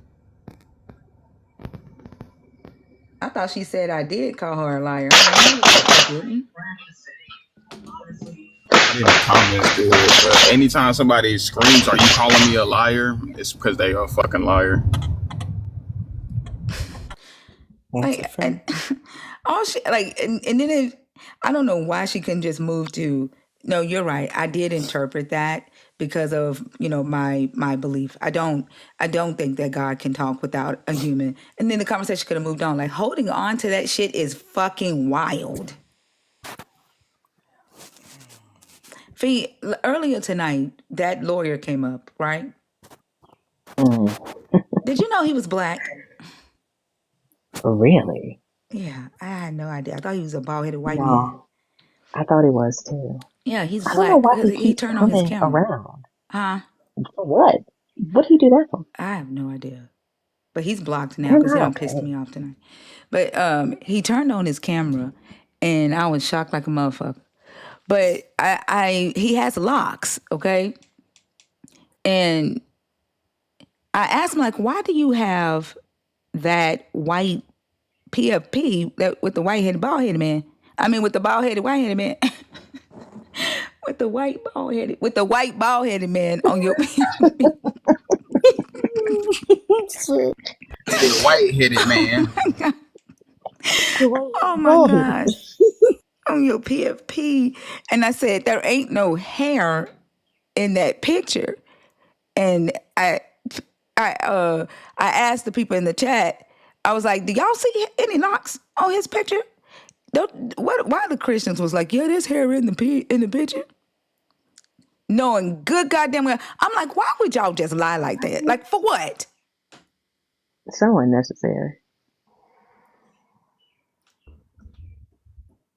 Just to go against, like, it's like they stick to that in-group bias no matter what we're talking about. Like, there was no reason for them to lie about that PFP having hair, about him having hair in that PFP. There was no reason for them to lie about it, but they did. And like, that type of shit, I don't understand it.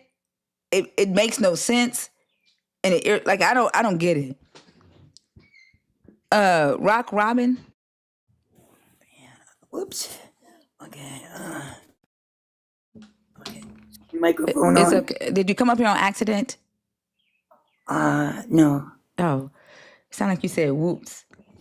Oh, yeah. How old are you? 63. Are you a believer in the God of the Bible, deconstructing, or an atheist?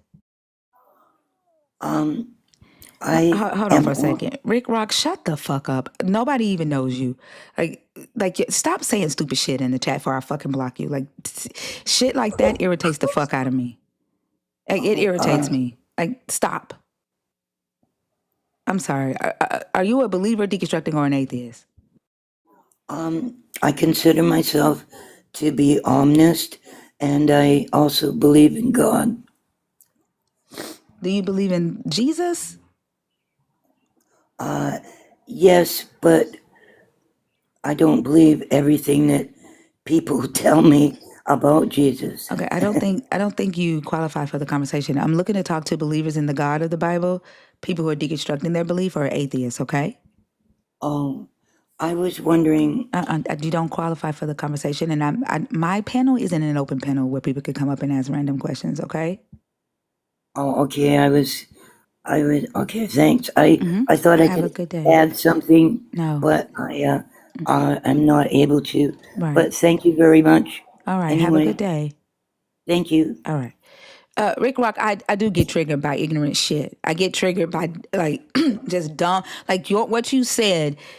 Like, yes, I do get triggered by willful ignorance, and I will block your ass. Like, at least if you're gonna be in the fucking chat, use some goddamn thinking, or at least respond to the fucking conversation that's being had. Yeah, I mean, As a like fact, I'll the just go first. ahead and block your dumb ass. Like, I can't. I can't. Bye. Sorry, Fee. What were you saying? No, you're good. He probably gonna come back on a backup. But the stupidest, was it? So Sandra mentioned when they say that dumb shit about I used to be an atheist and blah blah blah. It's like a child going back to believing in Santa Claus. That's not the flex that you think it is. It's really not. It's just indicative of how you have completely turned off your thinking faculties. They're Like, so ignorant. yeah, it's the stupid shit of, like, he said, basically, like, you can't ask me to carry your pain. Nobody said that shit. Like, what the fuck are you even talking about?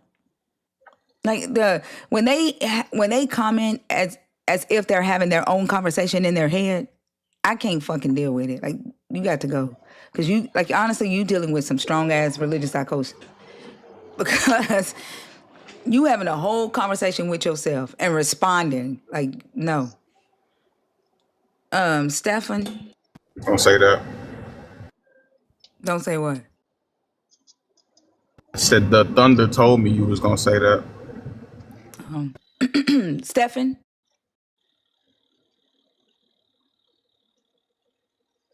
yeah, I can't stand that. Like, why the fuck are you arguing with yourself and responding to yourself? Like, what is the fuck is happening there?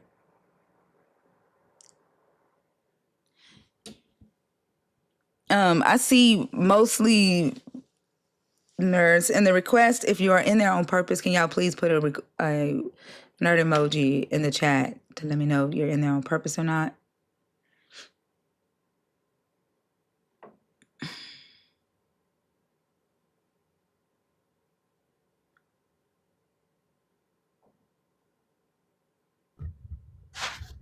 When it starts raining here again, I'm gonna listen to the thunderclouds.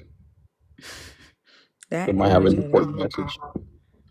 It's the fact that she was saying she was denying that she said that. I was like, wait, you did. You said you could translate the whole thing. So She that was said that she weird. could provide us a time when the God spoke to her without using a human. That's amazing. Then she tried to say, she tried to compare it to audio on a cell phone. She tried to say that, she said, your thoughts don't belong to you.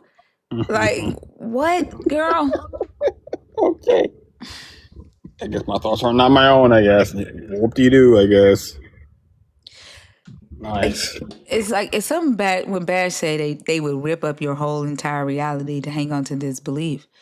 Like, for her to go as far as to say your thoughts are not in your mind, like that they don't belong to you, is in fucking insane, just so that she could say that the thoughts that she's interpreting as her conversation with this guy are not in her mind. Don't originate in her brain. And think of the hubris that it takes to believe that thunder from a storm that is impacting thousands of people, sometimes to their own demise, is Mhm. God's way of communicating with you. Like how much of an ego do you need in order to accept that as true? Like these people are truly walking around with their own personal microcosms of ego, and everything that happens is God moving all of reality for their benefit. It's ridiculous. I feel like they're just bored with reality, Umphy. I really think that's just boredom. And they're failing to identify it, you know? This is just a failure to identify them just being bored. Like what? Like if the message was true, like God is actually speaking through thunder, everybody within an earshot would have heard the same message. I guess I don't know. And why does he have to use thunder? She fucking speaks English. Like, Right. she is a sentient, evolved being. Like, why the fuck is the God using thunder and fucking glossalia to speak to them? Then they be like, so the devil won't know. But then you say that the devil knew the fucking CSB translation that wasn't translated to March of 2017. But That was the devil don't insane. understand thunder or glossalia.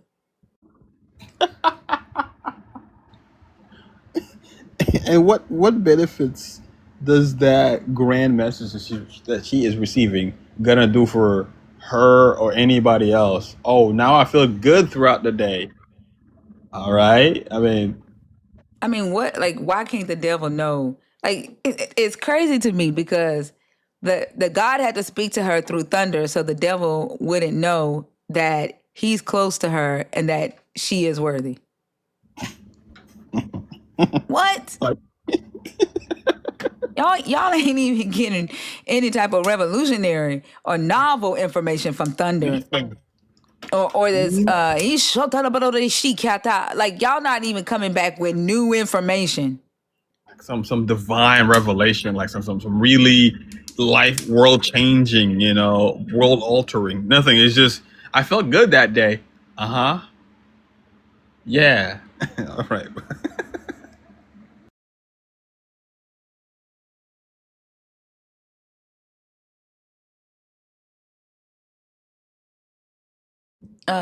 Dana, Melanated Muse, Tiger, Daryl, Blink, Lindaway. Are y'all in the request on purpose on accident? There's 11 people in the guest box, but I think most of y'all are on the wait list.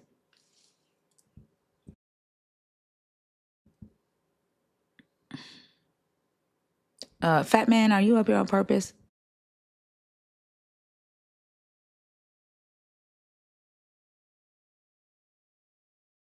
Told you to stop calling me that.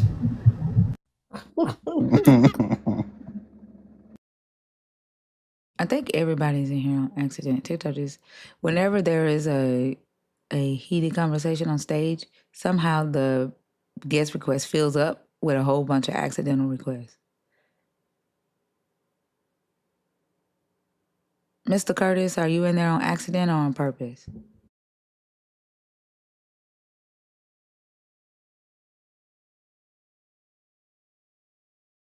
This is how obsessed they are with this fucking live. Like, how many accounts you think they got just for my live?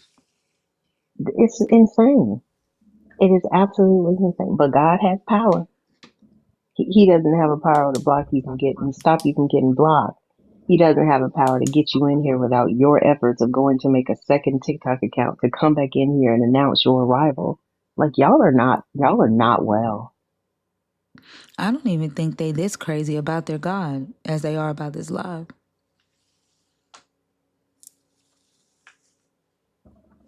I think you would like see evidence of that if they actually took the God seriously or this belief seriously. Like the prison systems wouldn't be as full of Christians if they actually took it seriously. Just saying. Like the fear, like, oh yeah, let me not fuck up, or hell.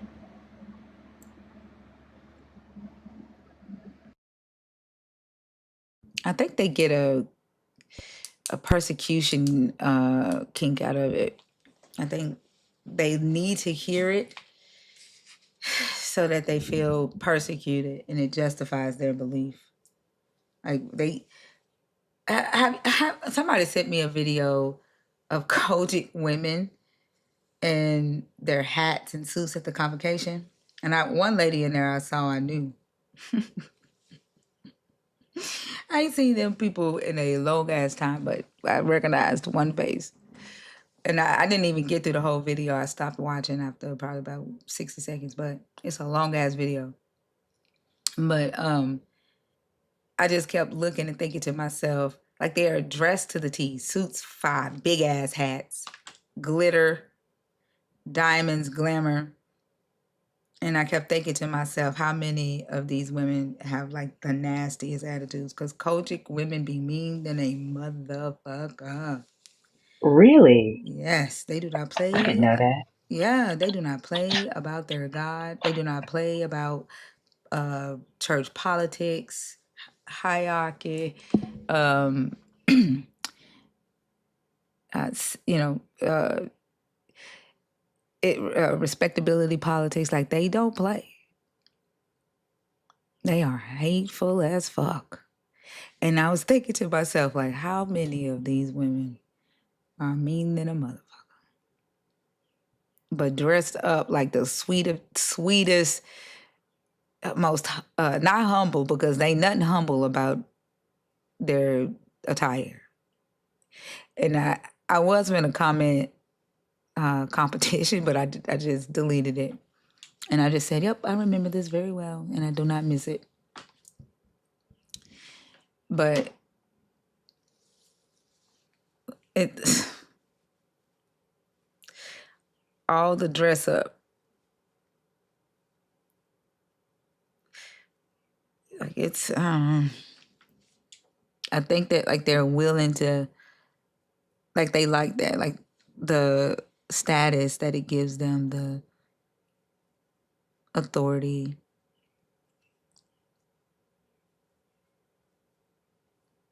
I think that's what it's usually about, right? Because, I mean, it can't be about the doctrine itself. It can't be about the effectiveness of it, because when you get down to it, everything that they're considering blessings from this God are things that they have set up for themselves or things that other humans have helped them with. So the only thing that they can rely on is like the politics and the power and the prestige that comes from the positions that they hold. I mean, it's all about ego, what it does for them, while claiming to be selfless and loving. Like it's so backwards. They thrive on embarrassing people too. Like if you sit in the wrong section at the convocation, they will embarrass you in front of everybody. Like you better not sit where the first ladies sit and you're not a first lady. They would call you out in front of everybody and embarrass you. Because it's all about respectability politics. And they do not play about that give honor where honor is due. I guess when I was Like, in it, I do thought you it think was it's? good thing, huh? I was just gonna say, do you think it's like their small version of like being the elite?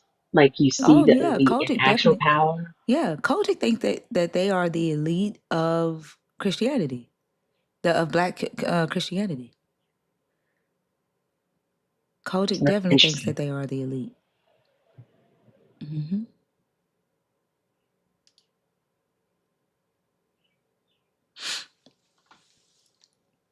Yep. I just know we are. Hallelujah, somebody. Hell no. We were told that Baptists were not saved because they went to the club on Friday, Sunday, church on Sunday, smoking a cigarette in the parking lot Sunday night, in the church parking lot Sunday night.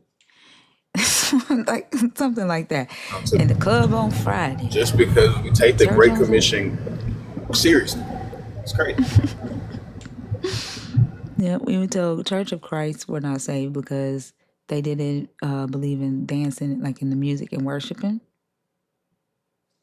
JWs were not saved because they didn't believe Jesus was God. They never said anything about Catholics. Though Catholics were, they really didn't tell us why Catholics were Alex. not saved, but Catholics were evil. Like Catholics are evil to Kojic for some reason. I don't remember why. But everybody, I always heard they were alcoholics that pray to Mary. I never heard the alcoholic thing, but Was the wine great? Kojic were the only ones going to heaven. Everybody else I mean, was not.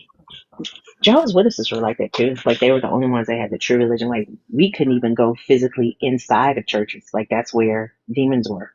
Like I remember my childhood best friend, her cousin was getting married, and she and her cousin were really close, even though her cousin wasn't a witness and she wanted to be in the wedding, and the elders told her she couldn't because it was inside a church.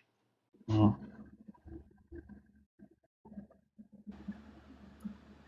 terrible. But the God don't ever come down and say, "No, this is how Exactly. you do it. This is how you do it." Yahweh need to pull a Montel Jordan Maybe for he was real talking because through that would clear Montel up so Jordan. much. I mean, hell, he talked through thunder. Your Shit. hands in the air, like you just don't care. Something, something, something, something, and don't want to be player. Like maybe he was talking through Montel Jordan.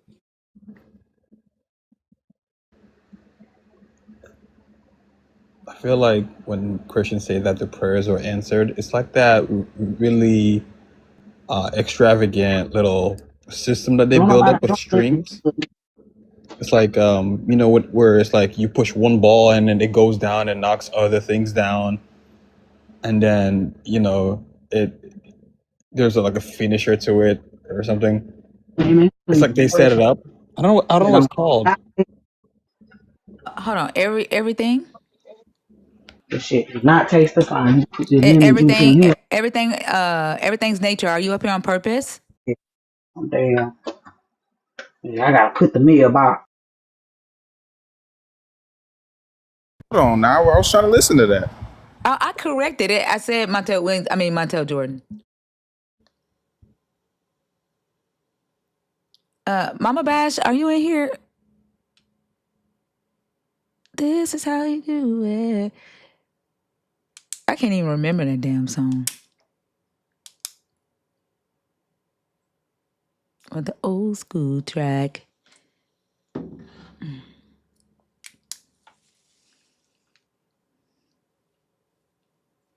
Mm.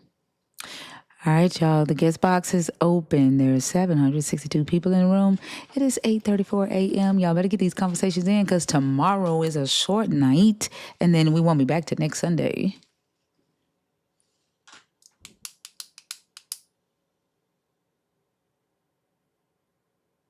Oh yeah, my bad, y'all. I'm wondering if I should go live tonight and just rest because it was so hard to get people to come up and talk tonight. And then for some reason on Really? Maddie's hour, they really don't come up because they're trying to let the young ones, you know. But I don't know. It's a lot of work trying to get people to come up and talk to you, and then having to keep the Yes. conversations going for there to be a need for for the live to be up. I don't know. Yeah, I mean, especially considering all the chirping in the comments. Like, it's so much easier to just come up and say it, have an exchange, have dialogue. Like, it will understand each other clearer that way, but they won't do that. I'm trying to see if I'm gonna do a Maddie's hour because today is Monday. No, what's today? Today's Tuesday. Today is fucking Tuesday. Today is Tuesday. Mm-hmm. I have to pack today. You telling me I gotta pack today? I tell my sister, I'm like, look, let's just be at the mall at 11 because I came all the way down here with nothing to wear. I'm like, I'm gonna find something to wear when I get down there. I thought today was Monday. I don't have one Nah, more it's day. Tuesday. I don't have one more day. Nope. The concert's tomorrow. Oh my fucking gosh. I thought today was Monday. It is fucking Tuesday. No, ma'am. It's No, ma'am. Tuesday. It's Tuesday, according to Angie. I had to pack today.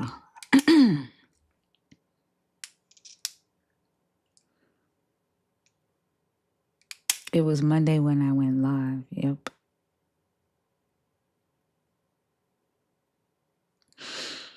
What? Why does it feel like?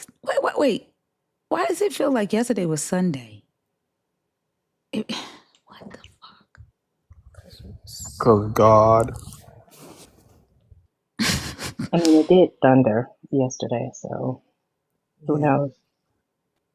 Maybe they reset the calendar since apparently you can do anything else. So. I feel like I lost a whole goddamn day. No, Sunday did come and go really fast for me though.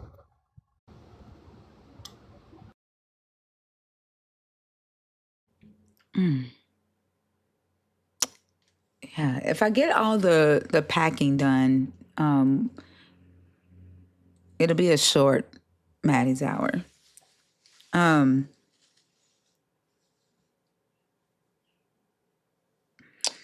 We only allow dragons to come up and do things like that. That's why there's a benefit of being a dragon. Also, we have a whole bunch of dragons in here who don't like talking to us. They don't like doing stuff like that. Samayanga, Samayanga, Samayanga, Samayanga. Hold on. Where the hell is the name? Y'all commenting. I'm trying to get to and it keeps resetting. Where did it go? Oh, I done I lost you think you got it now. right. What was their name? Samayanga. Samayanga? What was Mm-hmm. it? That's it. And that's what it looks like. Sam I am. SAMA. Yeah. Like we have Samanyaga. Samanyaga. We have a whole bunch of dragons in here that I be trying to get to come up. 6 pain chilled all night because no other dragons requested. I survived. I don't know if we would still be live if you weren't on stage. I was just yapping at this point. I don't even recall half the things I've said. That or I'm just tired. I don't know. I yeah, I don't know. I think it would be too much to ask, for somebody that's watching the live that maybe never thought about the topic of faith in this way to come up and say, "Hey,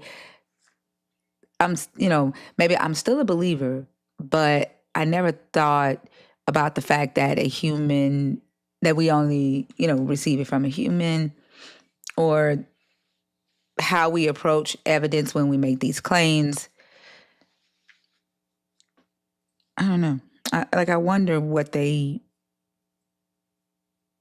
get from just sitting in here.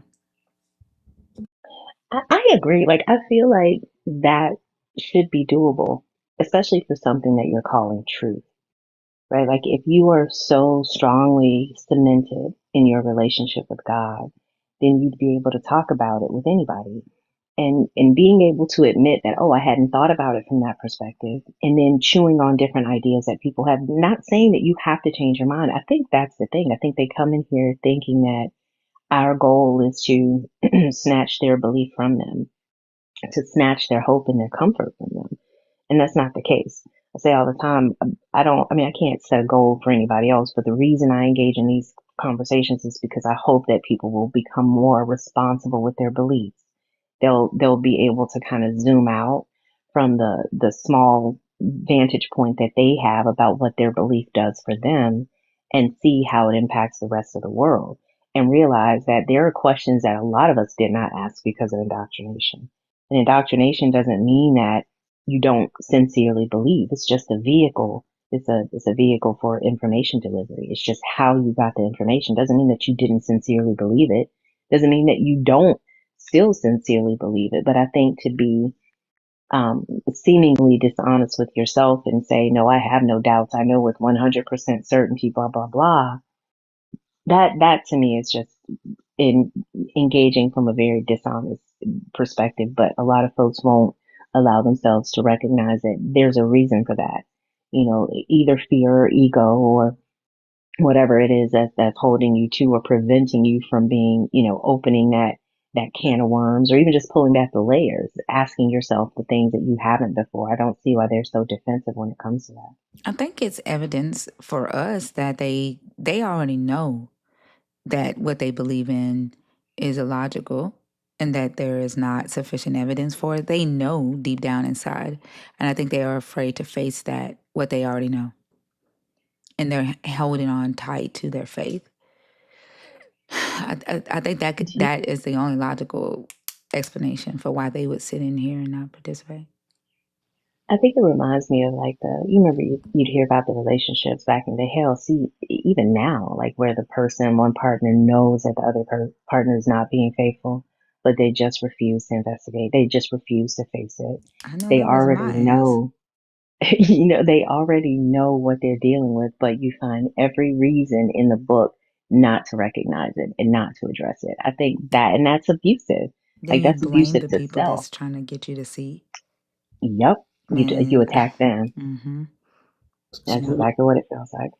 some of those people have children. What methods are they going to give to their children to decipher when someone is deceiving them if their entire tactic or method is just have faith? What exactly are they going to teach their children to avoid these things? Because once you're gone, what did you leave your child with? You know, like when we challenge them, they just run off. Is that what you gonna pass down to your child? Like, oh yeah, just run away, don't engage. Like what? That's what they say. They teach not to sit with non-believers, especially in Kojic. In Kojic, you do not commune with non-believers. You don't befriend them. You don't go to their house. You don't go. It was a sin to take a lunch break or with non-believers. A lot? Oh hell no, bro. Because the Bible says, "Come out from among them and be ye separate." You don't befriend non-believers. But that I think it's changing now. Well, let me not say that. My family got away from Kojic even before my dad died. He changed. He left the denomination and became non-denominational, and so the teachings now under my brother, I could see that they don't necessarily focus on whether a person is a believer or not to be friends with them. So it could be different because my brother is preaching differently. I don't know what the overall Kojic is still teaching because we haven't been a part of Kojic since before my dad died. I was watching, you know how you have shorts on like your Facebook feed, and Pop the Balloon. That's a show. I don't know if I didn't know anything about it, but y'all know I'm old. But a Pop the Balloon short came up, and there was a guy on there. The girl was the single person, and she was trying to find a match or whatever. and this guy popped his balloon to say that he wasn't interested in her because he was Yeah, I very saw Christian. that. Whenever you saw that one, and did you see the one where he was telling her that she would be accepting of someone who's spiritual, and she was like, "But I'm Christian, just like you are." He's like, "I know that, but you would be willing to entertain somebody that's not. That means that your faith is not as high of a priority as you for you as it is for me." But she was pushing back, like, shouldn't we love others and be accepting of others? Like, it's so interesting to see that shift happening. So when you say that you're not sure if Kojic preaches that thing that doctrine anymore, it's the same thing with a lot of very high control religions. Like the fact that your core tenets can change should, to me, be an indication that you're not being led by God. You're moving with the culture and you're changing with what is socially acceptable in the same way it's always been. But their like allegiance to this God and this belief system won't let them recognize that. When Kojic went from not being able to wear pants in the sanctuary to releasing pants, women could now wear pants just not in the sanctuary. That I was so shocked, and I remember being a child thinking like did God tell them that? Like I was so worried that they changed that rule because it had been a rule for so long. It was like did God tell them that women could wear pants now? And we could wear red fake nail polish. Like they released a lot of stuff. TV, going to the movies. And they did like a blanket release. Like it was like a list of stuff that they unbanned all at the same time. How did they explain it though? Like what was the rationale for making that change? And I and don't I know. see I see Oso in the comments. Relax, I ain't think about him. They didn't. Well, I Go was a ahead. child at the time when all I remember is my dad reading off the list. Oh wow. Yeah, I don't know how they justified it. Who makes those decisions though? The jurisdiction, the bishops. Cece. I don't think she up there on purpose. Are y'all done for the day? Nobody else wants to come up?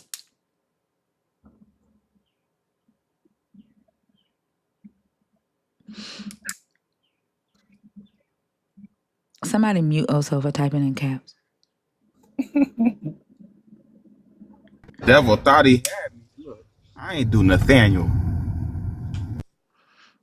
Mm-hmm. Water? Water bearer?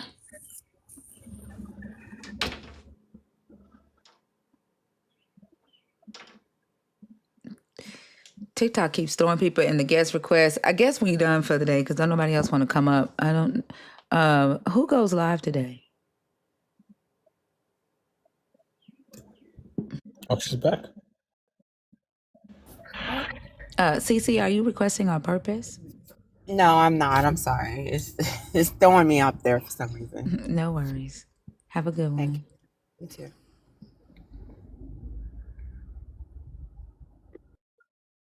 I'm gonna just start calling out names. Jules, get up here. Ashley, are you in the request on purpose?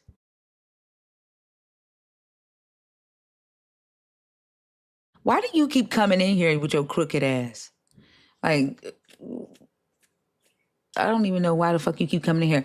I must, like, your members must listen to my live for you to keep coming in here. This is your second time in here.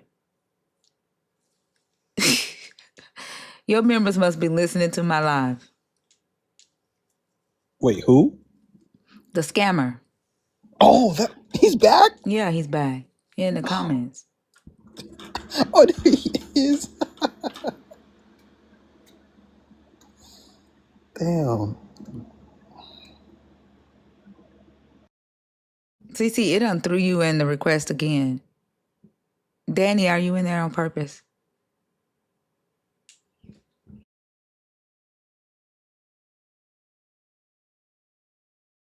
Yeah, he know what the hell he's doing.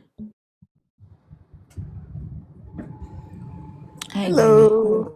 Hello. Hey, y'all. I was just calling to say that, calling, Lord Jesus. I was just saying that I'm just excited because I'm about to see y'all tomorrow. Yay. And Yay! I'm glad I And realized it was tomorrow, all by myself. right, because not you sitting up here packing day of being like, you about to be late. I would have realized about maybe 5 o'clock that I that is tomorrow. I would have realized later on today, but yeah, Yeah, I could imagine you jumping up like Kevin's mom from Home Alone, like, oh shit. yep. Yeah, I just wanted to say I'm excited to see y'all and excited to roll one up with y'all. And yeah, that's about it. I'm excited too. Safe travels. What time you getting in? Um, we getting in, I think, because we get on a plane 12:15, so we probably get there around like 2:30. Okay, Because I'm I'll flying. probably get in a little bit after that. Okay, cool. Actually, where we staying ain't too far from y'all either. So Okay, yeah, so I'm gonna definitely link up with y'all. So should I send? I know you don't check your TikTok messages, so I'm gonna create a private group chat on the Discord once I figure out who all's there. who gonna be there? Who all gonna be Yeah, there? and we'll create a private channel to communicate on Okay, Discord, and then like I'll put my cell phone number in there and stuff. okay, cool. Yeah, well, that is it. Fee, you gonna be there too? Fee already there. Where tonight? I mean tomorrow? Yeah. Yeah, I'm already in Georgia. Yeah, I'll be here. Well, yeah, no, But I yeah, know I'll be you at in the Georgia. I didn't know if you was gonna be Mhm. at.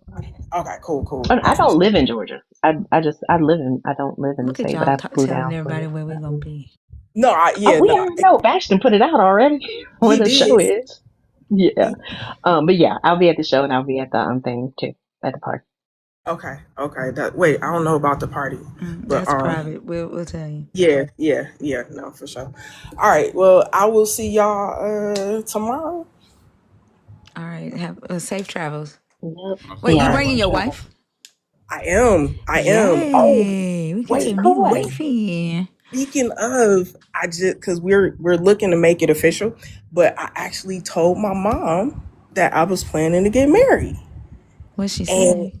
she was actually like, and because I said, "Are you gonna come?" And she just kind of looked at me, and then she's like, "Well, I guess I'm just gonna have to come." And I was like, I was floored. I was so happy. I was so happy. I That's almost cried. awesome. That is so awesome.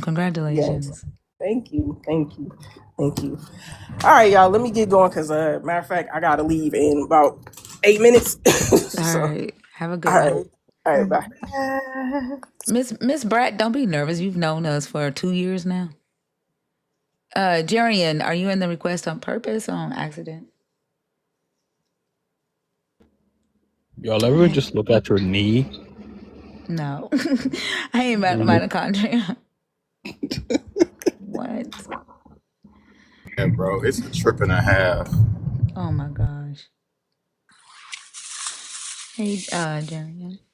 Hey y'all, how are y'all doing? Good. How are you? Good. I'm excited about Friday. I know it's been terrible because I haven't been on Discord because I don't understand it yet. But you said you're gonna have a private group. I need for everybody to be at the place at least 30 minutes early. Yeah, we'll put it If all they on the can. Discord. We'll put it all on the Okay. Discord. Yeah, yeah. Oh, okay, I'm gonna go to the Discord. I don't know how to respond well. Like I'm talking to the group and I'm talking to one person.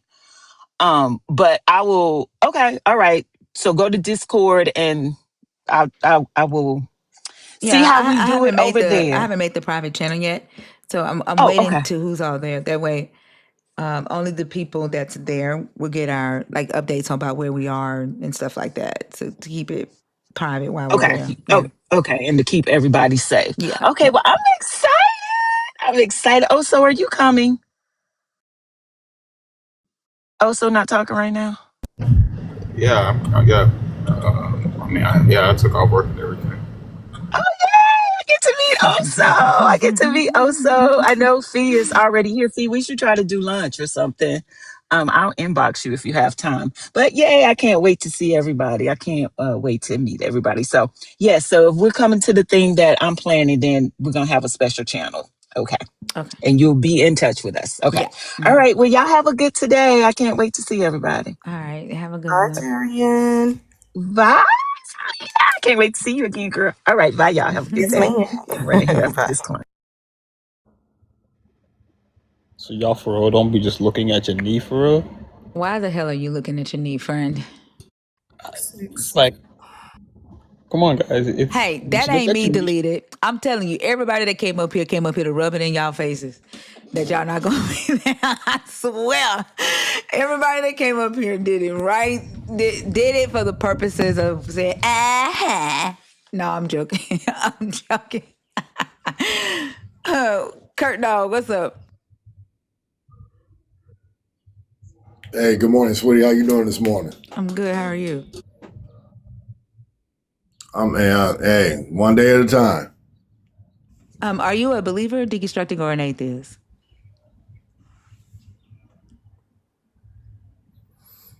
I'm a non-believer. Okay. Okay. I couldn't That's remember. why I wear the name Kurt Dog Because what? what you say, sweetie? I couldn't remember. I knew who I didn't you. hear what you said. You was your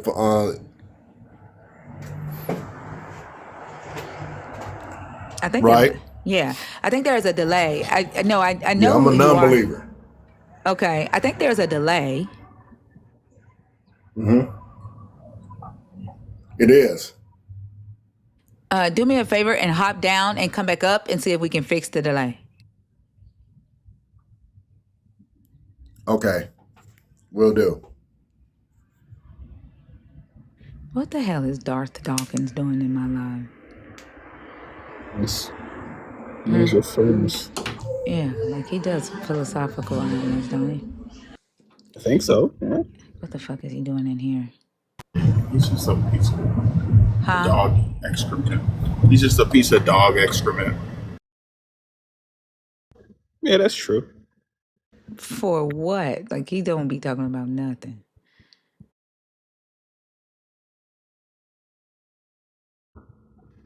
Nah, but like knees are powerful though. Like, What the hell is going on with you and your knees, friend? are you not looking at your knees? Oh, for You gotta make what? them wrinkle up. Look at them when they wrinkle. Make them Yeah, wrinkle and, up. and then when you move them, it's like it looks different. Yeah. And then Like, feel the bone underneath that. why would you? It's like a triceratops forehead. A little bit, a little bit. I can see what you mean though, Yeah, but it you feel looks like I that? got two knees. But it's just the Damn. muscle though. Damn. Put knees in chat. The knees are so cool. Therefore, God exists. Complex knees like this has to be a creator. Come on, y'all. Who would have thought?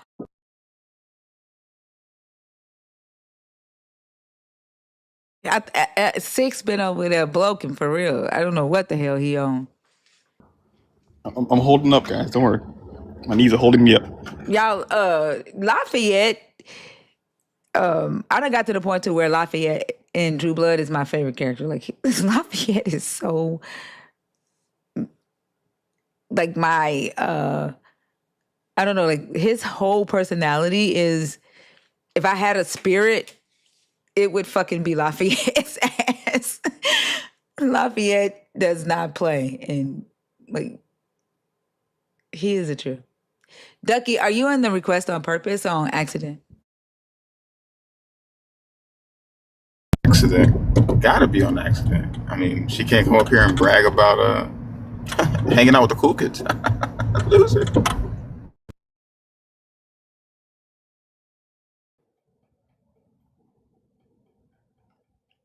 Yes, RIP to him.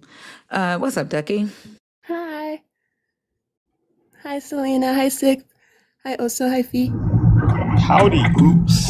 Hi. As you see, everyone keeps asking me to sing in the comments.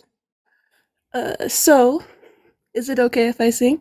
Yes, go ahead. Wait, what are you gonna say? Um, it's like a pretty good song, a popular song. Have you heard of Head, Shoulders, Knees, and Toes? Yeah, I've heard of that. Okay. I love it already.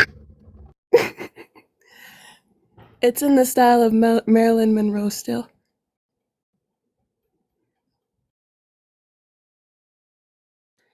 Heads, shoulders, knees and toes. Heads, shoulders, knees and toes. Eyes and ears and mouth and nose. Head, shoulders, knees and toes. Knees and toes. Yeah. I love it. W Yay. song. W song. That was for 6 because, yeah. Appreciate It's you. recorded. It's on YouTube. Oh, She gonna Oh, be nice. she gonna get a record deal from that. yeah. Try not to message me too much, you guys, but Say Ducky, saying this little light of mine.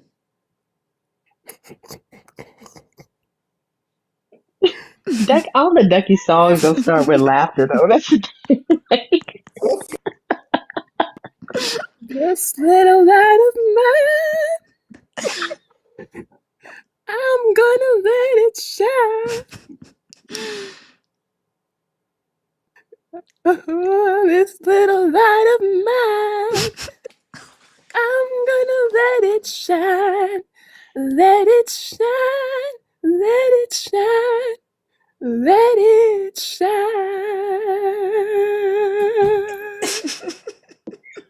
Yo, someone gets Miss Charlene. She can play the spoons. Oh my gosh. And then what movie is that on? Character Jesus, you assassination. know my Jesus told me. I know he told me what song? What movie is that on? What's love got to do with it? Yeah, you gotta add that part to it, Ducky. Little Tina. I just know what's love got to do with it.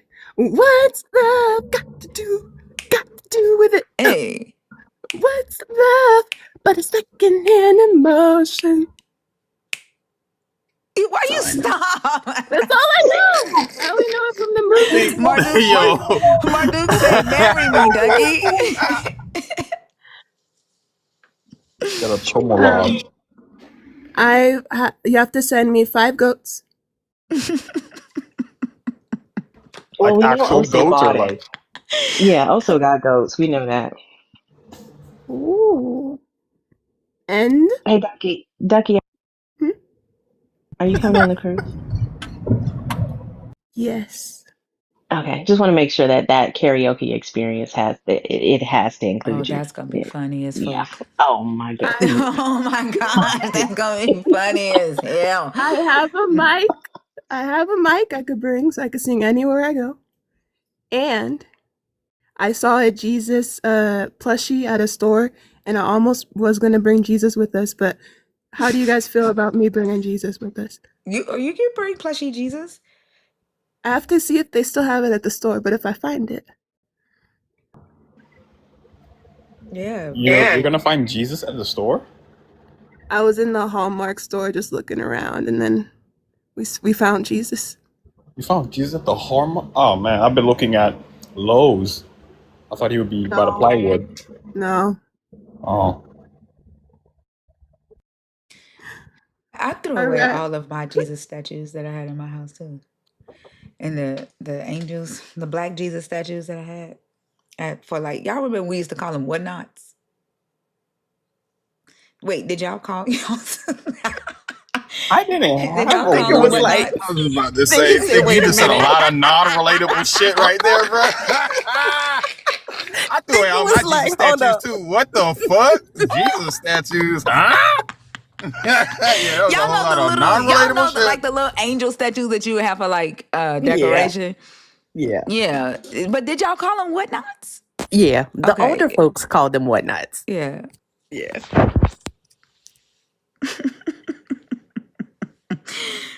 You ain't never heard that also?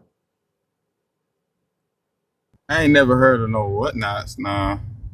What would be? How do you even get to that? Like, I why have did we no start calling idea. them that? I don't know why they called them whatnots, but that's what they were called. I'm like, don't you knock on my Damn. whatnot? They probably got tired of saying the actual name. It's just like fuck it. Why? Why did they call them whatnots? This is my first time talking about don't question shit. Like this is my first time asking, like, why the fuck is it called a whatnot? Oh my gosh. And me thinking that they actually are whatnots. What not to do? Wait, doesn't the Bible like speak against that? Like having like statues of like heavenly or earthly things as a thing you pray to? I think Isn't a that? lot of denominations, like the Jehovah's Witnesses, taught that. Like they didn't do crosses or figurines of Jesus or anything Oh, like that, or angels or like praying hands. They didn't do any of that.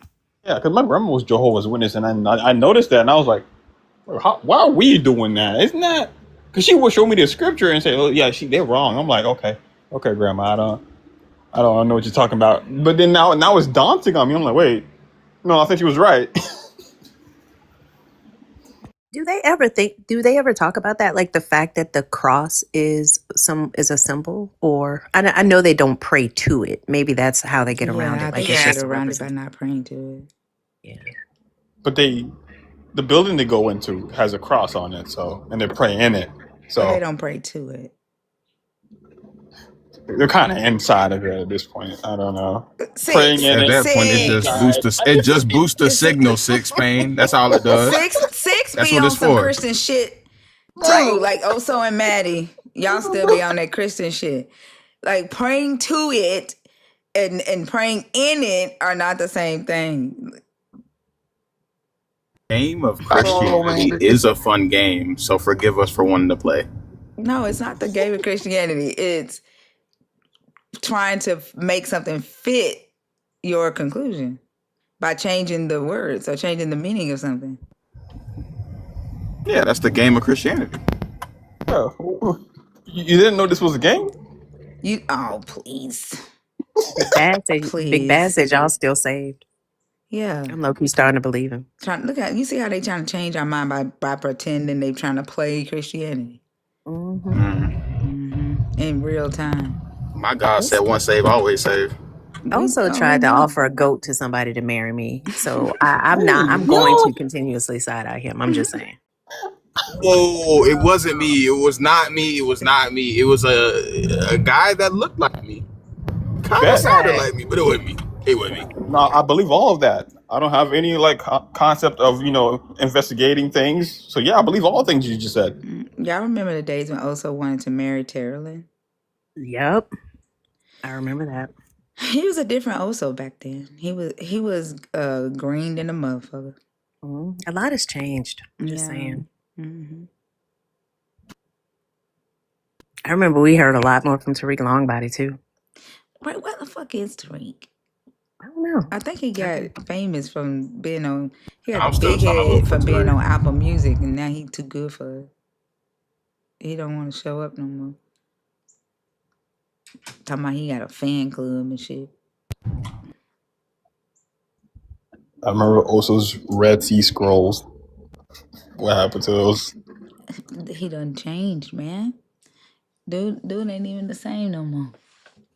If that didn't show us how dishonest Christians are, like I don't know not what would. They would literally come up there and argue for the Red Sea Scrolls, saying they read them. Oh, they did.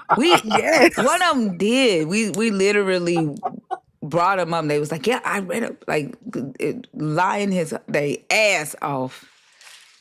Like we were cracking up. I might start the Brown Sea Scrolls. Then he tried to say that he said he didn't hear Red Sea Scrolls. He just kept hearing Dead Sea in his head.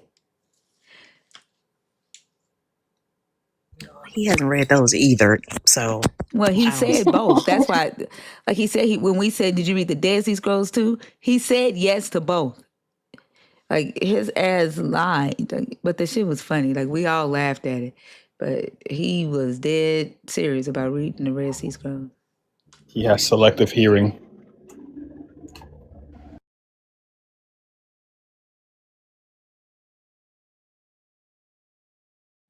All right. Anybody else? Mo Better, are you in the request on purpose or on accident? Who goes live today?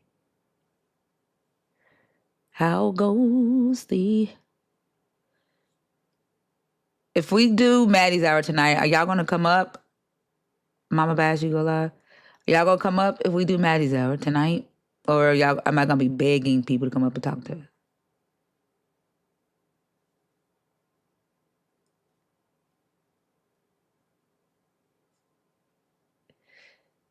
Don't y'all all answer at once now. You hear? Oh, I'll be in the chat. If no one comes up, I'll say words or two. It depends on the topic. I already answered all of this, so I mean, this is gonna end up turning into the 6 page, yo, because like people pull up and chill in the chat.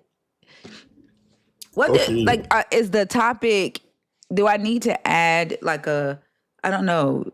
I can't do like an open forum because that's Right. reserved for the dragons, but the dragons don't use it.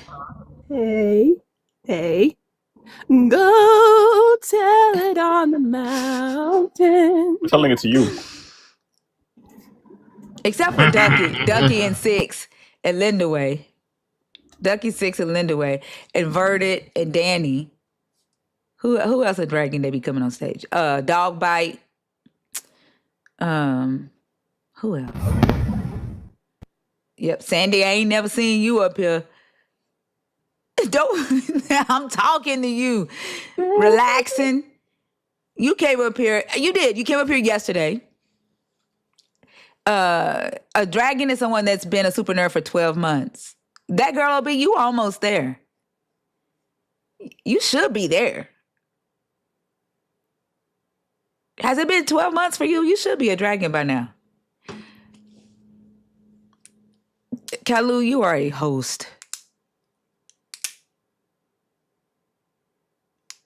Elena, you've come up. Muffy, you've been on stage.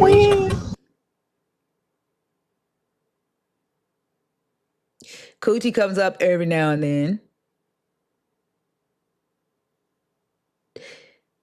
I'm talking about, like, it would be good to hear y'all come up and participate. Why are you boycotting? Hopper comes up.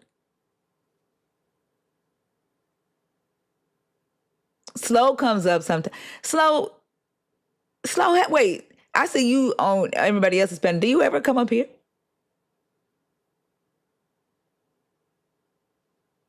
Persephone comes up with her laugh. Can anybody mimic Persephone's laugh? Wait, come up real quick. Yes. Yes. Mimic it. Wait, Let me no. see. KJ. Yep, that's it. That's it right there, Ducky. Ducky got it down pat. Ducky got it down pat. Sounded like a dying moose himself. I didn't think anybody could mimic that laugh. I've been around her too much. Y'all don't want to hear me trying. I ain't no fucking way I can do it. Because I swear in my head, it. Never mind. It Because you wouldn't don't come have the around. Holy Spirit. Huh? Because you don't have the Holy Spirit. Yeah, something. The spirit of You perception. gotta do it now. You can't just like pretend like, you know what I'm saying? Oh my goodness. Wait, me? I told you. I tried to It was tell close. you it wasn't gonna come out like that. That's what it. Birds Damn. out there gotta start coming for you. Damn. Persephone You got Dan was a competition. Nextel phone. I can't. You got Goddamn. competition. I cannot do. Her mama was a do it. beeper. Goddamn. I can't do it. Do it one more time, Ducky. Let me see.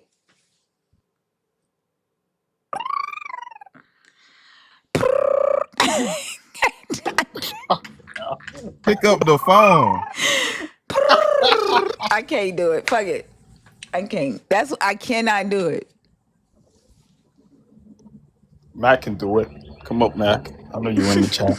I want to hear him do it. It's a very unique laugh. Yeah. Reminds me of One Piece. Have you seen One Piece? It's like an anime. Yeah. Yeah. If you know One Piece, they have like very unique laughs. So I like her laugh because she reminds me of One Piece. It's great. You said One Piece laughs like that? There's some characters in One Piece that laughs. Oh, characters. I thought you were saying. Oh, I'm thinking about like okay. When you say One Piece, I'm thinking I think of Luffy. Right? No, he Like, doesn't.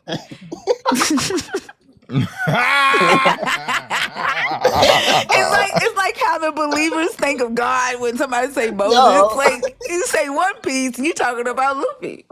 think of Kaido, like or Big Mom, one of those guys. Oh, okay. Cardi B, that's crazy work. It's like how every Pokemon is a Pikachu to a mom. You go get your Pikachu off the floor. That's a Bulbasaur? Mom, that's a What the fuck? Geodude. It's a Geodude. What the fuck? You ever notice how some of the Pokemon look like people? Like they're just people in a costume. Type shit, yeah. Mama Bash, if you want to go ahead and go live, you can. This will give me time to pack before I go to sleep. I didn't see all the hands go up about Maddie's hour tonight. I don't know, y'all. I don't know. I mean, you did threaten to make it a singular hour. No, I was being sarcastic because it's called Maddie's hour, and I was saying it's going to be shortened. So it's like it's going to feel like an hour, not because it's not the whole show. Right. Gotcha. Yeah. Or you could kick her out at 59 minutes and 59 seconds and change the background to super extreme adult time. I think I need to like change the topic for Maddie's hour though, to like increase the young ones because maybe I don't know. I'm trying to. There are things that I'm trying to understand with the thought process behind the belief that some of the superficial conversations don't do for me. I get bored, but I think that they can't because they haven't thought about their belief like that. I think I need to just change the topic. Yeah. I think they have to be, I'm not saying base level, but definitely closer to base level.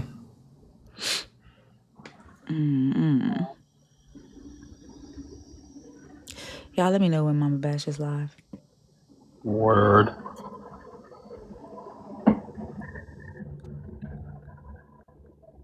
She's not live yet. It's like the only thing I don't know. They I don't know. Because I don't want to like offend. I'm not trying to offend them.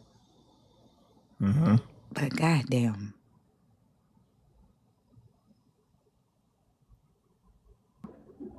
I think it would be easier if, like, you did philosophy. You would have probably more. I don't. That's the most useless shit to me. No, you're right. You're right. Like I'm not. Like it's just useless to me. I don't have any need Yeah. for those types of conversations. Yeah, it's kind of like a TED talk about why they believe it. Actually, I feel Yeah. I feel like the philosophical conversations that most field bros try to participate in is not to really arrive at an understanding of something, but to win a contest. It'd be different if the conversation was focused on actually coming to an understanding of something. Yeah, that's true. Right, yeah. But they're But they not. just want They're you to just focused believe. on winning a fucking contest, like an argument. Yeah. I mean, they would also require them to understand what they're talking about instead of just like ripping arguments that they see off YouTube. Yeah.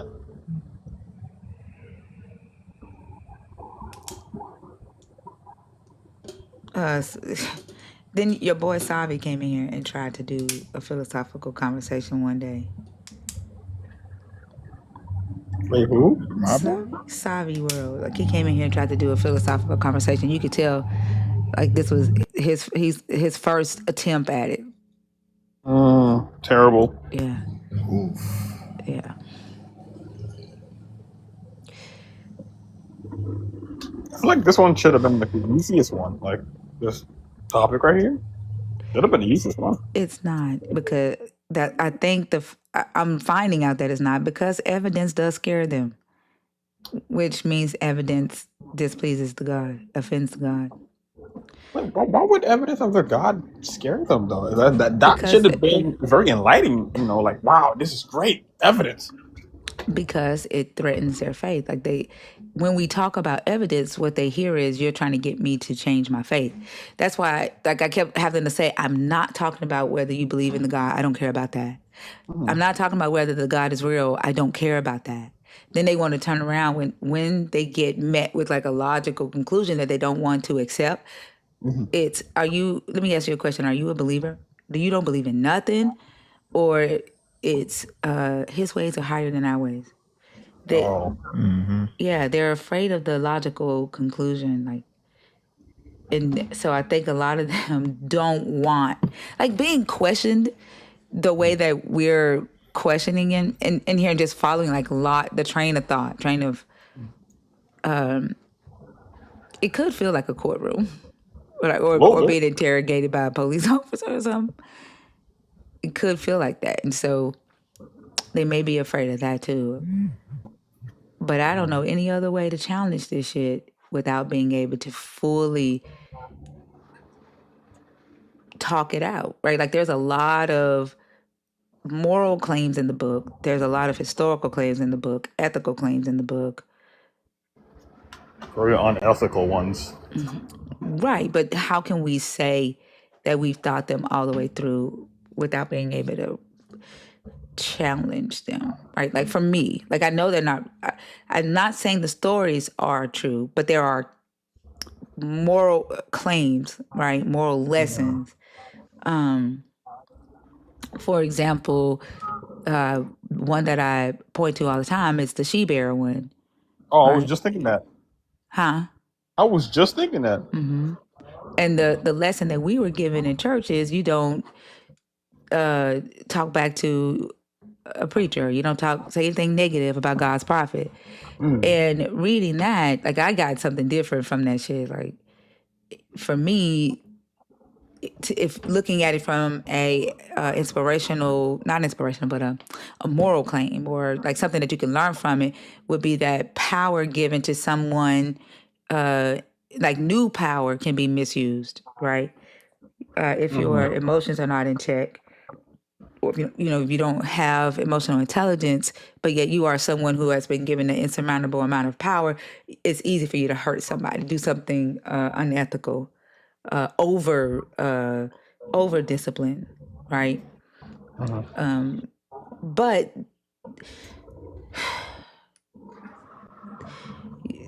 I don't know. It's rough. Yeah. Because to me, the she-bear thing seems like a authoritative kind of lesson. Just simply, well, he's chosen by God, and therefore, therefore whatever he says goes. So if he curses you when two she-bears come at you, well, you deserved it in some sense. And just like how Pope Nicholas the Fifth was like, "Hey guys, we just gonna enslave the brown ones," and they just started doing that. How did you combine Pope Nicholas with the she-bear conversation? Right. So I'm trying to the figure out. ferocious people coming after us. I mean, How those are does that? bears. How does what? Hey, please, how are you It's combining slave them two? shit.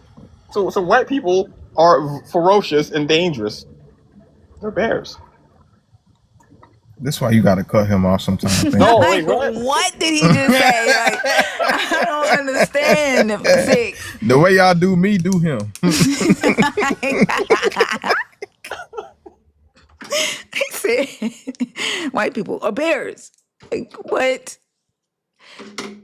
And people can look at the story and see, from a different interpretive lens, learn something from it. I don't take the story to be true, but reading it, I'm like, God damn, this is what happens when a motherfucker get new power, right? And just thinking about at your jobs. Have you ever seen somebody get promoted and then that motherfucker just abusing their power just because they promoted? I'm dealing with that right now, actually. That's Elisha gets promoted because Elijah has now died, and he gets a double portion of his teacher's power or anointing, right? He's green. Like, he doesn't really know how to handle the pressures of being in charge or being a leader. And so he's being taunted by these kids. And instead of him being able to restrain himself with this double portion of this power, he reacts by calling down a curse from the God and just mauls the kids to death. And so when a person has that amount of power in a position without emotional intelligence, without restraint, like self-control, without the ability to think, to reason and to use critical thinking and risk analysis, they can do a lot of harm, right? To people who are beneath them, like who they're supposed to be looking over, or they could do harm to innocent victims, to bystanders by just instantly reacting. And so while the church looks at that story, it says, don't say anything negative about a man of God. God's gonna get you. I see the fucked up shit that Elijah did. You see what I'm saying? No, I'm following. No, that makes Yeah. sense. Yeah. Mm. And I just wonder why believers don't look for shit like that in the text. I think they kind of do, but then they don't I want to ain't like nobody ever question. preached that story from that way. I ain't never seen. Not like that, but like in the sense of like they do kind of look for like examples of, hey, let's not be like that guy, kind of like how they did. No, I'm What's her not name? asking like that. I'm not. Oh, Everything that they look for in the text has to do with their God and the church, right? The pastor. Like it's not. I don't know how to explain it. I don't know. I don't know how to explain it. Yeah, but their interpretations are always about doctrine. yeah. Everything's about doctrine. It's never. The text is never used to question and challenge their own moral ethics. You know what I'm saying? I mean, their own moral standards or ethics, their own judgment. Like the Right. fact that they can't look at something that this God did and say that was immoral. Right. How can they then say that they've? They're not. They're not. They can't be using it that way. They can't be using it as someone who's actually wrestling with themselves to challenge themselves to convict them. Convict themselves to assess their behavior, their actions, their thoughts. Right? Like they can't look at this and say, "God made a bad decision there." Right. You know. I think it's because they're not putting themselves in the victim's shoes. Is the problem? They're always putting themselves as, well, I believe in this guy, so he wouldn't do that to me. So that's their problem. They didn't believe in him, then that's why he's doing that to them. So, and then they kind of other each other sometimes. So you can kind of see it in a sense, right? They're not really putting themselves in the That's what picture. I'm saying. I'm saying that believers don't look at the stories that way. Everything is about doctrine. Everything's about doctrine and the God. But if you look at the story of Abraham and when he lied to Sarah, there are things that you could take from that and apply to your own moral standards, right? And say, being able to look and say that and recognize that an innocent person was going to take the blame for someone because they were chosen. Is that right? Right? Being able to say, was that right? That an innocent person who acted in integrity is going to take was harmed or punished for the person in authority, for the person who was who has privilege. Is that right? Is that ethical? But because they can't look at the story that way, they justify the unethical behavior in the name of God. Do you see what I'm saying? Yeah. Okay. Yeah. Yeah. Okay. Wow. Mm. Yeah, I think it's only just to make sure that God's name doesn't get stained, or they're afraid of divine No, I punishment know why if they're they doing acknowledge it. it. Oh, okay. Yeah, I know. No, I'm not asking you why they do. I know why they're doing it. I'm Right. saying I'm just pointing out that they don't actually use the text to make their decision making better, to make their morals better, to acknowledge unethical situations. Like they don't actually use the text for that. These are fairy tales. These are myths that were Right. meant to teach that stuff, right? Right. So things that should not be were intentionally written in for the person to learn that. The Right. church took it and made it doctrine that you don't question. Do you see what I'm saying? This is like Right. No. Little Red Okay. Riding, like little fairy tales that we would tell our children so they would learn a moral lesson. Mm. Right, that these are what these stories are and what they were used for back in antiquity. Oh. They're not supposed to be commandments from a god. Like they're supposed to be learning shit from them. That's why that's why the Jewish people say that they wrestle with God. They look at this shit and they go, nope, he was wrong for that. Like, you know what I'm Right. saying? Yeah. Right. No. Okay. But Christians But can't do that. right. Mm. That I for think that, judgment, like it helps you. They always talk about discernment. right. But they have no discernment. They don't even know what discernment is. But they have no discernment because they cannot look at an immoral or an unjust act in these stories and call it for what it is. Mm-hmm. They have to justify it because there is a God claim or there's a chosen in the story, and they Right. automatically have to take the side of the God and the chosen, even when the God and the chosen is doing something unethical, unjust, or immoral, or untrue. So it weakens their discernment. It weakens their morality, right? It Mm. weakens their ethics, their ethical standards, because they Because not cannot all. wrestle with it. They can't question it. They can't say, is that right? And then be able to say, nope, I do not stand with God on that. That's not right. That was unethical. Right. Yeah. Now we got people who are just justifying slavery or saying that if God told them to unalive their child for whatever reason, doesn't matter the reason, they'll do it because God said so. And if the Bible is, I heard someone said this once, basic instructions before leaving Earth. They did the acronym thing. I don't know why, but they did that with the term Bible. If it's supposed to be instructions from the God, you miss the point, and actually analyzing it and like scrutinizing it, because it does say to scrutinize it. I mean, that's just in scripture. So they're failing to do that. They're just accepting it without any you know debate about it. It's not really. Yeah. I think I'm going to end up changing the text that I talk about and switch to like Sumerian or Mesopotamian mythology. And maybe more people who are deconstructing will, when they when they hear a story that they've not read, they'll be willing to come up and talk about these things with me. Because I think when we get stuck on the Bible, because of the bad reputation that the Bible has, Uh-huh. we get stuck on how we don't like Christians, and or how we don't like what Christians do. Let me say that, not how we don't like Christians, but those conversations bore the absolute fuck out of me.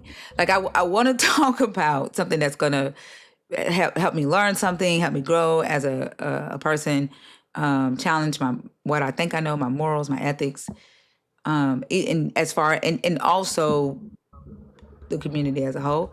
And I think one way of doing that is going to be to switch the text that we're discussing. That'd be kind of cool. Yeah. Just some different perspectives other than just the Christian perspective. We 'Cause, don't give a Christian perspective. We get Christian arguments. They're too afraid to give a perspective. Yeah. yeah, but And it that's would be cool boring to the see. fuck out of me. Huh?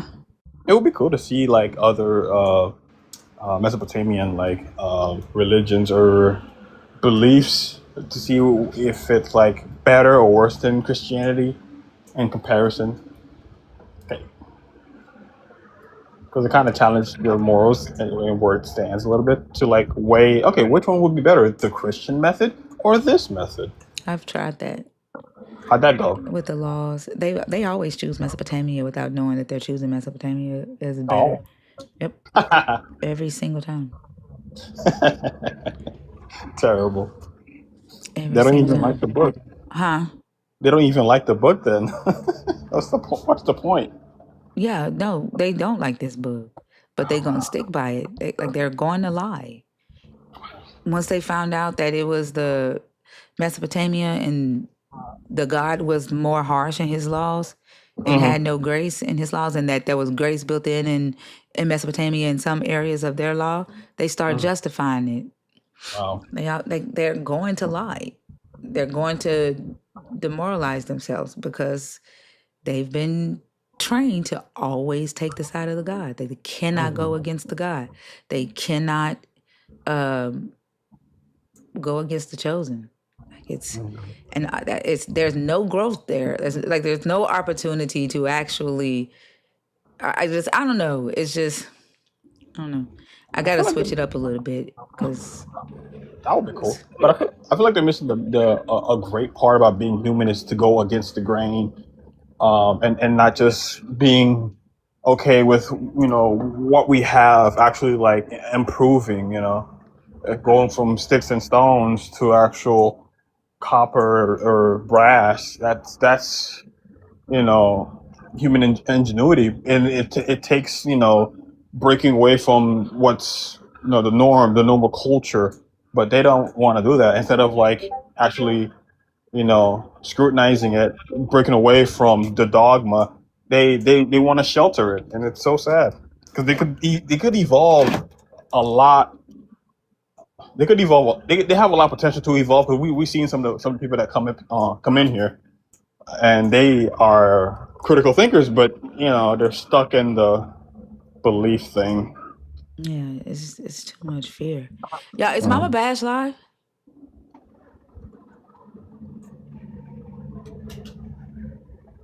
Is she live yet? Not yet. Huh? I don't see her yet.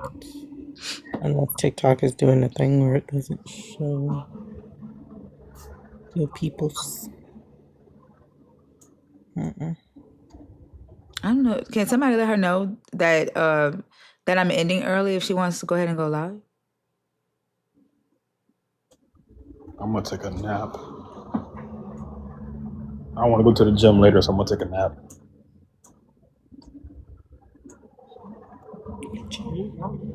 Huh? Said Rhea said she going. You finna go live? Oh, Oh, she okay, said in cool. a bit.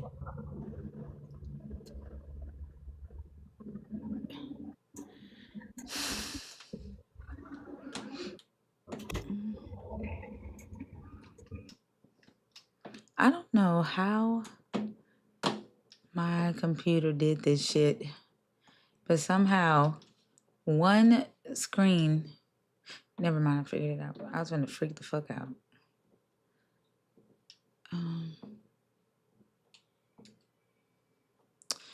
Well, who's gonna go live? Because I think we're done. I just text Mama Bash, just waiting for a response.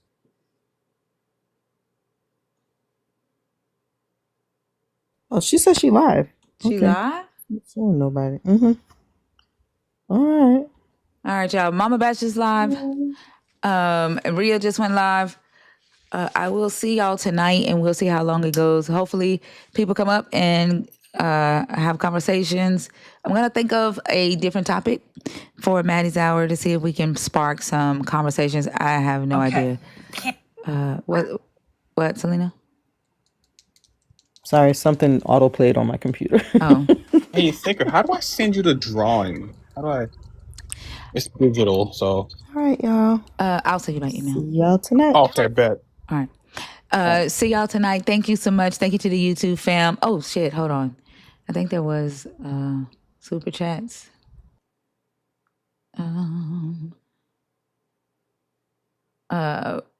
Rod Blow Alres with the $50 super chat and MX dollars. How did these crazy fucks from the past lead us people in the future to argue about imaginary nonsense? Now that might be a good topic for tonight. God damn, I think that would be a good topic. Why are we listening to crazy fucks from the imaginary past to lead us into the future? I I do like really that. like that. Huh? I do really like that. Oh, yeah. I like that. $5 TMFJ. I saw that and I read that. I love you back. We will be back tonight with Maddie's Hour and asking why the fuck are we listening to crazy fucks from the late Bronze Age? Bye, y'all. Love y'all. Ria's live and Mama Bash is live. Bye. Love you Bye. guys. See y'all tonight. I'm gonna go pack, get all that shit out the way so I can chill. All right.